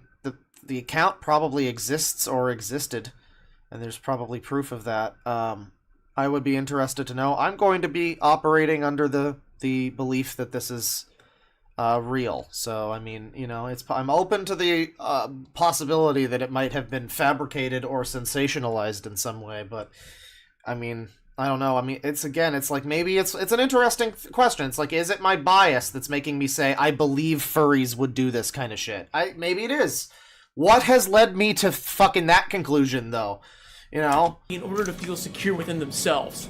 They not like this user. They not like this user. To the previous video, which in this case is sort of an adult-attracted minor. In his bio, Well, first of all, He's a molester. He's a child molester. it's not good. It's not good. He says, gay, new to NSFW, go easy on me, 18 with a winky face. And I'm sure you can figure out what that means. Anyways, getting into the chat, he says, to us first, quick question, well, two, pronouns and sex. And we responded, I'm he, him, and a male, why do you ask? And he said, just because I'm 15 as well and wanted to talk. Oh yeah, this one was also sad. It's a fucking kid drinking, and it's like another person desperately trying to reach out to someone that will, like, give them attention. The fourth one is, like, the fucking peak of that, though. Also a little drunk, and that's besides the point. I'm he, him, male, and gay as fuck. And said, how are you? And we didn't respond. He said, alrighty then. Afterwards, he apologizes for yesterday, saying that he got a bottle of Bailey's and got carried away. And that was after we asked, why were you drunk?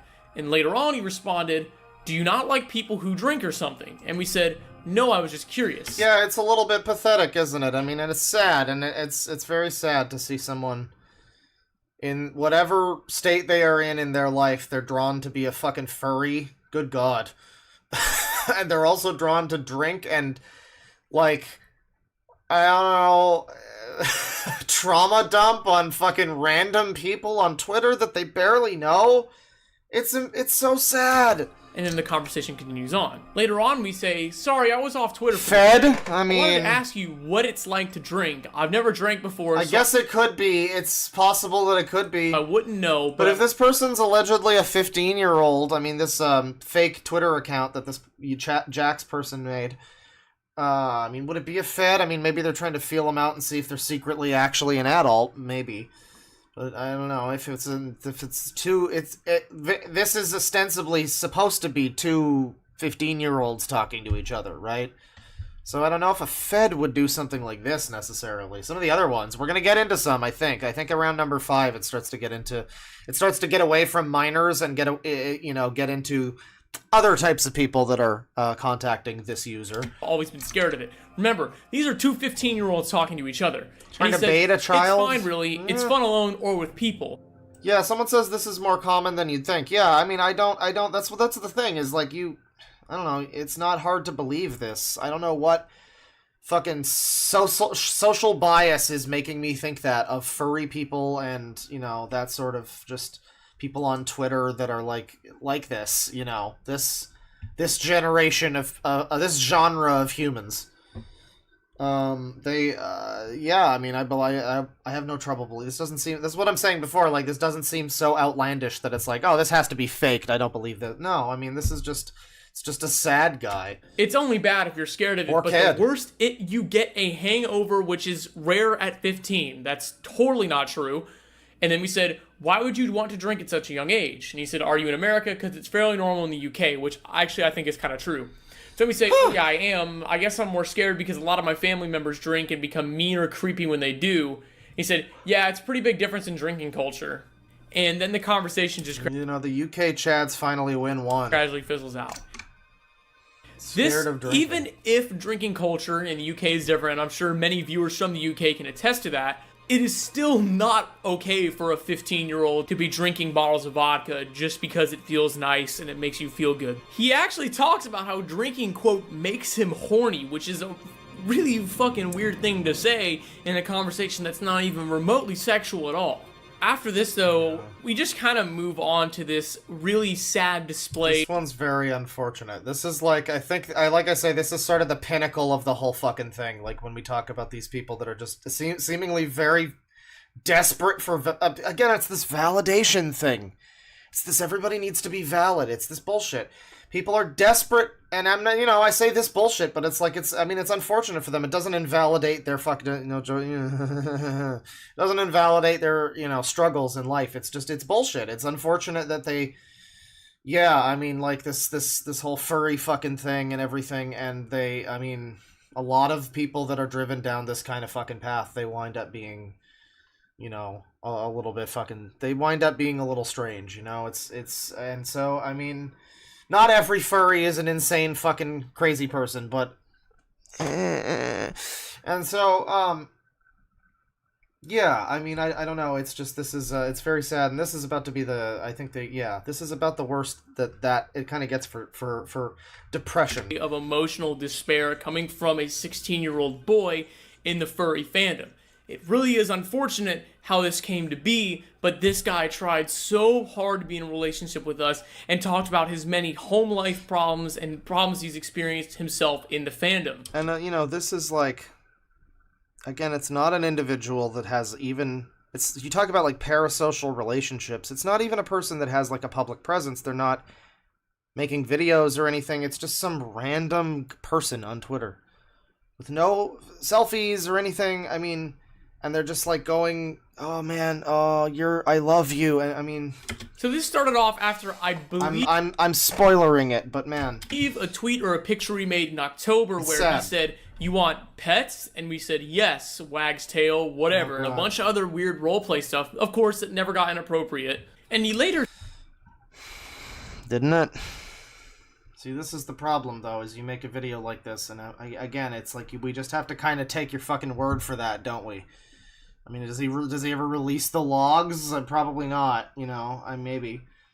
But that's, it's weird. I mean, I guess you kind of got to go along with it if you want. Again, I mean, you got to do it. I mean, if you're going to try to get the information, it's like but it is weird. I don't know. Says, and I'm not 100% sure if this is roleplay or not, but I'm pretty sure that this is this kid's real name. He says his mom got his first name from a porn novel, and that she never, quote, really cared about. At this point, the problem is we need to just take this guy's word for it that nothing else weird and suspicious happened, which, I mean, it probably didn't, but maybe, I don't know. We don't know.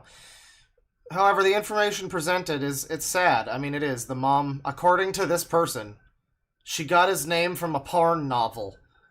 Like that's like a very sad minor key version of the Curb Your Enthusiasm intro. Like, damn, that's just unfortunate. Him. And he sometimes hates Do his better because of her. And seeing this really breaks my heart, because this is a human being who is clearly, provided this is real, in a household that is destructive to his mental health. He then, literally on the same day, roughly, of talking to us, sends us pictures of himself. Then, he gradually starts to make advances, saying, "You're cute, sexy even." See, this is starting to get concerning about this video, is the thing, is because we're not seeing what you say. I want to see what I look like? Sure. Why not say no? Do you need to see what they look like? Is that necessary? It's a little weird. And then maybe they ask, and what do you send them? Do you have pictures of... We're not seeing that part of this conversation. I don't know. There's elements of this that I'm... Then, he gradually starts to make advances, saying, "You're cute, sexy, hi, even, Cecil. attractive if you're so inclined." Cecil says that Aiden is just Cecil with a different haircut, you know? I've never seen them both at the same time. Well, I guess I am now, actually. Never mind, yeah. And again, let me clarify. I guess Clark Kent isn't Superman. This is crazy. This kid is 16, and again, we never made advances towards him, and he did all of this himself, and we never actually entered a relationship with him. Cecil, you missed your brief appearance in the video decrying people talking about Zoosadism.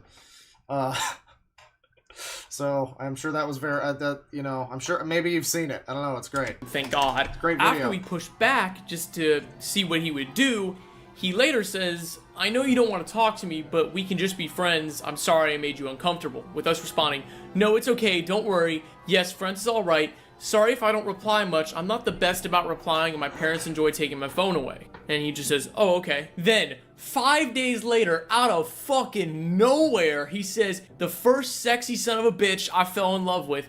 Here I am with 60 days." Damn, Cecil's making a video about Tim Wynn. That's gonna be disastrous for the furries, unfortunately. Apparently. You better make sure to say for like 10 minutes straight that you disavow that all furries are not like this. You gotta have, like, counter examples of good furries, like saving puppies and, like erecting barns or something. You know, it's the first thing that a furry's ever erected. You can finish that one. But, Yeah, apparently that's what you need to do in order to save the fucking furry community. It's all over if you don't do it, Cecil. He's left to ask you if you want to play a game sometime, or talk, or do something. And naturally, out of our own confusion, we said, what?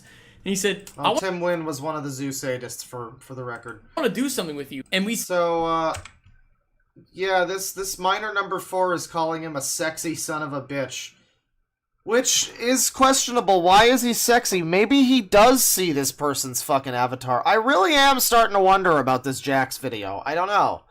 And it's interesting, too, because in the beginning of the video, he says this very specific thing about, I want to point out, now, most of these messages weren't written by me. It was my friend.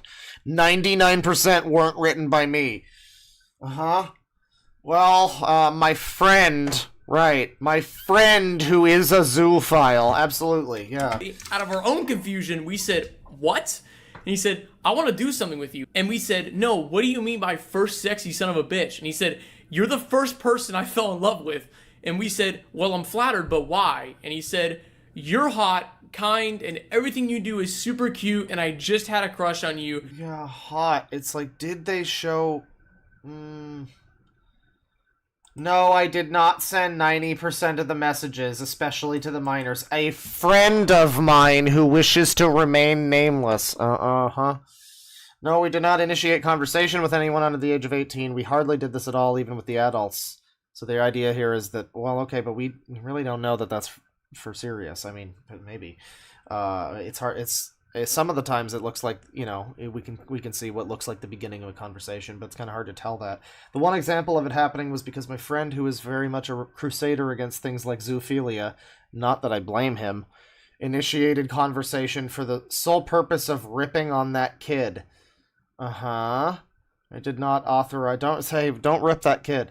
But never at any point were there romantic or sexual advances made towards any of the minors. Okay. Well, I mean, we're probably overreacting. I mean, we're all poisoned by the type of people. It's like, by nature of what he's looking at, I'm left to be kind of fucking skeptical of society at this point. The minors were showcased in this video number 3 here, to prove a point, and there's a reason all of their names are censored. If they happen to see this video, which some might have, only they know it's them. They can deal with that personal shame. Oh dear. Treat it as a learning experience. Oh. All in all, I definitely believe I should have been a bit more tactful with the section involving minors, but my point in that section still stands. Kids are opening themselves up too easily to strangers just because they are furries or because they have a cute fursona. That was the entire point in that section, not to expose some 15-year-old kid for making a dumb decision. Please watch the video and don't automatically assume the worst when it comes to dealing with minors in the furry community. Just because they aren't 18 doesn't mean they shouldn't be taught a lesson via example, which again is why I included that section in the video. So, the whole thing here is, yeah, I mean, that's basically what we've been saying. We do have to just kind of take his fucking word for it, and it is a little suspicious, but I guess I'm willing to, you know, hear it out. We're almost through with this segment anyway, but I'm just not sure about this. Like, it seems like a little bit like there's maybe some unanswered questions. Let's just put it that way. Even if you said you didn't want to, I still do, lol. Let me stress how ironically upsetting this is to see. This kid doesn't even know what we look like. He knows nothing about us. And that's nothing being held against him. But clearly he is... Yeah, daily reminder to the chat to do better. Thank you. ...actively seeking a relationship with someone he doesn't know anything about. Which goes to kind of prove that a lot of minors in the furry community just kind of blindly wander into relationships without understanding how they should work. And regardless, you know, it's funny because when I was watching this originally, I don't think I was nearly this skeptical of this when I was watching it. But now I'm seeing it, I'm like, well, you know, you're sexy son of a bitch. Now we could assume that's just very sad of this person to call someone they've never seen before, and they're just talking about their fursona or whatever. They're calling them sexy, or he just omits the part where they fucking send him a selfie of a 15-year-old or something. I mean, it's possible, right? I don't know, but it's you know, again, it is sad. Whatever's going on, it seems like someone who's very clingy, and I mean, again, you need to have somebody like this do this. I mean, I don't know. You got to kind of trust him. You know, it's like somebody has to be the one that's like the fucking canary in the coal mine. and just be like, yep, there's a lot of fucking shit down there. There's a lot of shit, and you're gonna have to get a little bit involved, aren't you? The fact that relationships are different for everyone, clearly trying to e-date someone you don't know anything about. It's like you can't, it's like me, I can't talk about that site without mentioning the name of the fucking site. I can't expose them without fucking exposing them. This person is not able to really get information necessarily about this without, I guess, engaging with actual people in the community. I think we're almost done, though, with the minors. Again, number 5 here, I think, is where we start to get into some wacky shit. Could be incredibly detrimental to your mental health, especially when relationships are the number one thing you participate in to seek better mental health. And without going too depth to this kid's private details, he talks about the fact that whole work day. It's been a fun. I mean, I'm a little hungry, but whatever, it's fine. His family just doesn't like him apparently, and that his parents want to kick him out. If you, the person in the DMs, are watching this video, just know that regardless if you're telling the truth or not, know that I hold no ill will towards you and that I understand where you are coming from with this. And I'm really just pointing out the kind of things that you're... Yeah, so he yaps for a bit. Let's go to part 1 wrap-up. This is more yap. The minors aren't okay. Weird adult. We're finally into the adults. Let's get to the adults here. As a sort of precursor to this whole thing, We got another section here, and it's not... Probably A minor. Look into an account that, although it wasn't explicitly sexual, it had a lot of weird underlying connotation with its speech. This guy, whose bio is age 20, I am a male and bisexual and dominant. I am taken by my beautiful wife. I agree. No Lolly. RP, no kids, please. So, okay, so age 20, no kids, please. No RP, please. He introduced himself. Not really pedo, it says up there. Hi. But weird. And we said hi again, and he said it's hi. Not really a pedo, but so wait, hang on. So age 20, I am taken by my beautiful wife, lover boy. No kids, please. And they DM you? Is that okay? How are you? Huh? And after talking for a little bit, we just kind of interact, and even though he said he was never talking with kids... Probably not a real wife, chat member. He said, both of us are awesome. And we said, yes. Did you want to talk, by the way? And he said, tell me about yourself. And we said, well, I'm a protogen, and I enjoy drawing, and I'm 15. That's about it. I'm kind of boring. And he said... He needs to say more of the OOs, man. He's not doing the OOs. Same here, buddy, except I'm 20. So, I know this one was short, but just kind of a precursor to what I'm going to show you later. It's just kind of odd overall. Yeah, he's a certified lover boy, that's for sure. Next is an example of an 18-year-old who had actually already been you're the prince, and we're the prey. Contact with us earlier, but this time it was on his After Dark account, where his bio says, this is where I post and retweet stuff from me favorite artists, though some is not safe for work, DMs open, 18, open to roleplay. So he opens to us first, saying hi, and we said, hi, isn't this just your alt account? And he said, yes, my horny alt account. Ugh. And we were like, okay, whatever. And then he engages in this weird role play where he says, noms your snoot. And we said, puts paws on your face to close mouth, only kissies, no eaties. And of course he ate that right up, saying, but Jesus Christ. I like nomming things. And then we get down into very quickly where this guy decided to start ERPing with us. I mean, arguably that was already ERP. Also, what are we looking at? Why is there like a weird, creepy sex monster on a fucking rocking chair in the dark? What is this? This is weird. Talking about how he's in school Resident and giving Evil? us his email and his phone number. Talking about how he's in college and has night classes as well. Seriously, just generally weird things going on. But when I say you haven't seen anything yet, I mean it. Just hold on. Yeah, this is possible. This is all made up, I guess, but this is really easily believable. Same kid on his Twitter, after we made a suggestive post on purpose, responded to a tweet saying, what is it with 15-year-olds and constantly being horny in public? No damn wonder this people hate furries. And this guy said, accurate. So the kid? Is he a kid too? Even though he was 18 and ERPing with us. Okay, 18 and 15 is, it's not good. I mean, you don't, that's a little weird, yeah. It's illegal, basically, but it's like, it's 18, 16 is kind of the, that's the Camden, Gerard Davis, Spencer age gap, where he's a pedophile, because They had a 2-year age difference and they were in high school together. 18, 15 though, that would be pretty fucking weird. Yeah. Yeah.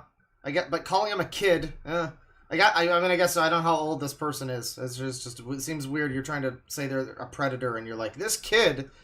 I'm like, did you get confused? And then, in one of the most bizarre circumstances I've ever seen, have you been streaming for 10 hours? This guy decided to start ERPing with us on fucking Gmail. I have never heard of this happening in my life, but it happened here. Further still, though, we have bigger fish to fry. Bigger fish. This next subject immediately contacted us first, saying, you equals small and adorable. And after egging him on some, he decided to say, I'll kiss your cheek. Mind you, this guy's bio is just a gay furry cat, 19, I'm INTP, whatever that means, giving his Telegram and saying his DMs are whatever that means open, as well as having how do you not know about the cringe-ass fucking personality test shit? An 18+ account explicitly linked. You're lucky. And then not long after, he decides to say, the Gmail RP, not the Gmail RP. You right in the lips. So scrolling down, he decides to start asking us if we're a boy or a girl, and we say boy, and he starts calling us baby boy. Damn girl, what's your pronouns? Giving us a small kiss and saying, I go 9-9 now, and then we kind of egg him on in that way. So then he decides to say later that same day, licks your face. You taste like good boy. And we said, you munching me? And he said, yeah, because you taste yummy. And we said, what does good boy taste like? And he said, you. Big boy. So then, further egging him on, we said, nom's your paw. You taste like a good boy, too. Tastes like buttermilk frosting. Good boy! And then he said, buttermilk frosting? You're licking white stuff off of me? Immediately heading into the erotic roleplay part of this. And then we said, perhaps. Depends on what color it could be, blue or something, just to see how much he was willing to egg us on. Unless you want it to be white, we said. And he said, lewd. Yeah, like, this is the thing. It's like, you say this maybe this could potentially be faked, but look at this. I mean, is this not believable? What part of this is unbelievable? I don't know. These feel like they're real fucking interactions with people. These feel like they're real interactions with sex fiends on Twitter. I mean, like, that's just happening, you know? It's so funny how much people act like something like Kiwi Farms is gonna be the fucking death knell of humanity. And look at the stuff that goes on fucking Twitter. Jesus. Perhaps. Not lewder than holding hand, though. And then he said, I'll lewd you. After that, he decides to continue this whole conversation. You know, I think it's about time, frankly. We've been too long without acknowledging... We've been too long without acknowledging the Sangi in the room. Oh, it's a Sangi. Sangi. Oh, it's so choppy. Sangi. Oh, God. Sangi, everyone. Conversation on Telegram, which we'll now be going to just to see the rest of this conversation. So then, on Telegram, he decides to say immediately, I own you, stinky boy. And then he said, hi, sorry, I was asleep. And then it says, sits down and looks up at him, if you say so, master. And then, of course, he responded to that, knowing we were 15 years old, saying, I pick you up and place you in my lap, petting you. There you go. Kinky. And then asking us how our day was today. And then asking later, how did I become your master? Sending a Telegram sticker that is clearly of a sensual nature. And then we continue to egg him on, saying that you said you own me, etc., etc. And he started calling us baby boy again. Like, this guy's 19 years old. Pretending like... Yeah, 19 and 15, you're starting to get into some real bad territory. He hasn't been incredibly sexually provocative for the past many days. He decides to say, I can be lewd too. People don't recognize these things are... They don't recognize they're bad, I guess, until, like, too late. And I mean, something like that. You know, you're in this furry... It's what I keep saying, where you're in this furry community. And, you know, everyone in this community, or whatever internet bullshit click community, is going to have just a lot of people in there that are... You know, you're going to have the 15-year-olds, you're going to have the 40-year-olds. And they're all going to be using the same lingo. They're going to be using the same memes, referencing the same things. They're all on the same level, basically. So you just wind up with these, like, mentally fucking acoustic 40-year-olds that don't recognize that they aren't essentially the same as a 15-year-old. because they're terminally online, and when you're just digital life forms, it, you know, it's a fucking desensitizes you, basically. I mean, or the guy's just an insane pedophile. But I'm just saying, this seems like a lot of the thing we see where it's like, you know, they're 19, they don't recognize they need to fucking stop doing this now. Oh god, Sonic Sega Gamer, he doesn't recognize he needs to stop being friends with 12-year-olds now. Uh-oh. It's like, I don't know, it's the internet. They're all fucking clustered in these communities where everybody's just a cute fucking furry or whatever, and nobody is a real... Everybody's dehumanized into just a digital fucking... You guys remember Birdie? Digital, exclusive digital life form. Does not exist outside of the internet. A flesh puppet with an internet soul, or whatever the fuck they describe themselves as. Embarrassment. Embarrassment. And how do you think you wind up in a scenario like this? A scenario, indeed. But I don't want to do it much, because I want to get do to better first. So then he decides to engage in disgusting RP, and again, I cannot stress, I did not write this. I would be in severe mental anguish had I had to write this, so I thank my friend who decided to go through with this. Seriously, it helped the rest of us stay sane. He then sends a picture of his persona to us, which is an incredibly unique one, so it's easily identifiable, and one standing in front of Publix, which is the best grocery store in the world, by the way, where apparently he says he works, at least at the time of this going down. Later on in this chat, after we had posted something suggestive that... Yeah, so he's got some of the identifying stuff here. Yeah. That people were mad at us for, obviously on purpose, we said, Publix I'm not furry. gonna, just a bit annoying, but I'm free. He was trying to control me, but he can't now. And then he decided to say, can I control you? Later on, he sent us nude art of his persona. Where have I seen that before? Oh yeah, this guy's also a Twitch streamer, by the way. Where he then called us, quote, submissive and breedable, and saying, guess I'll pin you down and ride you then. Oh boy, and yeah, of course he's continuing to engage with this guy too. He then sends us really nasty pictures of himself in femboy clothes. Oh. Oh. Look at this. Now this is content. You know, this is a good video. Yeah, frankly, if they made this video up and this is just like, if they put this together as a funny jape video, one of them had to dress up as in the femboy outfit with the tiny penis, you know, and that's good. Clothes, and you know, of course, they look terrible.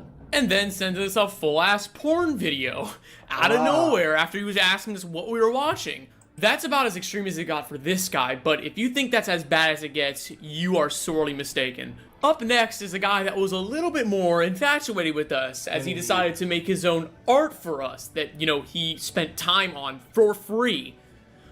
Anyway, does it for free! Most of the stuff from this guy's account is deleted, but I do have a bunch of screenshots from it, where he says, pets you more, and of course we kind of egg him on and saying, are you busy with school? And very, very quickly he starts talking about how he wants to snuggle us and how he's gonna give us a gift, saying that's a work in progress. So then we pretend to freak out, saying, oh my god, I think that's the first time I've gotten art besides my main art, oh my god. He then says, at random, I see you, quote, liking being a femboy, which is kind of an odd comment, I guess. And then we said, yeah, maybe, it's in my blood. And then he says, snuggles, then you're a fluffy femboy. Oh, this is the most... What was that there? Hang on. Snuggles him back and beeps at him. Yes! Belly rubs. Right. And we basically just egged him on again. And then in a not-so-bizarre twist of irony, we say, also, I have a question. The ooh-woo is in their blood, chat. It's great. For you. I don't know if it's okay to ask or not. Then he says, as long as it's safe for work. And we said, I was wondering how old you were. I have my age in my bio, but not everyone has theirs on here. So these people think they're slick because they don't know what grooming means. They think grooming means being sexual with children. No, it means basically the opposite. It means, you know, making, well, it can mean that, I guess. No, so not the opposite, but it means like, you know, conditioning them in a certain way. You come along in here just like, haha, you know what? You'd be a great femboy. Uh-huh. I don't know if it's bad or not to ask. Sorry if that's rude. And he says, I'm 18 plus. Yeah, no, I'm 18 plus. It's safe for work only, bro. I just want to make you a femboy. It's safe for work only, bro. And big shocker, that's going to come into play later. He then mentions the fact that he's not the first one to draw us, which is honestly crazy, and then This has to be fake. I mean, again, these people, these are the names. I think you could probably go look up the fucking, I mean, not the, hands and feet, whatever, but like hypothetically, that may probably by now these channels are gone, or Twitter accounts are gone, if I had to guess. But yeah, I mean, no, I mean, they were probably real at some point. If I had to guess, there's probably proof that they at least existed. And maybe the tweets that they sent, maybe, it might be even, it's possible that some of the stuff is corroborated by, like, you see some of the public tweets. If you maybe were to look some of those up, they might be, at least some of them might be real. So, I mean, I don't know. There might be, it's hard to prove a thing like this, I guess. Later sends the art of the person who drew us first. And then later on, he sends us his art piece he made for us, which, by the way, on almost every post he made up until he suspended his own account, he posted this artwork under everything we posted. Yeah, he got rid of his own account, obviously, so he posted this artwork everywhere. And that's apparently on his account, so I would assume that there's at least someone who would be able to corroborate that account existed and did this. That would there's probably like archives of that or something. But that's interesting. This again, I mean, like the quote unquote, oh, it's as long as it's safe for work. If you ask me a question, like, yeah, it's fine. It'll be safe for work. I'm just gonna draw you and me snuggling, you and my new femboy underage person that I'm in. Yeah, safe for work, bro. Also, Good here's stuff. some art Good art someone drew of us after we made a very Oh yeah, the pizza background. 7 likes and I'll draw my robo ass, the face of disgust. controversial statement on our Twitter. Ah. Here are some examples of more art that he constantly spammed in our comments. Like, seriously, there was so much repetition with these exact 4 artworks, it was ridiculous. Up next, we have a very interesting character. This guy decided to constantly roleplay this user as himself, introducing himself, saying, "Military werewolf, good afternoon, little pro." Oh, Jesus fucking Christ. Would somebody, like, make this up? Would a person who's doing this to be funny think to do this? Would they? I feel like if you're doing this seems real. Like, I buy that this one seems real. I don't know. Some fucking retard that talks like this. I believe it. I totally believe it. Protogen Cutie Floof. Mind you, this guy is definitely over 18, saying, "How's your day is? Good afternoon, little Protogen Cutie Floof." After we kept responding, our friend here decided to continue roleplaying as himself, saying progressively more provocative things.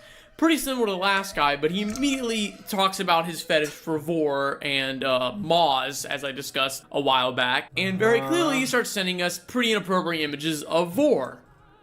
I really wish we could have got some more femboy pictures from some of these people. That would have just been peak content. I don't know where along his line of thinking he decided this was a great idea, but he just decided to do it anyways. Up next, though, we reach another level of emotional manipulation. Rather than it just being sexual manipulation, wherein people were just abusing the fact that we were apparently a hormonal 15-year-old, this next guy is doing actual textbook grooming, using emotional manipulation to get us to basically be under his control. That one seemed pretty groomy already. This, like, I drew art of you as me as the Chad and you as my waifu, you know. And you're 15 and I don't know. That already was. It's gonna get worse though. Man. Skipping the same carbon copy introduction that we've seen 100 times now, he starts talking about this, quote, free cuddles coupon, I guess. And kind of playing into that, we said he could turn it in right here, opens ticket slot and chest, whatever. And then immediately after, he sends the same picture, but added, and lewd under free cuddles. Oh boy. And then we, again leading him on, said, same place, Pat's chest. And he said, so what does a cutie such as yourself like best? And mind you, this guy is 19 years old, saying, it's okay to talk to me. I see people... I mean, I will say, you hear about this, this is why I talk about, like, these people that get stuck in these communities and they never age. They get arrested development in these communities because you're not so far seeing, like, 40-year-olds. You're seeing, I mean, maybe they're lying about their age, I guess, but if they're to be believed, they're 19, which is still, you know, an age gap, especially, but you know, to be talking to a 15-year-old, yeah, you don't want to be doing that. And but it's weird that they're not older. They're not older than that. They're all uniformly around the early 20s, like 21 maybe was the oldest. No one is 50 who's involved in this. I mean, they might be lying, I guess, but if they were lying, you'd think they would pretend to be fucking 15 or something. I've been mean to you, but I'm not like them, I promise. And we said, it's a bit hard, and I feel like nobody is listening to me on there, referring, I believe, to the Twitter thread that we had that was controversial. And then he said, well, hey, I remember what it's like, and I remember being frustrated as hell about people who didn't know my life trying to tell me what was best for me. Losers, creeps, pedos! And trying to make decisions for me. So fuck them. People are people, and if your body tells you to use it, we should listen. I respect your right to make decisions for yourself. No. Oh, see, this is more of the fucking rhetoric, dude. You liberate the youth. They just want to make decisions for themselves. Good God. Not 100% sure what that means, but I assume it has a sexual connotation. And then later on, when we don't respond, he said, so whatever happens here... It's like if I found out this whole thing was just fictionalized bullshit that they invented with fake tweet generator or whatever, that would probably be good. I would be like, you know what? Thank you. I'm glad to find out you just made this up. It's nicer that this isn't real. I'd prefer it if this was fake, frankly. Stays here. You're totally, completely safe here. And then again, later on, he says, still interested in talking. I can go if you want. And then saying, I'll go. A clear example of emotional manipulation. So then we responded, I'm sorry, I got off Twitter for the day and tried to stay off of it. I'm still getting a little bit of hate, but it's slowing down, so I think I'll feel better in a couple days. I just don't want anyone to be mad at me. Then he said, okay, well, I promise, I'm not one of them, and I won't tell anyone. You're safe here. And then we said, it's okay, I don't expect you to, I just wish people could understand how much they hurt me. At this point, I feel like I probably deserve all of it. So then, following a textbook groomer routine, he decides to give us some, quote, sex education, describing the first time... God, that was them too, the sex education. We gotta give sex fucking toys to toddlers, was one of the people. Yeah, we gotta comprehensively educate the children, because they need to be able to make a choice. This is the... Yeah, this is why I believe this shit, you know? He did it at a sleepover. When we didn't How even thoughtful, yeah. And got into just really gross detail. Again, a 19-year-old talking to a 15-year-old. And then after this very generous sex education, he decides to start ERPing with us. Big fucking shocker there. After that, the conversation gradually fizzled out. But the unfortunate thing here is that if you go to this guy's profile, he is following a lot of children. Thankfully, he's not active anymore, but I guarantee you he just moved on to another account. A lot of children.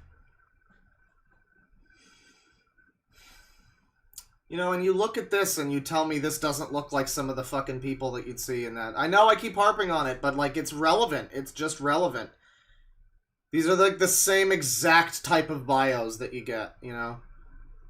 And, you know, this is why I believe, like, and I'm sure, like, you know, these are all 15, 16, 15, yeah. These are all, they appear to be Twitter accounts. I mean, like, I'm not looking them up. I don't recommend whatever. Hey, you know, keep your hands and feet within the fucking Safari. We're all just looking at retards on the internet.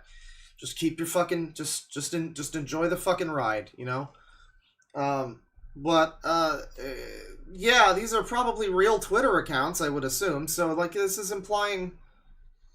is lending credibility to it, but these are all this is all very believable, frankly. I'm saying that it seems like it could be fake, mostly because it seems to have happened around the time when Mama Max was really popular, back in, like, 2021 was when this all started, and then over the course of 2022 and whatnot. But, I mean, like, nothing so far has tripped my, like, this is unrealistic, whatever, alarm. It all seems like stuff that would fucking happen, and there's art that's being posted where it's like, I mean, yeah, I mean, someone had to make that, right? I don't know. I believe, Thankfully, he's not I'm active able to anymore, believe but most I guarantee you he just moved on to another account. But looking through his followers list, you see kids as young as 14 years old who he likely made advances towards. Only 2 more left to go, I promise, but this next guy is like the last guy, but instead of just being straight up sexual, This guy involves his disgusting fetishes with it too. And this chat good. was actually exclusively on Telegram, where he came to us first saying, howdy there, and we said hi. On Telegram? That's your fucking first mistake. Well, I guess if you're trying to bait these people, that's the best choice you ever made. But yeah, Telegram. God. Telegram is not where you want to be. And he said, how goes it, Stinky Proto? Very clearly alluding already to his weird sexual desires, I guarantee you've already figured out. And we said, we're good. And he said, I'm alright, just taking it easy after a week of getting my ass kicked. 300 plus windows, the warehouse got packed, and I got some squats in at least. Don't worry, I wasn't literally getting my ass kicked. I deal the ass punishment here, whatever the hell that means. I like the cue with the music. It gets fucking, it's getting all Bloodborne-y right around ass punishment, you know? Said, oh god. Where's that compilation, Dead Six? It sounds rough. At least it is busy though. And he said, I mean, I've got a hell of a lot stronger. Best shape I've been in my entire life. Cecil, how dare you? It's exhausting, but I'm happy about that. Turkey Tom is gonna cancel you. I decided to start working out on the fly about 2 years ago, mainly because I was depressed as shit. May as well train so I can beat it up. Roleplay is one of my potentially naughtier methods of stress reduction. I definitely roleplay more than I work out. But, I mean, it works. This guy's already spilling everything. You know, the thing is like this guy's, it's an okay video. If it's all real, it's a good video. It's a little weird with the minor stuff at the beginning, yeah. But when we get into this segment of it, this has been, this has been a little bit more fucking slam dunk. Yeah, if it's real, I sure hope it isn't, kind of thing. It's a pretty good video. I will say his voice it's not quite what you want for this sort of thing, because I just keep imagining, again, just like... But I mean, it works. Ooh woo. You need somebody to say the ooh woo really dramatically. You need like a James Earl Jones to come in here and read these snuffy wuffy fucking ooh woo yiffy posts. You're not adequately delivering this content, unfortunately. Definitely roleplay more. Good video, but just it could be better if you got James Earl Jones to do some furry yiff RP. That would be much better. When I work out. But that's all I'm asking. It works. This guy is already spilling everything he does in his personal life, so why not just add on to it with the fact that he's a gross role player? So after telling him we basically had no limits just to see how far he would go, which is probably a mistake in hindsight, he said, depending upon how you do, maybe you could earn a bit of money from serving me. You got PayPal, Cash App, or anything? If not, I could always get you some gift card codes and stuff. I don't have anything, no. I think card codes would work, but what would you be paying me for? To be my pet, basically? How much you make depends on how active you are, what you're willing to do, and so on. And just for those of you who might be listening, this is the only thing I'm going to read out of this entire conversation that is of this manner. One thing that's mandatory, your butt has to stink. It's gotta stink like whatever proto butt is supposed to. If you're okay with your butt being a bit dirty, that's even better. Pamperchew, why'd you gotta do this one too, Pamperchew? This guy knows we're 15 years old and he is over the age of 18, let alone the fact that if we were both over 18, this would be just completely disgusting, obviously. Later on, he said, could you cry or whine when we have proper sex? And then saying, I wrap my arms around your hips with a soft huff before looking into that visor of yours. Later saying, you are to call me sir, master, or daddy, address me by my name, and I'll do to you what my own alphas do to me. Some more disgusting posts by him, yada yada yada. You've seen it before, I'm not reading it. He also basically starts engaging in slave play, where he's acting like we're basically a slave rather than his pet as he wanted us to be earlier, which is even worse. He also reveals that he's a somnophiliac. I gasp when you fart on me, where I simply stare down at you while my length remains deep inside of your butt. Jeez. Saying, hey pet, would you be okay with me rutting you when you're powered off at some point? I'm gonna end that guy's chat logs off there because the video is already getting long enough. But just know that on the day I'm recording this, May 12th, 2022, he is still trying to contact us. As of 10:30 a.m. this morning, he said, Ebby? Expecting us to respond, even though we haven't responded since January. Oh god. Putting everything aside from the past 30 minutes. You give them a little taste of it and they're fucking hooked. Jesus Christ. This next predator... That guy took the bait hardcore. ...is unlike anything I have ever heard before. The story behind this man could be a documentary in and of itself. The amount of things that happened between Ebigen and this guy are ridiculous. Pyrocynical bad ending. Sit tight for the whole thing. It will be worth it. Sit tight with that because of his stinky actions, butt. I'm going to list by name because all he does is just make new accounts with the same exact name. His name is Red Alpha Wolf, or Fire Alpha Wolf if you choose to call him. And our conversation is Red. I have IRL baby oh boy. Oh boy. You know, why does it need to be this way? Why does it always need to be this way? I got a really bad feeling about this. Alright, let's go on with it. Fire Alpha Wolf if you choose to call him. And our conversation started basically on day one of this account, where he said, hello. And thus begins one of the most unhinged stories I've ever been a part of. We start responding, saying hi, and he says, how are you? I'm doing good, what about you? Did you need anything from me? And he said, tired and pissed off, and no, it says you're friendly and wants pets. And as we keep going, he ends up talking about how, yes, we are demons, but no demons are mad. We live our lives the same, but we do have a short temper. Oh, for fuck's sakes, he's crazy too. Oh, Jesus. Ones that takes time to get me angry, and once I am pissed for like 2 days. Oh, dang. Well, maybe we can do something to help with the anger? To be honest, I guess it's role play, whatever. Nothing that can help you with my anger. So then he quote-unquote embarrasses us, so he says, sitting there, think. Why were you hiding your control panels? And then we said, screen flushes over. I don't know, my system made me do it. And he said, you have a glitch, don't you? What? And we said, maybe. What do you think? Could you fix it? And he says, I can't fix it, but what was your payment fees to me? Be to me. I can fix anything. What? Just get this glitch out of me. And then he said, grab my... What the fuck is going on? Even if this is roleplay, you people are crazy. Computer and plug it into you. Look like you have about 6 different viruses in 3 bags. Bugs. Look like you have about 6 different virus, ma'am, and 3 bugs. Doomsday, hate, pride, life of crime, horniness, what? Mother chod? What have you been putting in your body? Doomsday. That was a terrible, that was like 5 accents at once. You're welcome. Hack pride, life of crime, horniness, what? Robot what furries? are you putting in your body? And then we said, what? I just intake what I see around me, hee hee. It's in my programming. Probably airdrop from other protos, but that last I don't know what the fuck is this, some skibbity toilet shit? What is a protogen? Is it protogent is my motto? Complete security is my motto? What is it? One might be natural. And he said, there's also depression and self-doubt and self-awareness. So he said, oh well, yeah, those are in there too. Oops, face shifts to a frown. I would prefer them removed, but I've just been living with them. Deletes them. There. How do you feel now? Then we said, screen glitches out for a second and then reboots. What you need, ma'am, is the vanilla gift card, ma'am. The vanilla. What's that at the Piggly Wiggly? Is quiet from the self-awareness deletion, but is smiling and wagging tail. You know, I wanted to do a scam bait stream sometime. I thought that would be fun.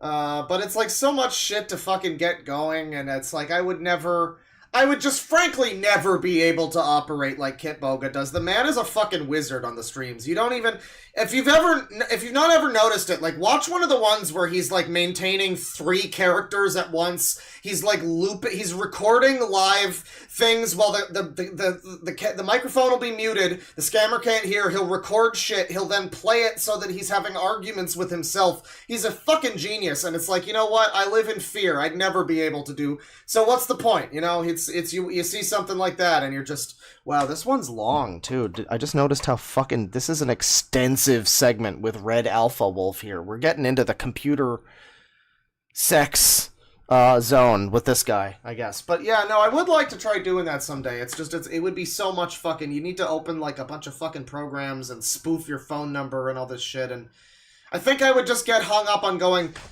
each and everything? What is that? What do you mean by that? What do you mean, like all of everything? Each and what does that mean? You know, I would just be like an annoying prick. That would be my thing.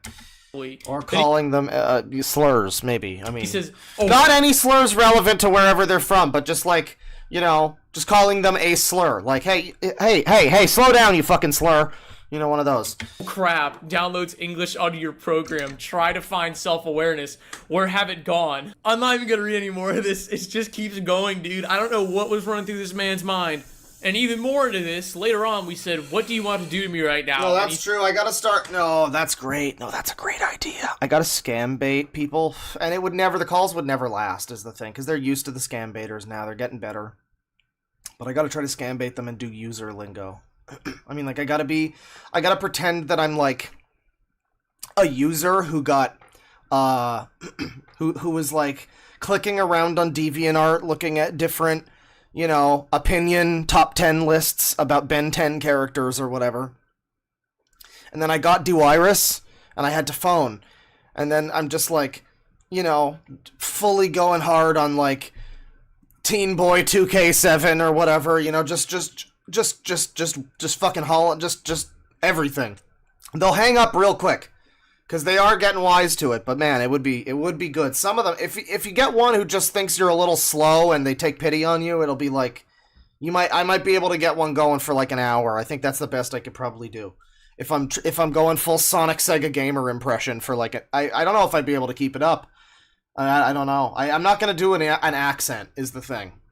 If it's like, I'm not going to do a Dogs Eating Dogs 6 impression. That's not going to work. But I can scream. Maybe I can scream about, like, Peter Griffin. I don't know. We'll figure it out. I'll try doing that sometime. It might be fun. Said, I can't... Now I've given myself a theme for it. But, okay, so we're talking to this Red Alpha Wolf fellow. Let's see what's going on here. And even more into this, later on we said, what do you want to do to me right now? And he said, I can't command you right now. And we said, why is that? And he said, contract and a mark. And then we said, how do we do that? And then he responded, well, because you're an Ematronic and he requires blood to activate the contract, I had to turn you into a human for you to do that? What? I don't know. I mean, like, this could be real protogen lore for all I fucking know. Where he's coming up with like, StarCraft characters? This stuff. I'm reading a lot of this for the first time, and my mind is kind of blown at this point. Cyborg furry... made by, thank you, was wonderful Wizard of Games. Thank you very much. I appreciate the, thank you. This user. Thank you. Protogens are cyborg furries made by a pedo furry trying to skirt around copyright laws. They apparently have lore about being space explorers. Oh, it's a pedo furry, huh? Oh, so that's gonna attract a certain type of fucking user, isn't it? I guess. Okay. So then we didn't talk. I'll take your word for it. Maybe that's not totally true. For a while, where he just out of nowhere says, read on my profile. I see that you unfollowed. Never mind, didn't see it the first time. Hello? Hello, cutie. Why haven't you been texting me, sad face? And then we finally respond. And the first thing he says back to us after we said hi was, growl lightly. So then he starts talking about kissing us, a lot. And then immediately down below, we said, is there anything else I can do for you, sir? And he said, there is, but I can't and won't do to you. And we said, what would that be? Obviously seeing what's coming. And he said, you are 15 and I'm NSFW. So we said, oh, I see what you mean now. Yeah, that might be a bit bad. That's okay, though. I can always provide the safest cuddles.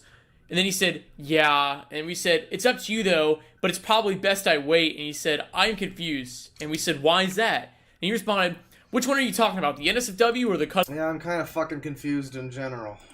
Because I prefer to have the cuddling. We haven't had anything go on with the baby yet. The guy's got a fucking child, apparently, but, like, that's not come up yet. I was really expecting that to involve itself, but we've got a ways to go here. Right now. And we said both, but I prefer the cuddling, too. I don't know, I haven't done much in SFW, and I don't know if it would be okay for me yet, so I probably best not wait. And we said, this is what I'll do now. Wait, what?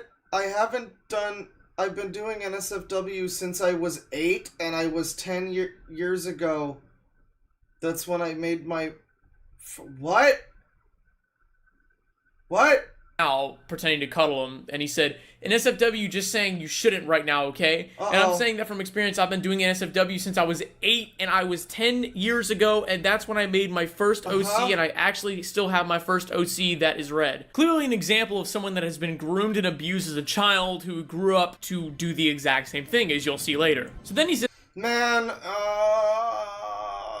we got so much left to go in this video, too. It's not over. He has a few questions for us, asking 1, who is our owner? 2, why are our messages spaced out like take you a long time?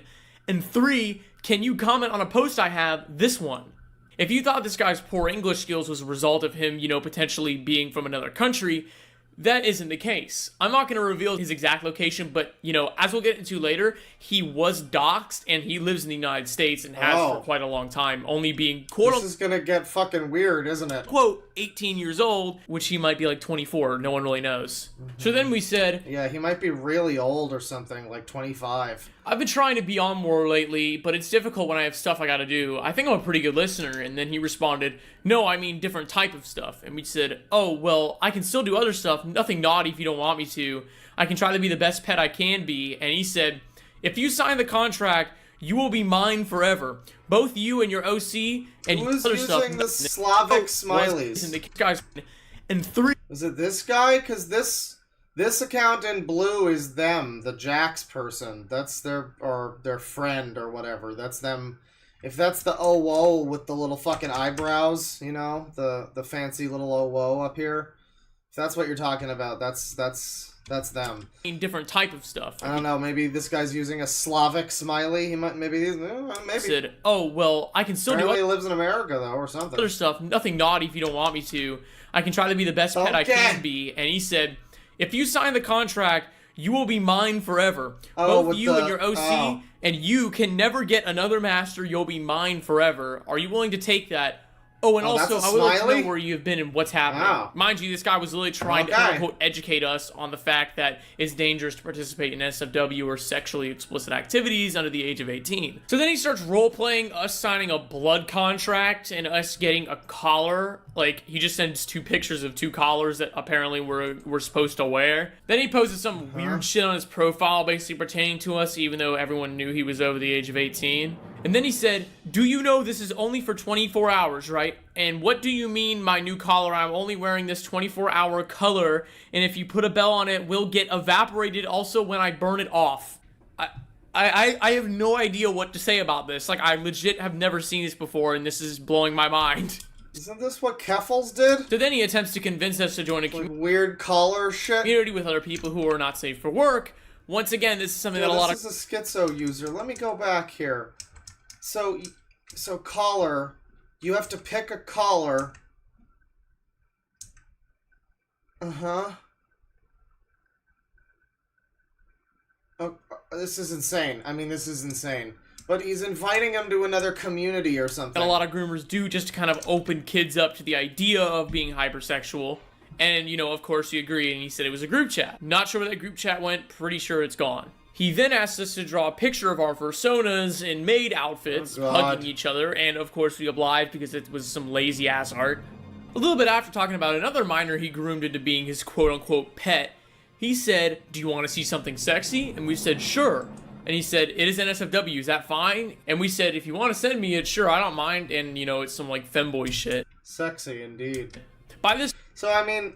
This is basically... This sounds a lot like fucking Keffels in all ways except the fucking... I guess she isn't furry. But this is like femboy... collar... NSFW group thing.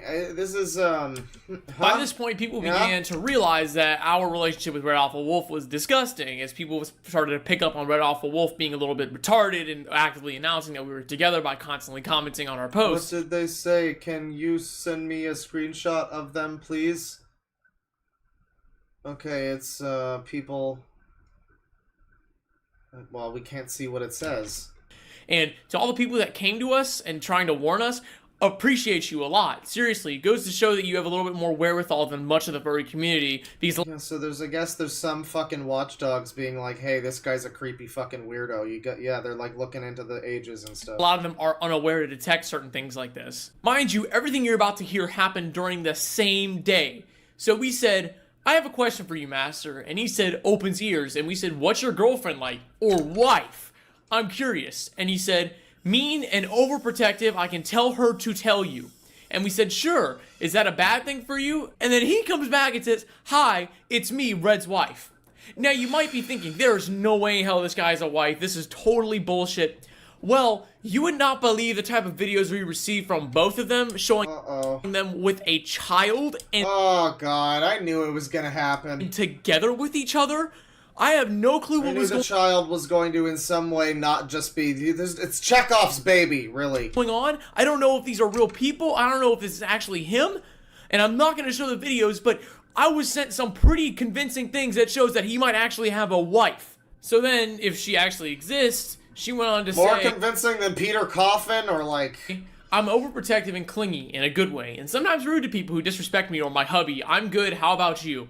But I'm a nice person as long as they're nice to me too. And we said, that's good. I don't think it'd be bad to be overprotective. Are you also a fur? And she said, sadly, no. And then we said, do you mind me RPing with your husband? And she said, yeah, as long as you are not a minor. I not let my hubby sex RPing with minors because we have had enough with any drama for past days. And we said, oh well, I'm 15, but I'm not doing sex RPing. I not let my hubby sex RPing...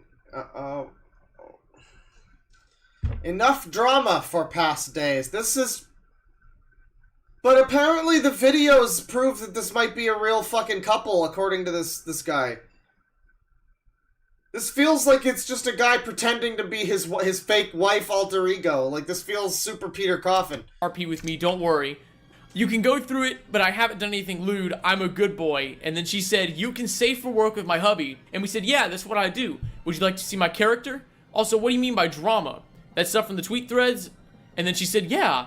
And we said, I saw it. I don't like it. It just seems like a bunch of people being dramatic and spreading lies. And then, you know, he switches back to his other personality. And she said, yes, lol, she is my IRL GF. Wife! I really have no words. I'm sure you guys are just as confused as I am. I forgot for a second that we're married. Sorry, honey. This is one of the weirdest things I've ever seen. And then it immediately switches again, and we ask, is he nice IRL too? And she said, yes. And we said, what's it like? I've never lived with anyone else other than my parents. And she said, he's a good dad to our IRL son. I mean, he changed a lot than before.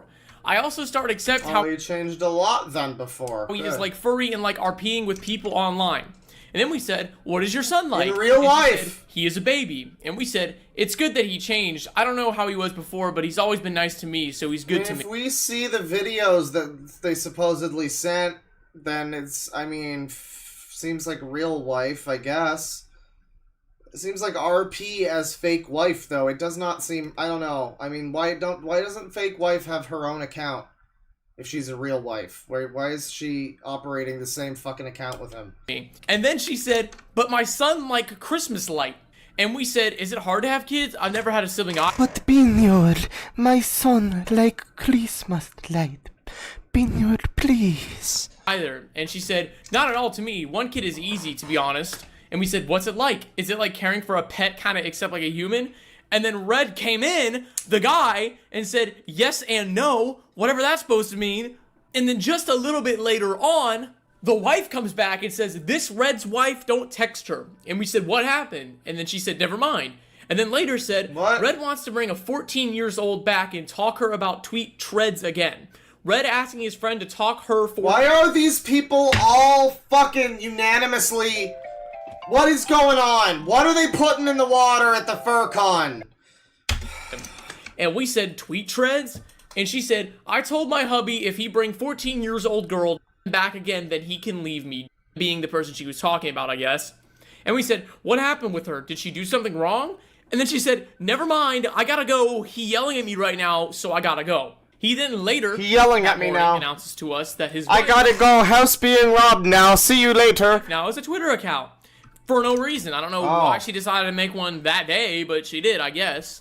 And then after roleplay kissing us, he says, I hope you don't backstab me. And we said, what do you mean? He said, some of my pets and people who are close to me sometimes backstab I hope Kirby fan doesn't fucking backstab me, goddammit. me, so I hope you don't. Piece of shit. Buddy, you're in for a bit of a shocker. He then sends us a screenshot where he's logged into his quote-unquote wife's account, showing people trying to expose him. A few days later, he says, oh, how do you like my edits? Sending some random video of some edit he made, and we said, they're so pretty. And he said, I'm good at edits than drawing. This is my drawing. Yeah, is this all one day? I'm not, hang on. So pretty. And yeah, I guess, is it all one day? I haven't even been paying attention to the day. Has it all been December 14th? Jesus Christ. He said, I'm good at edits than drawing. This is my drawing. I don't know what is going on in this picture or what he drew. Well, you see, he drew you as the Satan Jack, so he is the victor. Going on, and he said, Is he sucking dick? What? Oh, Oh. I hate it. We said, what is that supposed to be? And he said, a demon sucking a dick in a portal with glasses on. Later Hell yeah, dude. That's my persona. on in the conversation, he reveals to us that he is indeed a security guard for some company. This is a really unique and interesting individual, though. He's a security guard, he's insane, he's got children, he's got a wife, he's fucking insane, he might be the fake wife, the wife might be real, and he might be the fake wife. There's a lot of possibilities here. Saying, I want to see the videos he supposedly sent. Maybe that's still to come, but we're running out of time in this segment. I need to see these fucking videos. Come on now. oh, you haven't seen how I look like, haven't you? I started working when I was 16 and start volunteering around places when I was like 14. Oh, yeah, now it's December 17th. Okay, well, I guess, yeah, it's been happening. It's been happening over the course of a while. Or 15. I was also an Explorer program for my police department, so I know some laws, and I also had a Ministry of Justice court class, so I know even more laws. You can tell this guy is very educated in the criminal justice system. Then he said, I saw the picture you posted, but that's it. I wish I had a job. It gets boring sometimes. And then he decided to send a picture of himself to us, and I'm sure... Joshua Connor Moon? I don't know, and not really, but he kind of looks... I wasn't expecting this. I was expecting him to be, like, older. I expected more of a Ken Bone appearance, but I guess I could see this. Alright, that's allegedly him.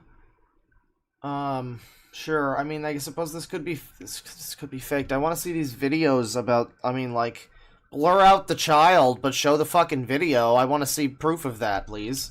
Just by looking at it, you can tell why exactly I felt like this guy wasn't 18 years old. Responding to a post we made, wherein the caption was, what did you say to make me blush so hard? He just decides to, out of the blue, say, showing you my dick, lol. And we said, yeah, hee hee. So then he asked us to make a Second Life account, where my friend decided to trick out our new account a little bit and make one of the most horrific things I think I've ever seen. Oh, God. Then he decided to add us on Telegram, where we made an account for him, and we ended up not responding to him on Twitter for a while. And he said, hello, nice. Why no talk? You were here at Ebigen. Fuck you and fuck off. I block you now. And then we said, okay. And he said, if it makes you happy, I'm going to jail or about to. Ebby? And we said, yeah. And he said, you happy I'm going to jail? And he said, Ebby, speak. And we said, are you really? And he said, mostly. And we said, mostly? Why are you telling me this? And he said, yeah, X is taking me to court for it. And because I know this... And I want to know more about this story. I want to know the fucking deeper fucking secrets of... Red Alpha Wolf. This sounds like a real situation, a real scenario, if you will. This is what you want. Also in your profile picture, why you still have the RP collar. Not a cop, a security guard, but yeah. Then why do you think you're important enough to talk to me? You want to crawl back to your master? Because we're just fucking with him at this point. And he said... Yeah, his ex, I guess. Nope, you're not my master, plus I stopped RPing, also letting you know because I know you hate me. And then from there, he just kind of stopped talking, and he ended up blocking us. So... Lots of weird things going on. He basically said he... Unfortunate. We got more time here in the Red Wolf sector, or whatever. He would go to jail for 30 years, which probably wouldn't actually happen. But, you know, very unhinged. But this is before we actually got into what happened on Telegram. So, real quick, I'll show you guys what happened there. So, eventually something happened in his quote-unquote marriage, where he said, no, that is still fucked up. I trusted you and you backstabbed me also. Thanks for that. And we said, that's what you want too, right? You want her to leave you alone and let you do whatever, right? And he said, you don't know what I want. And we said, don't worry, dude, I have most of your personal IRL details and a bunch of dick pics. And speaking of those dick pics, we have a bunch of pictures that he sent to us at one point of both him and his wife's nude pictures alongside disgusting videos of them having sex. So that just kind of throws everything into the air. Is his wife real or not? Because these are pictures of a real woman alongside a video that we saw of him and his wife at some Halloween thing carrying... So, I mean, I guess that's real then. ...his child around. Not to mention the fact that after all this went down, his wife made an account that just straight up doxed his real location and what he does for a living. Orland David Hatfield, huh? Well... I see. This is a real situation, isn't it? Oh boy. It was insane, and I had never seen anything like it. And also alongside the fact that his wife was contacting us on Twitter and talking to us on her own account. On his wife's Twitter account, she had basically told us that they had been together for 4 years and had a baby son, and he bought her a ring, apparently, and said some mean things about her when he was angry, but he still loves her. Later on, she said, he says I control his life, but I'm not. I try to stop him from trouble. He can't see that. He nearly tried to stab someone, but I and my friends stop him. He was really scared. He was really scared, guys. Later on, she lost her shit at us for apparently trying to fuck her family up because we had seen her nudes, even though we weren't the ones that found them. Red sent them to us. And then later on, we were friends again and talked about how she broke up with him and now she was alone because apparently he had another girlfriend. Never mind, scratch that. Apparently they got back together later on, and she I don't know why we don't get to see her. Yeah, I guess they're back together, even though she supposedly knows that he's doing all of this stuff. That's a great fucking marriage there, I guess. Still trying to contact us almost to this date, with our last correspondence being on April 27th. Remember when Red was saying he was going to go to jail? Well, I don't think it really happened because he came back on an alt saying, "Hello, Valentine Abbey." Then he responded in March saying hi. And then in April he said, "Long time." And since then, he has not spoken to us since. And that concludes the Ballad of Red Alpha Wolf. I know that was incredibly long, and there's still a little bit more to talk about in this video, so if you made it this far, God bless you. I'm surprised you haven't fucking left by now. But seriously, I appreciate you, and the rest of the video won't be nearly this long. Red Alpha Wolf. Seriously, the amount... I would be interested to see another video that's just about Red Alpha Wolf. I mean, like, that's an interesting user right there. If that's a real person, I guess it is, because it seems like there's a lot of drama surrounding the guy. I mean, I'm wondering if that's a real person. I would love to see more info. People that had contacted us who were over the age of 18 and Florida boy, their age in their bios on purpose is insane to me. We listed ourselves explicitly as 15 years old, yet we played the character of a naive child, which was incredibly enticing to pedophiles who have things like corruption fetishes and generally just want to have sexual relations with a child. Yeah, supposedly the guy got doxxed, so I would assume that it's all real then. I mean, that's, yeah, I guess. So what's going on here? Insane to me. We listed ourselves explicitly as 15 years old, yet we played the character of a naive child, which was incredibly enticing to pedophiles who have things like corruption fetishes and generally just want to have sexual relations with a child. Speaking of over-sexualization, No, other than trying to get my video back, I really would love to fucking take a break from, like, talking about this kind of shit. You know, I'd love to just, you know what we gotta do? We gotta do a whole week where we just ensure that that can't happen. We just do, like, cooking stream, you know, like bad cooking from other people, or maybe I cook. God, I can't imagine that right now. I'm a little tired at the moment, but I can't imagine standing in the kitchen for 4 hours fucking making like scum soup. That would be a real experience right now. But no, a whole week, maybe Darman, something. I don't know, just a week where we don't have to deal with all of this. It's been a real fucking year. I just want, like, a break. I just want a break. God. Let me tangent off of this to talk about DSP stream, yeah! Actively ruining this young... we can't do users, because users often circulate back into weird shit like this. It often comes back to this type of thing. You can't do users if you're doing that. It's gotta be like, yeah, like DSP... fucking, yeah, just stuff where we know there's no chance of any fucking shit like that happening. Generation of furries. Like a whole week. Rather than teaching them to stand up against sexualization and objectification, they choose to sexualize and objectify themselves, accidentally oftentimes, for people over the age of 18. I know that there will be people up in this video saying things like, "Oh my god, thigh highs and whatnot are not sexualized." The thing is that originally, they weren't. Of course they weren't. But as things go with the furry community as of recent, the more and more they're adopted, the more and more they're sexualized. When I brought up the idea of, quote, striving to be a bottom on my last video, some people commented on how that was inherently homophobic or whatever. Well, it's not. I don't really give a shit if you care about those kinds of things. But the problem is when some 14-year-old fucking liberals eat shit, libs, eyes and arm warmers to try and act quote-unquote bottom-like, it is actively demonstrating to other... Yeah, fuck you! Take that, McNuggies 101! Children that this is acceptable behavior that can be replicated. Oh, hey, Keffels, what's going on? And is easy to grab attention. I'm a minor, by the way. This leads me, though, into the idea that a system with no checks and balances can quickly collapse and be abused by bad actors. There's a reason why all the successful governments in the world, organizations, and communities all have checks and balances to ensure that bad actors are rooted out and don't have any harmful power. The furry community has none of these. A community whose main doctrines revolve around the idea of love and acceptance rarely have the checks and balances to deal with people who actively use those doctrines to their own malicious advantage. Hence, the MAP movement, the AAM movement, and the various levels of people in the furry community who are zoophiles or baby furs or whatever kind of other crazy paraphilias that there are out there. It's all okay. It's all A-okay. It's all valid. And without rambling on too long, I'd like to bring up, just to the people who were critiquing my first McNuggies video, fucking sucks. all of the evidence presented in this video. McNuggies would get fucking destroyed in a debate. There's a lot that just kind of disproves this idea that the furry fandom is a utopia as long as you're careful, because it really isn't. It's a minefield. If you know where the mines are, sure, you can get through it just fine. But when you're 14 years old and going through puberty... Thank you, Winter 1205. That minefield is above a nuclear bunker. This user... And all of the mines are invisible. Now, if you came from Ebigen's Twitter, or you're a furry who watches my channel, please, I encourage you to share this video. Get people's thoughts on it. I want to generate attention. Get your friends subscribing. Get everyone you know subscribing. Around this video.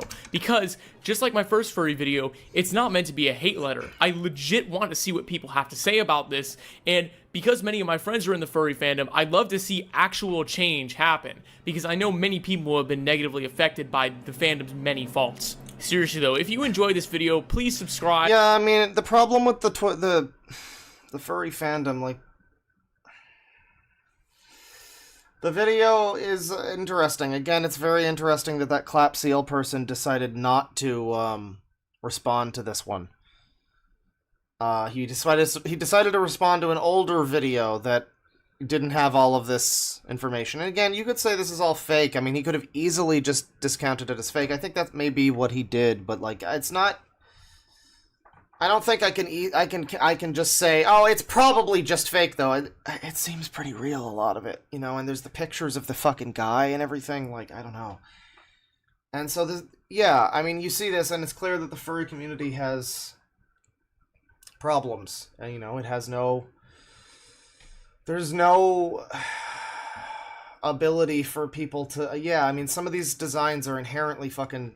Like this fucking Protogen thing or whatever. It has just, like, thigh-high striped fucking socks. Of course that's... Like he says, that's not... Again, on its own, is that sexual? No, but everything is context in this world, you know? And, like, yeah, nowadays, that is a kind of a sexual fucking thing. It kind of comes across that way. So, yeah, the furry community... It has no morals, it has no ethics, it has no values, and most importantly of all, it has... No story, no motive, no reason, and no background checks! And that fucking sucks. And comment down below your thoughts, even if you're not a furry. It means a lot to me and the people watching, and it helps the video get seen by more people. Chat saw it coming, it's unfortunate. You definitely saw it coming! This might be my last serious video for a while. I have a really busy summer coming up, and I have a little bit of a gap in between, so I'll try to work something in there. But in between then and now, there might not be a lot happening on this channel. And after the summer's over... Alright, thank you very much, Jax, for the video. I hope both that it's real and fake, I suppose, at the same time. I guess we're opening up that fucking Schrodinger's cat. Yeah. That'll do it for the stream. We got 6 hours of super chats here. Thank you for sticking by. Let me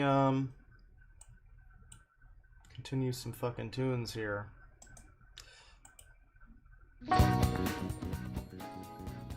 Very nice. So, €2 from Derelict County. Funds for an arm. That would be nice. But that would fuck up with my bass playing. I'd have to totally relearn. $2 from Frenchy French. Funds for a chin. Aww. Yeah, it's true. It's true. It's real. It's real. Really, I go for slimmer cheekbones. $5 from Simpleton. I was listening to you in the scenario where I was in my car. I hope to see more scenario reviews. Oh, yeah, yeah. Yeah, the scenarios are wet and wild these days. It's crazy. $2 from Ulrich117. All hail YouTube. All hail the Corpo algorithm. It's all...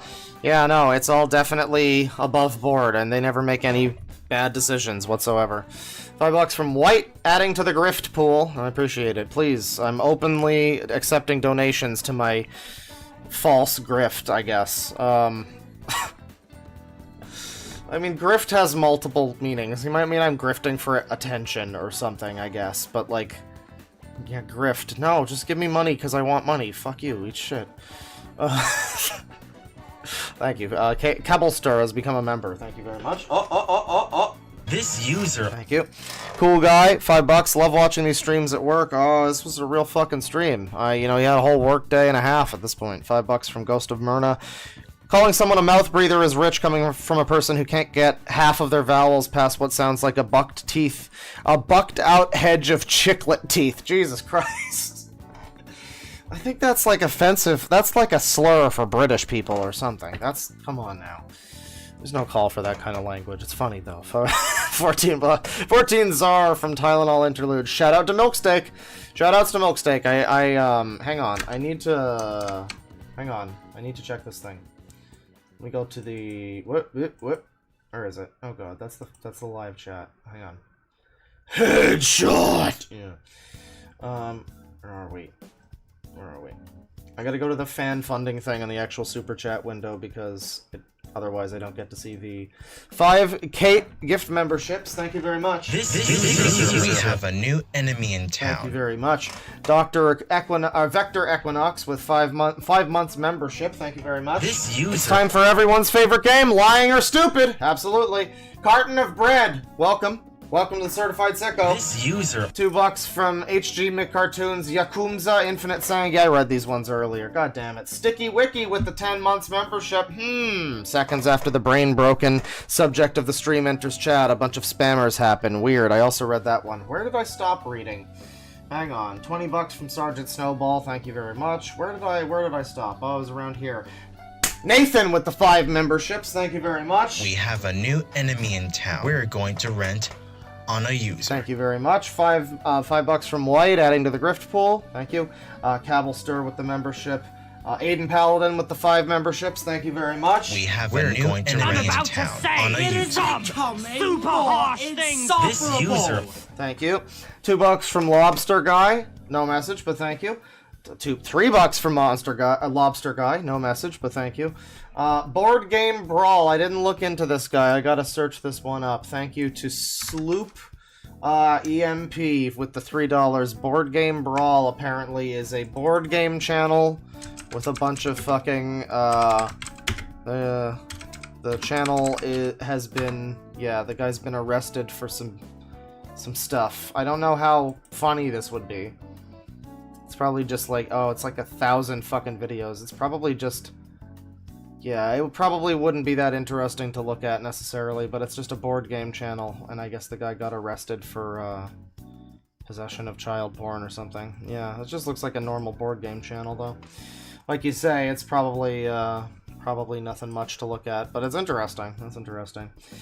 $10 from Perhaps. Good day from me and the cat. Well, you know, shout-outs to the cat, but yeah, you know what?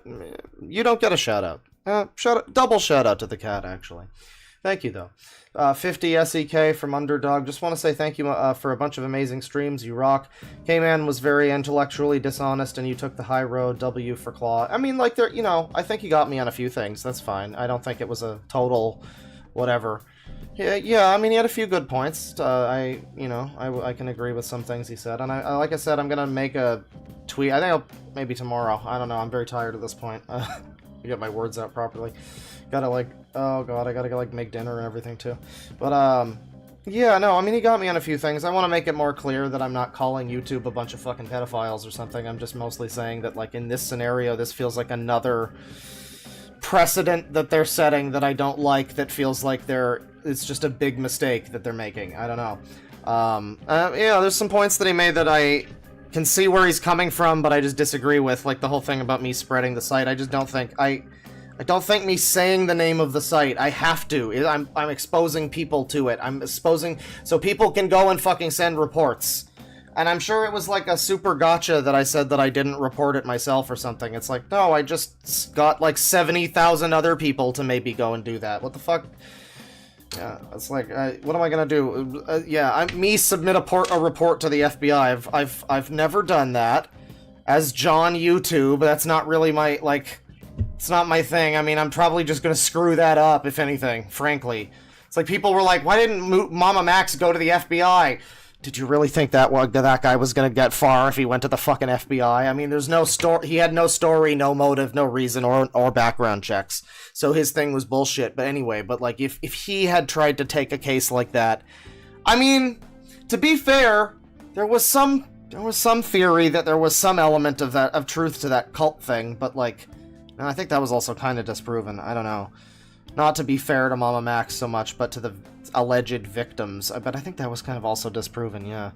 No, I mean, yeah, if he had tried to do something like that, that would have been a big fucking mistake. And similarly, I as a stupid retard who makes fun of other stupid retards, you probably don't want me to write my fucking FBI report in crayon.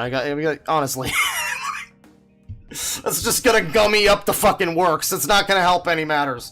But, you know, getting maybe some other people who might be a little more, you know, able to do something like that in an effective fashion, or get it into the right eyes. Again, I mostly just wanted other channels to talk about the document, to talk about the actual situation contained within the video, which is this entire fucking, you know, this entire fucking thing. I don't know. I think he had a couple points, but I do think that, yeah, a lot of it was kind of, a lot of it was kind of very circular logic, you know. It was like, it's bad because you said the name of the site, but also the site didn't actually do anything wrong, so, like, what point are you making? I don't know. $5 from Simpleton. If you say bad faith about 9 times a day, your schlong might grow to be the size of a horse's. Yeah, bad faith is it's like, and people do things in bad faith, it's true. But it's so common to see people just be a fucking cunt about the term bad faith, you know? Five, bam, from Crucial Amnesiac. I'm sure you've never heard that one before. It kills me to say this, but this user's voice reminds me a lot of Guru Larry. Oh, you mean, Dogs Eating Dogs 6? Really? I guess I could kind of see it when he's calmed down. Sure. $2 from Master Beef. I'm kind of new here. Who is this retard? There's so much to say about Dogs Eating Dog 6. I hope the chat, you know, Dead 6 pilled you a little bit. $2 from Clunt Ficus, but is it worse than Norm of the North? Oh, it's 10 times worse. $2 from the Kestrel. The whole video was disappointingly competent. No. I mean, I agreed with it at the time, but when you get to that punishment compilation, I mean, it's peak meeting peak 6, you know? 1,000 CLP from Ctower. I swear if that is a Rystar user, I'm gonna be mad. Rystar, I mean, that probably exists. People probably want to fuck Rystar.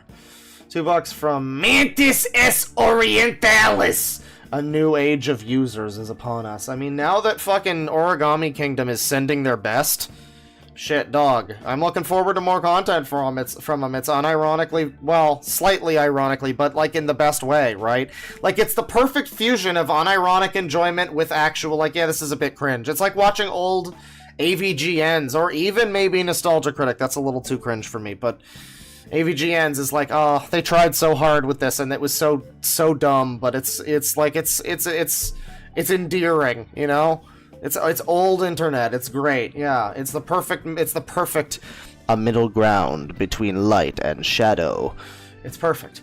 Yeah, it was a great video. Perfect video. I want to see more like that. I wish Dead 6 the best in his, and he edited all of that too. Quality stuff. $5 from Tina and Cookies. It's genuinely heartwarming to see Dead 6 grow and learn. Take my money, DeadwingDork. Thank you. I have grifted you successfully. I appreciate it. Yeah, no, I mean, his older videos are so terrible. And I can say that with confidence, especially now, because I've seen he's capable of growing. It's great. He's great. It's great. He's taken the criticism. Good for him. Good for him. He's taken, that's so rare. That's so rare. Good for him. And he's genuinely better now. Yeah. $7 from Sonata. Been watching your vids in the background while gaming. I love your stuff, XD. The Daniel Larson stuff is probably my favorite so far. It's over a month since Daniel Larson Part 1. I can't believe I was not going to... That's going to be part of the thing. I mean, that'll also... Okay. If we do a week without any fucking users or whatever, and we try to take a break from all of this kind of disgusting shit... Yeah, Daniel Larson does kind of slightly border on that. You know, he's not a great, he's got some Sangi stuff going on. I'd like to do a Sangi free week, but I think he's close enough. Like, it doesn't come up enough, you know? It's boiling under the surface a little bit. I don't know. It's fine. I think Daniel Larson could be a good fit for the Sangi free week. I mean, he's a bit of a fucking Sangi, but like, you know, who isn't, frankly, in this post-Trump society? Who isn't? $2 from Delcos. It's AI because it just reads right through the typo. It's fine, Claw. I can fix Keffels. €2 from Speedy Door.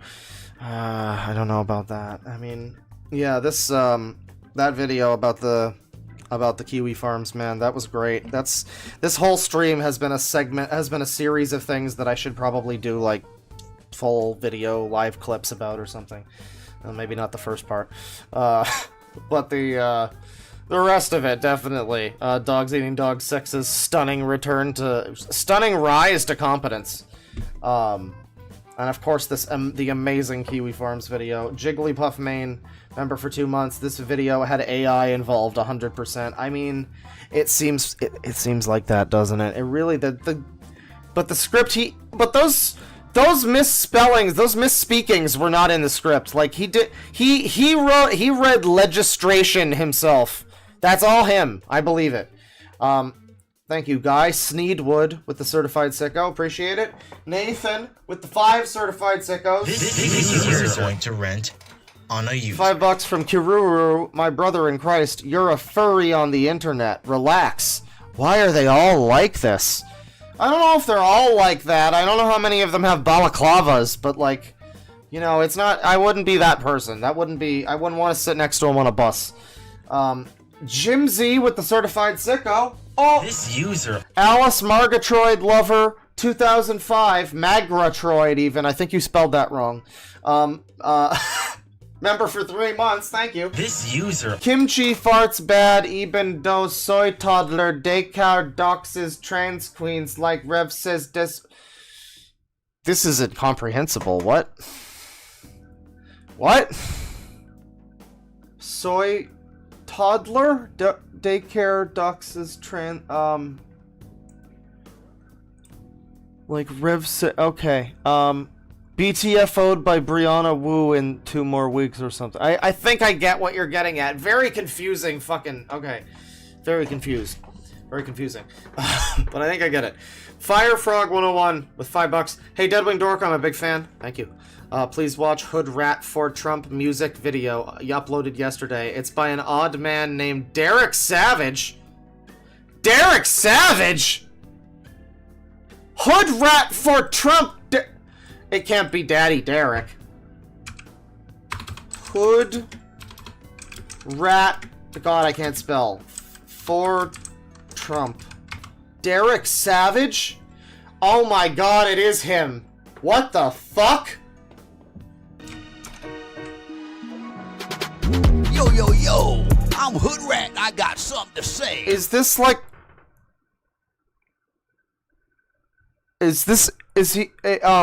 Is he in cahoots with Dirt Dog? And listen up so we can all be clear. There's a lot of crap coming down. And I'm telling you, I'm not down. He's not down, everyone. I see my... This is from yesterday. Derek Savage Productions presents Hood Rat's new song, Hood Rat for Trump. Savage1.com. Okay. City amazing. Falling apart. The streets are filthy with drug addicts knotted out. The price of gas is through the roof. The cost of food will strangle you. All the stores are closing down. Where do I go to buy some food? So what's going on here? I'm sick and tired of the politicians. So what's going on here? Them dirty people always be lying. Those Democrats say... Is this blackface? They're here to help us. But Hood Rat says they're here to hurt us. They come for our vote every 4 years. Then they disappear just like a roach. Right. My eyes have changed, and I'm seeing clearer. Is it about to get Asian hate too? And Hood Rat is saying Donald Trump is the leader. So, really interesting video from fucking Cool Cat here. Wow. Hood Rat. Masked face. Hood Rat for Trump. I mean, I remember Dirty Dog was already a little bit fucking suspicious. Hood Rat. Hood Rat. Hood Rat for Trump. When Trump was president, my pockets were fat. Now. Oh, is it? Yeah, I guess it could be a Kanye parody. Maybe. Maybe. That's. Biden? They're like a still kind of racist. Balloon going flat. Hood Rat is riding with Donald J. Trump. It makes me feel free. When I became a man, I left the crack behind. What's going on here? Now Hood Rat wants what's right for my family. So, you cannot make this stuff up. Cool Cat does blackface. Cool Cat watches a PragerU video, then develops a grave misunderstanding of macroeconomics. Oh no. No, telling my kids this was Kanye West. Oh boy. Lee. I used to avoid politics, but now we got no choice. Those Democrats always pushing it on us. Where is Black Brains when you need him? That's... I'm feeling worried about World War III. World War III! It's Joe Biden's fault. He got us in this. When Trump was president, I didn't like him. But now things have changed, and I really miss him.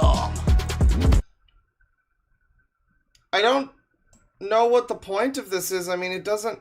I don't know what I'm expected to think from this. Is this genuine? Is this a character?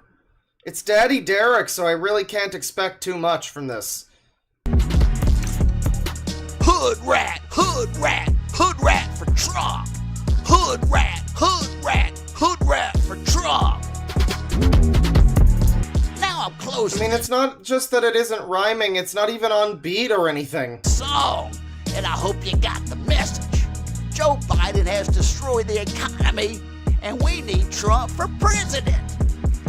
Trump 2024. You know, I reckon we can get Trump to tweet about Cool Cat. I'm Hood Rat, and I endorse this message. Yeah. Yeah. Yo, yo, yo. Oh, there's more. Oh, good. Oh, it's Hood Rat. Hey, Hood Rat. My music. My producer, Derek Savage, has been real cool, so I want you to go out and buy his content. His new novel is powerful. What the fuck is happening? He has a new book, and it's like apocalypse shit.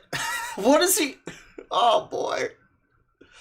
Derek Savage is a really underrated lolcow. I mean, people don't think about him that much because it's just Cool Cat or whatever, but like, man, when he does stuff like this is good. This is good. Every woman needs his self. Of course, yeah. Yeah. For the kids, it's cool. I'm gonna come! Cat.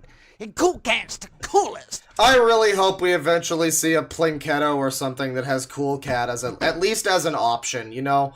They didn't watch Captain Alex on the Plinketto board, but they had it one time. And I would love to see Cool... I don't think they've ever had it on the fucking board, but that would be great. That would be awesome. Hood Rat loves these. Hood Rat for Trump! And the clothes are clean. Check it out at SavageOne.com. Yeah, we can't forget the Harrier Jet, Bane. Come on. CoolCatLovesYou.com. Mm-hmm. Or you come visit me at HoodRatRaps.com. Peace out. This is turning into a Sonic Sega Gamer video that goes on for 25 minutes. Anyways, in conclusion, well, that's it. Hood Rat for Trump, everybody. Good stuff. Great video, you know? I never saw that coming.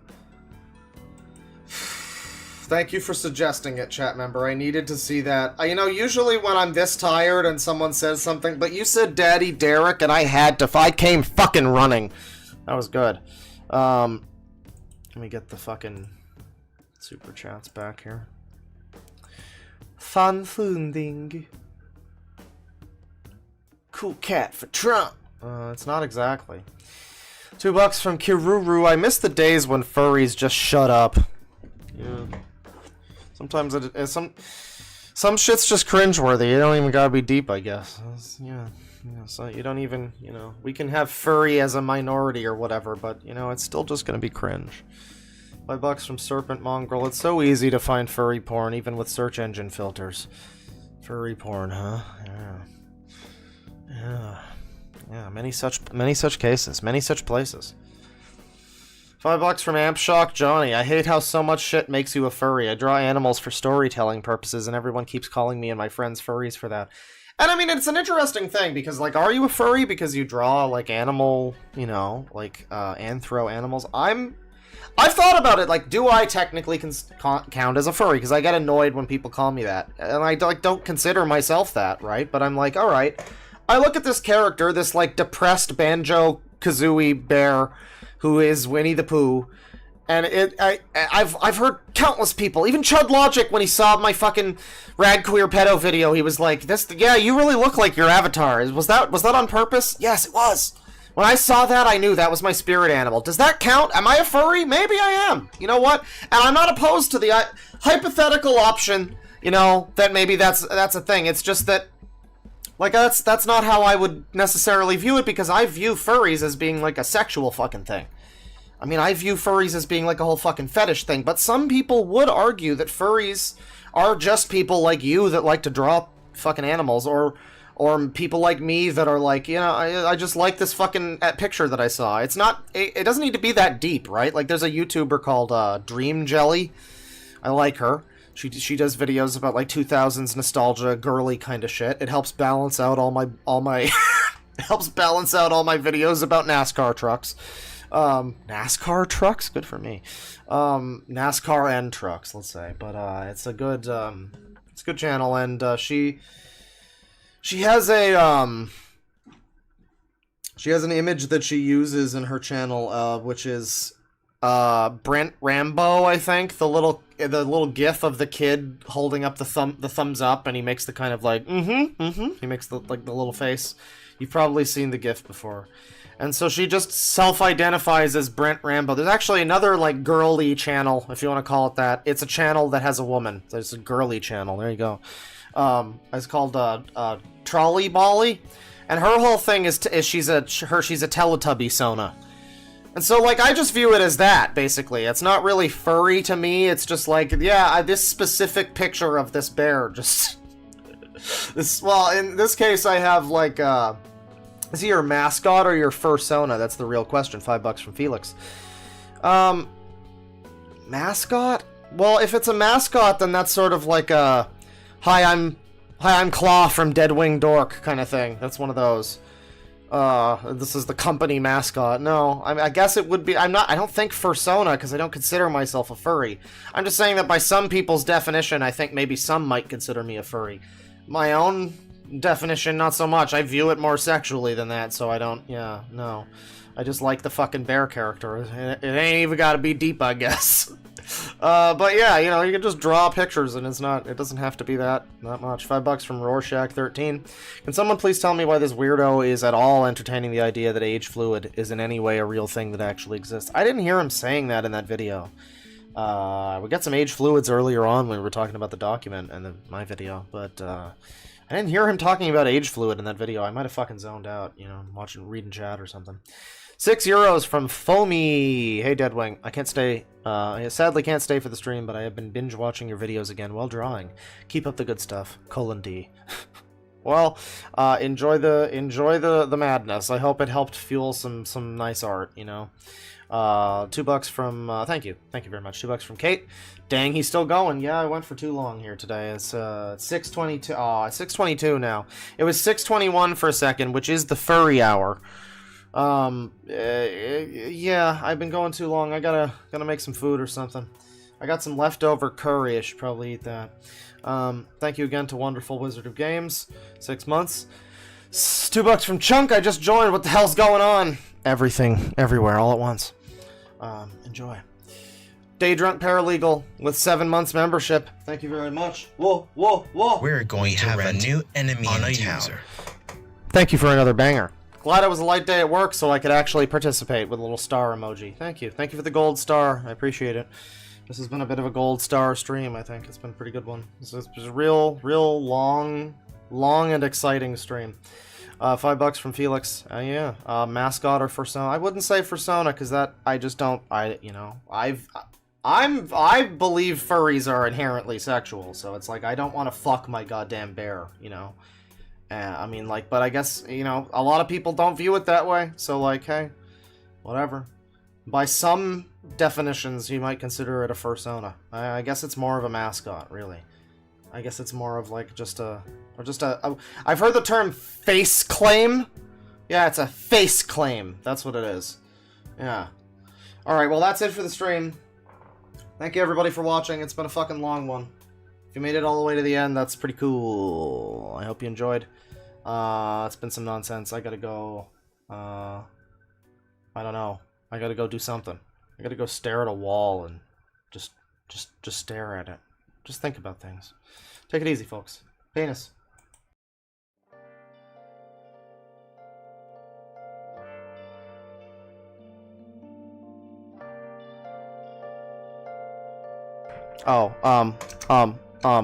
He used age fluid as an excuse for why these people were role-playing as kids. See, it says tight there. Age fluid. It says tight! It says right there. Age fluid, idiot. Yeah, I mean, I don't know. It's a whole mess of fucking confusing bullshit. I don't know. Thank you, $5 from Rorschach13. Thank you very much. Thank you very much. Penis. Second penis. Whoa, whoa!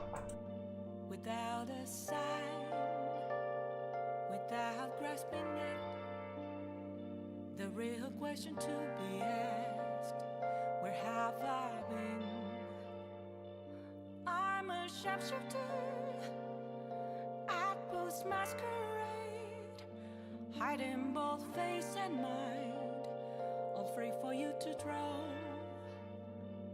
I'm a Says tight! Says